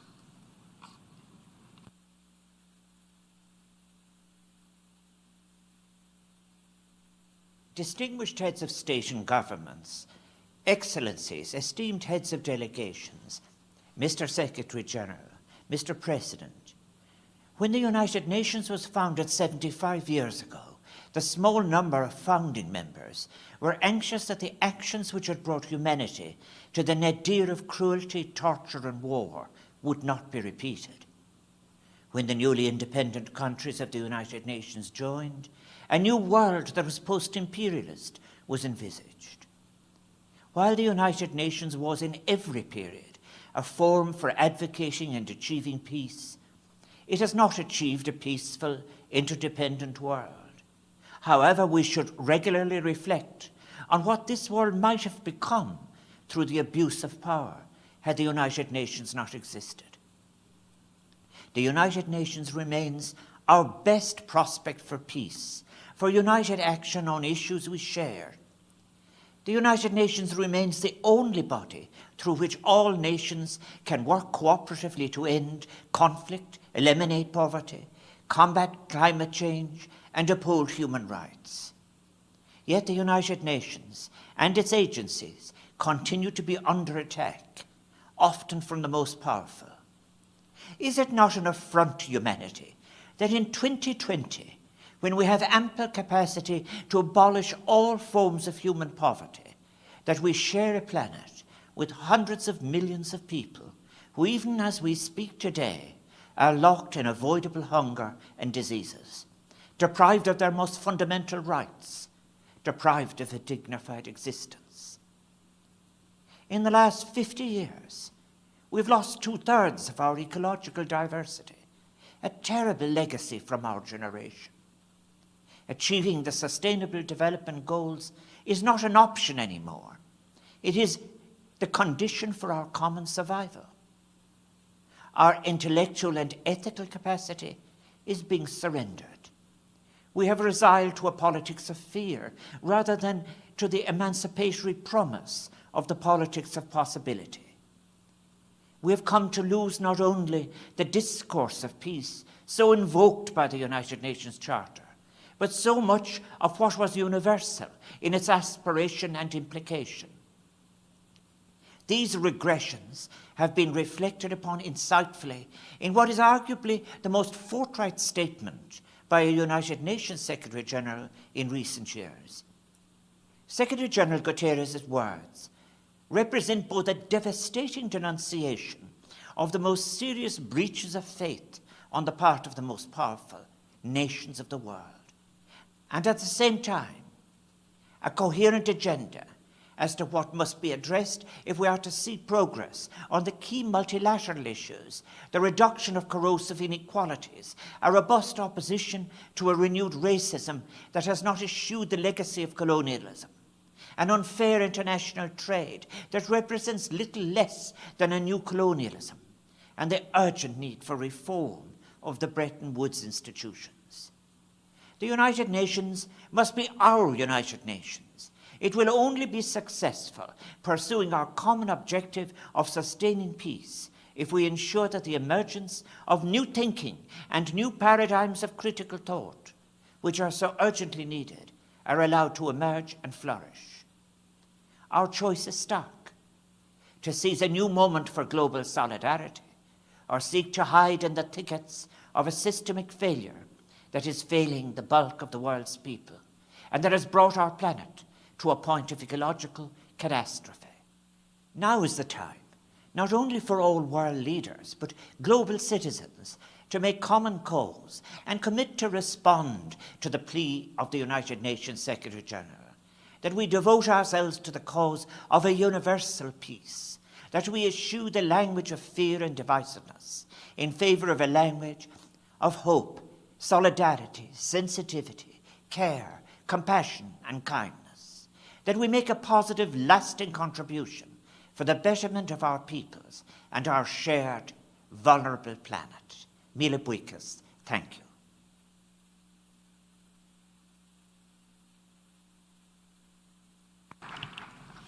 I wish to thank the President of Ireland for statement just made.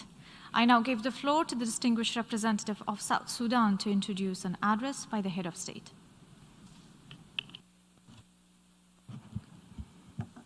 Madam President, since the establishment of the United Nations in 1945, its member grew to a 193-member organization.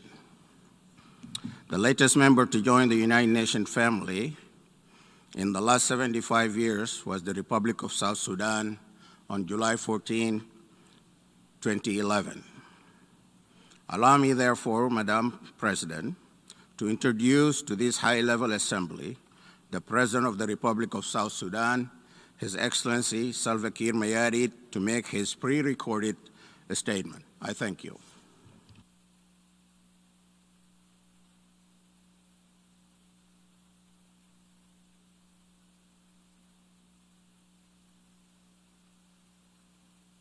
Your Excellency, Ambassador Volkan Bozkir, President of the 75th Session of the United Nations General Assembly. Your Excellency, António Guterres, Secretary-General of the United Nations. Your Excellencies, Heads of the State and Government, distinguished delegates, ladies and gentlemen, it is my honor to address this special session of the United Nations General Assembly, which celebrates the UN 75th anniversary. Mr. President, let me take this opportunity to congratulate you on your election and the Republic of Turkey for presiding over this historic 75th session of the United Nations General Assembly. I would also like to congratulate the members of the United Nations for servicing humanity in the last 75 years. We have reasons to celebrate this anniversary because the UN and its organs have given us the safer world we live in today. Mr. President, despite these achievements, United Nations cannot fulfill its potential in this century without reforms in the Security Council. In this regard, we believe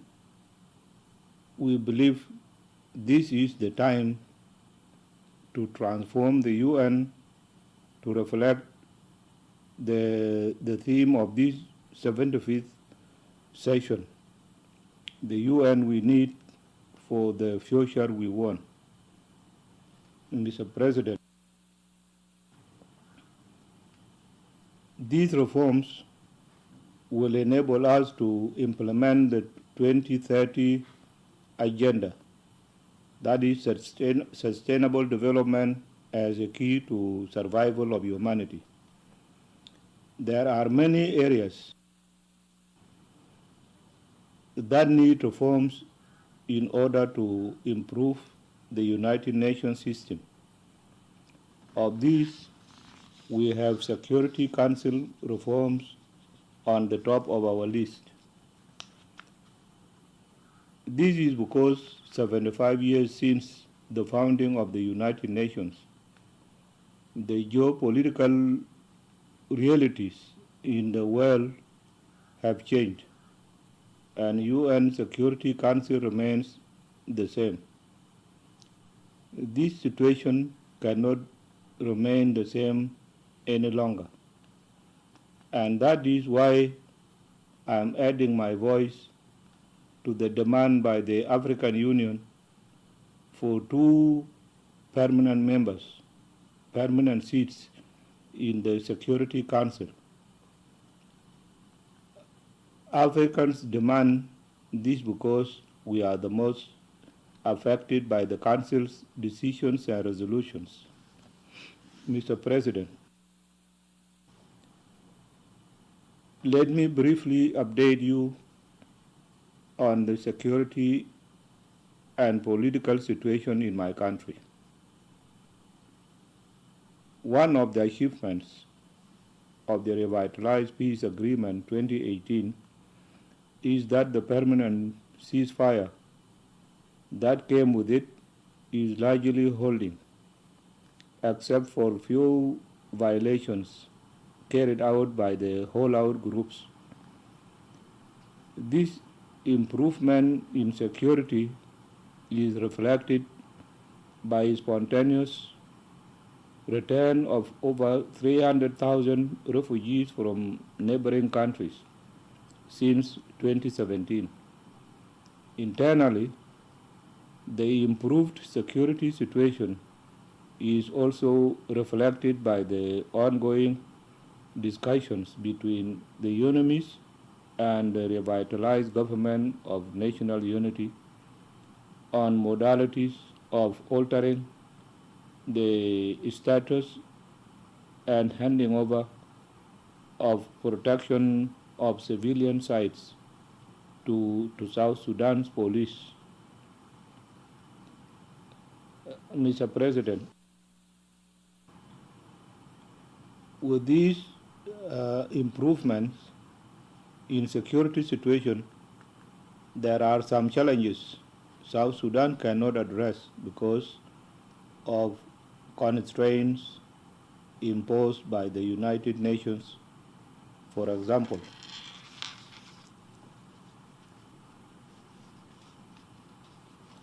the recently renewed arms embargo on South Sudan by the Security Council has far-reaching implications on the implementation of the revitalized peace agreement security arrangements. For example, we expect to graduate the unified forces very soon, but the question our international partners need to answer is how is the government going to arm these forces when its ability to acquire arms has been blocked. So, Mr. President, we have formed the revitalized government of national unity, and work is continuing on establishing its associated institutions. I'm aware of huge expectations from our people and international community about the pace of agreements implementation. The weight of these expectations has compelled me again and again to make very painful concessions in order to move the process forward.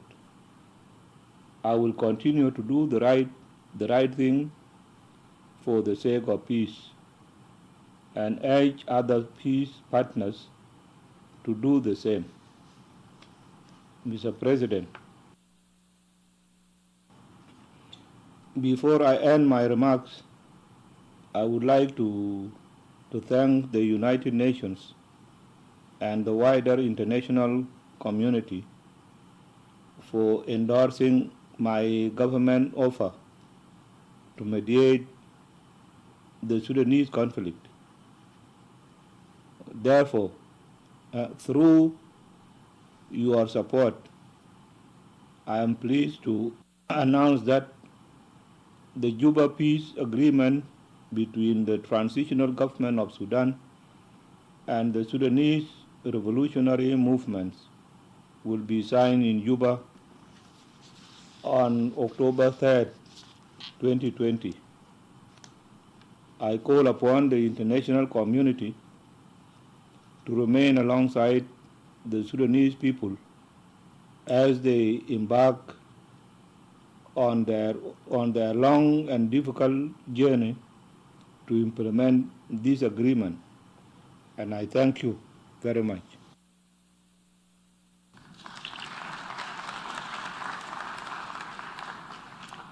I wish to thank the President of the Republic of South Sudan for the statement just made.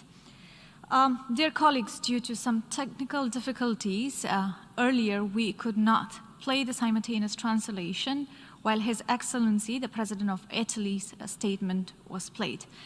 Therefore, I now once again give the floor to the distinguished representative of Italy to introduce an address by the head of state.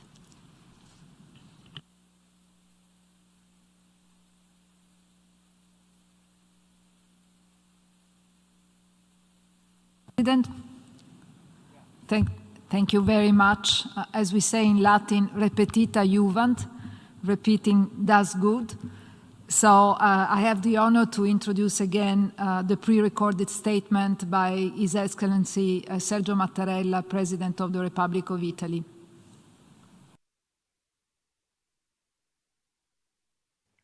Mr. President of the General Assembly, Mr. Secretary-General, today we celebrate a success. The UN has made life better for the international community. We do not ignore the shortcomings and inadequacies of its system. Despite these, it has acted often successfully to remove or reduce international tensions so that peaceful solutions could be found to conflicts, so that the world's agenda could take note of the inequalities to be remedied between peoples and of the limited nature of the resources available on Earth. The great vision that led to the San Francisco Charter and to the aim of having no more war between peoples is more relevant than ever. The Italian Republic is proud to have provided its contribution in accordance with the values of its constitution. The United Nations has been a formidable instrument in which individual states and their initiatives obtained their very legitimacy. Admission to the UN was a milestone for Italy in 1955. Over the decades, the UN has accompanied and sanctioned the independence of many countries that have become protagonists in the life of its system. Today, along with states, the international scenario has been enriched by new and important global players, which are the expression of civil society. This is the outcome of the years which brought about the affirmation of rights, from the Universal Declaration in 1948 to the Charter of Economic Rights and Duties of States in 1974. The UN has been able to promote a deeper understanding among peoples, a mutual respect, thus distancing the logic of competition and affirming the principle of peaceful coexistence and cooperation. Think of the commitment of all of the world's governments against the pandemic. Its decision-making mechanisms can only be inspired by these goals and by the widest possible participation. We are faced with daunting adversaries: intolerance, underdevelopment, inequalities, climate change. The effectiveness of the peace initiatives that make up the core of the UN's actions must increase. Each generation has its trials. We have seen the reappearance of humanitarian crises that in turn provoke migratory crises, terrorism, a renewed arms race. They determine new tensions and challenge the trust between countries. Preventive diplomacy as a way of avoiding conflicts is the way forward. The UN must be able to take on and manage the necessary peace initiatives. 50 years after the conference in New York that brought together an assembly of the world's youth to discuss their future, the world we intend to entrust to the new generations must be better than the one we have inherited. The United Nations is an instrument to achieve this goal, to give hope for the future of humanity.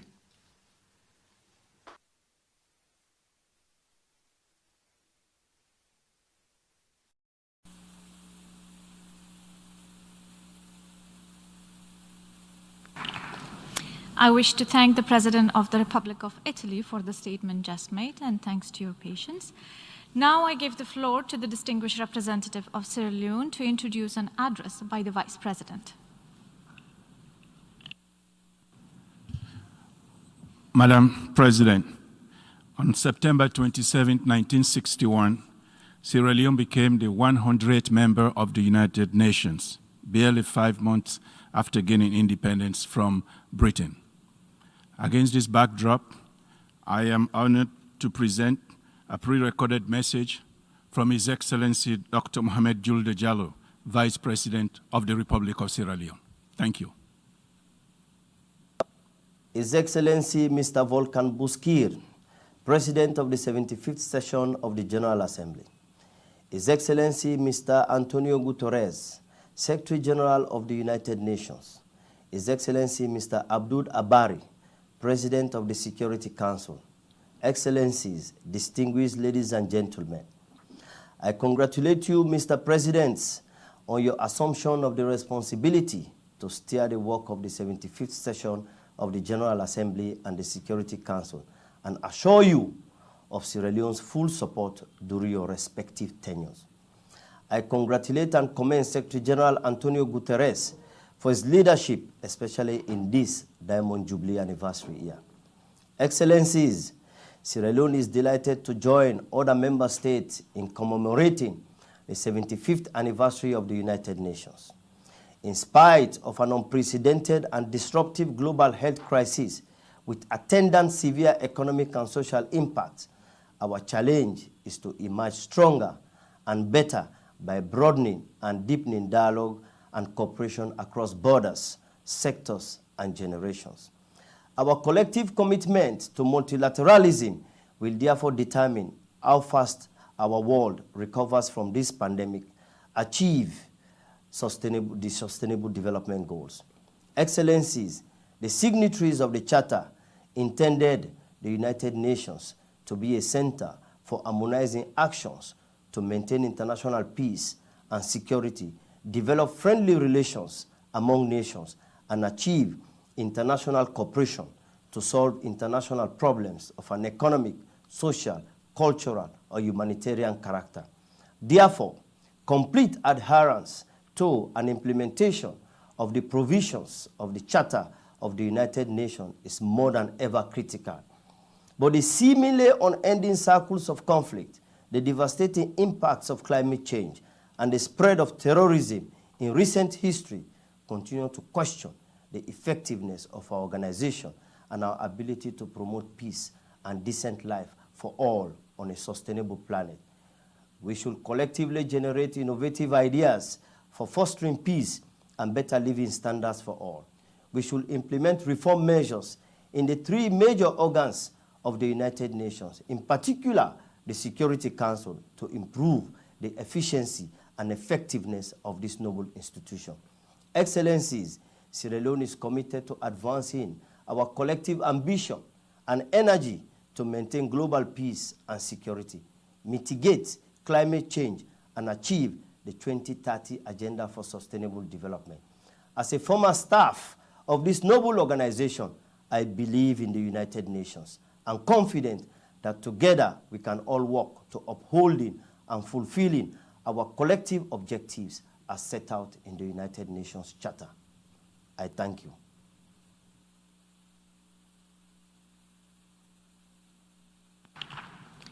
I wish to thank the Vice President of the Republic of Sierra Leone for the statement just made. I now give the floor to the distinguished representative of Tuvalu to introduce an address by the head of government on behalf of the Pacific Islands Forum.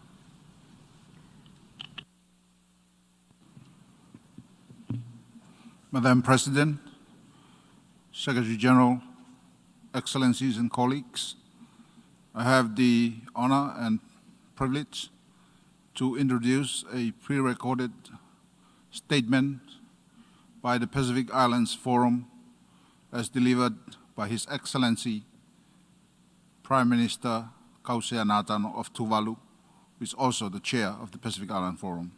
Thank you. Mr. President, Excellencies, as chair of the Pacific Island Forum, I have the honor to deliver this statement on behalf of the 14 member states of the Pacific Islands Forum with presence at the United Nations, namely Australia, Federated States of Micronesia, Fiji, Kiribati, Nauru, New Zealand, Palau, Papua New Guinea, Republic of Marshall Islands, Samoa, Solomon Islands, Tonga, Vanuatu, and my own country, Tuvalu. Mr. President, 75 years ago, the United Nations rose from the ashes of the horrific pain and trauma of World War II. Through the establishment of the AUKUS organization, humankind affirmed a commitment to peace and security, development and human rights through tolerance and cooperation that still resonates today. In commemorating the 75th anniversary of the United Nations, we reaffirm our commitment to the spirit of multilateral cooperation as symbolized by the shared history of the United Nations.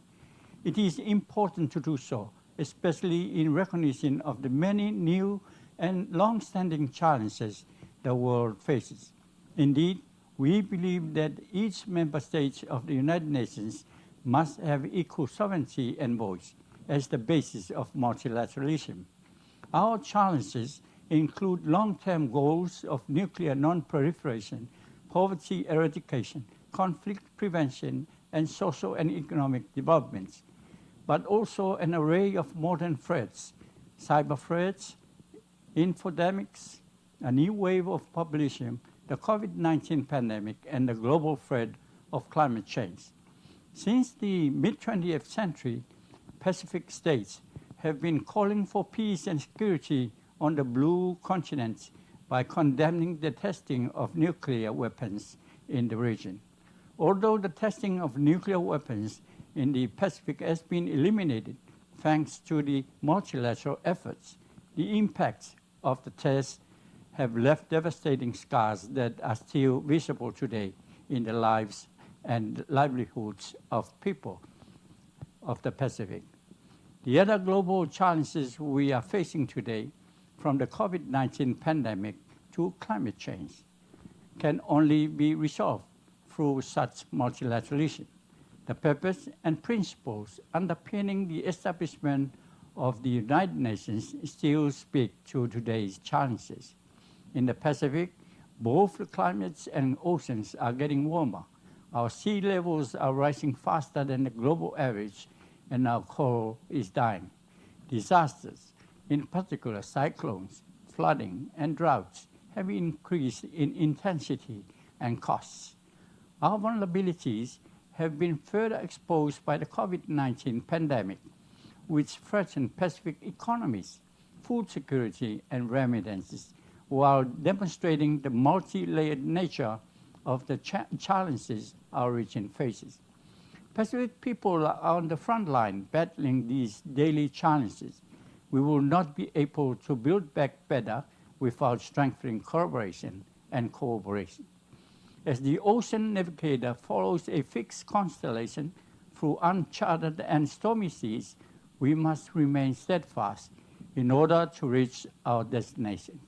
The commitment to a common good encapsulated in the words, "We the peoples of the United Nations," must never be diminished in any way, shape, or form, but rather be further empowered and strengthened for the benefit of all. Mr. President, the commemoration today reinforces our commitment to working together to attain the future we want. To face our complex challenges, we require a robust, rule-based international order with the spirit of multilateralism embedded in the heart of the United Nations.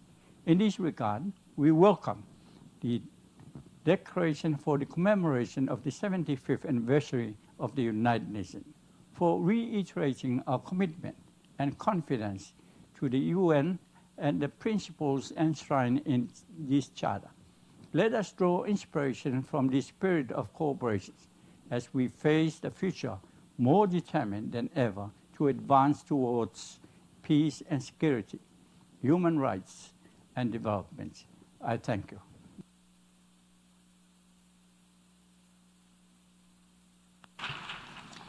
I wish to thank the Prime Minister of Tuvalu for the statement just made. I now give the floor to the distinguished representative of Luxembourg to introduce an address by the head of government. Madame la Vice-Présidente. Madam Vice President,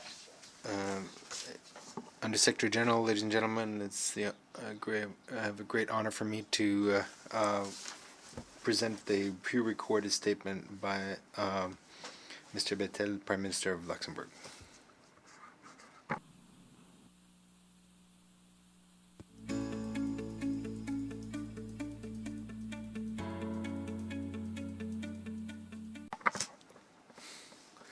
Mr. President, Secretary General, friends, the particular circumstances that are surrounding the 75th anniversary of the United Nations remind us to what extent our world is suffers from not being united. We face the same challenges. We also share the same hopes that our governments can cooperate to try to find a remedy to this scourge that we are suffering. Now, the UN was the child of the war. It was founded in 1945 to prevent the atrocities of war. 25 years earlier, the League of Nations was founded with the same goal, but it was not able to counter warmongering. We know where that led us. Let us not commit the same mistakes. Today, we must focus on the priority areas of action of the United Nations. First and foremost, peace and security. There are too many conflicts that continue to cause thousands of victims around the world. Often the Security Council cannot reach an agreement to prevent them or resolve them. Secondly, human rights. We need to step up our efforts to protect human rights. Well, millions of people are subject to discrimination. People are tortured, killed. And lastly, the third area is development, which is a cornerstone of a more just world. We must resolutely implement 2030 agenda. Now, in addition to these three major challenges, we have the climate urgency. This is urgent. It impacts the lives of our citizens. All of these challenges are interlinked. We will only be able to tackle them if we pool our efforts and our resources. There is no alternative to multilateralism. As a country having experienced war, and the Luxembourg has always been committed to multilateralism and the rule of law. This is why we were one of the founding members of the UN. Over the past few decades, we have assumed our responsibilities within the UN, either as president of the Security Council, of the ECOSOC, or by being members of the Security Council. We will continue to our engagement by having a seat on the Human Rights Council soon. We will meet the challenges facing us if we act together, if we act in good faith within the United Nations. Thank you.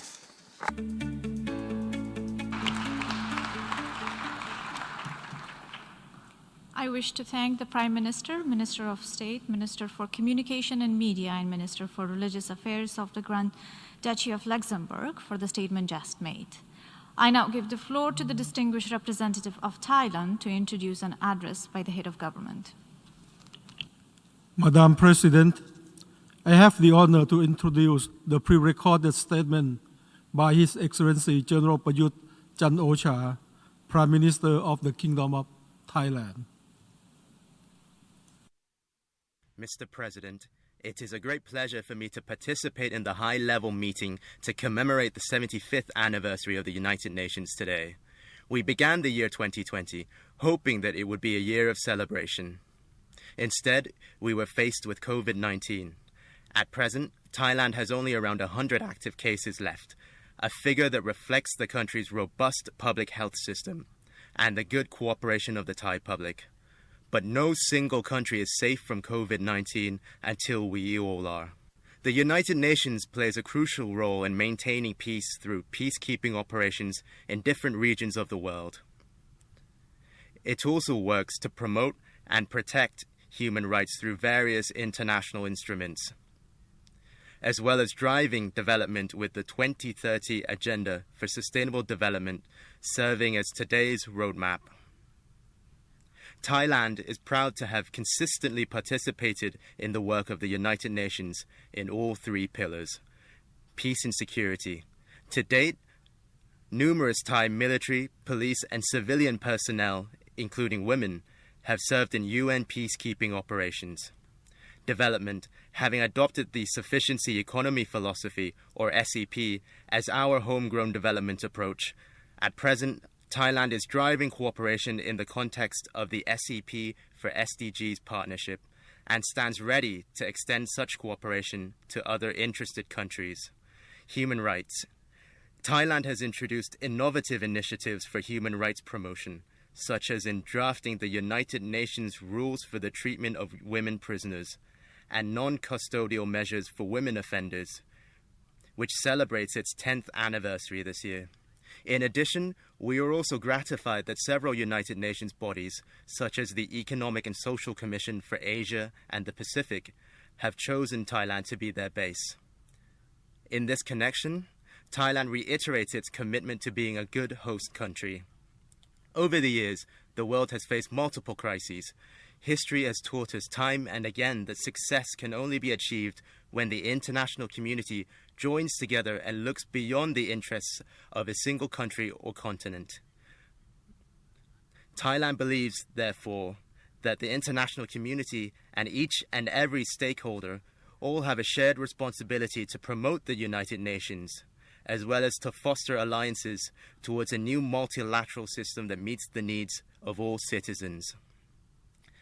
In closing, I wish to assure you of Thailand's readiness to cooperate with the international community in ensuring that our world builds back better and in a sustainable manner.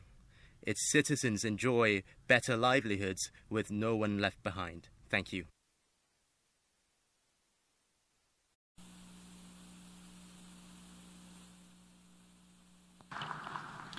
I wish to thank the Prime Minister of the Kingdom of Thailand for the statement just made. I now give the floor to the distinguished representative of Singapore to introduce an address by the head of government. Thank you very much, Madam President.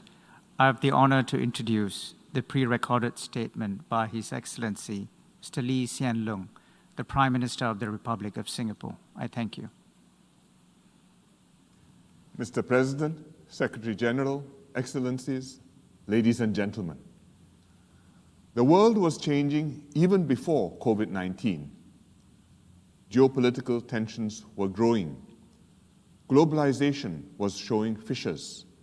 Isolationism, protectionism, and unilateralism were pushing back against multilateral institutions and international cooperation. The COVID-19 crisis has sharpened these trends, but it has also reminded us how interconnected and interdependent countries are, and why we all need to work together to defeat the gravest challenge of our time. A rules-based multilateral system with the UN at its core is our best hope to build a stable international environment. For all its limitations, it has helped to level the playing field for all countries. It has given small states like Singapore a voice and a stake in the global commons. Major powers also benefit from a more peaceful and stable global environment. And when they take joint initiatives through multilateral institutions, it enhances their political legitimacy and moral authority. But recent trends have also exposed shortcomings of multilateral institutions. The inability to achieve consensus on major issues, the conflicts that continue to ravage societies, and the millions who still lack access to food, healthcare, and education. We must work together to update and reform our multilateral institutions, including the UN, to keep the institutions open, inclusive, and fit for purpose, to reflect current economic and political realities, and to respond effectively to shared challenges of our time, including pandemics, climate change, extremist terrorism, sustainable development, and cybersecurity.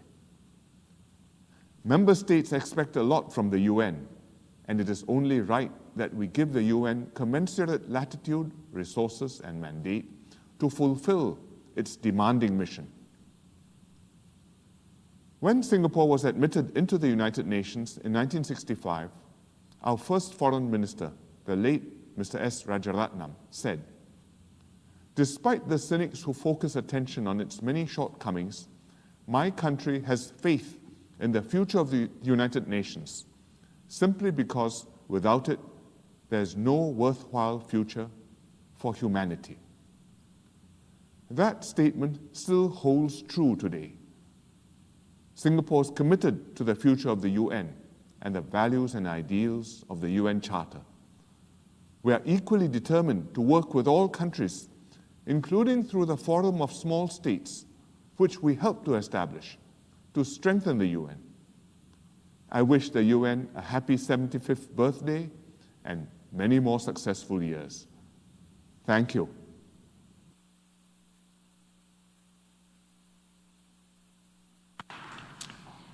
I wish to thank the Prime Minister of the Republic of Singapore for the statement just made.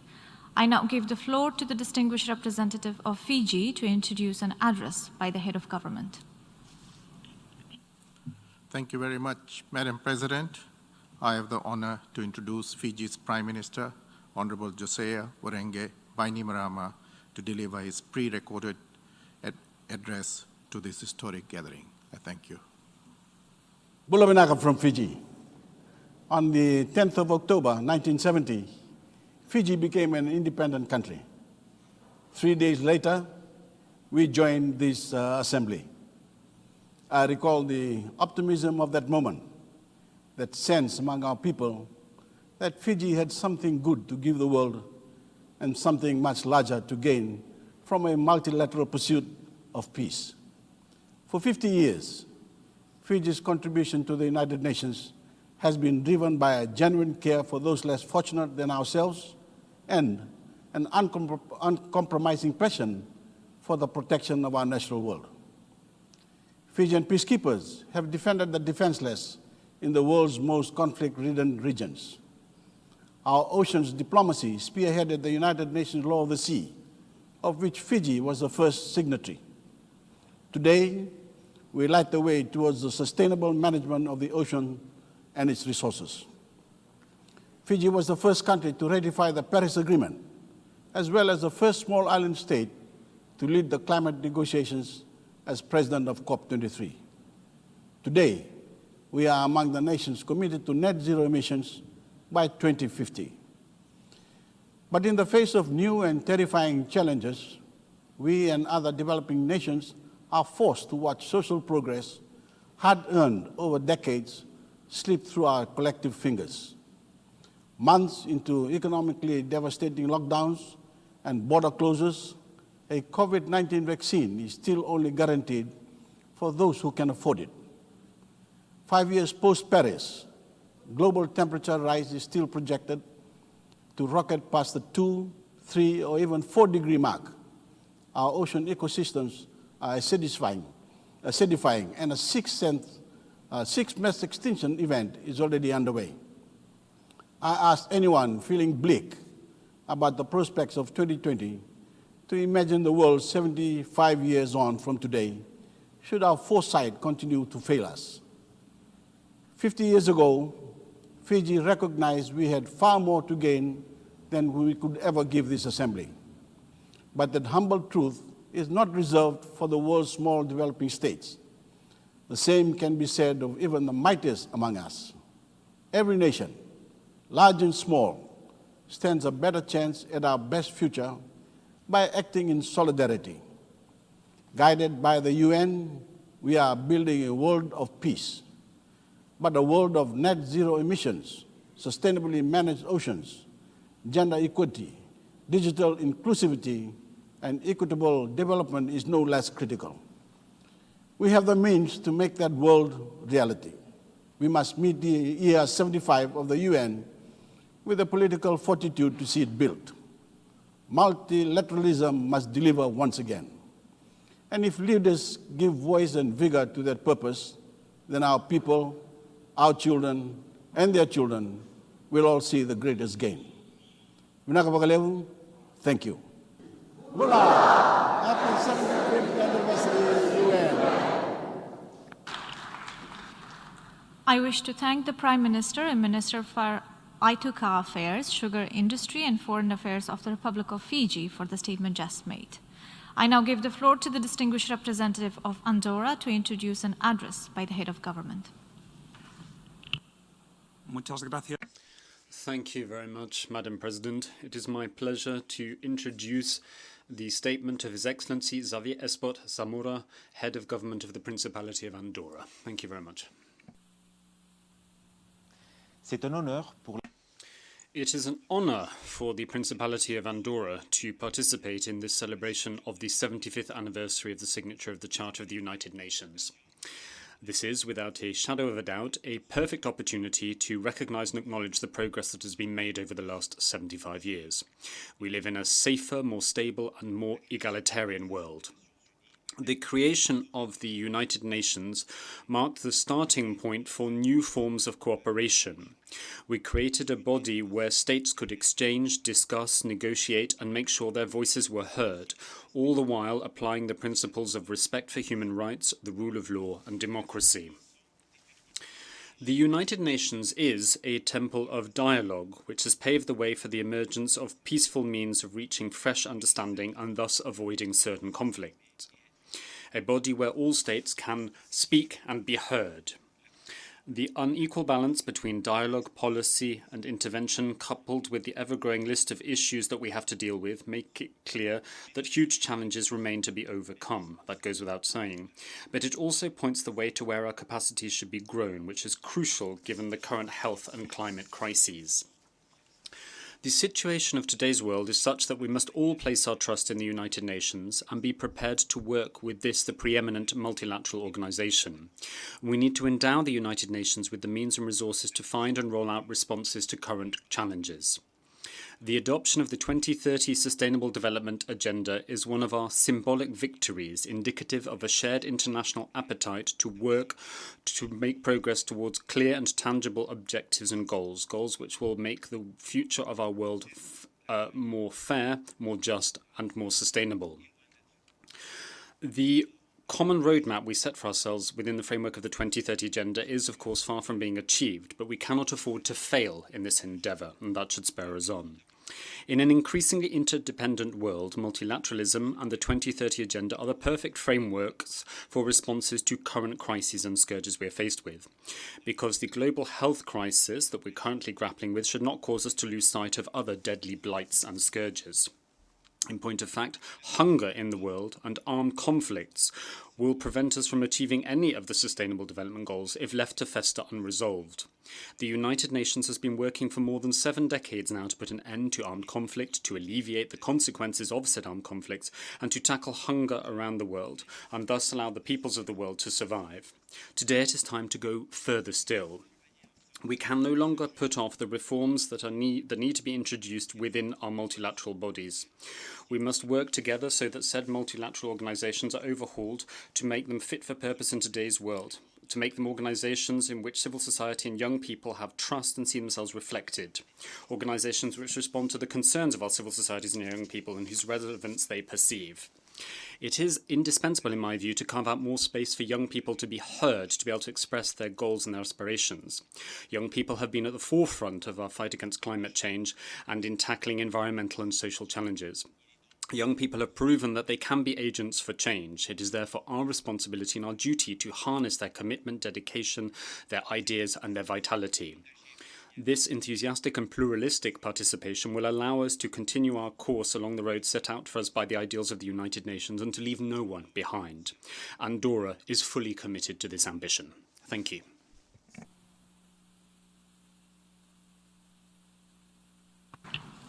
I wish to thank the head of government of the Principality of Andorra for the statement just made. I now give the floor to the distinguished representative of Greece to introduce an address by the head of government. Thank you. Madam Vice President, it is a great honor and privilege to introduce a pre-recorded statement on the commemoration of the 75th anniversary of the United Nations by His Excellency Mr. Kyriakos Mitsotakis, the Prime Minister of Greece. Thank you.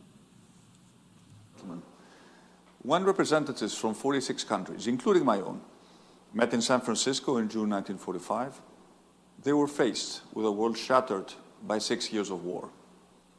Freedom, democracy, and the rule of law had been preserved, but at unimaginable human cost. That is why the UN Charter that delegates signed into being that year was underpinned by 3 fundamental goals: peace and security, development, and human rights. As we stand here today, united in our determination to face down a new and evolving set of challenges to our way of life, I'm proud to say that Greece joins the world community in saluting those values on this, the 75th anniversary of the founding of the United Nations. Born out of a living nightmare, today the United Nations stands out as a beacon of hope and genuine example of global cooperation. The UN's contribution to peacekeeping, to peace building, and to conflict prevention is undeniable. Countless lives have been saved because of the actions of the United Nations. Millions of people who have faced internal displacement or have been forced to cross borders in pursuit of safety have been given refuge, care, and protection by this admired and evolving global institution. The adoption of the 2030 Agenda and its Sustainable Development Goals has raised our common ambition and taken us as an organization to the new level, and rightly so. The ongoing reforms of the UN development system deserve nothing short of our wholehearted support. The United Nations is, of course, a powerful vehicle for change. It is up to every member of the international community to seize the potential at our collective disposal.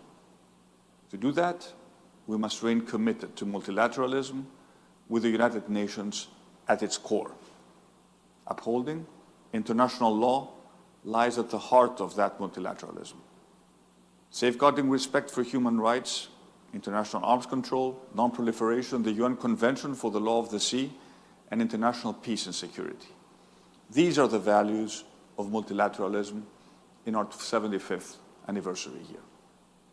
The COVID-19 pandemic is a prescient reminder of why multilateralism works and why it is so needed.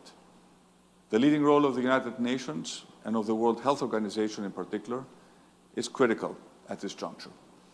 That is why it is time we began work on a new worldwide health architecture. Realizing equitable access to vaccines and the unimpeded treatment of COVID-19 for the good of global public health are key elements in the foundation of tomorrow's new health architecture. Since its inception, the UN has been helping the world to overcome challenges that otherwise individual member states, no matter how strong, could never have tackled alone. This has remained true, even as new challenges have arisen and new issues have shaped our global reality. The issues we face are not getting any easier. The outlook is immensely challenging, but I remain optimistic. Together, as we have done before, we can not only solve these problems, but build a stage for a better world for future generations. I say to you all today, the future we want is mirrored in the UN we need, which is the UN we should tirelessly keep building.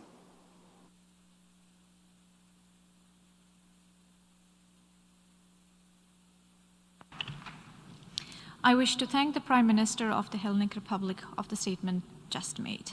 I now give the floor to the distinguished representative of Papua New Guinea to introduce an address by the head of government.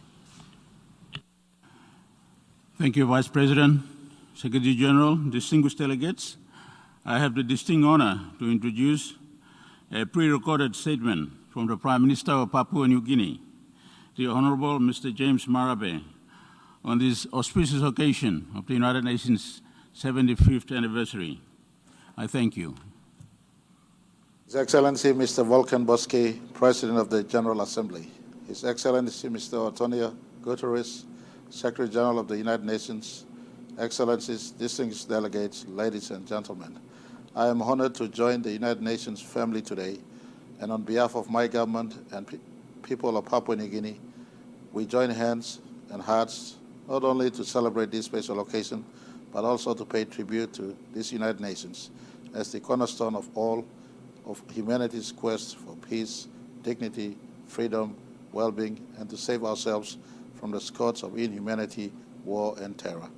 Mr. President and Excellencies, we meet with the backdrop of the COVID-19 pandemic, whose tragic impact has not spared any one of our countries, and the pain and suffering it has imposed will still be felt for many years. We stand in solidarity with you all, and so does our sympathies, prayers, and thoughts for the many victims of this insidious virus. COVID-19 has reinforced why multilateralism and the pivotal role of United Nations remains undiminished. The world may have changed since the founding of the United Nations. However, those aims enshrined in the Charter of the United Nations are as valid and urgent as ever. We must keep them firmly in our sights. Mr. President, Imagine a world without the United Nations. Where would we be? For Papua New Guinea, as a small country, like many others with its unique circumstances, development aspirations, and challenges, the United Nations, despite its shortcomings, is a beacon of hope for us and a friend indeed. This is underpinned by a bond of mutual trust and pragmatic partnership. My country's constructive and enduring strong partnership with the United Nations has now spanned 45 years, from enabling our birth as a nation of 1,000 tribes to fostering value-added and complementary support and assistance to our national priorities in sustainable development, human rights, peace building and sustaining peace, environment protection, combating climate change, adverse impacts, and natural disasters and capacity building.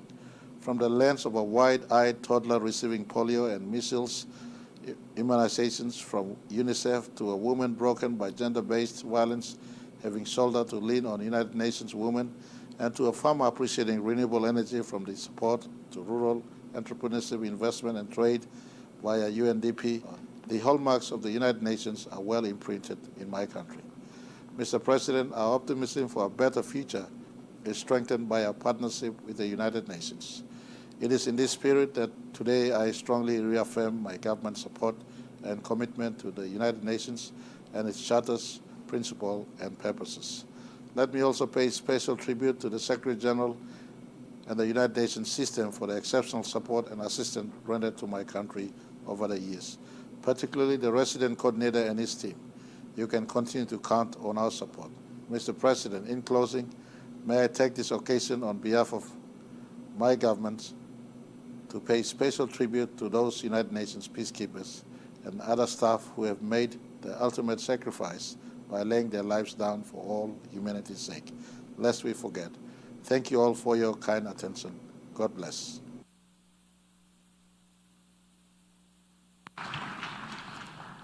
I wish to thank the Prime Minister of the independent state of Papua New Guinea for the statement just made. I now give the floor to the distinguished representative of Barbudas to introduce an address by the head of government. Madam President, it is my distinct honor to introduce the pre-recorded statement of the Prime Minister of Barbados, the Honorable Mia Amour Motley.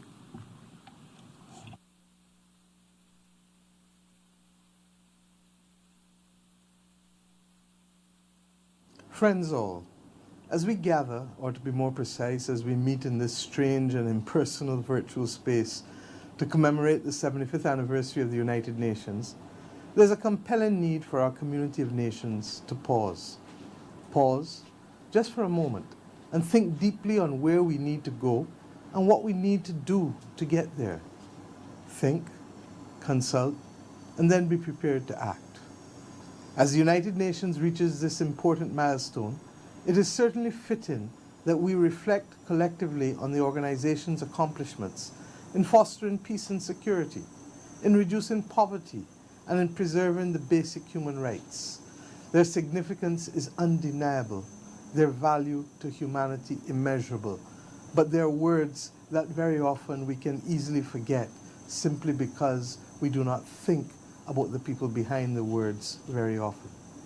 Yet even so, and especially at this moment of unprecedented turmoil, there is no time for contented self-congratulation over what we have achieved together. Instead, we must acknowledge the reality that confronts us now, sobering as it may be, that the world which 51 founding members of the United Nations pledged to rescue from the ashes of war some 3/4 of a century ago is once again, as I've said for the last 2 years, on the brink of devastation. And now we have the hands of a pervasive new enemy, the COVID-19 pandemic, to add to what we discussed last year and the year before. Not to mention that equally deadly existential threat of which last year's meeting reminded us so greatly, the climate crisis. COVID-19 has manifested in, however, to that perfect storm that threatens to disrupt and even reverse the development gains that the global community has achieved in 75 years of sustained cooperative effort. It has undoubtedly derailed what limited progress developing states like our own in the Caribbean have been able to or positioning themselves to make in implementing the 2030 agenda. And it has jeopardized our ability to meet the Sustainable Development Goals within the final 10-year implementation window unless there is intervention to stabilize our trajectory to that point. Above all, it has exacted a horrific toll on millions of families worldwide, and regrettably, we have already lost close to 1 million lives. According to the head of the World Bank, it is estimated that an additional 100 million people have been already pushed into poverty. And we see it here in the Caribbean with what we have experienced as one of the world's most travel and tourism dependent regions. Levels of unemployment are higher than they have been in decades, and we face the calamitous prospects of entering into an extended period of global economic depression. Inequality within and between countries is growing at a tremendous pace. The inherent vulnerabilities of small island developing states like our own have been exposed, my friends, in vivid detail. As the Secretary-General said, and as he has so emphatically explained, the pandemic threatens to exacerbate inequalities in all facets of life and to undermine the fundamental rights and freedoms that we hold dear. Access to basic income, as well as to public goods, healthcare, education, and commodities are all at risk. Barbados therefore welcomes Secretary-General Guterres' timely call for a new social contract to counter the growing gaps in trust between people, institutions, and leaders, and for a new global deal that is more inclusive, that recognizes the different levels of development among countries, and that secures a more prosperous future for generations to come. We strongly support the call for the new social contract, as almost 30 years ago, we established in Barbados our own social partnership based on those same premises advanced by the Secretary-General. I say to you, without that social partnership of government, labour and the private sector, and more recently the third sector, without that social partnership working together to share in good times and to share in bad times, without that, my country would not be where it is today, especially in fighting the recent challenges of debt, of climate, and of course now the pandemic. And as for the new global deal, it will remain an elusive dream unless we as leaders have the courage to recognize and act upon an inconvenient but obvious truth, namely that the glue that held nations together in 1945 in the aftermath of a traumatic world war will no longer be the one that can hold us together in the face of the profound new challenges of the 21st century, far less this new war that is COVID-19. Only 51 nations were at the table then, less than a third of the current membership of the United Nations today. The vast majority of developing states had no seat and no say. Most were not yet independent, and fundamental decisions about the global security, economic and financial order were taken on their behalf, on our behalf, but not necessarily in our best interests by the colonial powers of the day. And so if COVID-19 has a silver lining, it must be the unique opportunity that the crisis gives us to reimagine all of the existing development paradigms of the wider United Nations system and to devise innovative policies for new and unprecedented times and a new framework for governance.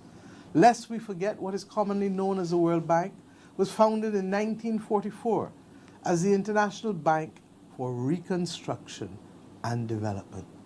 Reconstruction and development of a devastated Europe was a priority then in 1945.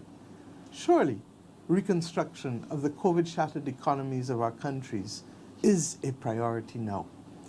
And lest we forget, financing was found in the form of a Marshall Plan for the rebuilding of Europe, and financial space was given to war-indebted Britain for over 50 years through bilateral loans and lines of credit at exceedingly low interest rates. Surely, it is not beyond the international community's capacity to develop mechanisms to ring-fence and differentiate COVID-related debt, and to treat to it with the far-sighted realism that was shown then to the British debt.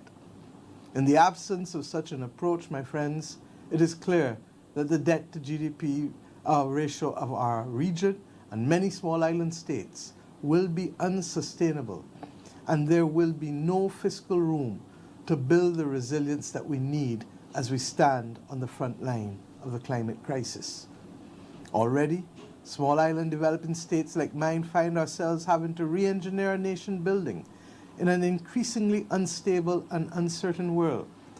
The overlapping realities of the pandemic and increasing debt levels, the dramatic collapse in revenue and employment following the near total shutdown of the travel and tourism sector, the consequences of the ongoing climate crisis, not just hurricanes, but drought and sargassum weed, the widening digital divide that threatens us, particularly within our educational systems, if we do not spend the money that we don't have to provide the children with the tablets that they need.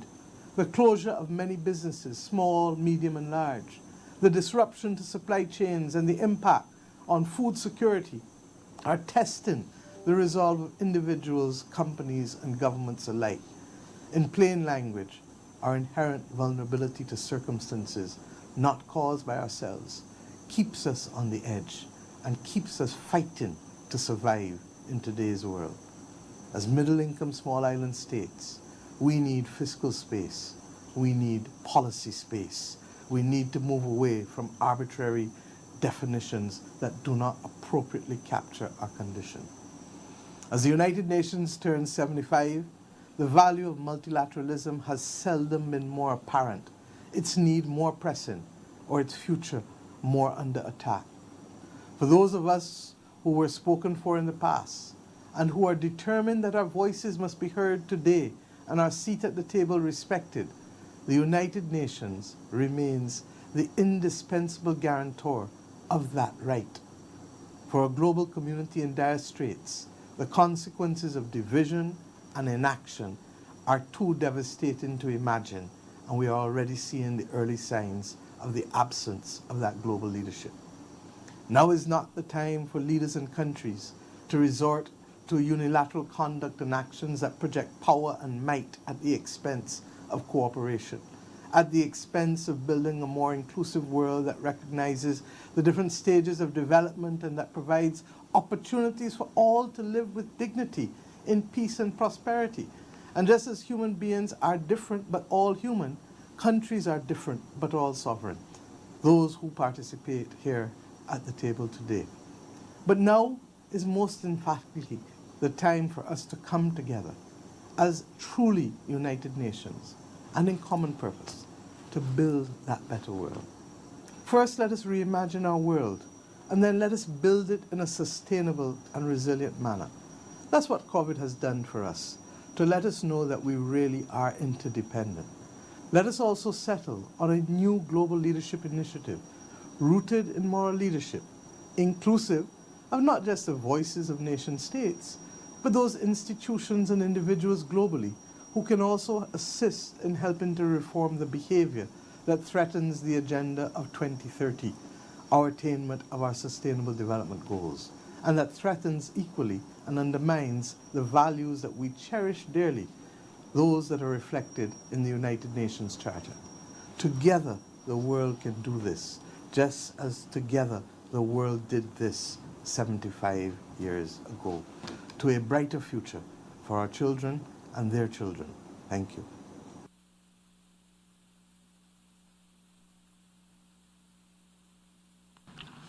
I wish to thank the Prime Minister, Minister for National Security and Civil Service, and Minister for Finance, Economic Affairs and Investment of Barbados for the statement just made. I now give the floor to the distinguished representative of Ethiopia to introduce an address by the head of government. Madam Vice President, Mr. Secretary-General, Excellencies, I have the honor and privilege to introduce the pre-recorded statement by His Excellency Dr. Abiy Ahmed, the Prime Minister of the Federal Democratic Republic of Ethiopia. Thank you.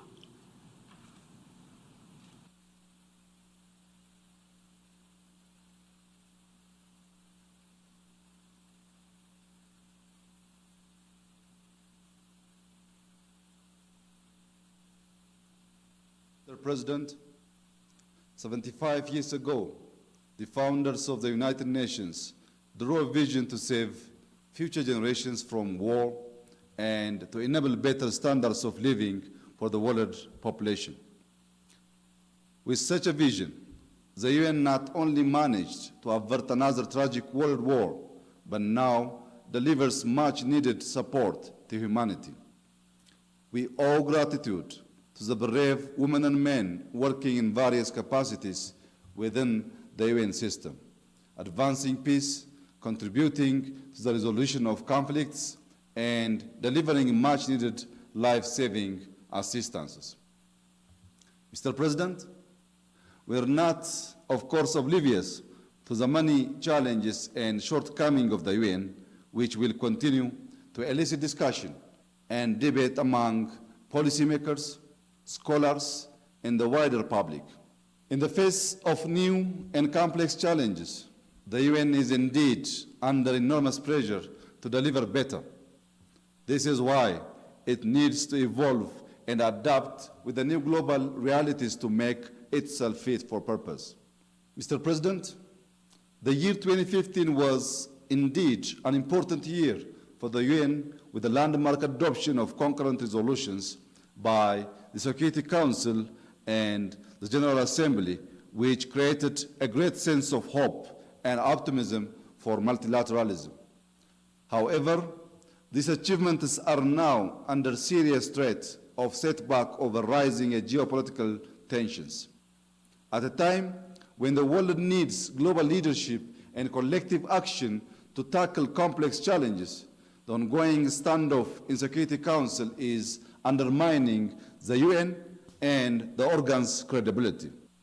Such a stalemate further supports the need for the Security Council to be reformed and adapt to current global realities. Together with this, we believe the historic injustice against Africa must also be redressed through adequate representation. Mr. President, progress towards the SDGs has also been slowed by COVID-19, which has overwhelmed health systems across the world and challenged the global economy. The burden on African countries as a result is undeniable. That's why Africa needs a stimulus package, either in the form of capital mobilization, debt relief or restructuring, or support for social sectors. It is in light of this that we have been encouraging G20 countries to provide an effective economic stimulus package. No country, big or small, is capable of addressing such kinds of global challenges alone, which certainly require global solutions. Hence, the need for us all to reaffirm faith in multilateralism and the principles and purposes of the UN Charter. Mr. President, Ethiopia, as a founding member of the UN, remains a committed supporter of the principle of collective security as enshrined in the UN Charter. We are immensely proud of our long-standing and significant contributions to UN peacekeeping operations since the early days of the organization. Ethiopia is also fully committed to the UN's transformative agenda of ensuring sustainable development for all. We have been responding to the call for climate action through our Green Legacy initiative, which is part of our efforts to build green and climate-resilient economy. Over the past 2 years, we have also been exerting every possible effort to open up the political space and promote the exercise of democratic freedoms and human rights. We have no illusion that this would be a smooth ride, and there have been stiff challenges along the way. Rest assured that we remain committed to the objective of democratization, and we will pursue our reform efforts with all the necessary political commitment to achieve a successful transition and hold peaceful and credible elections. Finally, Mr. President, I wish to express hopes that this occasion will serve to encourage our collective efforts to take up to the most important challenge of our time. That is creating peaceful, equitable, and sustainable societies in a stable global order. Ethiopia remains committed to the ideals of the UN. I thank you.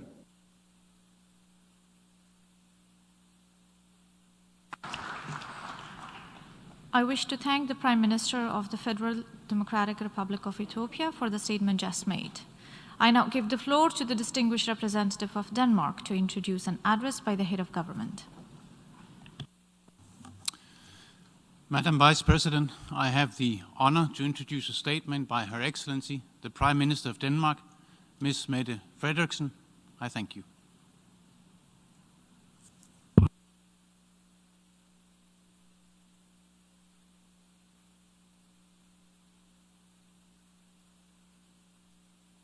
President, dear delegates, today we mark the founding of the United Nations 75 years ago. Never has the organization been more relevant.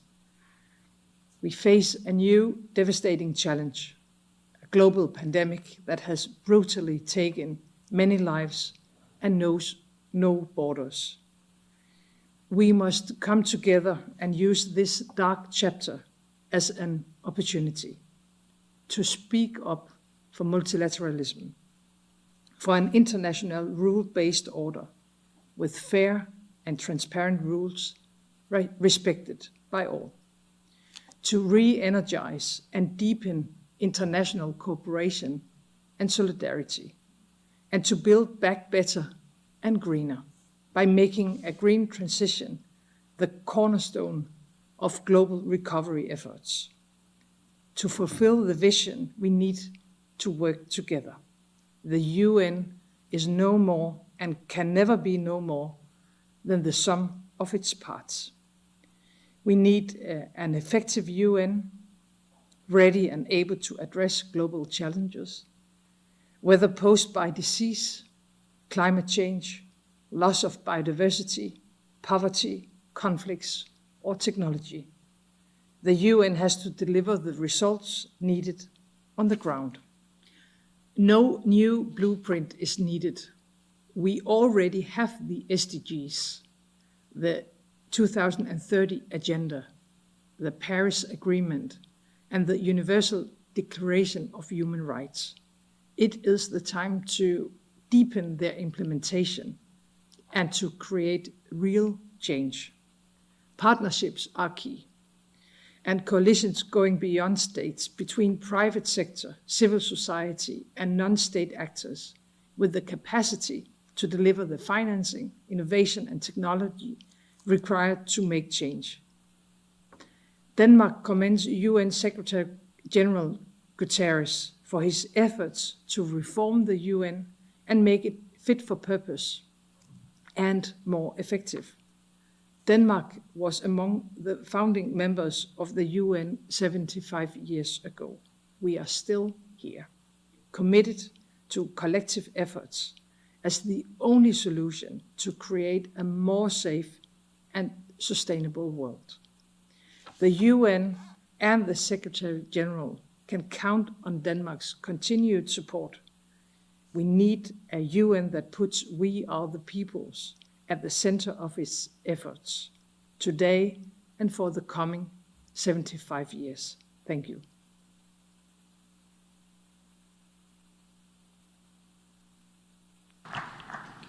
I wish to thank the Prime Minister of Denmark for the statement just made. I now give the floor to the distinguished representative of Malta to introduce an address by the head of government. Thank you, Madam President.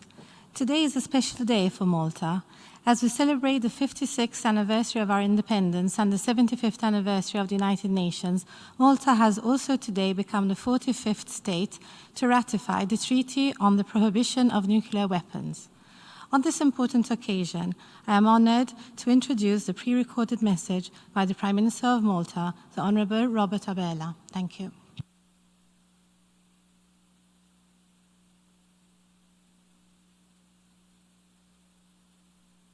Secretary-General, President of the General Assembly, Excellencies. At the moment, the world is gripped by a global pandemic. This meant that we had to come together virtually to celebrate the 75th anniversary of the United Nations. As the final declaration, which we endorse today, rightly states, there is no other global organization with the legitimacy, convening power, and normative impact as the United Nations. No other global organization gives hope to so many people for a better world and can deliver the future we want. The urgency for all countries to come together to fulfill the promise of the United Nations has rarely been greater. Mr. President, today, the 21st September, Malta celebrates 56 years of independence. Our country became the 114th member of the United Nations Organization on the 1st December 1964, only a few weeks after gaining independence. On the raising of the flag, the then Maltese Prime Minister, Dr. George Borch-Olivier, emphasized Malta's position between East and West, Europe and Africa, and spoke of Malta's aspirations for peaceful development. Now that Malta had taken her place among the free nations, the Prime Minister pledged Malta's contribution towards world peace in that spirit of heroic determination in defense of traditional concepts of freedom and civilization, which have characterized Malta's long history. As a reflection of Malta's early commitment to multilateralism, Malta sent a resident ambassador to the United Nations, even before doing so for Italy and Libya, our closest neighbors. The United Nations was viewed as the main channel for addressing these preoccupations and an instrument to deliver peace and development. Mr. President, my country has made significant economic and social progress since the days after independence. Membership of the European Union in 2004 enhanced our ability to face challenges raised by rapid globalization. What is more significant is that as a small state within the European Union, our commitment to multilateralism has never wavered, because we understand that simple bilateral action can never address the global challenges we faced and continue to face, such as regional security, climate change, and migration. Only through addressing challenges with partners can we truly ensure that no one is left behind. This is why I firmly believe that the multilateral systems and processes in place since World War II have been crucial for global development. They have underpinned the growing openness and interconnectedness of our economies. And the truth is these processes have allowed for the most rapid, sustained global economic growth in history, with hundreds of millions of people lifted out of poverty only in the last 35 years. Yet, it is also true that these same processes have at times been unable to respond effectively and in a timely manner to some of the challenges posed by globalization. Many times, they are perceived to be slow. However, this does not mean that they are irrelevant or unnecessary. On the contrary, history has showed us that without the current multilateral processes, with the United Nations at their core, we would have needed to invent them to avoid greater discord, anarchy, and conflict. The international community cannot function properly without a rules-based system, guiding principles and overarching values. As the 75th anniversary declaration highlights, our world is not yet the world our founders envisaged. Growing inequality, poverty, hunger, armed conflicts, terrorism, insecurity, climate change, and pandemics are still major challenges we must continue to work to overcome. People in different corners of the world are forced to make dangerous journeys and being victims of criminal organizations. The least developed countries are falling behind. All this calls for greater action, not less. When member states lend their will and resources to the collective efforts of the organization, powerful results have been seen. Through the global conversation launched by the Secretary-General this year, we have listened to the concerns and aspirations of the people. I state, without any reservations, that we are here to respond. To conclude, Mr. President, whilst the COVID-19 pandemic has made the world even more chaotic and uncertain, I believe that if we fail to act now, history will remember that we had all the means needed to fight back, but that we chose to remain idle. Solutions exist, and if countries find the political will to act, honor pledges to cut emissions, and mobilize funding for sustainable development, irreparable damage can be averted. The COVID-19 pandemic has reminded us, in the most powerful way, that we are closely interconnected and only as strong as our weakest link. Only by working together can we end the pandemic and effectively tackle its consequences. Only together can we build resilience against future pandemics and other global challenges.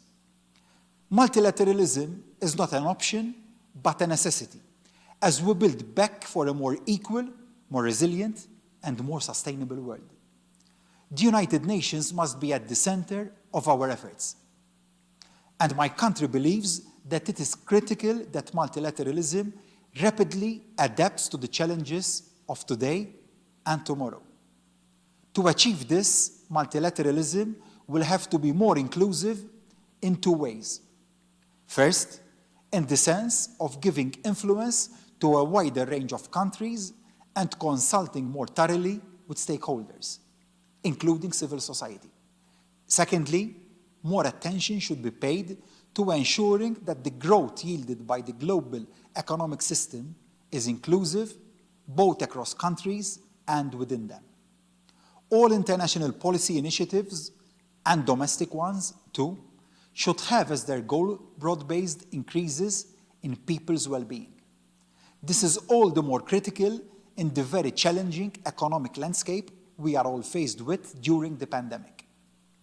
Finally, we must all focus our efforts towards the sustainability of our planet, as well as the welfare of generations for decades to come. It is only through reinvigorated global action and by building on the progress achieved in the last 75 years can we as leaders remain determined to ensure the future we want. To achieve this, we need to be ready to mobilize resources, strengthen our efforts, and show unprecedented political will and leadership.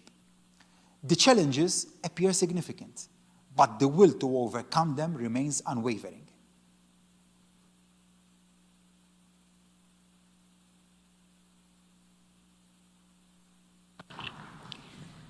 I wish to thank the Prime Minister of the Republic of Malta for the statement just made. I now give the floor to the distinguished representative of Australia to introduce an address by the head of government. Madam Vice President, it's my pleasure and honour to introduce the statement of the Prime Minister of the Commonwealth of Australia, the Honourable Scott Morrison MP, on the occasion of the 75th anniversary of the United Nations. I thank you. Greetings from Sydney, Australia. 75 years ago, the world faced a new dawn. And it faced the question, would we continue to go down the path of war, conflict, and genocide, or would we find a better way? A way that recognised that all human beings were born free and equal in dignity and rights. The world sought to answer this question with the United Nations. On this important anniversary, we recall two Australians who played a significant part at the outset. Of course, there was Doc Evatt, our External Affairs Minister in the 1940s, who believed in what the UN could become. He negotiated with passion and gusto in San Francisco, moving from room to room, and he went on to be President of the General Assembly. He fought for fairer representation for the smaller states. In his words, no sovereign state, however small, will wish to think that its destiny has been handed over to another power, however great. It's true then, and it's true today. And there was Jessie Street, the only woman in Australia's delegation, and only one of 8 women out of 850 delegates that were there in San Francisco. She worked to ensure that the word sex was in the clause without distinction as to race, sex, language or religion, wherever it occurs in the UN Charter. Jessie Street was told that women's rights were assumed in the Charter. Her response was, "We don't believe in taking chances." Good old Australian realism. Her action helped ensure that the UN stood for the dignity and rights of all. On this anniversary, I want to pay tribute to every Australian, and all indeed who have served as a peacekeeper, delivered aid, tended the sick, and contributed to the cause of peace anywhere in the world. And I particularly also want to acknowledge the members of our Pacific family of nations who have played their part in all of these important services. We share that faith and we honour their service. Like the humanity it serves, the UN is of course not perfect, but its quest is to embody our better angels by listening and engaging, by collaborating and working on the solutions that lift all. This work goes on. It is as worthy and needed today as we face the challenges of health and climate and economy, a COVID recession, scientific challenges, political challenges of our day, so many, just as it was 75 years ago when the world emerged from the ruins of a global conflict. So I honour all who are continuing this great work as we acknowledge once again this incredibly important anniversary.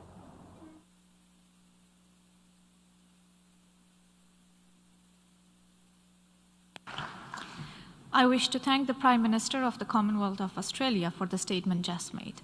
I now give the floor to the distinguished representative of India to introduce an address by the head of government. Thank you, Madam Vice President. On the occasion of the 75th anniversary of the United Nations, I have the honor to introduce the pre-recorded message from the Honorable Prime Minister of India, Shri Narendra Modi. Thank you.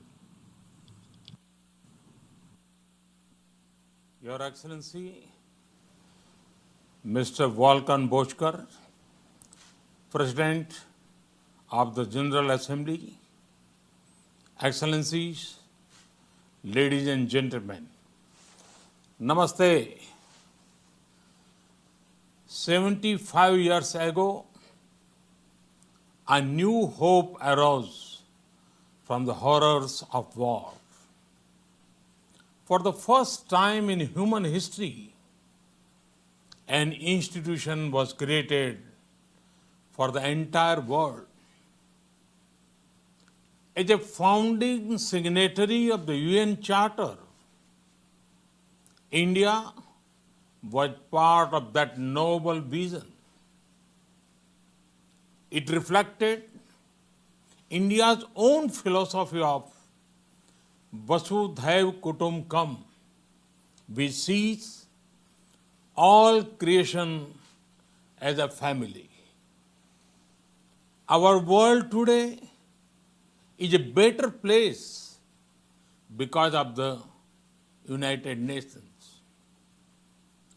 We pay tribute to all those who have advanced the cause of peace and development under the UN flag, including in UN peacekeeping missions, where India has been a leading contributor. However, while much has been achieved, the original mission remains incomplete. And the far-reaching declaration that we are adopting today acknowledges that work still needs to be done in preventing conflict, in ensuring development, in addressing climate change, in reducing inequality, and in leveraging digital technologies. The declaration also acknowledges the need for reform of the United Nations itself. We cannot fight today's challenges with outdated structures. Without comprehensive reforms, the UN faces a crisis of confidence. For today's interconnected world, we need a reformed multilateralism that reflects today's realities, gives voice to all stakeholders, addresses contemporary challenges, and focuses on human welfare. India looks forward to working with all other nations toward this end. Thank you. Namaste.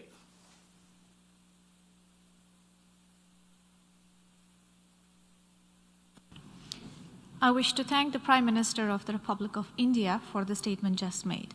I now give the floor to the distinguished representative of Armenia to introduce an address by the head of government. Madam President, I have the honor to present the pre-recorded statement by His Excellency Mr. Nikol Pashinyan, the Prime Minister of the Republic of Armenia. Thank you. Mr. Secretary-General, Excellencies, ladies and gentlemen, we commemorate the 75th anniversary of the United Nations in difficult times for humanity in many aspects, including for the architecture of international relations and our shared institutions that channel international cooperation and provide a framework for achieving common goals. Sovereignty of all states, no matter size and power, is better maintained, and national interests are better served in the current system when there is respect for international law, including, first of all, the UN Charter. The United Nations had a vocation to converge the everlasting dualism of international relations expressed in the natural selfishness of states and equally natural need for cooperation. The United Nations proved its vitality by converging these two seemingly incompatible notions into an effective global system of sovereign nations united by common values and principles, sharing a common vision for the future and having the determination to have common institutions of cooperation. By effectively implementing the principle of self-determination of peoples, the United Nations gave birth certificates to or helped restore the independence of more than 100 states. Many peoples, as never before in the history of humanity, received the chance to have their say in world affairs and to realize their potential of development, setting their nations on the path of prosperity. Some might assume that this process stopped with the end of the Cold War, but that might be an illusion. Rejection of the right of self-determination could only lead to oppression and further violence. It would profoundly contradict the core values of the United Nations and the historical evolution of the global international order.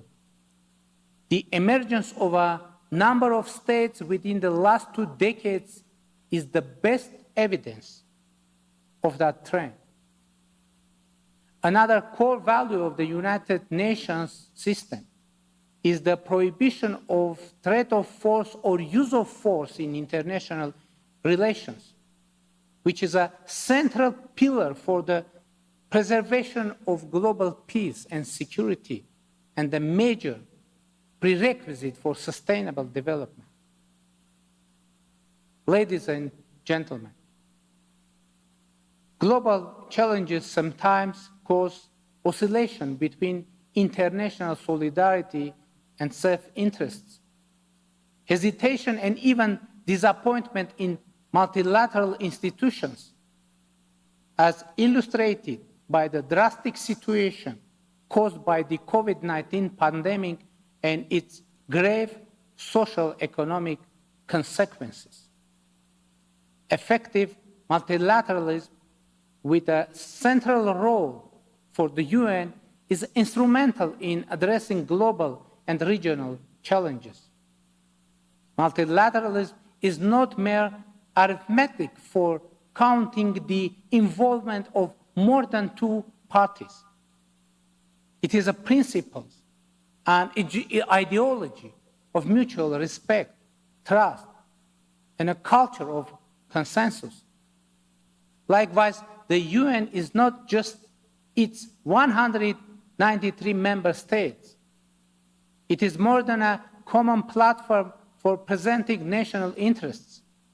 It is also a framework to shape common interests, to listen and consider every voice from all over the world.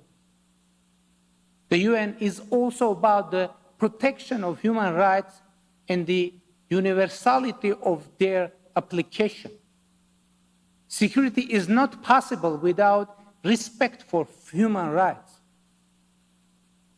Ladies and gentlemen, today, just like 75 years ago, the core task of the UN is to provide peace and to promote solidarity and cooperation for sustainable development. In these challenging times, in many parts of the world, including in our region, reckless revisionists are trying to score from the perceived weakness of the international order, posing a real danger to international peace and security.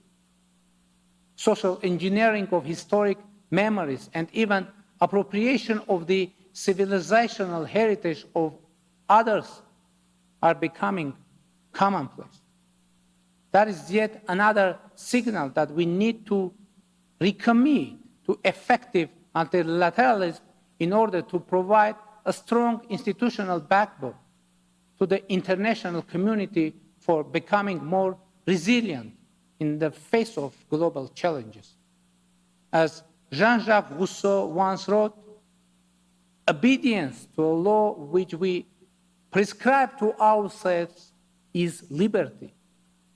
As I congratulate all of us on this occasion, I would like to reiterate Armenia's strong determination to join the common efforts aimed at achieving a better international order based on international law and the shared values of freedom and justice. Thank you for your attention.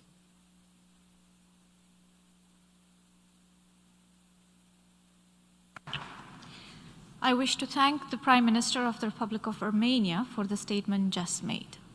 Dear colleagues, since this afternoon we tested your patience and you were extremely kind, the Secretariat is asking me to replay a video and a statement by the Republic of Moldova that this morning, due to technical difficulties, we could not play the simultaneous translation.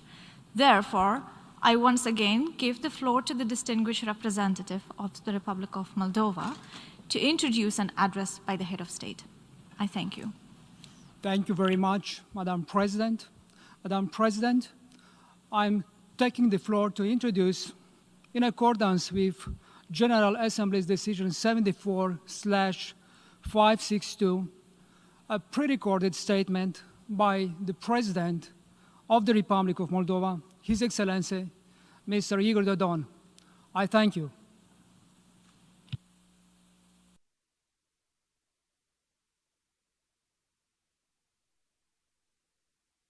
Dear Secretary-General, dear President of the General Assembly, Excellencies, distinguished delegates, the year 2020 will remain in the history of humanity as the year full of significant events, a year of re-evaluation of the contemporary world system and strengthening of our common efforts to overcome global challenges. The 75th anniversary of the United Nations overshadowed by the effects of the COVID-19 pandemic, is an opportunity for the heads of state and governments to become aware of past shortcomings and agree on constructive cooperation in the future. It is a year in which multilateralism has become more relevant than ever, and the need to revive is imperative. Founded in the glorious year of 1945 and continuously expanding from 50 founding states to 193 members today, the United Nations is the only global political platform for dialogue and cooperation. It represents the consolidated voice of humanity. The three pillars of the UN system, peace and security, human rights and development, have stood the test of time, reaffirming their importance. Over the past 75 years, the UN has progressively developed the framework of international law, mediated conflicts, stabilized world tensions, advanced human rights standards, and rescued lives. However, much remains to be done to eradicate the heightened inequalities of the pandemic, to continue the fight against the causes and the effects of the climate change. Unfortunately, not all treaties are respected by the member states, and the security threats are becoming increasingly complex. Discrimination based on gender, origin, race, religion, or disability still persists in the world nowadays. These circumstances motivate the call of the UN Secretary-General, Mr. António Guterres, to participate in a global dialogue on the relevance of the UN for the future. Certainly, consulting the views of the people is crucial for the organization to maintain its importance, to better serve the needs of humanity, and for the member states to increase their capacity to achieve the Sustainable Development Goals. Today, we will adopt the Declaration on Celebration of the United Nations 75th Anniversary. The text of this document is the product of discussion with the members of our societies and represents the outcome of solid negotiations between states. We all have agreed on an ambitious roadmap towards our common future. A future that means a planet protected in real terms, not just in a declarative manner. A future in which the peace will become the supreme value, conflicts being prevented, possibly resolved at their initial phase. In our common future, no one will be left behind. The international law will be complied with and continuously developed. And national governing institutions will enjoy the full confidence of the citizens. By agreeing to improve the UN's working methods, we, the member states, will be able to cope with contemporary challenges, and the UN's partnership with governmental and non-governmental organizations, the private sector and academia, and civil society will be given a new impetus to get strengthened. Undoubtedly, the future involves sustainable funding and improved digital cooperation. Excellencies, we have a common vision reconfirmed today. As Secretary-General António Guterres once said, no country or community can solve the complex problems of our world alone. The Republic of Moldova fully supports the collective effort to achieve the objectives set out in the Anniversary Declaration and is committed to contribute to the common response to the major challenges which the UN and the international community are facing.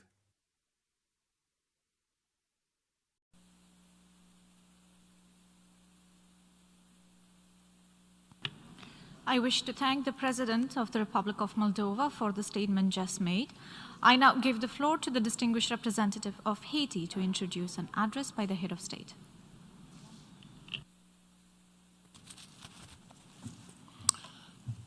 Merci, Madame la Présidente.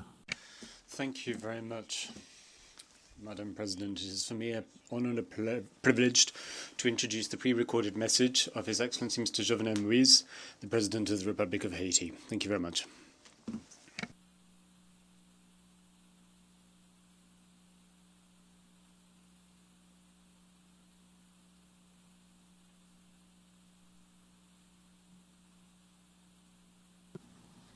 Monsieur le Président de l'Assemblée. President of the General Assembly, Secretary-General of the United Nations, ladies and gentlemen, in all your different ranks, capacities and titles, distinguished delegates. It has been 75 years already since the ravages caused by World War II. Since in 1945 we founded the United Nations Organization, which followed in the wake of the League of Nations, and the bedrock of which is the Charter of the United Nations, ratified in San Francisco by 51 founding members, including the Republic of Haiti. Since then, led by its 6 chief bodies and several subsidiary and affiliated organs, the United Nations, a body in which all peoples are represented on an equal footing, has played a central role in the global architecture for the maintenance of international peace and security, for conflict prevention, for sustainable development, and for the promotion of friendly relations and cooperation between states. This has been the preeminent forum for multilateral diplomacy to shape our world for the better. And this has become the chief platform and hub for relationships between countries. Major achievements have been made in the field of international peace and security, in the fields of justice and prosperity for all of which are guiding principles contained in the charter of this organization. I think this is largely thanks to its ability to convene all state and non-state actors to find solutions that will be for the well-being of all, for all in the human family. There remains a great deal to be done to achieve this ideal world to which we all aspire and strive. Our world continues to be confronted with major challenges, some of which are long-standing, but we also have to deal with and tackle new and emerging challenges to international peace and security, such as climate change, extreme poverty, recurrent armed conflicts, the menace posed by nuclear weapons, terrorism and violent extremism, and the coronavirus pandemic. It is for all of these reasons that today, more than ever, we need to strengthen the multilateral system and to render it a more partner-based, a more effective, more efficient and architecture that shows greater solidarity in order to ensure that we can find innovative responses to the challenges that we are faced with, particularly by positioning us to grapple with the root causes of these challenges. Haiti has always stood to promote and protect the rights and universal freedoms of peace and of cooperation between nations. On that basis and in that understanding, my country strives constantly, together with its fellow member states within the international community, to forge a new world, a world that is fairer and more balanced, in line with the goals and principles enshrined within the Charter of the United Nations. I wish to encourage all member states to commit within the framework of the declaration that we've adopted today, and together develop a common understanding and to engage in collective action in the fight against the COVID-19 pandemic. But beyond that, to work together to accelerate the implementation of the programs of action that have been agreed to within the 4 different pillars of the United Nations: development, peace and security, and human rights. Thank you very much indeed.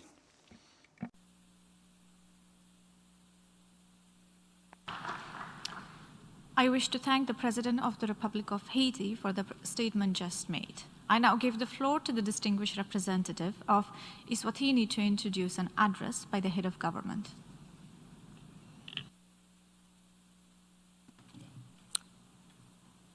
Madam Vice President, I have the singular honor to introduce His Excellency, the Right Honorable Ambrose Manvulo Dlamini, Prime Minister of the Kingdom of Eswatini, to deliver a pre-recorded statement on behalf of Eswatini to the House. I thank you.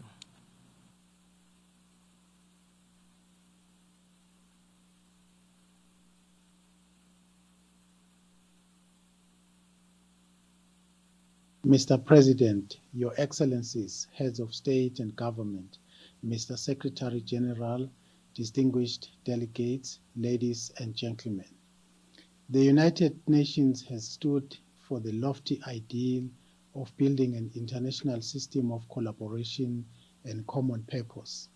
This underlying ideal has resulted in a number of successful interventions by the organization throughout our 75 years of existence. However, as with any organism that prevails over time, the need to grow is rooted in an ability to reflect and make the necessary adjustment to ensure that we remain fit for purpose. Mr. President, throughout our organization's existence, much has been achieved. We have helped maintain peace and security and minimize the ravages of war, fought against diseases, provided food for many, and convened a series of summits to combat emergent issues such as climate change and sustainable use of resources. The UN must now adapt to remain capable of handling these challenges and others as may arise. This is why the theme for this event, the future we want, the UN we need, reaffirming our collective commitment to multilateralism, is an apt as it impresses upon us the need to adapt to current and future issues.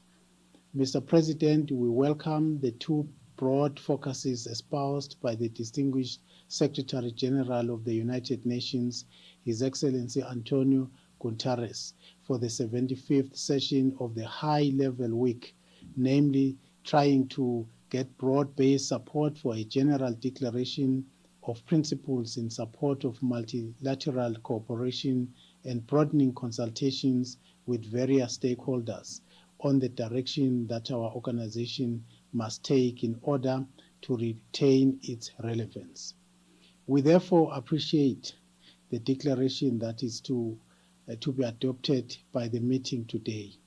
It reinforces the principles of sovereign equality and territorial integrity, which is key for us as member states. It acknowledges the seriousness of the threats of terrorism and violent extremism, thus helping us to tackle those twin scourges. It calls for a focus on the ongoing UN reforms, something that is both timely and necessary. It further provides a commitment to the protection of our planet in line with similar pledges made in the Paris Agreement and the 2030 Agenda. The reform of the Security Council is a key aspect of the process, and no transformation could be complete without its fundamental reform. To this end, the Kingdom of Eswatini wishes to reiterate Africa's call for a permanent membership to the Security Council in accordance with the Ezulwini Consensus. Mr. President, we repeat the call that has resonated so loudly with us all, that we must leave no one behind. Therefore, we urge that our community of nations open our doors to all the nations of the world and their people. Amongst the issues that continue to remain contentious is that of the Republic of China, Taiwan. The Taiwanese nation has played and continues to play a meaningful role in UN developmental endeavors. As such, their inclusion within our community of nations would be a crucial step towards realizing our pledge of leaving no one behind, in the process enhancing our legitimacy as an organization and granting credibility to our ongoing efforts. I thank you.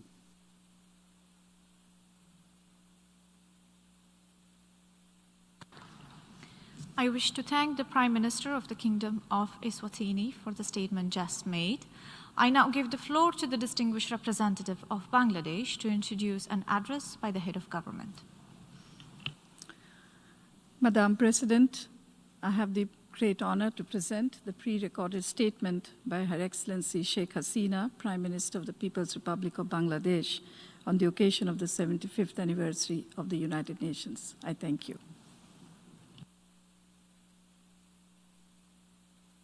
Bismillahirrahmanirrahim. Mr. President, Mr. Secretary General, Excellencies, Assalamu alaikum. The 75th anniversary of the United Nations that we are celebrating today is a momentous occasion for all. This commemoration bears special significance for us as it coincides with the birth centenary of a father of the nation, Bangabandhu Sheikh Mujibur Rahman. He had said at this August Assembly in 1974, I quote, "The United Nations remains the focus of man's hope for the future," unquote.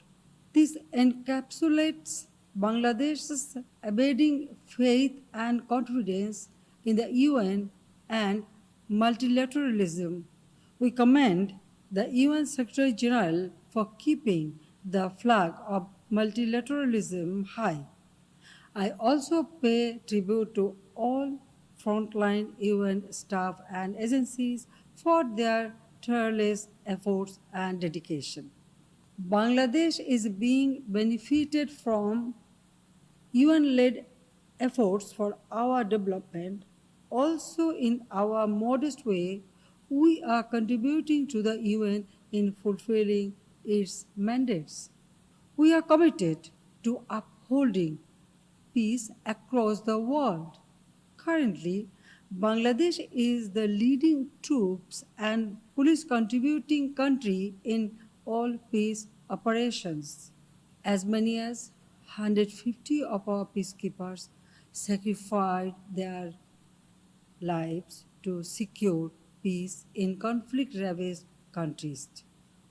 Mr. President, the challenges of our time, including the current pandemic, go beyond borders. COVID-19 has made the achievements of the 2030 Agenda more challenging. It has exposed the shortcomings of the current international order. At the same time, the pandemic has shown that both developed and developing nations need the UN more than ever. It has shown us that multilateralism is the way forward. To take the UN on the right course towards its centenary and beyond, UN at 75 should provide a credible and practical roadmap for delivering on commitments and responding decisively to global challenges. We must not allow our geopolitical rivalries to weaken the UN. We owe it to the founding fathers and future generations to make the UN a truly effective global body for humankind as a whole. Mr. President, we have seen moments in history that made us regroup to change the course of human civilization.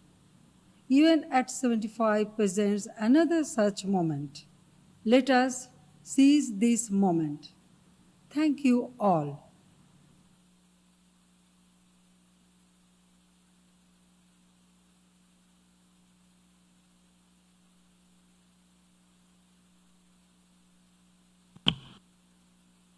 Thank the Prime Minister of the People's Republic of Bangladesh for the statement just made.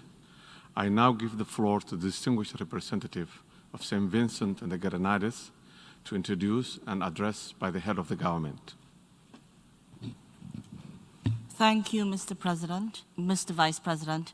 I have the honor to introduce the pre-recorded statement of Dr. the Honorable Ralph E. Gonsalves, Prime Minister of St. Vincent and the Grenadines.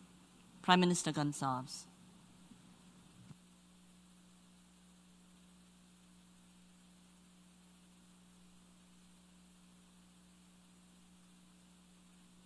Mr. President, Excellencies, distinguished delegates and friends, the exigencies of the 21st century demand a firm recommitment to the values of unity and solidarity envisaged by our forebears as they created our United Nations.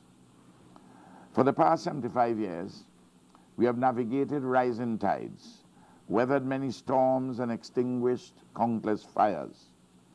But as we seek to confront the headwinds of climate change, manage the glowing embers of conflict, and address meaningfully the health, socioeconomic, political, and humanitarian aspects of the COVID-19 pandemic, we must pursue a renewed and effective multilateralism steeped in the virtues of inclusivity, equality, and justice for all.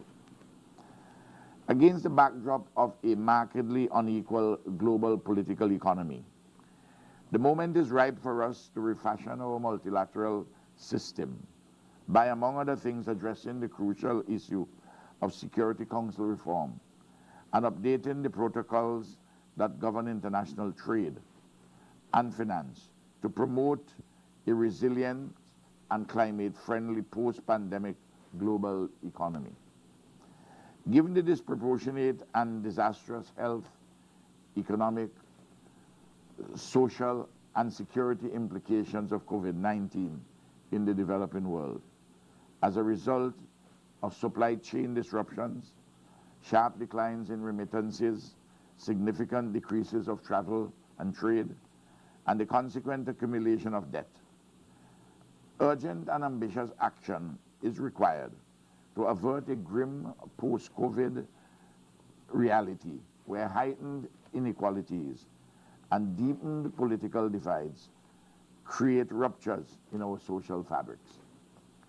For small island developing states like St. Vincent and the Grenadines, with our exceptional bundle of challenges, both historical and contemporary, there is an urgent need for our development partners, including international financial institutions, to apply vulnerability indices and update financing eligibility criteria to address debt distress. Without greater debt relief, concessional financing, and scaled-up development assistance, our countries will fall further behind, unable to provide social protections, attain sustainable development goals, or safeguard the social contracts on which peace and prosperity are built. COVID-19 has exposed the fragilities of a lopsided multilateral system, while the long arm of modern-day imperialism, with its hegemonic, unilateral, and interventionist modus operandi, disembowels the bedrock principles of international law and threatens further turmoil and fragmentation. We cannot continue on this perilous path. As we commemorate the 75th anniversary of this global institution, let us dare to imagine a new dawn for human civilization, where the rights and freedoms of all nations and peoples are equally protected. Let us craft a United Nations that ensures peace, security, and prosperity for all of humanity in all parts of the world. And let no state uses its military, economic, or political power to deny any other its rightful place at the table at the United Nations in equality and dignity. Thank you.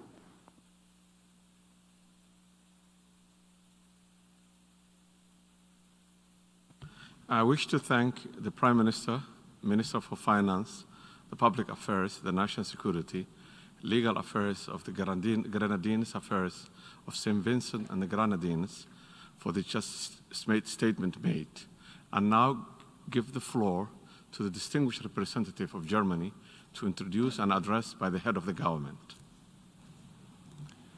Mr. Vice President, it is a great honor and pleasure to introduce Chancellor Angela Merkel. Mr. President, ladies and gentlemen, the United Nations was founded 75 years ago.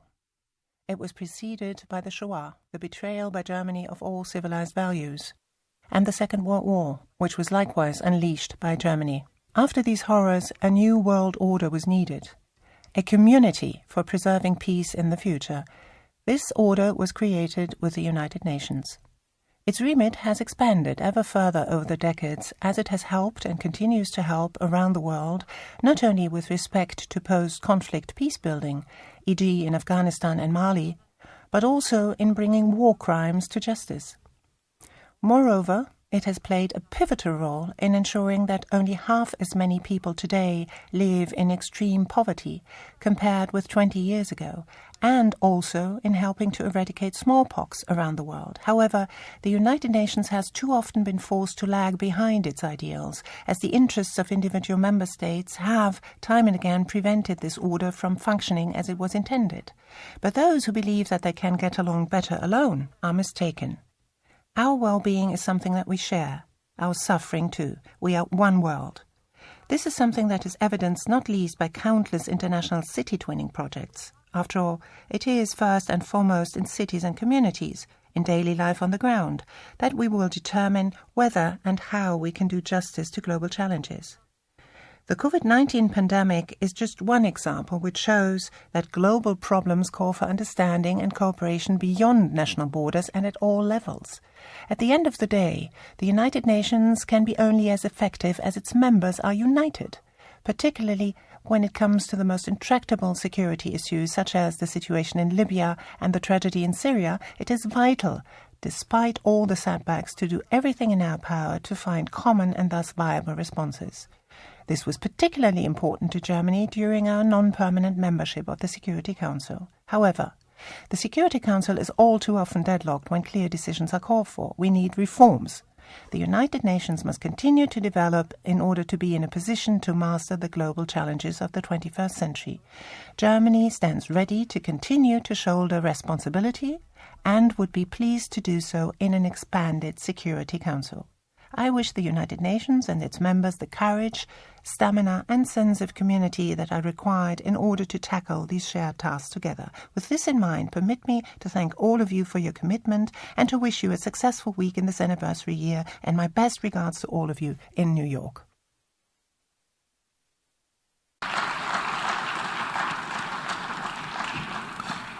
I wish to thank Chancellor of the Federal Republic of Germany for the statement just made. I now give the floor to the distinguished representative of Bhutan to introduce an address by the head of government.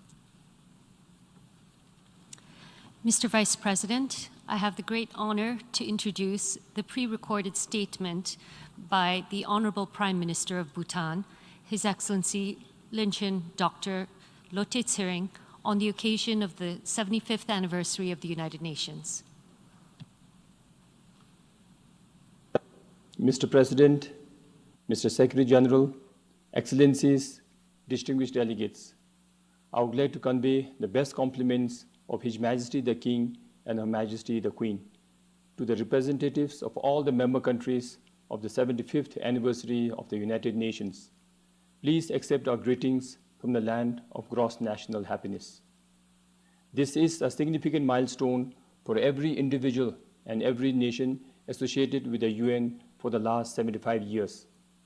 If not for the COVID-19, this event is worthy of a festivity. May I take this opportunity to congratulate all the Secretaries General and their team who have contributed so much to make UN a success story. With every leadership, the organization rose to greater heights. Millions of families were lifted out of poverty, conflicts, and crisis. Nations, irrespective of size and location, received a common platform as a member of one planet. In the 75 years of UN's existence, Bhutan has enjoyed being its part for almost 5 decades. UN has been a friend who supported our socio-economic programs and also set impetus to keep pace with the rest of the world. I thank the UN and partner countries for this support. Like the impact of climate change, COVID-19 pandemic once again reminds us that we are all interconnected. Global issues like climate change and pandemics affect developing countries disproportionately, which is why the theme for the 70th anniversary is very appropriate and timely. For the kind of future we want, we have to commit to multilateralism. If we do not strategize, if we do not act together, COVID-19 and future COVIDs will turn around the human developments and achievements by decades. And for the poorer countries, it will be almost irreversible.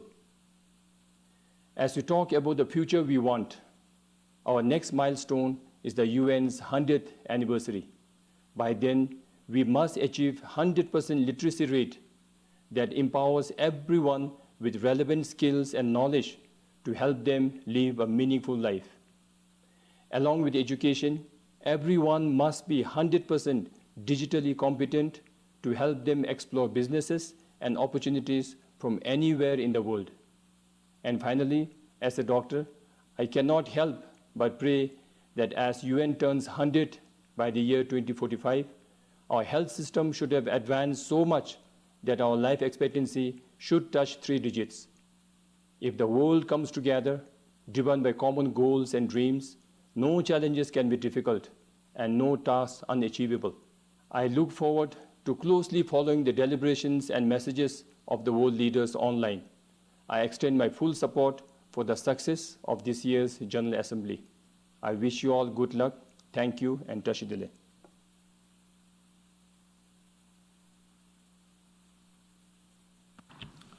I wish to thank Prime Minister of the Kingdom of Bhutan for the statement just made. I now give the floor to distinguished representative of Portugal to introduce an address by the head of government.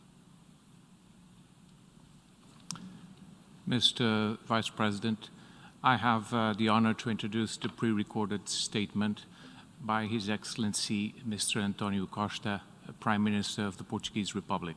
Thank you.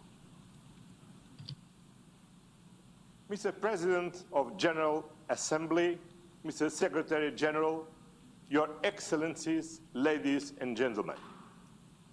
This anniversary gives us an opportunity to remind ourselves why we are together and to recommit to the purposes of the principles of the Charter.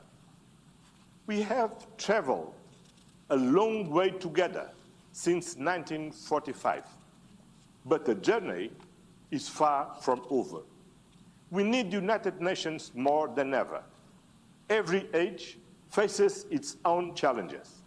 Some are new, others recurrent and persistent. For all of our efforts to save succeeding generations from the scourge of war, conflict is still pervasive in different parts of the world. The corrosive effects of economic inequality, corruption, populism, nationalism, extremism, racism, and gender bias are weakening the foundations of our democracies and threatening regional and global stability. Thousands lose their lives trying to reach new shores, searching for safety, opportunity, and dignity.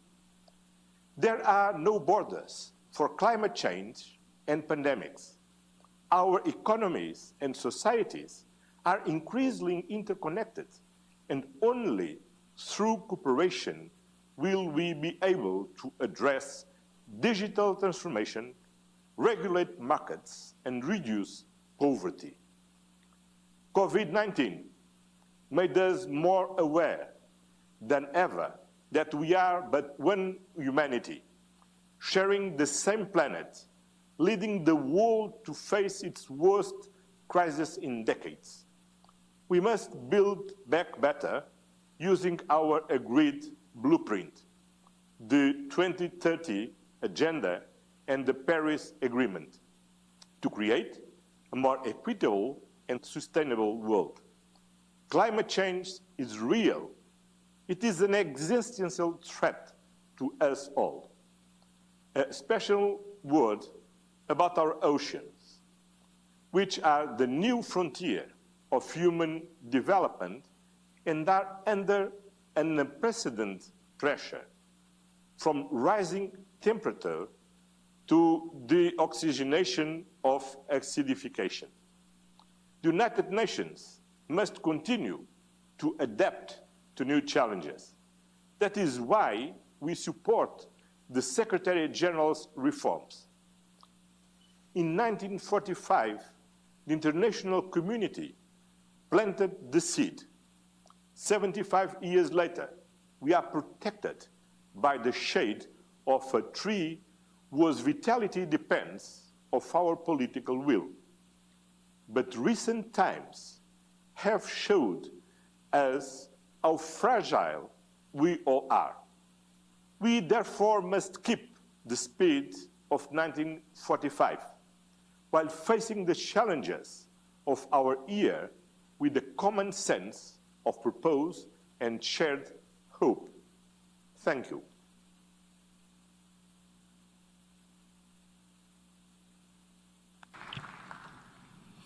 I wish to thank the Prime Minister of Portuguese Republic for the statement just made.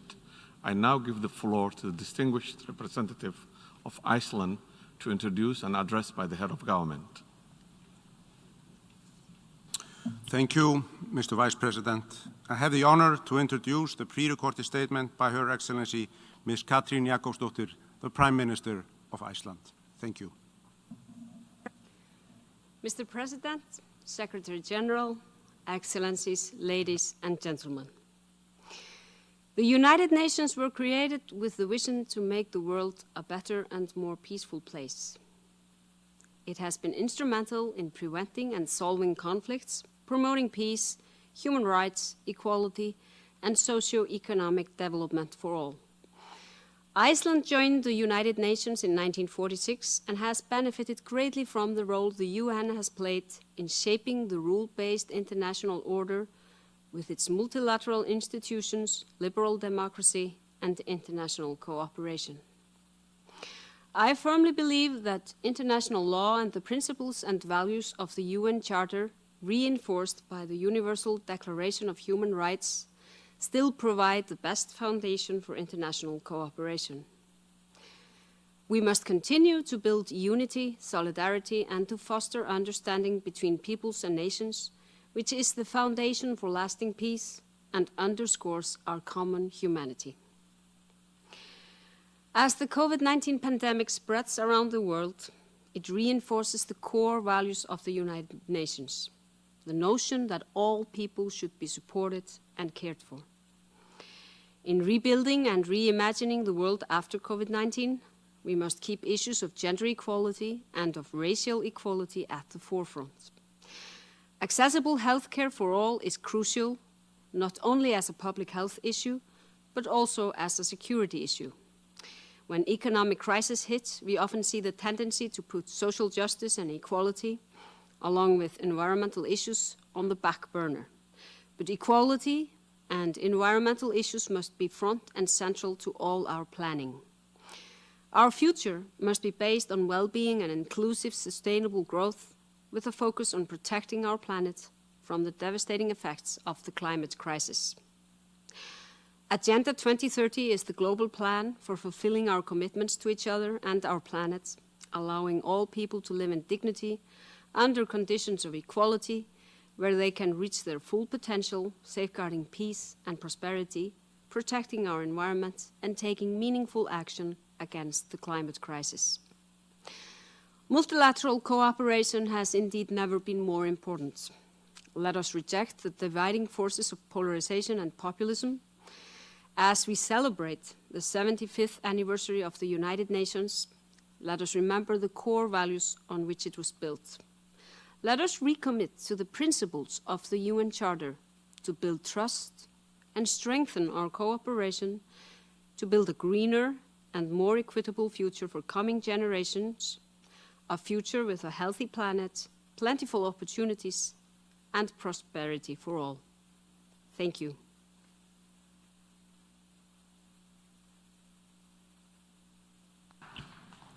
I wish to thank Prime Minister of the Republic of Iceland for the statement just made. I now give the floor to the distinguished representative of Nepal to introduce an address by the head of government. Thank you, Mr. President.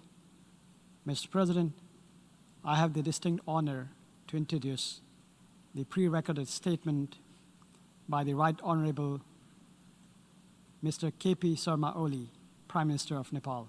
Thank you. Mr. President, Mr. Secretary-General, distinguished delegates. It is a privilege to be part of this historic occasion marking the 75th anniversary of the United Nations. We are convening at an unprecedented time. The impacts of COVID-19 have hit across lives, economies, and societies, with toughest burn felt by the weakest and most vulnerable countries. Today is an occasion to reaffirm our commitment to peace, prosperity, and justice. We, as humanity, have a responsibility to strengthen the UN and empower it as the center of multilateralism to deal with the complex challenges the world is confronting. Nepal's partnership with the United Nations has been ever growing in all three pillars. We have been providing one of the most dedicated and professional services to the UN peace operations for over 6 decades. The UN has been a key partner in our development process. We continue to contribute to the protection and promotion of human rights constructively. We believe that all human rights are equal and must be treated in their totality. Mr. President, the United Nations is at generational crossroads of continuity and transformation. It faces a test of delivering on the ever-increasing expectations to protect the neediest countries and peoples, to promote the sovereign equality and dignity of all, to fight against the threats like pandemics, climate crisis, and terrorism, and to ensure total elimination of nuclear, chemical, biological, radiological, and all other weapons of mass destruction. Building on the achievements, it is also our collective responsibility to make the world body more fit for purpose. Now is the time to do so. First, there is no alternative to unity, solidarity, and cooperation. We must reaffirm these values and commit ourselves to move beyond rhetoric to action. Second, it is important that the UN is focused on the 12 action points highlighted in the declaration we adopted today and mobilize support for the entirety of the SDGs so that no one is left behind. Third, with timely reforms, we must enable UN to build a just, fair, and rules-based international order where no nation is superior than others. Finally, we need to strengthen the UN and ensure that it is stronger and better prepared to tackle the existential threats and emergencies. To conclude, Mr. President, let us solemnly commit ourselves at this historic 75th anniversary to build a more prosperous and happy global community in an atmosphere of comprehensive democracy. Let us make the UN fit for this purpose. Thank you.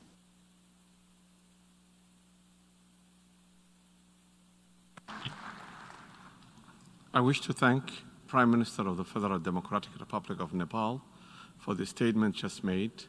I now give the floor to the distinguished representative of Mauritius to introduce an address by the head of government. Thank you very much, Mr. Vice President. Mr. Vice President, dear colleagues, I am very pleased to present the pre-recorded statement of Honorable Praveen Kumar Jagannath, Prime Minister of the Republic of Mauritius. Thank you. Mr. President, 75 years ago, the founding fathers of the United Nations pledged to save succeeding generations from the scourge of war, reaffirmed faith in fundamental human rights, and established conditions under which justice and respect for the obligations arising from treaties and other sources of international law can be upheld. Mauritius was pleased to join the organization in 1968 when it pledged to uphold those values and principles. Today, we happily celebrate the fact that the world wars have been averted, millions of people, though not all, have become free of colonialism and are able to enjoy basic human rights and fundamental freedoms with access to amenities and facilities. United Nations, as an organization, has been in the forefront in assisting those in dire needs, whether as a result of displacement or on account of conflicts or natural calamities. The UN system deserves our utmost congratulations for this. At the same time, there remains enormous challenges that continue to plague the world, for many of which our system has remained unprepared. Acts by non-state actors, such as terrorism, natural phenomena, including climate change and pandemics, have put in evidence our lack of preparedness. These should constitute important lessons for us in the future. And the only way we will be able to address them is by working together collectively and multilaterally. Other challenges, such as those linked to cybercrime, need to be assessed and remedial actions identified, considering that the world today has become highly dependent on ICT. We need to reinforce the organization by bringing about necessary changes that reflect the current economic and political configuration. Reform is a process that we must necessarily engage into if we want, in 25 years, to celebrate the 100th anniversary with pride and satisfaction. The UN needs to become an independent actor, free from political influence, and an effective guardian of international norms and standards, human rights, and principles. It should be able to safeguard the rights of peoples and ensure the respect for obligations arising from international law. The UN is the only organization of its kind that we have.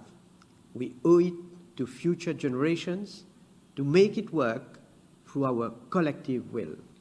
Happy 75th anniversary.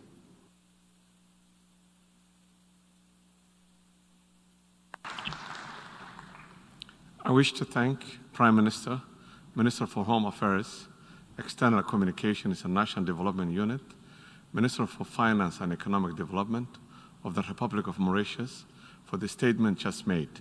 I now give the floor to the distinguished representative of Belgium to introduce an address by the head of government. Thank you, Mr. Vice President. I have the honor to introduce Her Excellency, the Prime Minister of the Kingdom of Belgium, Mrs. Sophie Wilmès. Monsieur le Président.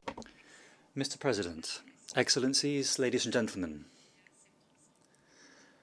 75 years ago, the guns of the Second World War just fell silent, and the greatest international organisation ever conceived came into being.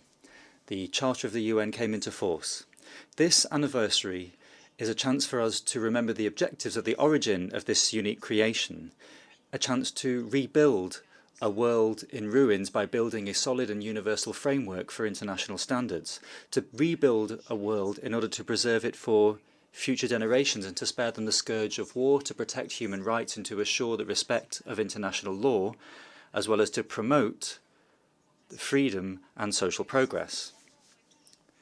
These are still our commitments within the United Nations.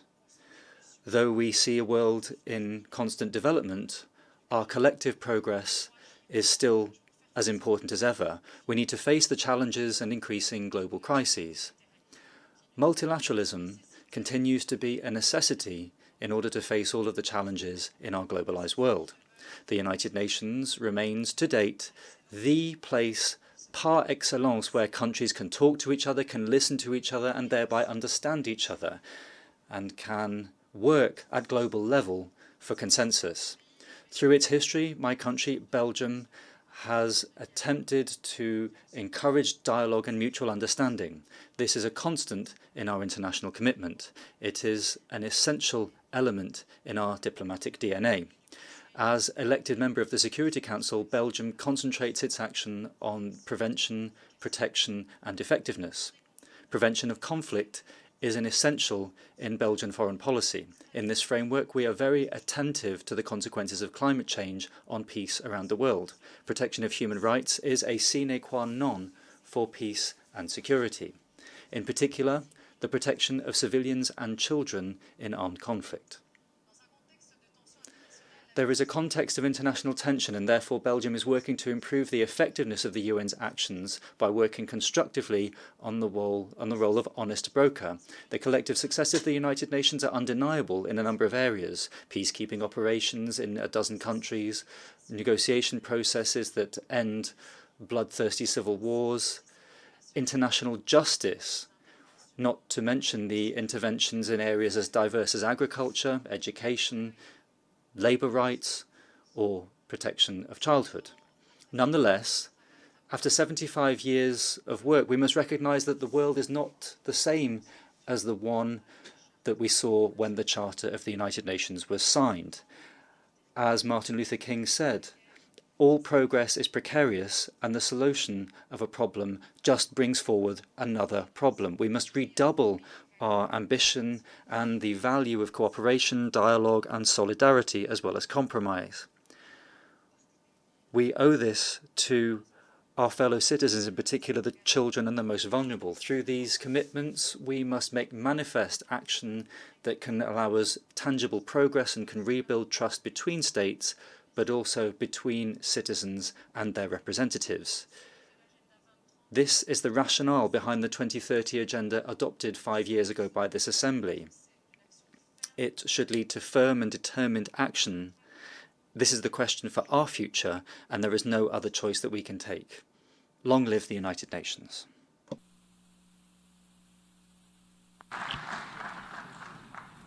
I wish to thank Prime Minister of the Kingdom of Belgium for the statement just made. I now give the floor to distinguished representative of Cambodia to introduce an address by the head of government. Mr. President, I have the distinct honor to introduce the pre-recorded statement by Samdech Akek Moha Sena Padai Techo Hun Sen, Prime Minister of the Kingdom of Cambodia. I thank you.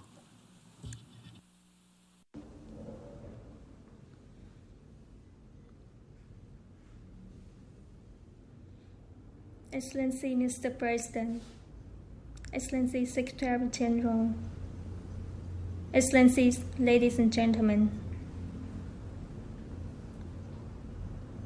I would like to join other leaders in commemorating the 75th anniversary of the United Nations. Certainly, the marking of this 75th anniversary is at a time of great disruption for the world, compounded by an unprecedented global health crisis with severe economic and social impacts. After the devastation of World War II, in the preamble of the UN Charter,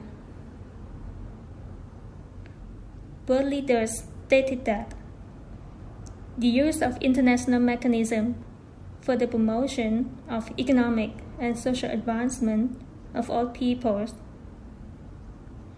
was an essential means of securing peace, upholding human rights, and ensuring social progress.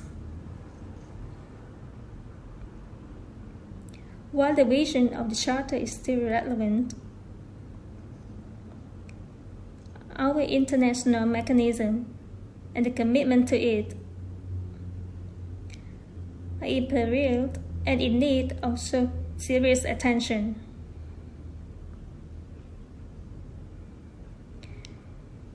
In fact, the mechanism of multilateralism has come under severe assault,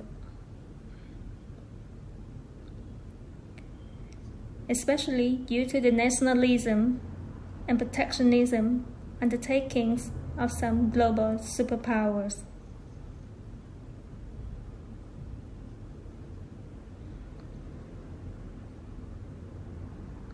Instead of receiving support, developing nations often become the target of punishment for the imperfection of nation-building process that does not meet the standards of developed countries, where their limited capacity to protect fundamental human rights, such as rights to peace, rights to life, food, shelter, and jobs, has been always insufficient. This is a significant factor that has contributed to severely destroying national restoration and development efforts of the poor countries due to the politicization of human rights in accordance with geopolitical agenda of some developed countries.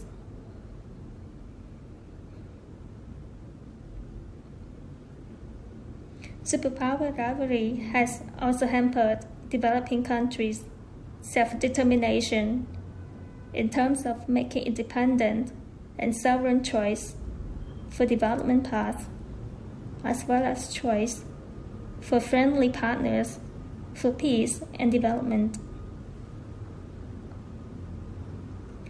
I am of the view that this is the real obstacle for developing nations to achieve the ambitious goals of the 2030 Agenda.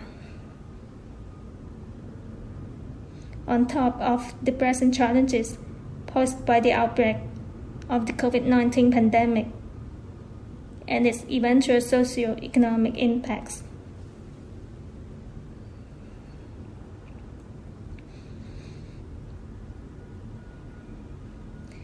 Excellency Mr. President, Excellencies, ladies and gentlemen,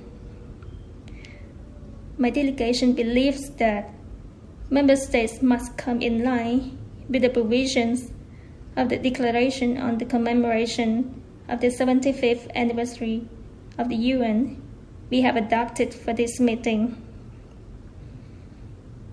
Our success in the implementation of the ambitious goals we have adopted will pave the way for future generations to live in prosperous, inclusive, and harmonious societies.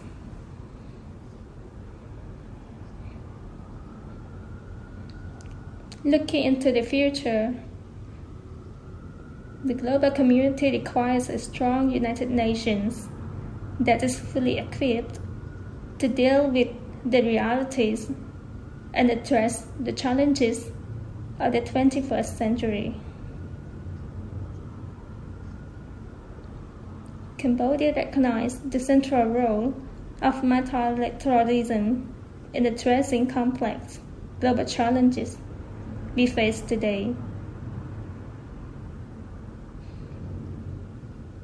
As the Declaration so aptly states, our challenges are interconnected and can only be addressed through reinvigorated multilateralism.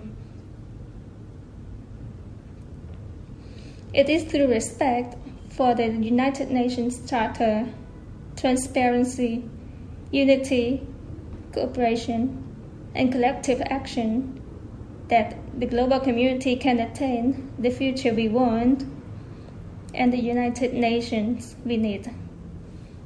Thank you.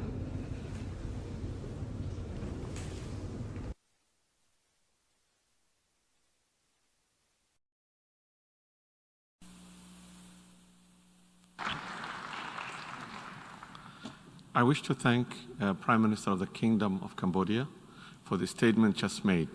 I now give the floor to the distinguished representative of Samoa to introduce an address by her of government. Thank you, Mr. Vice President. I have the distinct honor to introduce the pre-recorded statement by Honorable Tulaepa Lupesoli'ai Sailele, Prime Minister of the Independent State of Samoa. Thank you.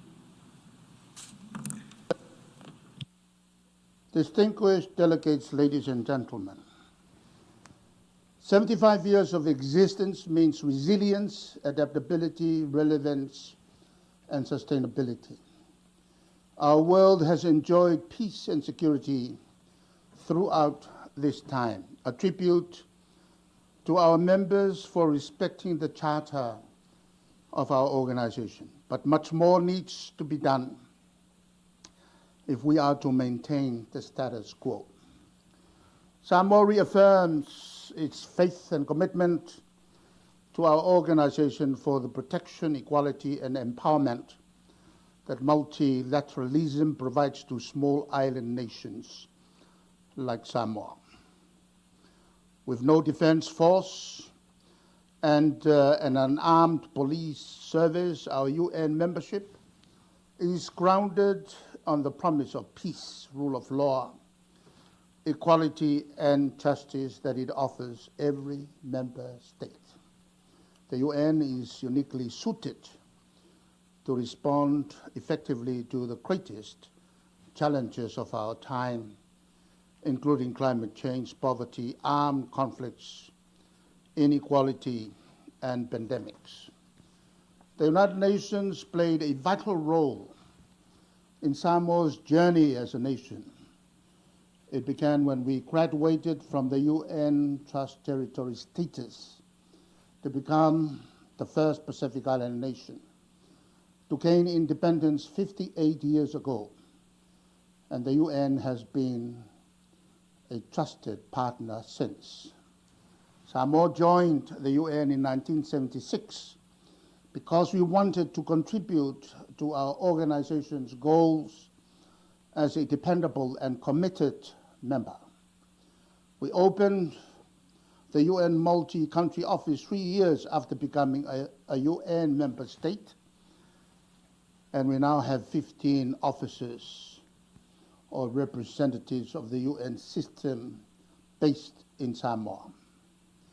We have graduated from LDC status, contributed to peacekeeping efforts, served on boards of UN funds and programs, and contributed judges and experts to the ICC, UN, and human rights treaty bodies. Samoa has joined around 50 UN conventions with active participation and engagement in the human rights, oceans, environmental, and disarmament conventions. We take pride in contributing to the continued recognition of SETS as a special case for sustainable development. The hosting of the 2014 UN SETS conference and the resultant blueprint for SETS sustainable development, the Samoa pathway.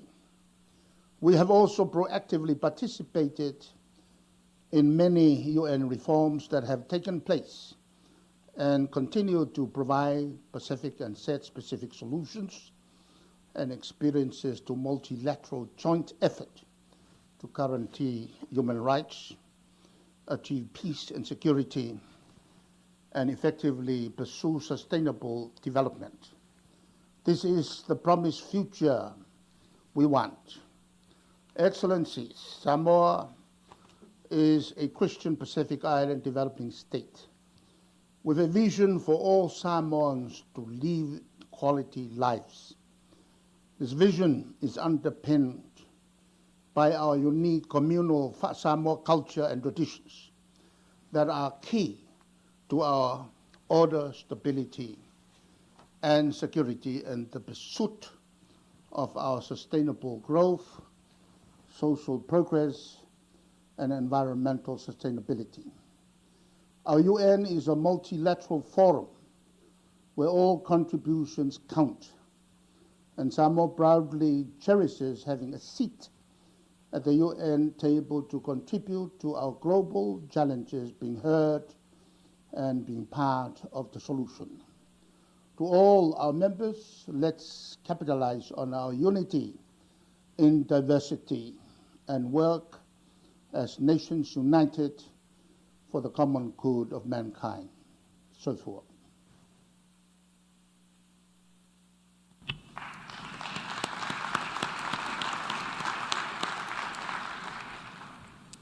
I wish to thank the Prime Minister and Minister of Foreign Affairs and Trade of the independent state of Samoa for the statement just made. I now give the floor to the distinguished representative of Canada to introduce an address by head of government. Thank you very much, Mr. Vice President. I have the distinct honor to present the pre-recorded statement of the Right Honourable Justin Trudeau, Prime Minister of Canada.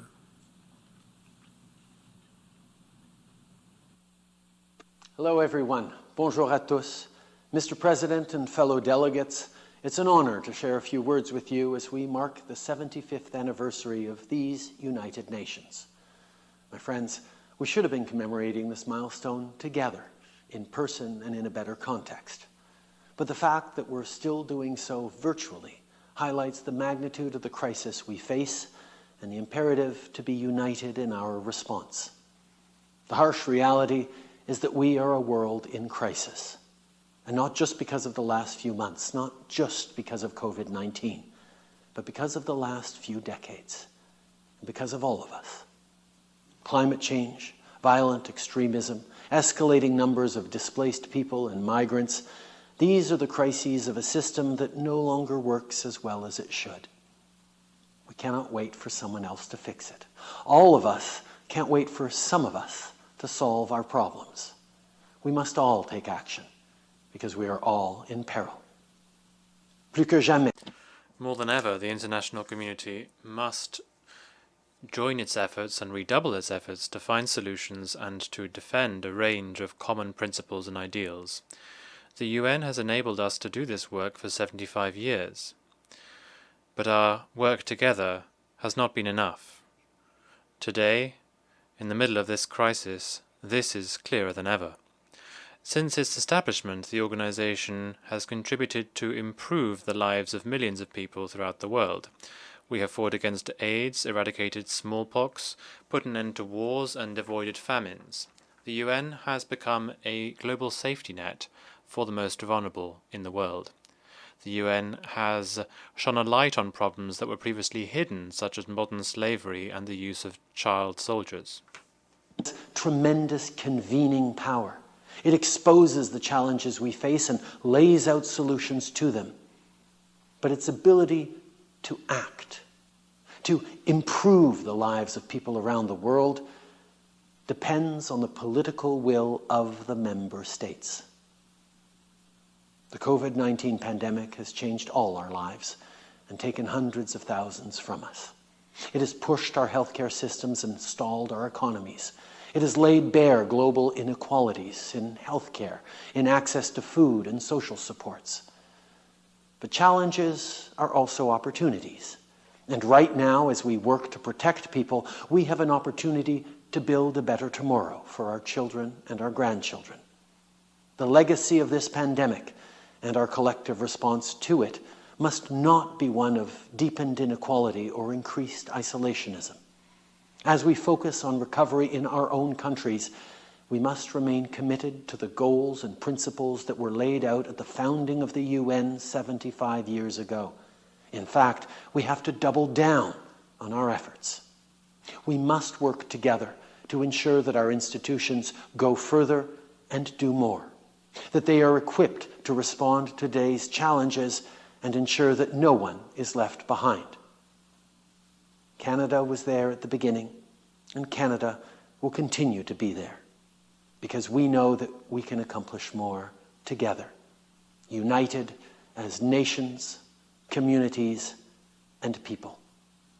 The lives of billions hang in the balance.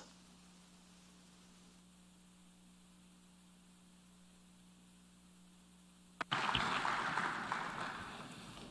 wish to thank Prime Minister of Canada for the statement just made.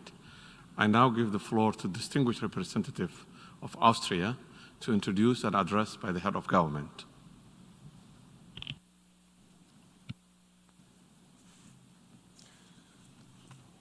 Thank you, Mr. President. Secretary-General, Excellencies, dear colleagues. At this high-level debate celebrating the 75th anniversary of the United Nations, I have the honor to introduce the recorded statement by His Excellency, Mr. Sebastian Kurz, the Federal Chancellor of Austria. President of the General Assembly, Secretary-General, Excellencies, ladies and gentlemen. Born out of the destruction of the Second World War, the United Nations this year look back on a 75-year-old history. 75 years of commitment to multilateralism that have led to some remarkable achievements which we can all be proud of. Let me mention just a few examples.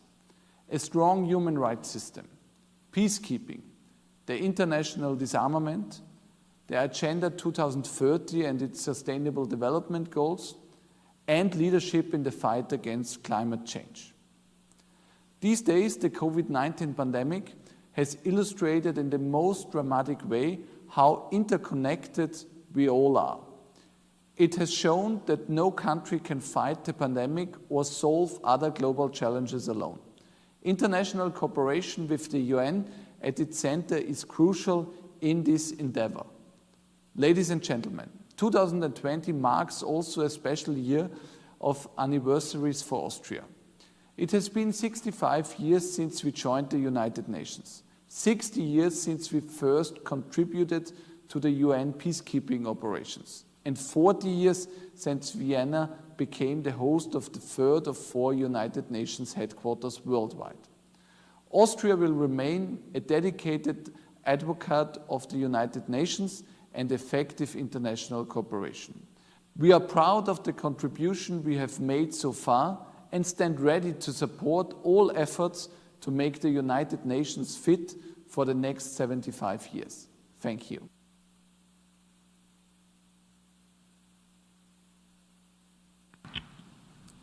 I wish to thank the Federal Chancellor of the Republic of Austria for the statement just made. I now give the floor to distinguished representative of Lao People's Democratic Republic to introduce an address by head of government. Mr. President, on this 75th anniversary of the United Nations, I have a great honor to introduce the pre-recorded statement by His Excellency Thongloun Sisoulith, Prime Minister of the Lao People's Democratic Republic. Thank you.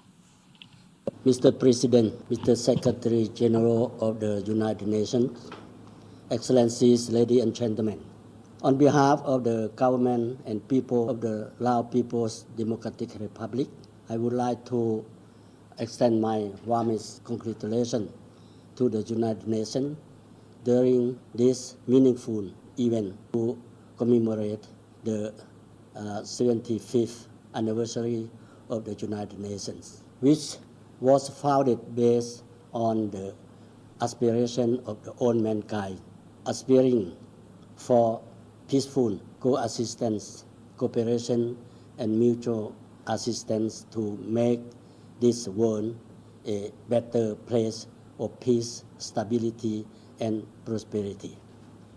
Throughout the last 75 years, we have witnessed a number of achievements and success made under the United Nations.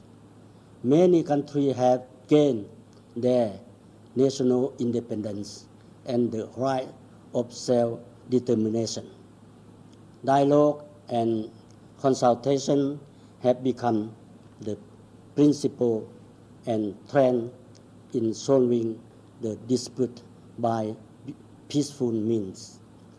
Development cooperation has been enhanced, leading to millions of people escaped from poverty, ration discrimination and gender inequality have been progressively addressed. All this has contributed to the maintenance of international peace and security and sustainable development.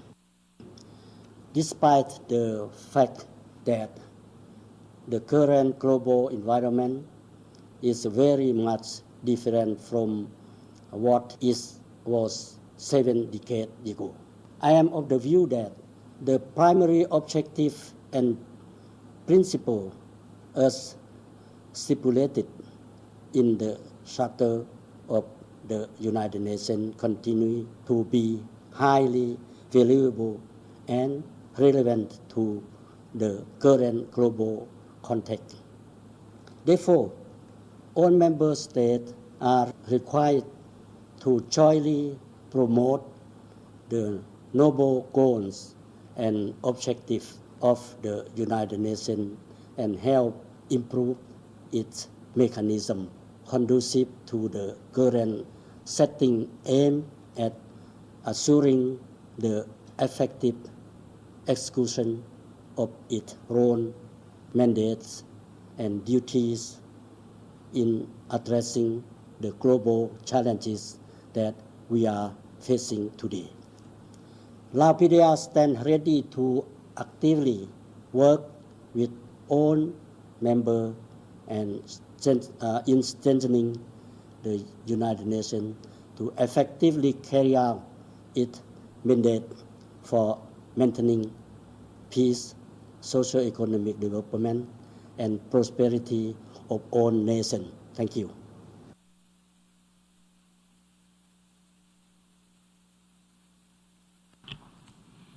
I wish to thank the Prime Minister of the Lao People's Democratic Republic for the statement just made.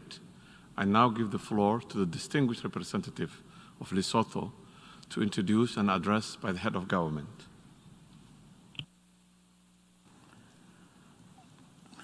Mr. President, I have the distinct honor to present the pre-recorded statement of the Right Honorable the Prime Minister, Dr. Mwekezi Majoro, of the Kingdom of Lesotho. This is made an address to this Assembly on this auspicious occasion. I thank you. President of the General Assembly, Mr. Secretary-General, Excellencies, ladies and gentlemen. Mr. President, at the outset, Lesotho wishes to extend its appreciation to you for organizing this important high-level virtual meeting to commemorate the 75th anniversary of the United Nations. The UN adoption of the 17 Sustainable Development Goals, which are to be achieved by 2030, is a trajectory to the future we want. This celebration comes at an opportune time, labeled the Decade of Action by the Secretary-General. It is a time that, more than ever before, calls for solidarity and unwavering commitment to multilateralism and to the UN. It is thus my fervent hope that in resolving not to leave anyone or any country behind and accelerating the achievement of the 2030 Development Agenda, our respective countries will, from now on, find ways of working together. That is the future we want. Mr. President, as we celebrate 75 years since the formation of the United Nations, it is also the right time to reflect on the vital role of international solidarity and collaboration to effectively respond to the numerous global challenges and impacts of COVID-19 pandemic, particularly in vulnerable countries in special situations like Lesotho. This situation has exacerbated existing poverty, inequalities, and vulnerabilities in our countries, thereby reversing development gains of the past decades. Addressing these multifaceted challenges requires enhanced partnerships at bilateral, regional, and international levels. The Kingdom of Lesotho further recognizes this important juncture in human history, a time of reflection on the role of the UN in the past 75 years and the future UN we want. As we celebrate this anniversary, my country has substantially advanced the inclusion of women and youth in our national laws, policies, and plans. This has been achieved purely through implementation of principles and guidelines as agreed upon by member states and as enshrined in the various international human rights conventions that Lesotho is a state party to. It is also thanks to the UN that my country's national reforms process is now at the implementation stage. We cannot achieve the United Nations we want without the reform of the highest decision-making body in the UN system, the United Nations Security Council. Taking into account principles, objectives, and ideals of the United Nations Charter for a fairer world based on universalism, equity, and regional balance, Lesotho firmly believes in the enlargement of the Security Council in both the permanent and non-permanent categories. In today's globalized world, it is indefensible and not comprehensible that decisions which bind us all are left in the hands of a few. Global security is not a privilege and should not be the preserve of a handful. The reform of the Security Council should take into account the aspirations of Africa as stipulated at the Ezulwini Consensus, which has not only received overwhelming support from member states but is without any express objection. Transparency, inclusivity, and democracy must inform the work of the entire United Nations system. In conclusion, Mr. President, Lesotho wishes to reaffirm the need for an enhanced multilateral system underpinned by the principles of unity and solidarity. We therefore look forward to working closely with the rest of the member states and the UN system. I thank you for your attention.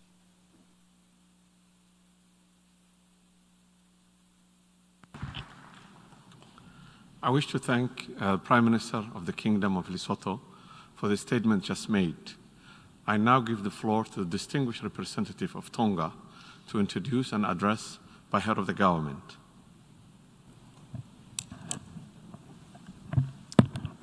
Mr. Vice President, Excellencies, on this occasion of the 75th anniversary of the United Nations, I have the honor to introduce the pre-recorded statement by the Honorable Prime Minister of Tonga, His Excellency Honorable Reverend Dr. Pohiwa Tuenatoa, Prime Minister of Tonga. Thank you. Mr. President, it is an honor to join fellow leaders in commemorating the 75th anniversary of the United Nations, an occasion deserving better circumstances than in the midst of this prevailing COVID-19 global pandemic. I salute with respect the foresight and determination of our esteemed founders 75 years ago in formulating the United Nations Charter to promote peace and security, development and human rights in the aftermath of the Second World War. The UN Charter begins with the words, "We the peoples," which sets an enduring legacy of the principles and values enshrined in the Charter with an emphasis on the peoples. The 75th anniversary of the United Nations is an opportunity to focus on the world, its current challenges, and how to shape the future we want. While we appreciate the 2030 Agenda for Sustainable Development, the urgency to achieve those targets related to two critical priority areas of climate change and sea level rise cannot be stalled. These have become security issues that threaten small island developing states, including Tonga. We continue to excessively bear the burden owing to accelerated sea level rise and climate injustice. Mr. President, we must renew our faith in multilateralism and commitment to international cooperation. In order to engage better in this context, we need to continue to reform the UN system to ensure a more positive impact upon the lives and the livelihoods of our peoples. In conclusion, the 75th anniversary of the United Nations and the impacts caused by the COVID-19 pandemic present us with opportunity to recommit and reshape and realign our strategies. I thank you, and may God bless the United Nations with many more years to come.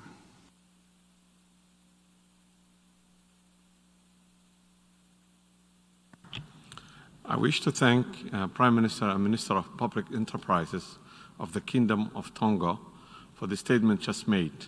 I now give the floor to distinguished representative of Antigua and Barbuda to introduce an address by the head of government. Thank you, Mr. Vice President, Excellencies, colleagues.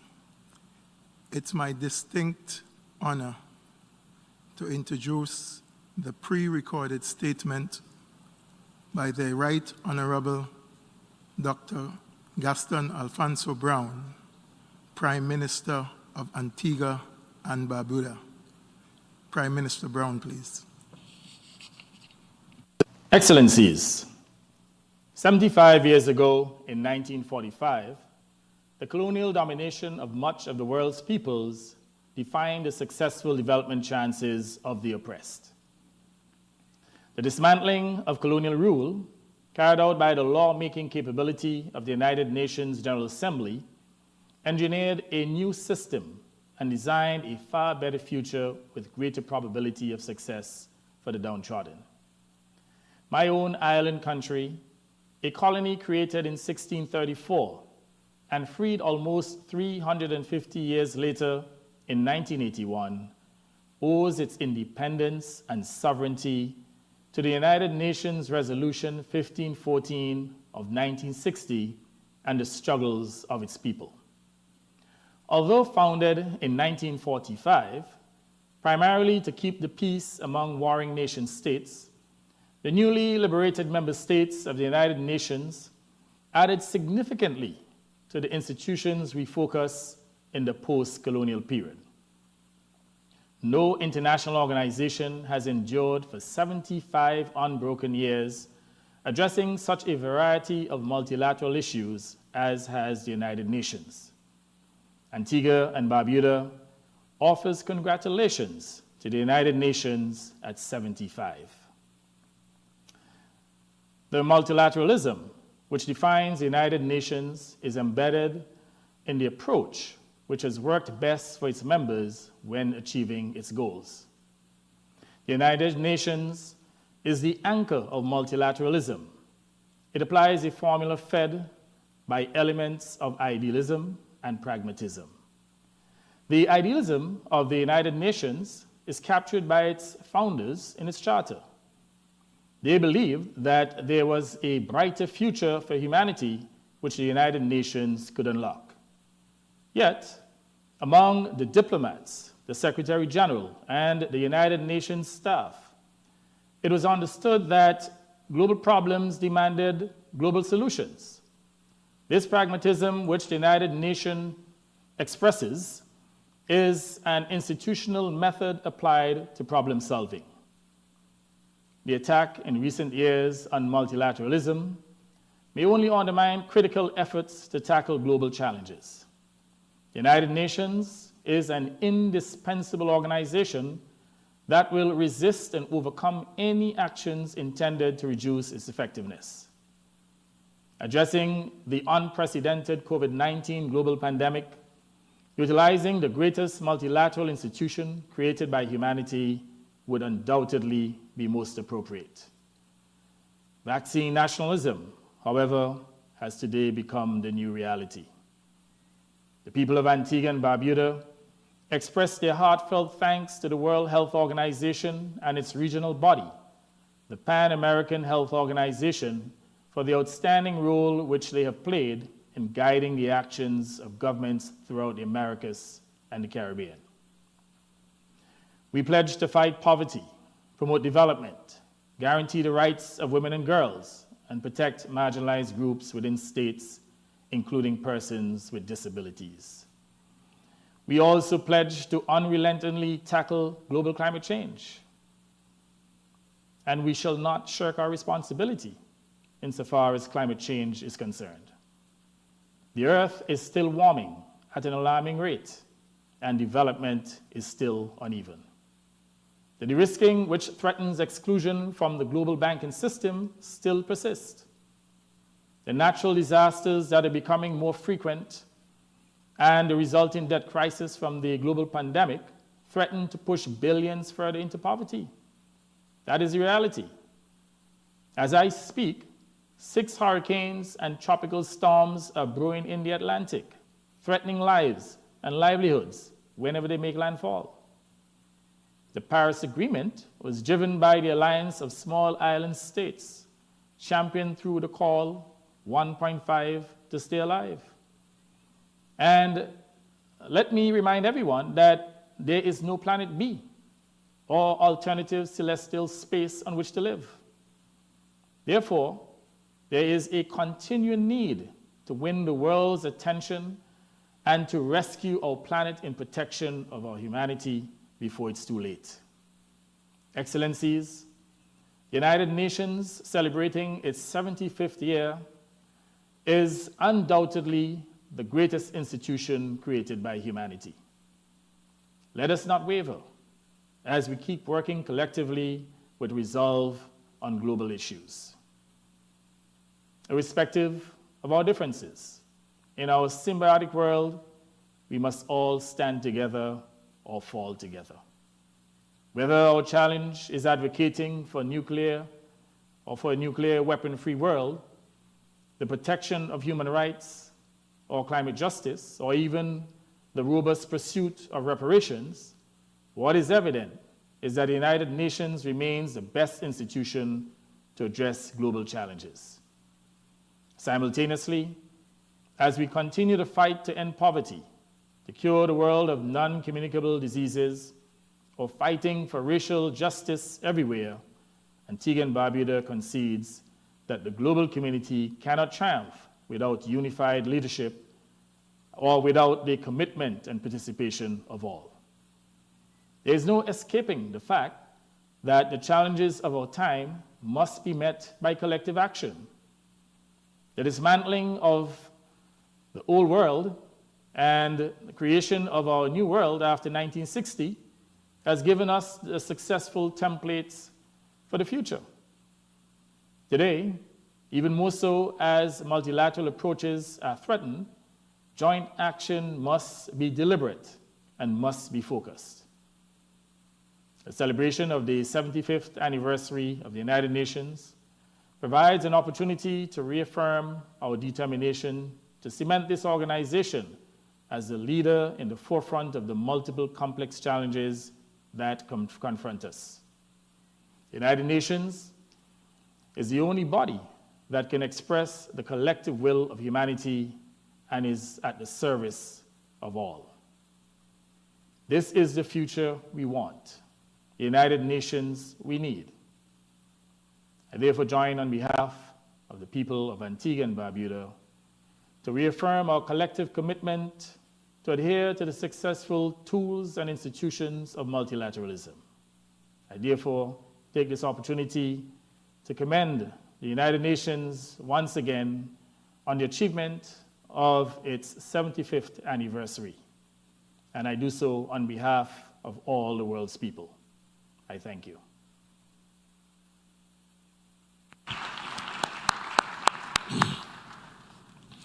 I wish to thank the Prime Minister and Minister for Finance and Corporate Governance of Antigua and Barbuda for the statement just made. I now give the floor to the distinguished representative of Vietnam to introduce and address by Head of Government. Mr. Vice President, I have the honor to introduce the pre-recorded statement of His Excellency Nguyen Xuân Phuc, Prime Minister of the Socialist Republic of Vietnam. Ladies and gentlemen, we're celebrating the 75th anniversary of the UN at an extraordinary time. Our pride for the growth of the UN is commingled with anxiousness as instability and pandemic are rampaging our planet. In the past 75 years, no world wars have come to pass. Peace, cooperation, and friendship have been thriving. Poverty and diseases have been on the retreat, and the life of humankind has been changing for the better. These immense achievements would not have been possible without the fundamental principles of the UN Charter and the UN itself as the center for harmonizing the actions of nations. The world today is faced with unprecedented challenges. The COVID-19 pandemic, together with instabilities, conflicts, great power competition, power politics, and climate change, are threatening the sustainable peace and development of nations. There's a Vietnamese saying which goes, as far as tests gold, so do hardship tests once resolve. The greater the challenge we face, the more we need to work together in solidarity and strengthen multilateralism with the UN at its core. The UN Charter and international law must be observed. The independence, sovereignty, and territorial integrity of states must be respected. The people must be at the heart of all efforts for development so that no one is left behind. Ladies and gentlemen, for the Vietnamese nation, nothing is more precious than independence and freedom. We also engage in a process of đổi mới reforms with the people at the center. Today, our country, with much confidence, is enjoying a vibrant growth and pursuing extensive economic restructuring and active international integration, participating as a responsible member at numerous multilateral forums, especially the UN. We're exerting all efforts for the goal of a prosperous people and a strong and modern nation of equality and democracy. Thanks to the collaboration with all international partners and with our own efforts, Vietnam has managed to contain the COVID-19 and a strong rebound of our economy is expected to follow. I take this opportunity to extend to fellow UN member states our gratitude for entrusting Vietnam with a non-permanent membership at the UNSC for 2020-2021. We're doing our utmost to fulfill this mandate as we also serve as the chair of ASEAN in 2020, where Vietnam is working closely with fellow ASEAN member states to build an ASEAN community of unity, resilience, and prosperity. We in Vietnam are determined to work alongside all other nations around the world to safeguard peace and realize the UN SDGs. The Vietnamese flag will be flying at even more UN peacekeeping missions, and I'm fully confident that with strong determination and joint actions, together we'll build a brighter future for all. Thank you very much for your kind attention.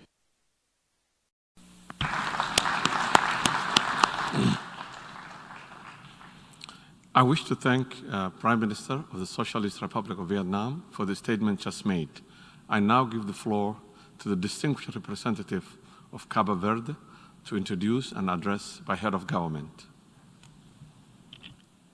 Thank you, Mr. President.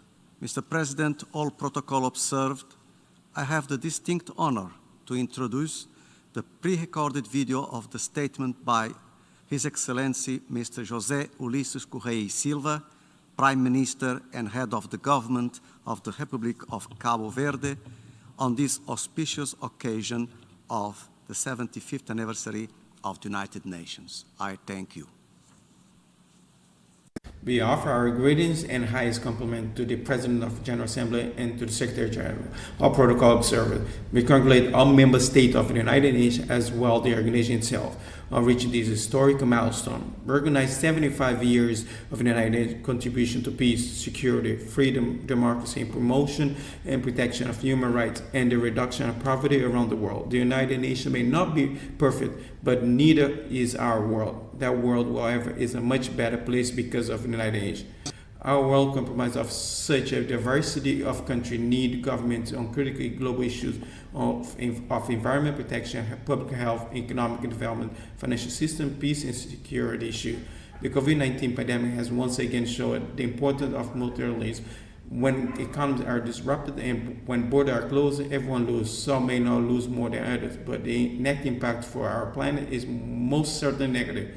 The devastating potential and reality of climate change knows no boundaries either. Poverty, hunger, insecurity, and instability cause impact and externalities that hardly conform to lines of country borders. In this context, Cabo Verde welcomes the adopted declaration, which symbolizes the criticality of this moment. We affirm the commitment to multilateralism and offers a vision for the future and the role of the United Nations. The COVID-19 crisis we are all experiencing should not confine the ambition of sustainable development to Agenda 2030. However, it imposes a strong additional challenge of overcoming the pandemic without leaving any country behind and relaunching the world economy without relinkage or share responsibility for the health of developing nations. Once again, this is the moment when the instrument of multilateral intergovernmental action in the context of truly global gain are essential to converge solution and good decision making. Cabo Verde is a member state that attach multilateralism the greatest relevance, not only as a principle but also a network space for engagement. We fully participated and engaged in the concert of nations. Our commitment has been constant, consistent, and current, and so it will continue to be. Thank you.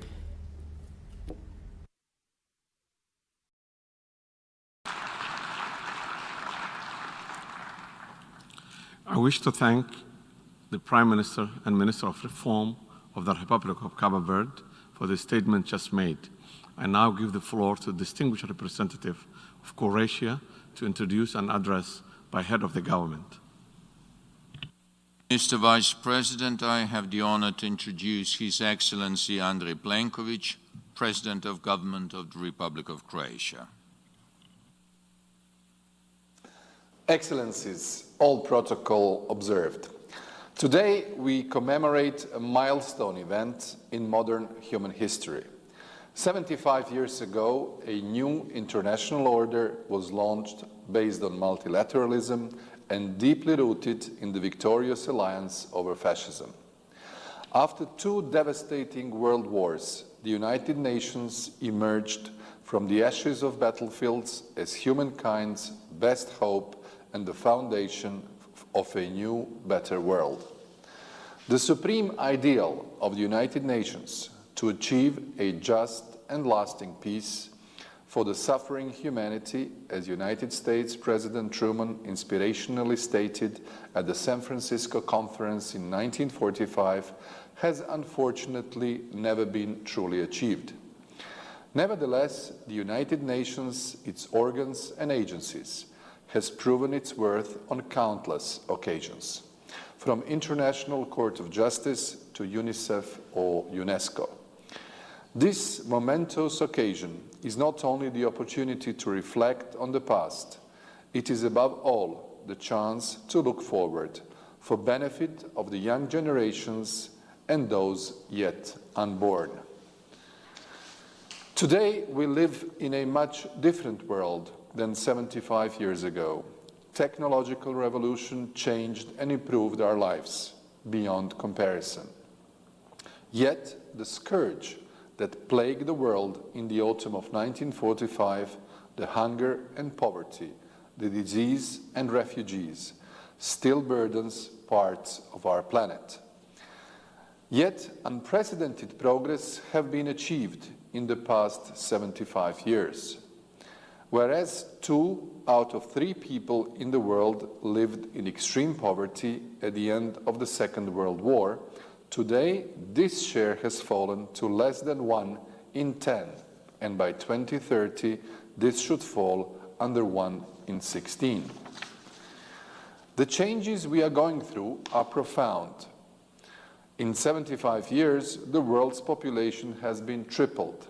The global energy consumption and the global CO2 emissions from fossil fuels increased 6 times, while the sea level has risen by 15 centimeters and is expected to continue to rise.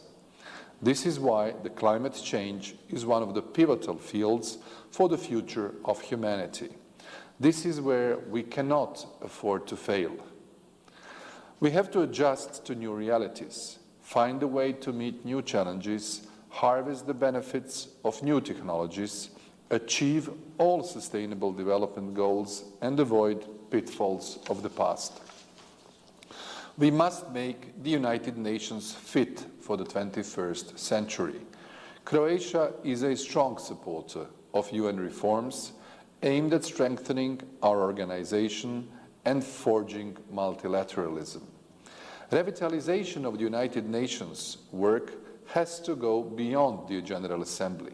Reform of the Security Council is long overdue. Our historical anniversary should also be an occasion for revisiting the UN Charter to meet the needs and realities of the new era. Let us use the 75th session of the General Assembly as a springboard for that. Croatia, being a member of United Nations since 1992, stands ready to continue actively contributing to all the efforts to improve our organization and preserve its global relevance for decades to come. Thank you.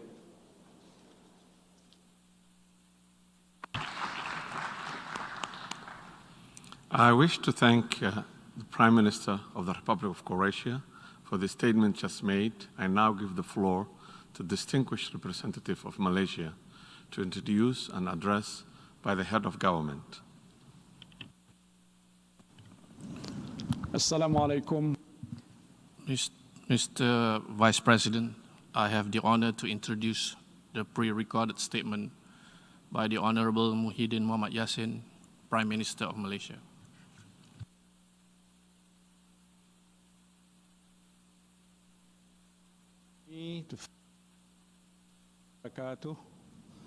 Mr. President, Mr. Secretary-General, distinguished representatives, it gives me great pleasure to address this high-level meeting to commemorate the 75th anniversary of the United Nations.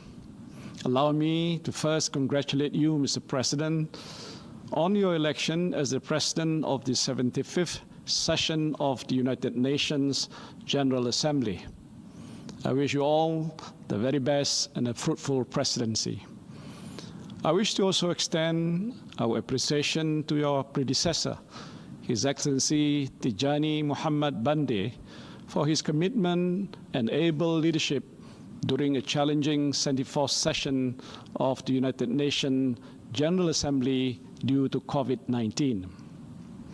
Excellencies, ladies and gentlemen, earlier this year, the United Nations launched the UN 75 initiative, inviting people around the world to share their aspirations, hopes, and priorities for the future. And nearly 40,000 people responded to the UN 75 survey within the first 3 months of its launching. While the interpretations of the findings may differ according to respective national circumstances, the message and direction that our people have shared are clear. They want a United Nations that better protects the environment, promotes human rights, and reduces conflicts. They also want a United Nations that focuses on promoting access to basic services, including health, as well as a world free from discrimination. This is not to say that the international community has not paid attention to those issues. On the contrary, we have worked especially hard on them over the years. The Paris Agreement, for example, was a milestone achieved by nations in combating climate change, culminations of international efforts that began at the Rio Earth Summit in 1992. We also have a host of instruments and conventions on human rights, most of which took many years to formulate. And such instruments govern and regulate our actions in order to allow all of us to progress. Unfortunately, in recent years, we have seen certain countries disregarded such agreements. We hope that this stops. We must take heed of what our people want and hope for. The UN 75 survey came at a time when the world has just beginning to witness the spread of this deadly coronavirus, which is why I'm delivering my speech in Malaysia. It has taken so many lives and exposed the true capacity and effectiveness of our healthcare systems. The socio-economic impact has been just as severe. On this, we must ensure that once a vaccine is found, it must be accessible to all nations and peoples. There should not be any discrimination whatsoever. We must remember that since COVID-19 does not discriminate, our response should not too. Excellencies, ladies and gentlemen, the United Nations remain the only global institution that all of us can claim ownership. While we acknowledge that the organization has done quite well in many areas in its 75 years of existence, especially in promoting social and economic development, we need to be honest and recognize that the United Nations has somewhat failed to save succeeding generations from the scourge of war. Many people are still suffering due to conflicts which remain unresolved in various parts of the world. The United Nations must improve in this aspect. And to do so, we believe that the organization must be reformed. The United Nations is needed now more than ever. However, the organization needs to be better equipped, not just with political latitude, but with the continued support of its member states to respond to some of the most glaring problems the world is facing. 75 years since its existence, the time is right for the United Nations to take stock of its achievements, improve on its weaknesses, and remove all obstacles that prevent its continued progress. Malaysia welcomes the adoptions of the Declaration for the Commemoration of the 70th anniversary of the United Nations today. We sincerely believe that today's commemoration presents a golden opportunity for the international community to do better. Let us not miss this opportunity, and let us move forward together in building the future we want and the United Nations we need. With this, I thank you.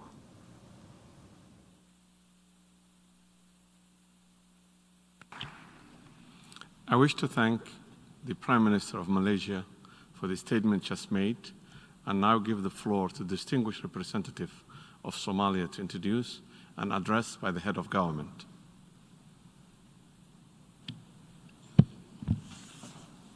Thank you, Mr. Vice President. I have the great honor to introduce the pre-recorded statement by His Excellency Mahdi Mohamed Guled, the Acting Prime Minister of the Federal Republic of Somalia, on this occasion of the 75th anniversary of the United Nations. Thank you. Mr. President, Excellencies, on this 75th anniversary of the United Nations, I congratulate you, Mr. President, for the well-deserved election. I also congratulate ourselves, the membership of the UN, for the tremendous achievements, progress, and the remarkable strides we have collectively made over the past 3/4 of a century. 75 years since the Charter of the UN was established, most nations of the world are enjoying freedom and progress. The UN has largely served as the independent organization developing and standing for international norms and law. The importance of the UN mission and the interdependence of the world has been brought home even more before the COVID-19 pandemic and the realities of the climate emergency that we are all living today. These two global challenges and many more, including the dehumanizing poverty, conflict, and instability that many countries, including Somalia, face, affirm that no country is an island, but that we are all interconnected. In Somalia, with the support of the international partners and the UN, we have made significant gains towards peace, security, and sustainable development.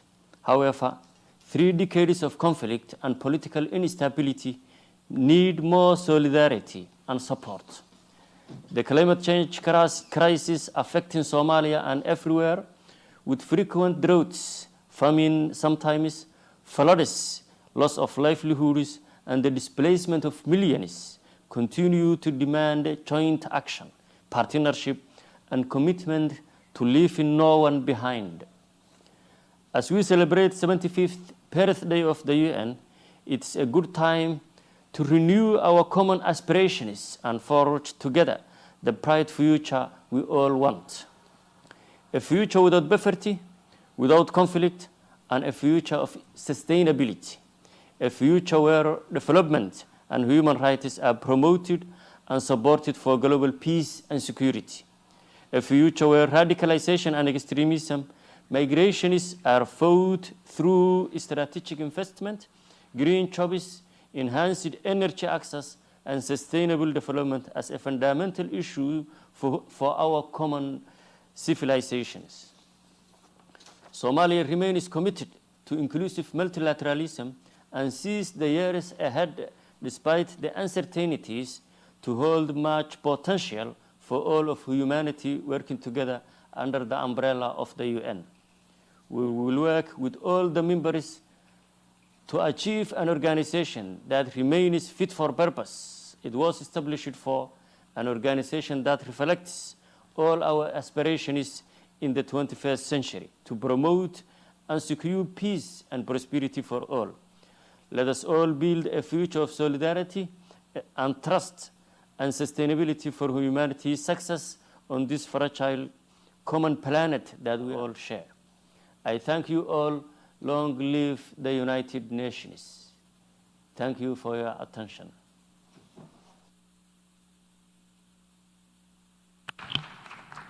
I wish to thank the Acting Prime Minister of the Federal Republic of Somalia for this statement just made, and now give the floor to the distinguished representative of Oman to introduce an address by the Chairman of the State Council.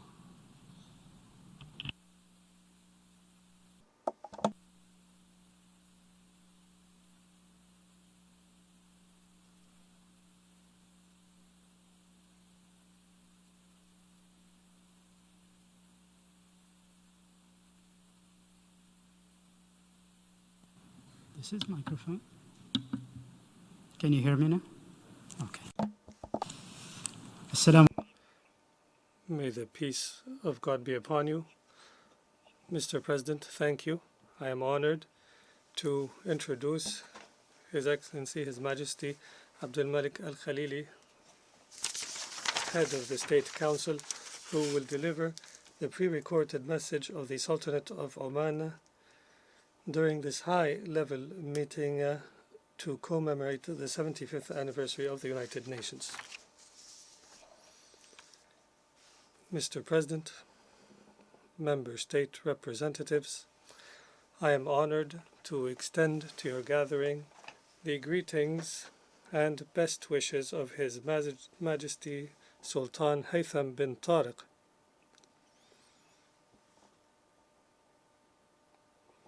The Sultanate of Oman joins you in celebrating the 75th anniversary of the United Nations. We highly value our strategic partnership with the United Nations and reiterate our continued support for this partnership. We are counting on the well-earned position of the United Nations over the decades since its establishment. This pivotal position of the United Nations in the international relations system represents a focal point and a beacon of hope, security, justice, and peace. It is an umbrella for the peaceful settlement of disputes in accordance with the provisions, principles, and rules of international law. Mr. President, Member State representatives, today we are gathered to commemorate the 75th anniversary of the United Nations at a time when the world is witnessing major unrest and an unprecedented global health crisis with serious economic and social impacts. My country hopes that this crisis will motivate the entire world to overcome it through stronger will, greater determination, and a deeper willingness to engage in dialogue, cooperation, and solidarity as one global family, working towards securing a better future for all.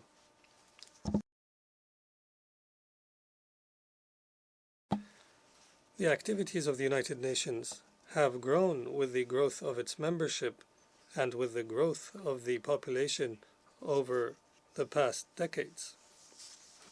Also, its agenda has become burdened with various interests and aspirations, more than ever before. It is confronting developments of the modern times and the rapid transformations and difficult challenges that must be addressed. This compels the member states to develop the structures and mechanisms of the United Nations in line with the aspirations of current and future generations in order to secure decent livelihood, justice, security, and stability for all. I would like to seize this opportunity to reiterate that my country's appreciation for the efforts of the United Nations in combating poverty, disease, and in promoting opportunities for peace and harmony and achieving sustainable development. We also appreciate its efforts in the field of environmental conservation and addressing climate issues, extremism, and terrorism in various parts of the world. Mr. President, the Sultanate of Oman adopts in its foreign policy and international relations an approach that respects the noble principles of the United Nations and supports opportunities and efforts for peace, understanding, cultural diversity, tolerance, dialogue, and close cooperation with other nations, as well as the settlement of disputes by peaceful means in accordance with the provisions, principles, and rules of international law. We urge for supporting and developing the United Nations in order to enhance its capabilities and performance as it faces today's challenges and fulfills its pivotal role in international relations. With God's help, the Sultanate of Oman will remain an effective partner with you to further advance the role of the United Nations in order to achieve its noble purpose in maintaining international peace and harmony and building a secure and stable world. And may the peace of God be upon you.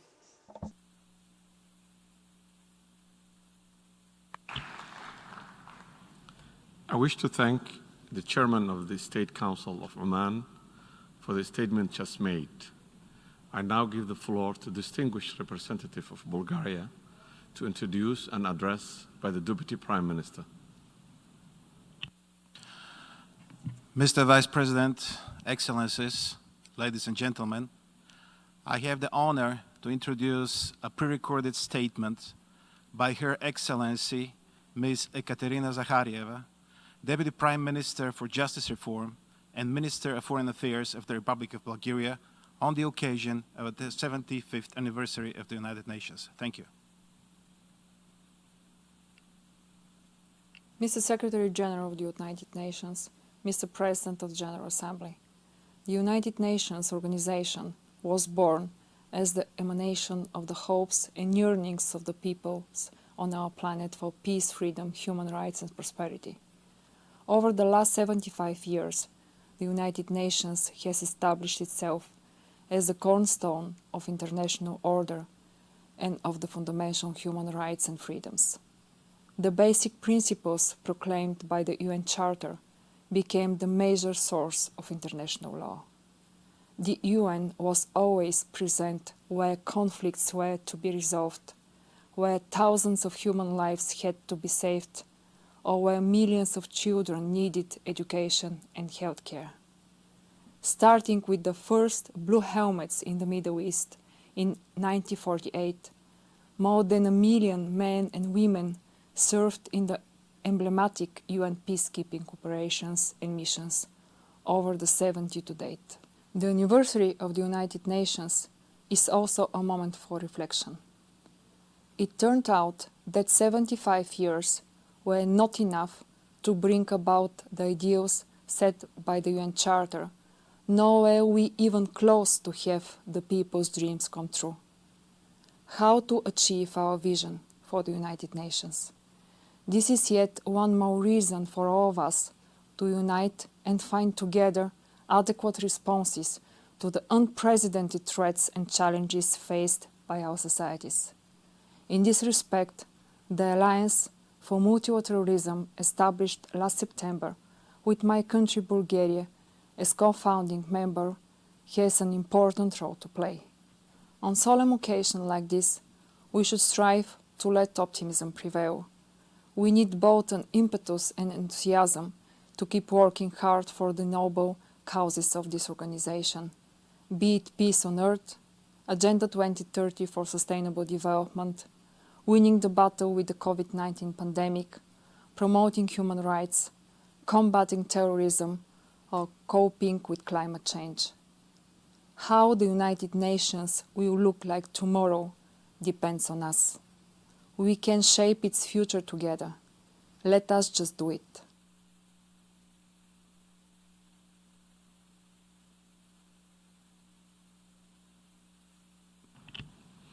I wish to thank the Deputy Prime Minister for Judicial Reform and Minister of Foreign Affairs of Bulgaria for the statement just made. I'll now give the floor to the distinguished representative of Russian Federation to introduce a statement by the Minister on behalf of the Collective Security Treaty Organization's members.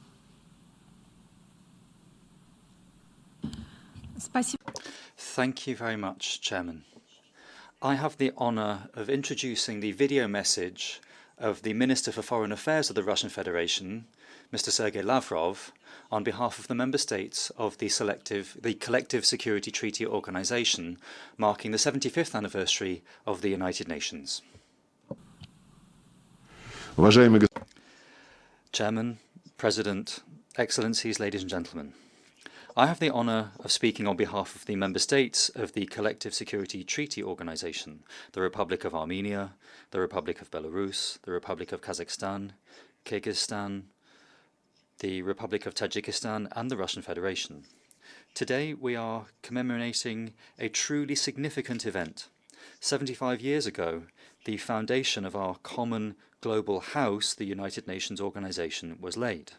Looking back, we marvel at the decisiveness with which the founders of this global organization endeavored to build a democratic system for international relations. They came together as one in order to spare future generations the horrors of war, to strengthen faith in human rights, to create the conditions for a fair international order and social progress. Years later, some tended to take this great achievement as a given. However, we should recall that each step in this direction was a true feat, the main element of which was the victory over Nazism. Bringing together the free peoples in the face of such terrible tragedy became the basis for bringing to life the ideals that had earlier been considered utopian. Against this background, attempts to revise history look absurd. These include attempts to downplay the role of those peoples that made a decisive contribution to defeating fascism. The memory of those who died at that terrible time is sacred. We should all remember the lessons of history, honour the feats of the warrior founders, and preserve the monuments erected to their glory.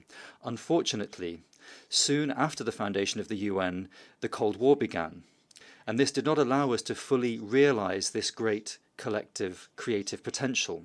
44 years later, the Berlin Wall fell. It had symbolised the geopolitical combat between two implacable systems, and only then was a new hope born. It was already not just a question of preventing armed conflict, but also of overcoming mistrust, inequality, restraining neo-colonial ambitions, and also establishing constructive cooperation to build a common future.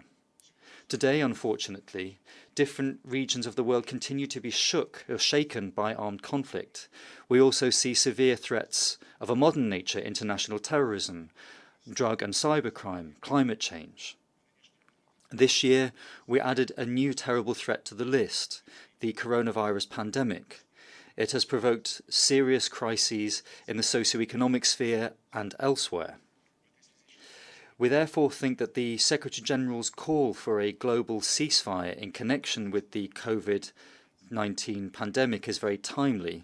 The member states of the CSTO unanimously supported it. Reacting to these and many other global problems is becoming more and more complex year by year, in particular in conditions where we see increasing discord in the international community. It seems that the situation in many ways is connected with the reluctance of some countries to consider the legal interests of other states. We see the imposition of concepts and standards such as the rule-based international order, attempts to meddle in the domestic affairs of states, the application of unilateral sanctions violating the prerogative of the UN Security Council. We also see intolerance and hatred. But the natural course of history cannot be reversed. Today in the international arena, we see new centres of economic growth. There is also a need to settle armed conflict exclusively through peaceful means, and there is increasing interdependency.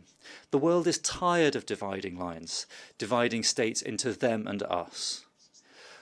The world requires increasing multilateral assistance and cooperation. In other words, the aims that were laid down 75 years ago when the UN was founded are more timely than ever. We also must restate our commitment to the UN Charter and the norms of international law, and accent the fact that there is no alternative to general multilateralism and activating efforts to find collective solutions to global problems, with the UN playing the central coordinating role. Mr. President, this anniversary gives us the chance to shape the activities of our organisation in the future. Today, the UN should remain an effective organisation, leading harmonised work in strict compliance with its charter. We cannot allow the mandates of the main organs of the UN to be watered down, or to see the duplication of mandates, which would only prevent us from achieving our goals. In its practical steps, the UN should take into account the experience and know-how of regional organisations such as the CSTO. The lion's share of the UN's achievements are connected with its peacekeeping activity. There are higher hopes than ever laid on peacekeeping operations. In fact, they are called on to resolve pressing issues, but also to facilitate long-term settlement. In this, one of the main activities of the international community should remain settling conflict exclusively through peaceful, political and diplomatic means within the framework of internationally agreed negotiation formats on the basis of international law. A sine qua non here should remain broadening cooperation in the fight against terrorism and its connections to organised crime. We see the development of information and communication technologies, and these are actively used by terrorists, criminals, and for military aims. Therefore, against this background, we must guarantee international information security. There's also a need to erect a barrier to attempts to weaken the system of controls over armaments, disarmament, and non-proliferation to uphold global stability. Particular attention must be paid to reflecting threats of a cross-border nature, including those connected with the movement of foreign terrorist fighters into conflict zones, the threats of chemical and biological terrorism, and also safeguarding the peaceful uses of outer space. The UN's focus should remain on helping development, which is an essential condition for strengthening peace. It's important to complete the process of decolonization as quickly as possible, which makes it difficult for those centers of previous colonial empires to maintain their influence in new conditions. Mr. President, in conclusion, I wish to stress that the fate of the organization lies in the hands of its member states. We need once again, as in 1945, to set aside discord and to come together to resolve common problems with an emphasis on equal dialogue and mutual respect of interests. The UN is the forum that creates all of the necessary conditions for this. Thank you very much.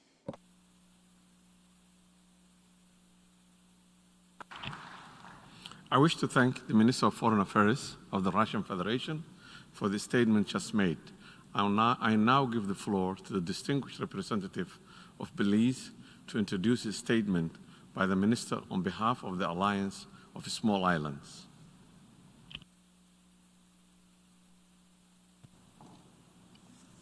Thank you very much, Mr. Vice President.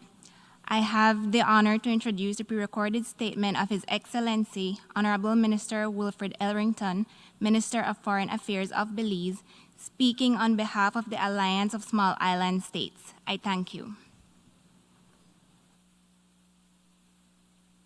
I have the honor to deliver this statement on behalf of the Alliance of Small Island States, AOSIS, on the occasion of the 75th anniversary of the United Nations.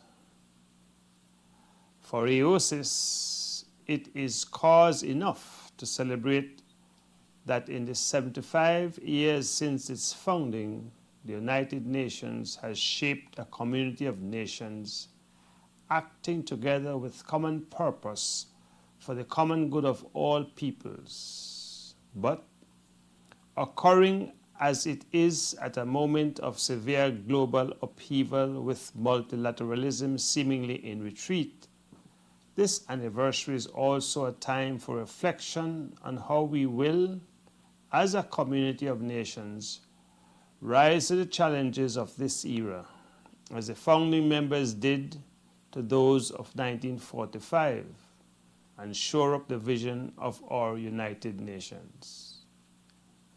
Today's world is not the world of 1945, and that is in no small part due to the Charter of the United Nations.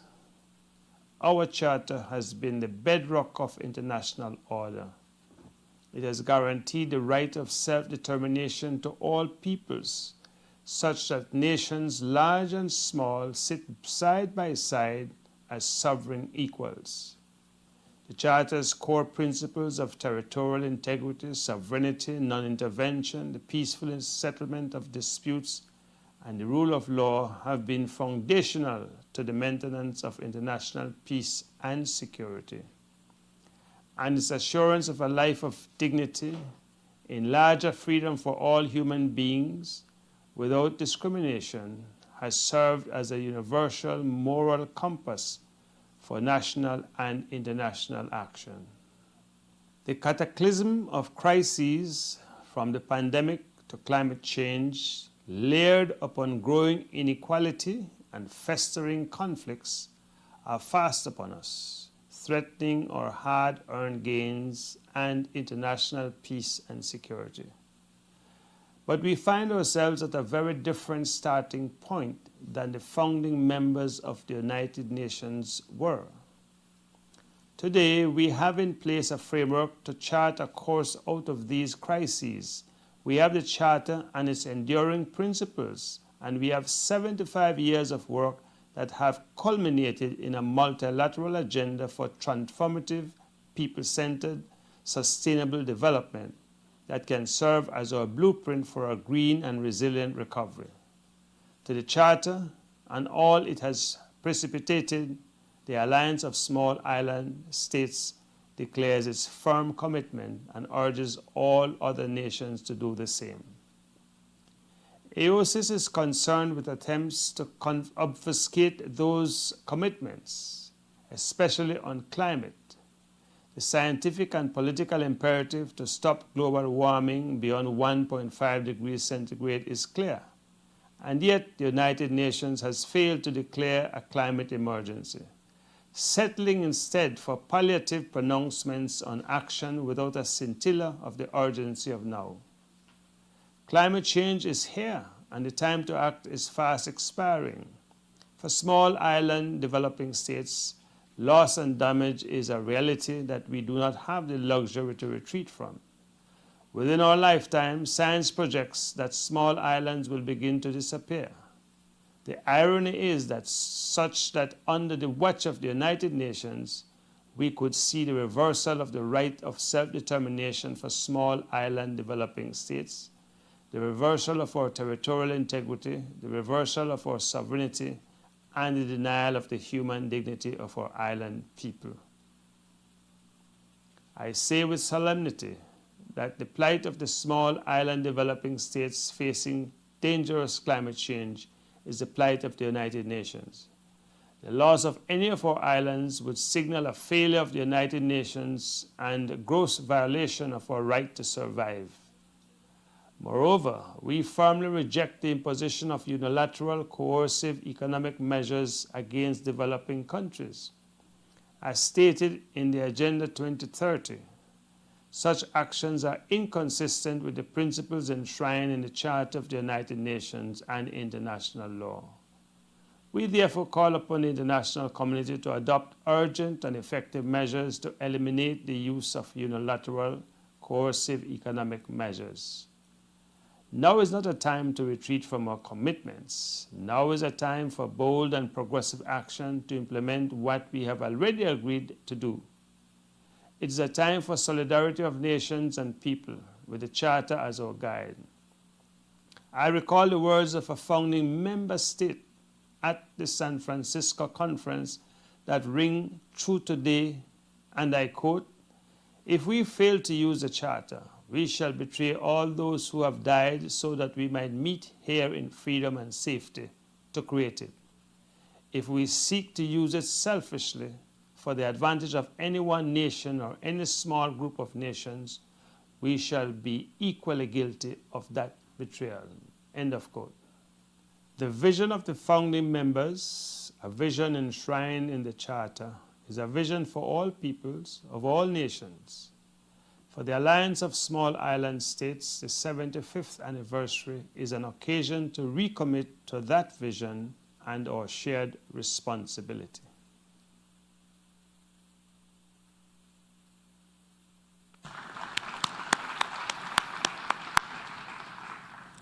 I wish to thank the Minister for Foreign Affairs and Foreign Trade of Belize for the statement just made. I now give the floor to the distinguished representative of Egypt to introduce a statement by the Minister.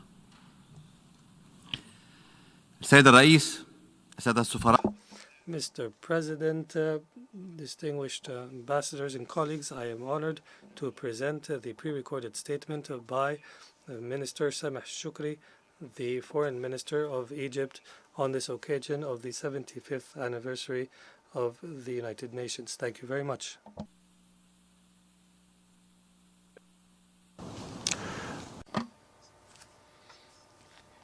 Your Excellency, the President of the 75th session of the General Assembly of the United Nations, Your Excellency Mr. António Guterres, the Secretary-General of the United Nations, ladies and gentlemen, commemorating the 75th anniversary of the establishment of the United Nations is an occasion to reflect on the history of this organization, which has been the center of international relations for more than 7 decades. It is an occasion to draw lessons, identify mistakes, and celebrate the achievements and accomplishments in order to build a better future for all. Allow me to share with you Egypt's vision to address the challenges facing our world today in order to build a better world for humanity at large. Egypt is one of the founding members of the United Nations and is a strong believer in its mission and principles. Egypt believes in the important, indispensable role played by the United Nations in international politics. This is reflected in Egypt's respect for the rules and principles established by the founders of the United Nations. The United Nations that has been established to put in place a new world order in the aftermath of a ferocious war to save the succeeding generations from the scourge of war and conflicts. Egypt is convinced that the concepts contained in the UN Charter remain applicable today as governing rules in today's ever-changing world. Egypt's vision is built on the following 5 pillars. First, renewed commitment to observing equality among all humans, respecting states' sovereignty and territorial integrity, preventing polarization, promoting the spirit of partnership among UN members, respecting cultural differences and peculiarities of peoples and communities, maintaining a rules-based world order, and enhancing national ownership of development efforts, as well as promoting and protecting human rights. Second, maintenance of international peace and security. This is to be achieved through the following actions: aborting all attempts of fragmentation of nation-states or pushing them into identity or sectarian-based conflicts, countering terrorism and standing up to all states sponsoring, funding, sheltering, and using terrorism to achieve political gains, and fighting extremism and organized crime. Egypt reiterates its commitment to the complete elimination of weapons of mass destruction and the development of effective rules to ensure cyber and information security. Egypt stresses the importance of reforming international peace and security structure, on top of which the Security Council, and enhancing peace-building efforts. Third, achieving the SDGs and 2030 Agenda. Egypt emphasizes the need for sustainable funding resources, fighting corruption and illicit financial flows, facilitating technology transfer to narrow the digital and the technological gap, and reforming international trade system to ensure fair, equitable distribution of wealth among all nations. Fourth, mitigation of and adaptation to the impacts of greenhouse gases and climate change. Water scarcity and food insecurity are serious challenges facing the world today. The use of transboundary waters should be in conformity with relevant rules of international law. Unilateral action should be avoided in order not to adversely affect communities who depend on rivers and international water resources for livelihoods. Fifth, ensuring that human rights are respected and depoliticized. Fighting racial discrimination and hatred, empowering youth and women, creating effective responses to health crises, providing access to universal health care, and facilitating legal migration and promoting migrants' rights. In conclusion, Egypt stresses that shaping the world order we want can be achieved only when political will is demonstrated. The political will is crucial to the full adherence to the principles and rules of the Charter and international law, as well as establishing and enhancing mechanisms of multilateralism through promoting the role of the UN and its ability to address current and future challenges. Thank you.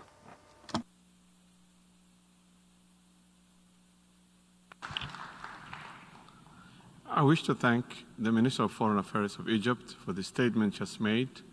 I now give the floor to the distinguished representative of Indonesia to introduce a statement by the Minister. Mr. President, I have the honor to introduce the pre-recorded statement of the Minister for Foreign Affairs of the Republic of Indonesia, Her Excellency Retno LP Marsudi, at the high-level meeting of the General Assembly to commemorate the 75th anniversary of the United Nations. Thank you. Mr. President, for over 75 years, the UN has stood the test of time, contributing enormously to our world. However, global challenges continue to escalate, as we are witnessing with the COVID-19. Countries increasingly have higher expectations on the UN to strengthen collective global leadership and deliver concrete results.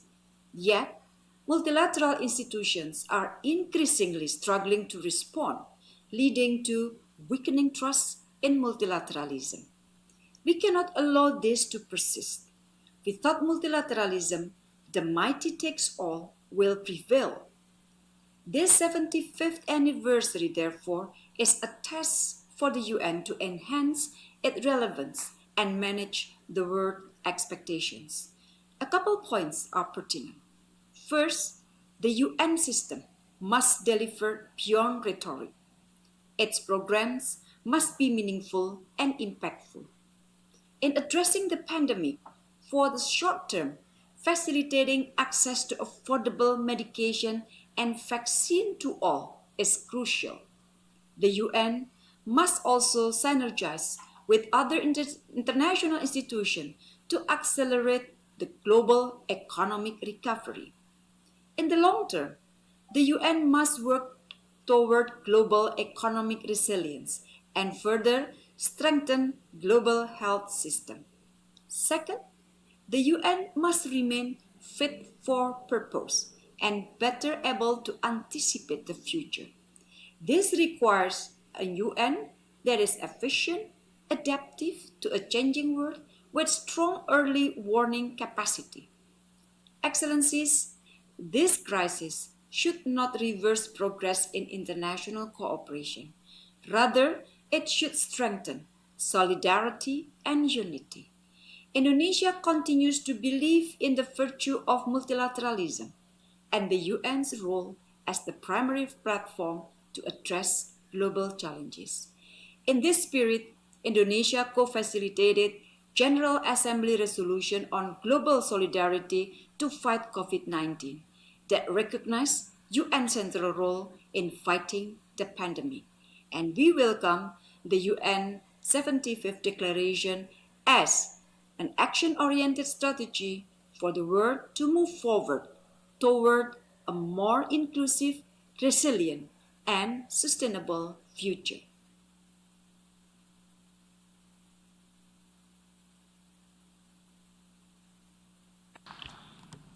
I wish to thank the Minister of Foreign Affairs of Indonesia for the statement just made. I now give the floor to the distinguished representative of Cuba to introduce a statement by the Minister.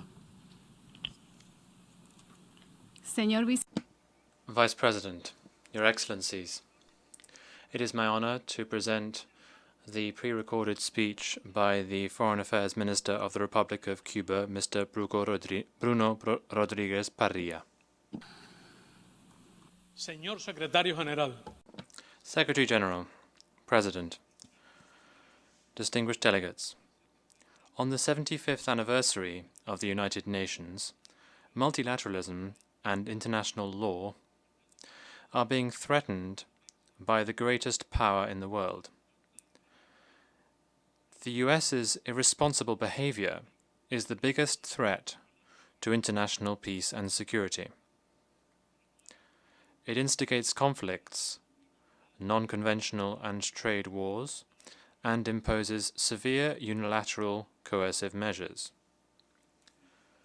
In an arms race of its own making, it squanders resources that are indispensable for the sustainable development of our peoples, while refusing to cooperate to confront the multiple crises generated by the devastating COVID-19 pandemic. The United States ignores important agreements in the areas of environmental protection, disarmament and arms control, and it withdraws from international fora such as the World Health Organization, UNESCO, or the Human Rights Council. It would seem that it is at war with the entire planet, its vital resources, and its inhabitants. The US prevents a comprehensive, just and lasting solution to the Israeli-Palestinian conflict which has been historically called for by this organization. It proposed the so-called deal of the century that threatens the future of the state of Palestine based on the pre-1967 borders and with East Jerusalem as its capital. The United States denies the people of Puerto Rico their right to free determination and independence at a time when the third international decade for the elimination of colonialism is about to conclude. The United States interferes in the internal affairs of dozens of UN member states and threatens those it accuses of influencing its corrupt electoral system. Fear and repeated lies happen to be the new weapons of its dishonest media and misinformation strategy. The United States undermines the proclamation of Latin America and the Caribbean as a zone of peace by reviving the Monroe Doctrine. The United States has increased its hostility against Cuba to qualitatively superior levels. It systematically violates the human rights of the Cuban people by tightening the economic, commercial, and financial blockade and its extraterritorial character. The United States brazenly attacks our international medical cooperation, as well as the governments that have legitimately asked for it, thus inhibiting the rights of other nations to healthcare, while being, however, the epicenter of the COVID-19 pandemic that has already taken a toll on the lives of some 200,000 US citizens as a result of its irresponsibility and electoral opportunism. President, 75 years after signing the United Nations Charter, it is urgent that we reaffirm our commitment to the principles of international law and the strengthening of multilateralism, as well as cooperation with international bodies and the empowerment of this General Assembly. Let us multiply cooperation and solidarity. Let us build a democratic, just, and sustainable international order. Thank you very much. I thank the Minister of Foreign Affairs of Cuba, and I now give the floor to the distinguished representative of Myanmar to introduce a statement by the Minister. Mr. President, I have the honor to introduce the pre-recorded statement by His Excellency U Chotin, Minister for International Cooperation of the Republic of the Union of Myanmar. Thank you. Mr. President, it is a great honor for me to participate in this high-level meeting. Multilateralism is under great strain at a time when the global challenges need global cooperation. The world is getting more polarized, geopolitical and economic tensions are rising high. Above all else, we are now faced with the COVID-19 crisis, which is putting immense pressure on our economies. At this critical time, the world is more than ever in need of a stronger multilateral system. Notwithstanding today's challenges, we can say that United Nations has contributed to make the world a better place than ever before. Major wars have been deterred. Millions of people have been lifted out of poverty and hunger. There is no other institution we can think that could replace the United Nations. Mr. President, Myanmar joined this family of nations soon after we regained independence, and our belief in the UN Charter was solid. Cooperation with the UN has been a cornerstone of our foreign policy. One of our great contributions to the UN was the noble service of U Thant, the third Secretary-General of the United Nations, who managed to avert serious crises and spearheaded the organizations towards world peace. Myanmar is undergoing a complex democratic transition with multiple challenges as we work towards national reconciliation, peace, and development to build a democratic federal union. These efforts have been further complicated by mounting external challenges rising out of conflict-related issues. We believe that constructive engagement is the only viable way to overcome challenges of this nature. Mutual trust is key to the success of cooperation between UN and its member states. The UN must remain a beacon of hope for developing countries like Myanmar. Thus, we need to reinvigorate the UN to be more responsive to the needs of member states. We wish to see the UN evolved as a trusted partner that protects smaller nations and helps, not hinders, their efforts to overcome their challenges. The UN should be a platform for global engagement for all nations, not a system where the value of nations is decided by the degree of their political and material power. The current global pandemic is our latest wake-up call for the effective multilateralism. We must work together to shape the future we want through a just and equitable multilateralism fostered by the United Nations we need. Thank you. I wish to thank the Minister of International Cooperation of Myanmar for the statement just made.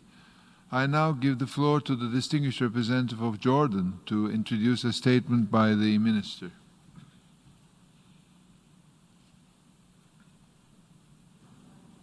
السيد الرئيس يشرفني أن أقدم. Mr. President, I have the honour of introducing the recorded statement of His Excellency Mr. Ayman Safadi, the Foreign Minister, or Minister of Foreign Affairs and Expatriates of Jordan, marking the 75th anniversary of the United Nations. Thank you.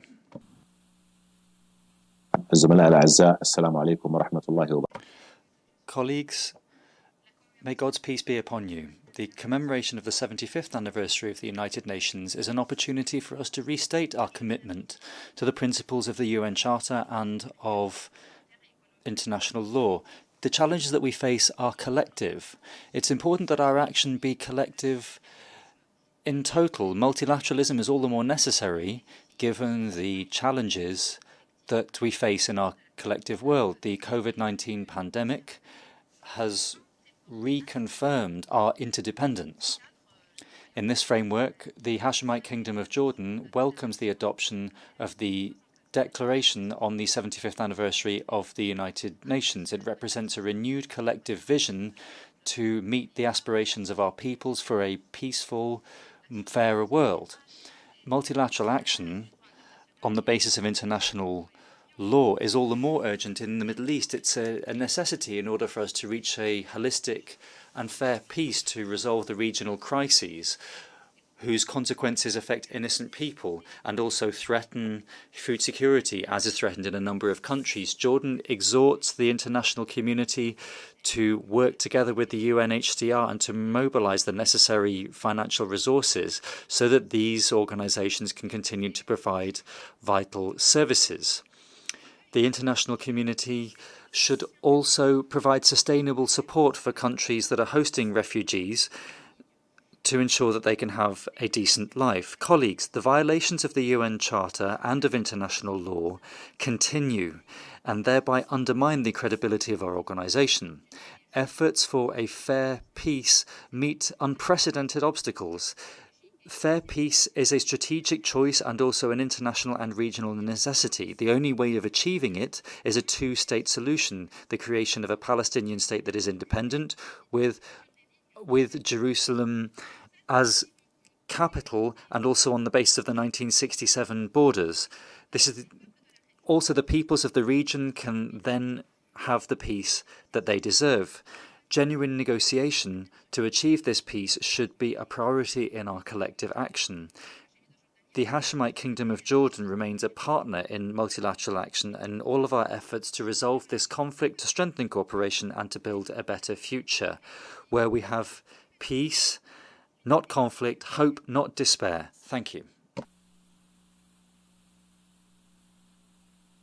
I thank the Minister of Foreign Affairs and Expatriates of Jordan for the statement just made. I now give the floor to the distinguished representative of Pakistan to introduce a statement by the Minister. Thank you, Mr. President. I have the honor to introduce a pre-recorded statement by His Excellency Makhdoom Shah Mahmood Qureshi, the Foreign Minister of Pakistan, on the occasion of the 75th anniversary of the United Nations. Mr. President, Excellencies, delegates, greetings from Pakistan. I'm grateful to this august assembly for the opportunity to share my thoughts on the UN at 75. The UN's Diamond Jubilee is indeed a landmark occasion, an occasion to celebrate the wonderful association, the eventful journey, and the exciting prospects, an occasion to harken back to the UN's foundational principles, and an occasion to soberly introspect. The UN was hope born of the ashes of unmitigated suffering of war and misplaced notions of superiority of some over the others. It addressed an historic need, the need to save succeeding generations from the scourge of war, to reaffirm equal and fundamental rights of men and women and nations large and small, and to promote better life in larger freedoms. Our UN has come a long way.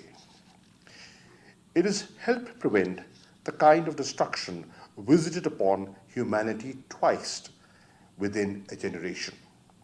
It has advanced arms control, facilitated decolonization, assisted in tackling climate change and addressing threats to the environment, aided in establishing of freer, more equal and rules-based world, and worked to end hunger, disease, poverty through the Sustainable Development Goals. But the euphoria must not unsight us of its failings and deficiencies. The whole is not bigger than the sum of its parts. The organization is only as good as its member states wish it to be. The Jammu and Kashmir and Palestine disputes are the organization's most glaring and long-standing disputes. The people of occupied Jammu and Kashmir still await fulfillment of the commitment made to them by the United Nations to grant them their right to self-determination. Today, the UN is derided as a talk shop. Its resolutions and decisions are flouted. International cooperation, especially in the Security Council, is at its lowest. Force is threatened with abandon. Critical treaties and covenants designed to promote development and protect the globe's fragile environment are discarded. The very forces that led to the Second World War, racism and fascism, are taking the shape of rising xenophobia and Islamophobia. While we have seen enormous international cooperation to combat COVID-19, it has failed to unify humanity as it could have. I perhaps am not alone in having a foreboding sense of déjà vu, but Pakistan, Excellencies, has been and remains an ardent believer in multilateralism and the indispensability of the United Nations. Pakistan has been on the Security Council 7 times, headed ECOSOC 5 times, and led the UN General Assembly and the G77. We are active participants in reform processes, including the reform of the Security Council. Both as a member state and our nationals have contributed to advancing the UN's goals and objectives in the best and most honorable tradition of service to humanity. Pakistan has contributed over 200,000 troops to 47 missions in 26 countries, losing 157 of our bravest in the process. We have hosted the largest protracted refugee population, where other countries subscribing to fascist ideologies flout UN principles and claim privileged status at the high table only by virtue of size, strength, and misplaced sense of entitlement. Pakistan continues to bear, without complaint, more than its fair share of burden. It is my firm conviction that for the UN, its values and its architecture, there is no alternative. We, the people of the United Nations, must rise up to reverse the tides of despair and prevent forebodings from turning into self-fulfilling prophecies. In this noble endeavor, you will find Pakistan always by your side. I thank you. I wish to thank the Minister of Foreign Affairs of Pakistan for the statement just made. I now give the floor to the distinguished representative of Senegal to introduce a statement by the Minister. Je vous remercie. Thank you, President. It is my honor to present to the General Assembly the pre-recorded speech by His Excellency Amadou Ba, Minister for Foreign Affairs and for Senegalese of Senegal. Thank you. Monsieur le Président. President of the General Assembly, heads of state and government, heads of delegation, Secretary-General of the United Nations, we quite rightly envisaged that we would mark the 75th anniversary of the United Nations. While the COVID-19 pandemic has made the celebration virtual, nevertheless, we have the opportunity to mark the anniversary and to look back at what has been done since 1945, but also to look forward, given the numerous challenges we have to overcome. Allow me, first of all, to pay tribute to the Founding Fathers, these emblematic figures in history who, after a devastating war that sowed distrust between nations, recognized the need to equip humanity for future threats. In this regard, I wish to commend the tireless efforts undertaken by the United Nations to achieve stability in the numerous hotspots around the world, and also efforts to achieve decolonization, to promote the rule of law, and to uphold human rights and fundamental freedoms. These praiseworthy efforts, nevertheless, should not hide the challenges for sustainable development that numerous peoples are yearning for, and challenges such as cross-border crime, terrorism, and climate change. These threats require us to take a global and inclusive approach through reinvigorated multilateralism through the United Nations, because no country alone can deal with these scourges. Your Excellencies, ladies and gentlemen, the COVID-19 pandemic has clearly shown the close links between us and the need for us to work together to grapple with our current and future challenges. We must use this anniversary to ensure that the UN can be tailored to the new political reality and the challenges of today's world. The UN must be able to reinvent itself to overcome these challenges. Together, we must lay the foundations for renewed cooperation between states with a view to achieving well-being for all humanity with stronger institutions, with the appropriate human and financial resources commensurate with the challenge.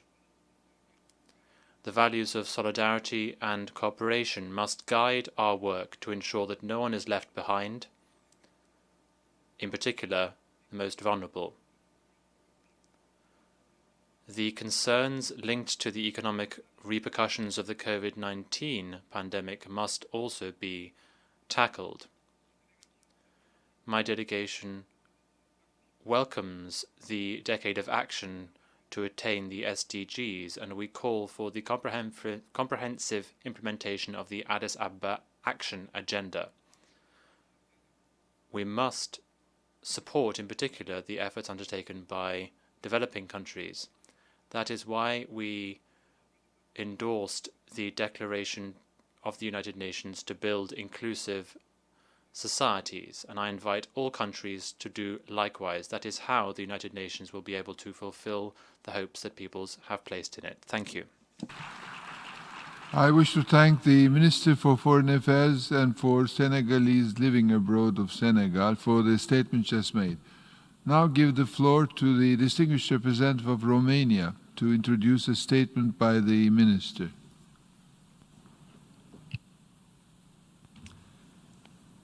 Mr. President, I have the honor to introduce a pre-recorded statement by His Excellency Mr. Bogdan Aurescu, the Minister of Foreign Affairs of Romania.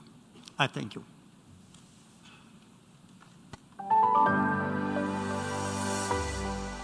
Mr. President of the General Assembly, Excellencies, ladies and gentlemen, mankind is currently facing a wide range of challenges, from widespread conflicts, extreme poverty, climate change, human rights violations, to the unprecedented situation generated by the COVID-19 pandemic.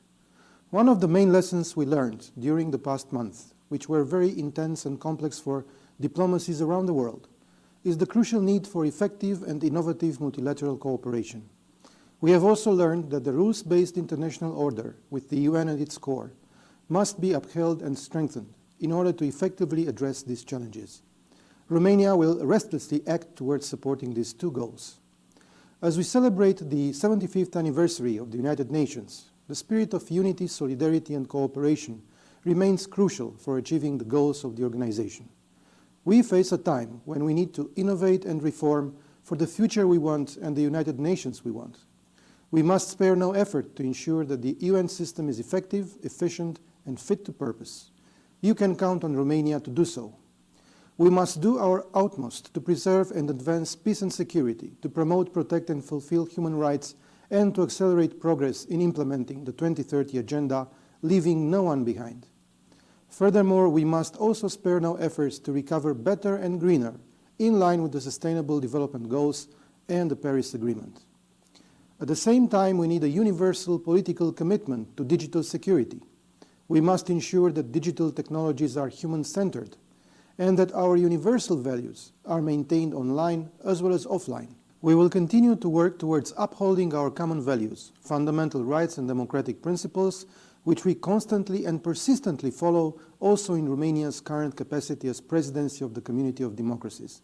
The Bucharest Declaration, adopted at the 20th anniversary of the Community of Democracies, hosted by Romania on June 26 this year, reflects that it is our common responsibility to lead by example and act decisively for preserving democratic values, the very basis for our societies to thrive. Your Excellencies, the 75th anniversary of the United Nations coincides with Romania's celebration of 65 years of UN membership. It is a renewed opportunity to reaffirm our firm support to the organization as the universal framework where states can cooperate and deliver on the promises of the UN Charter. On this auspicious occasion, we also remember the Romanian prominent diplomat and statesman Nicolae Titulescu, who was president twice of the Assembly of the League of Nations in 1930 and 1931. His legacy for the multilateral system and for Romania's tradition in multilateral diplomacy is highly valued and has been inspirational to many generations of diplomats. Romania will continue to abide by the values and principles of the UN Charter. We will do so with the ultimate goal of achieving the future we want for next generations and the rules-based international order. In this spirit, we fully endorse the Declaration on the commemoration of the 75th anniversary of the United Nations. Thank you for your attention. I wish to thank the Minister of Foreign Affairs of Romania for the statement just made. I now give the floor to the distinguished representative of the Philippines to introduce a statement by the Minister. Mr. President, I have the honor to introduce the pre-recorded statement by His Excellency Mr. Teodoro L. Locsin Jr., Secretary of Foreign Affairs of the Republic of the Philippines.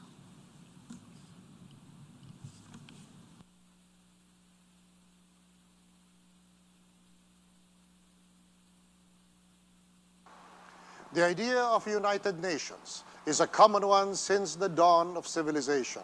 It's been called empire. The quest for it continues. When you hear it called mutually beneficial cooperation, it is the empire talking to itself in the presence of native collaborators. The excuse for empire is the same as the reason for the UN, world peace.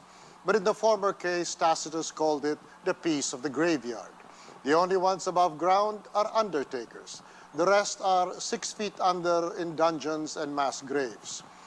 The world peace for which the UN has strived through 75 years has been mostly a failure. Yet it is still the only peace we can live with in freedom, dignity, and sufficiency. When the UN Charter was signed, the 51 founding members, including the Philippines, were standing in the ruins of war. Manila was the second most destroyed capital after Warsaw. Its inhabitants had undergone an equal horror. They envisioned the future of recovery, progress, and enduring peace of the kind uniquely associated with the UN, in place of the most murderous and destructive war in history.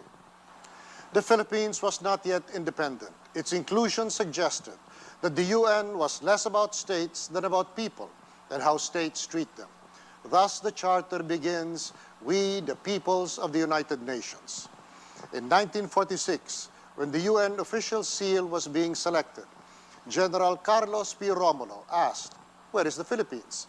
"It's too small to include," explained the US Senator heading the committee. "If we put in the Philippines, it would be no more than a dot." Romulo insisted, "I want that dot." It is more than a charming anecdote. Without that dot, I doubt the Philippines would enjoy territorial waters or exist, except as the anonymous annexation of a conquering state. I'm not saying a seal confers rights, but it keeps inalienable rights, like national existence, in plain sight on the UN seal. The P5 tend to forget that. As the only world forum, the UN is the main and only globally credible platform of opportunities for preempting violence and ending it after it's broken out, for educating ignorance, curing and containing disease, for ameliorating and in time abolishing poverty, ending injustice and extremism, all enemies of universal values, with successes and yes failures, through withering well-deserved criticism, Biafra, Rwanda, Bosnia, where the bombs fell so late the genocide was almost complete.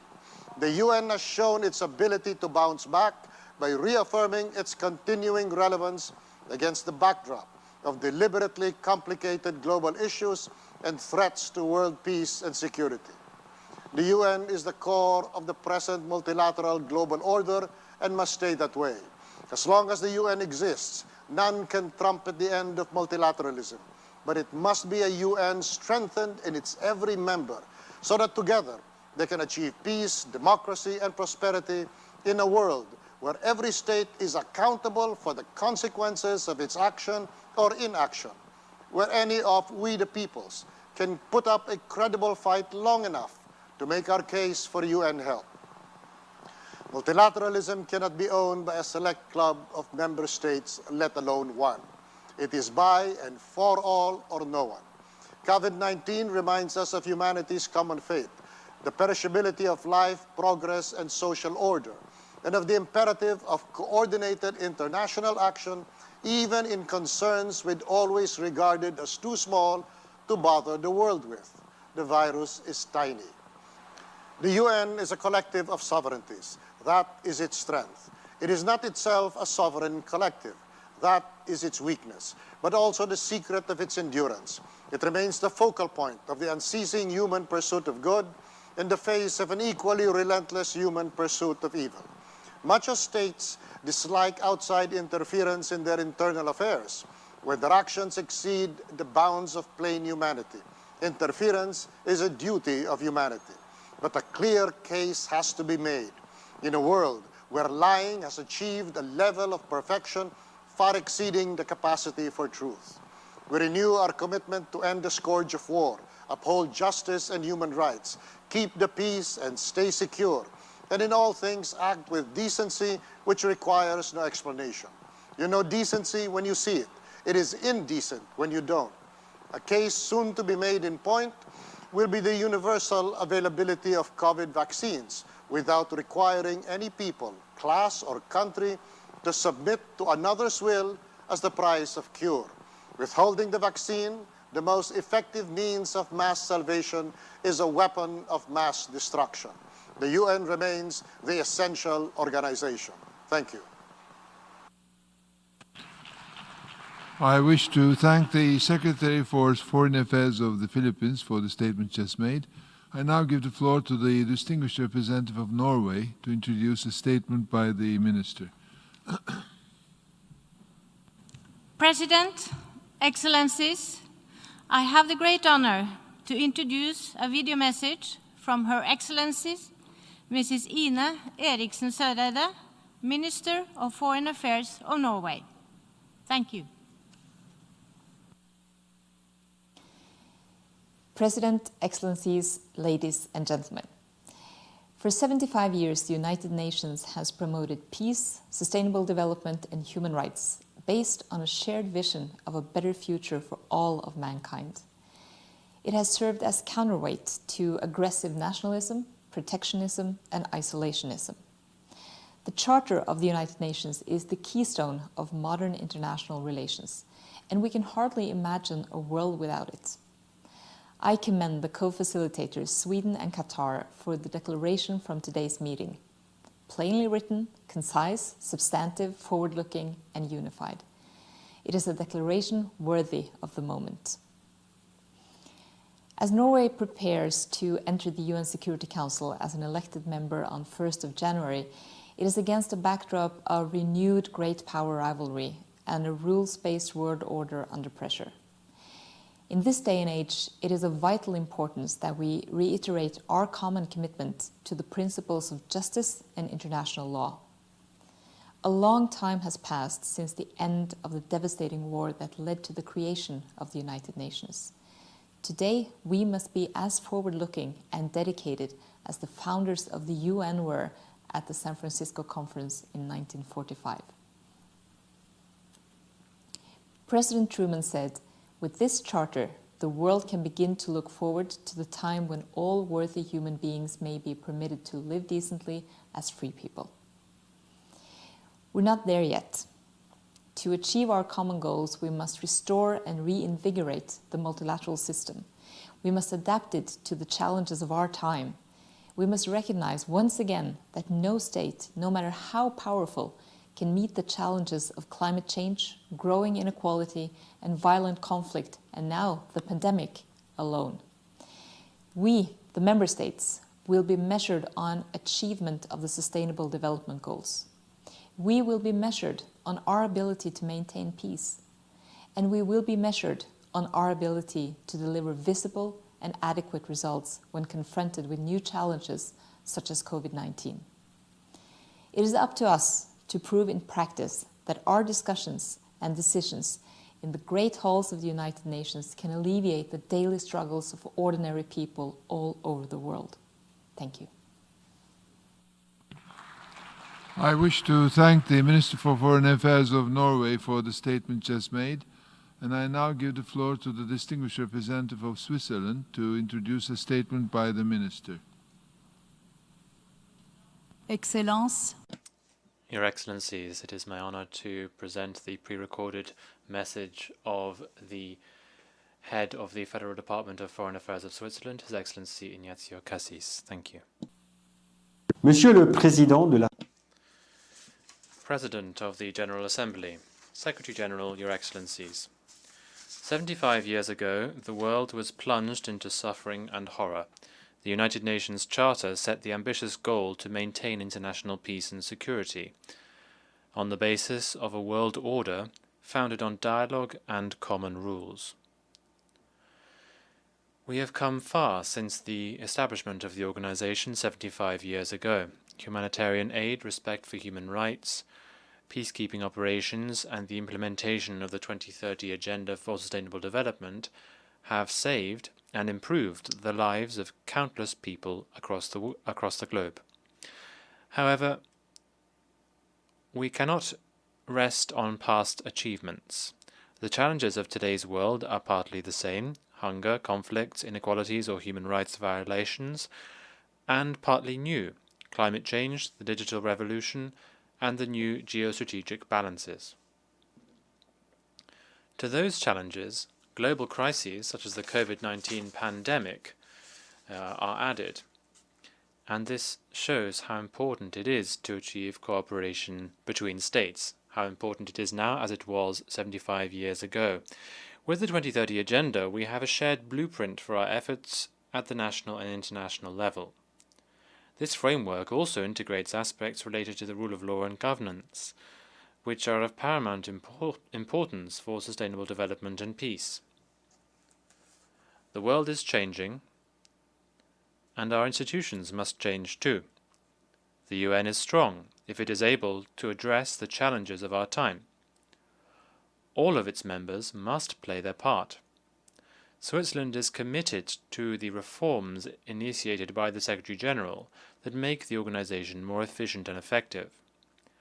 As a host country, we are proud to host the UN's European headquarters, and we appreciate the work that International Geneva accomplishes every day for peace and prosperity in the world. We are committed to bringing together the brightest and best in Geneva to face future challenges linked to new technologies. We seek the best synergies between science and diplomacy for a sustainable and peaceful development of peoples and states. Switzerland has a great deal to offer and is ready to do so also within the UN Security Council. Your Excellencies, the rules-based international order is sometimes called into question. Individuals and communities often give in to the desire to use force instead of reason. The multilateral order within the UN must take efficient measures collectively to prevent or remove any threats to peace and to quell any act of aggression or any other breach of peace. Switzerland is committed to international law. We need a UN system that is strong, well-functioning, and able to effectively tackle the challenges of our time. We cannot stress this enough. Multilateralism is a must. Thank you. I wish to thank the head of the Federal Department of Foreign Affairs of Switzerland for the statement just made. In view of the late hour, we will now have to hear the remaining speakers on a date to be announced later. The exercise of the right of reply has been requested. May I remind members that statements in the exercise of the right of reply are limited to 10 minutes for the first intervention and to 5 minutes for the second intervention, and should be made by delegations from their seats. I call on the representative of India.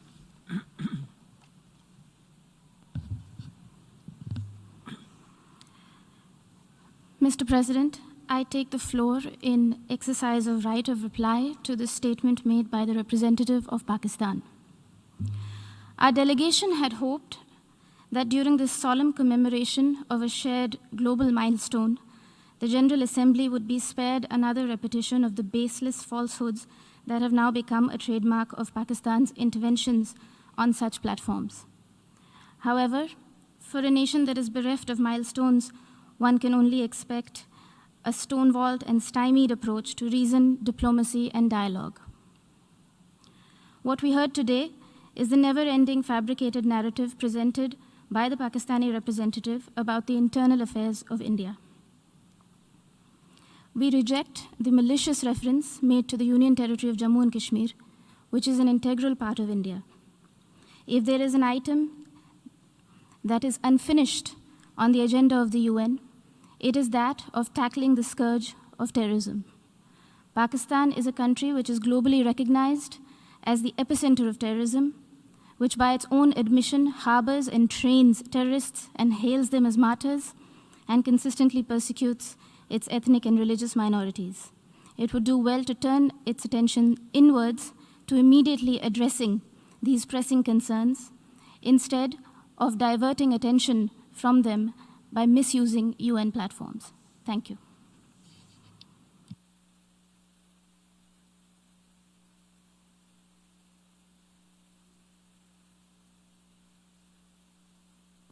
Suspending the meeting, I would like to call the attention of the members to the letter circulated on 28 September 2020, which has information regarding the occupational safety and health plan for this meeting, including the possibility of follow-up in the unfortunate and hopefully unlikely event of a case of COVID-19.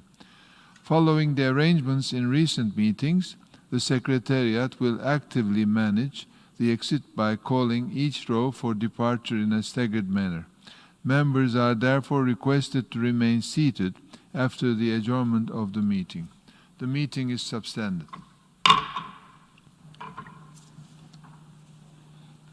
Please be reminded that if any delegate develops features of COVID-19 or has a positive COVID-19 test in the next 14 days, the UN Medical Director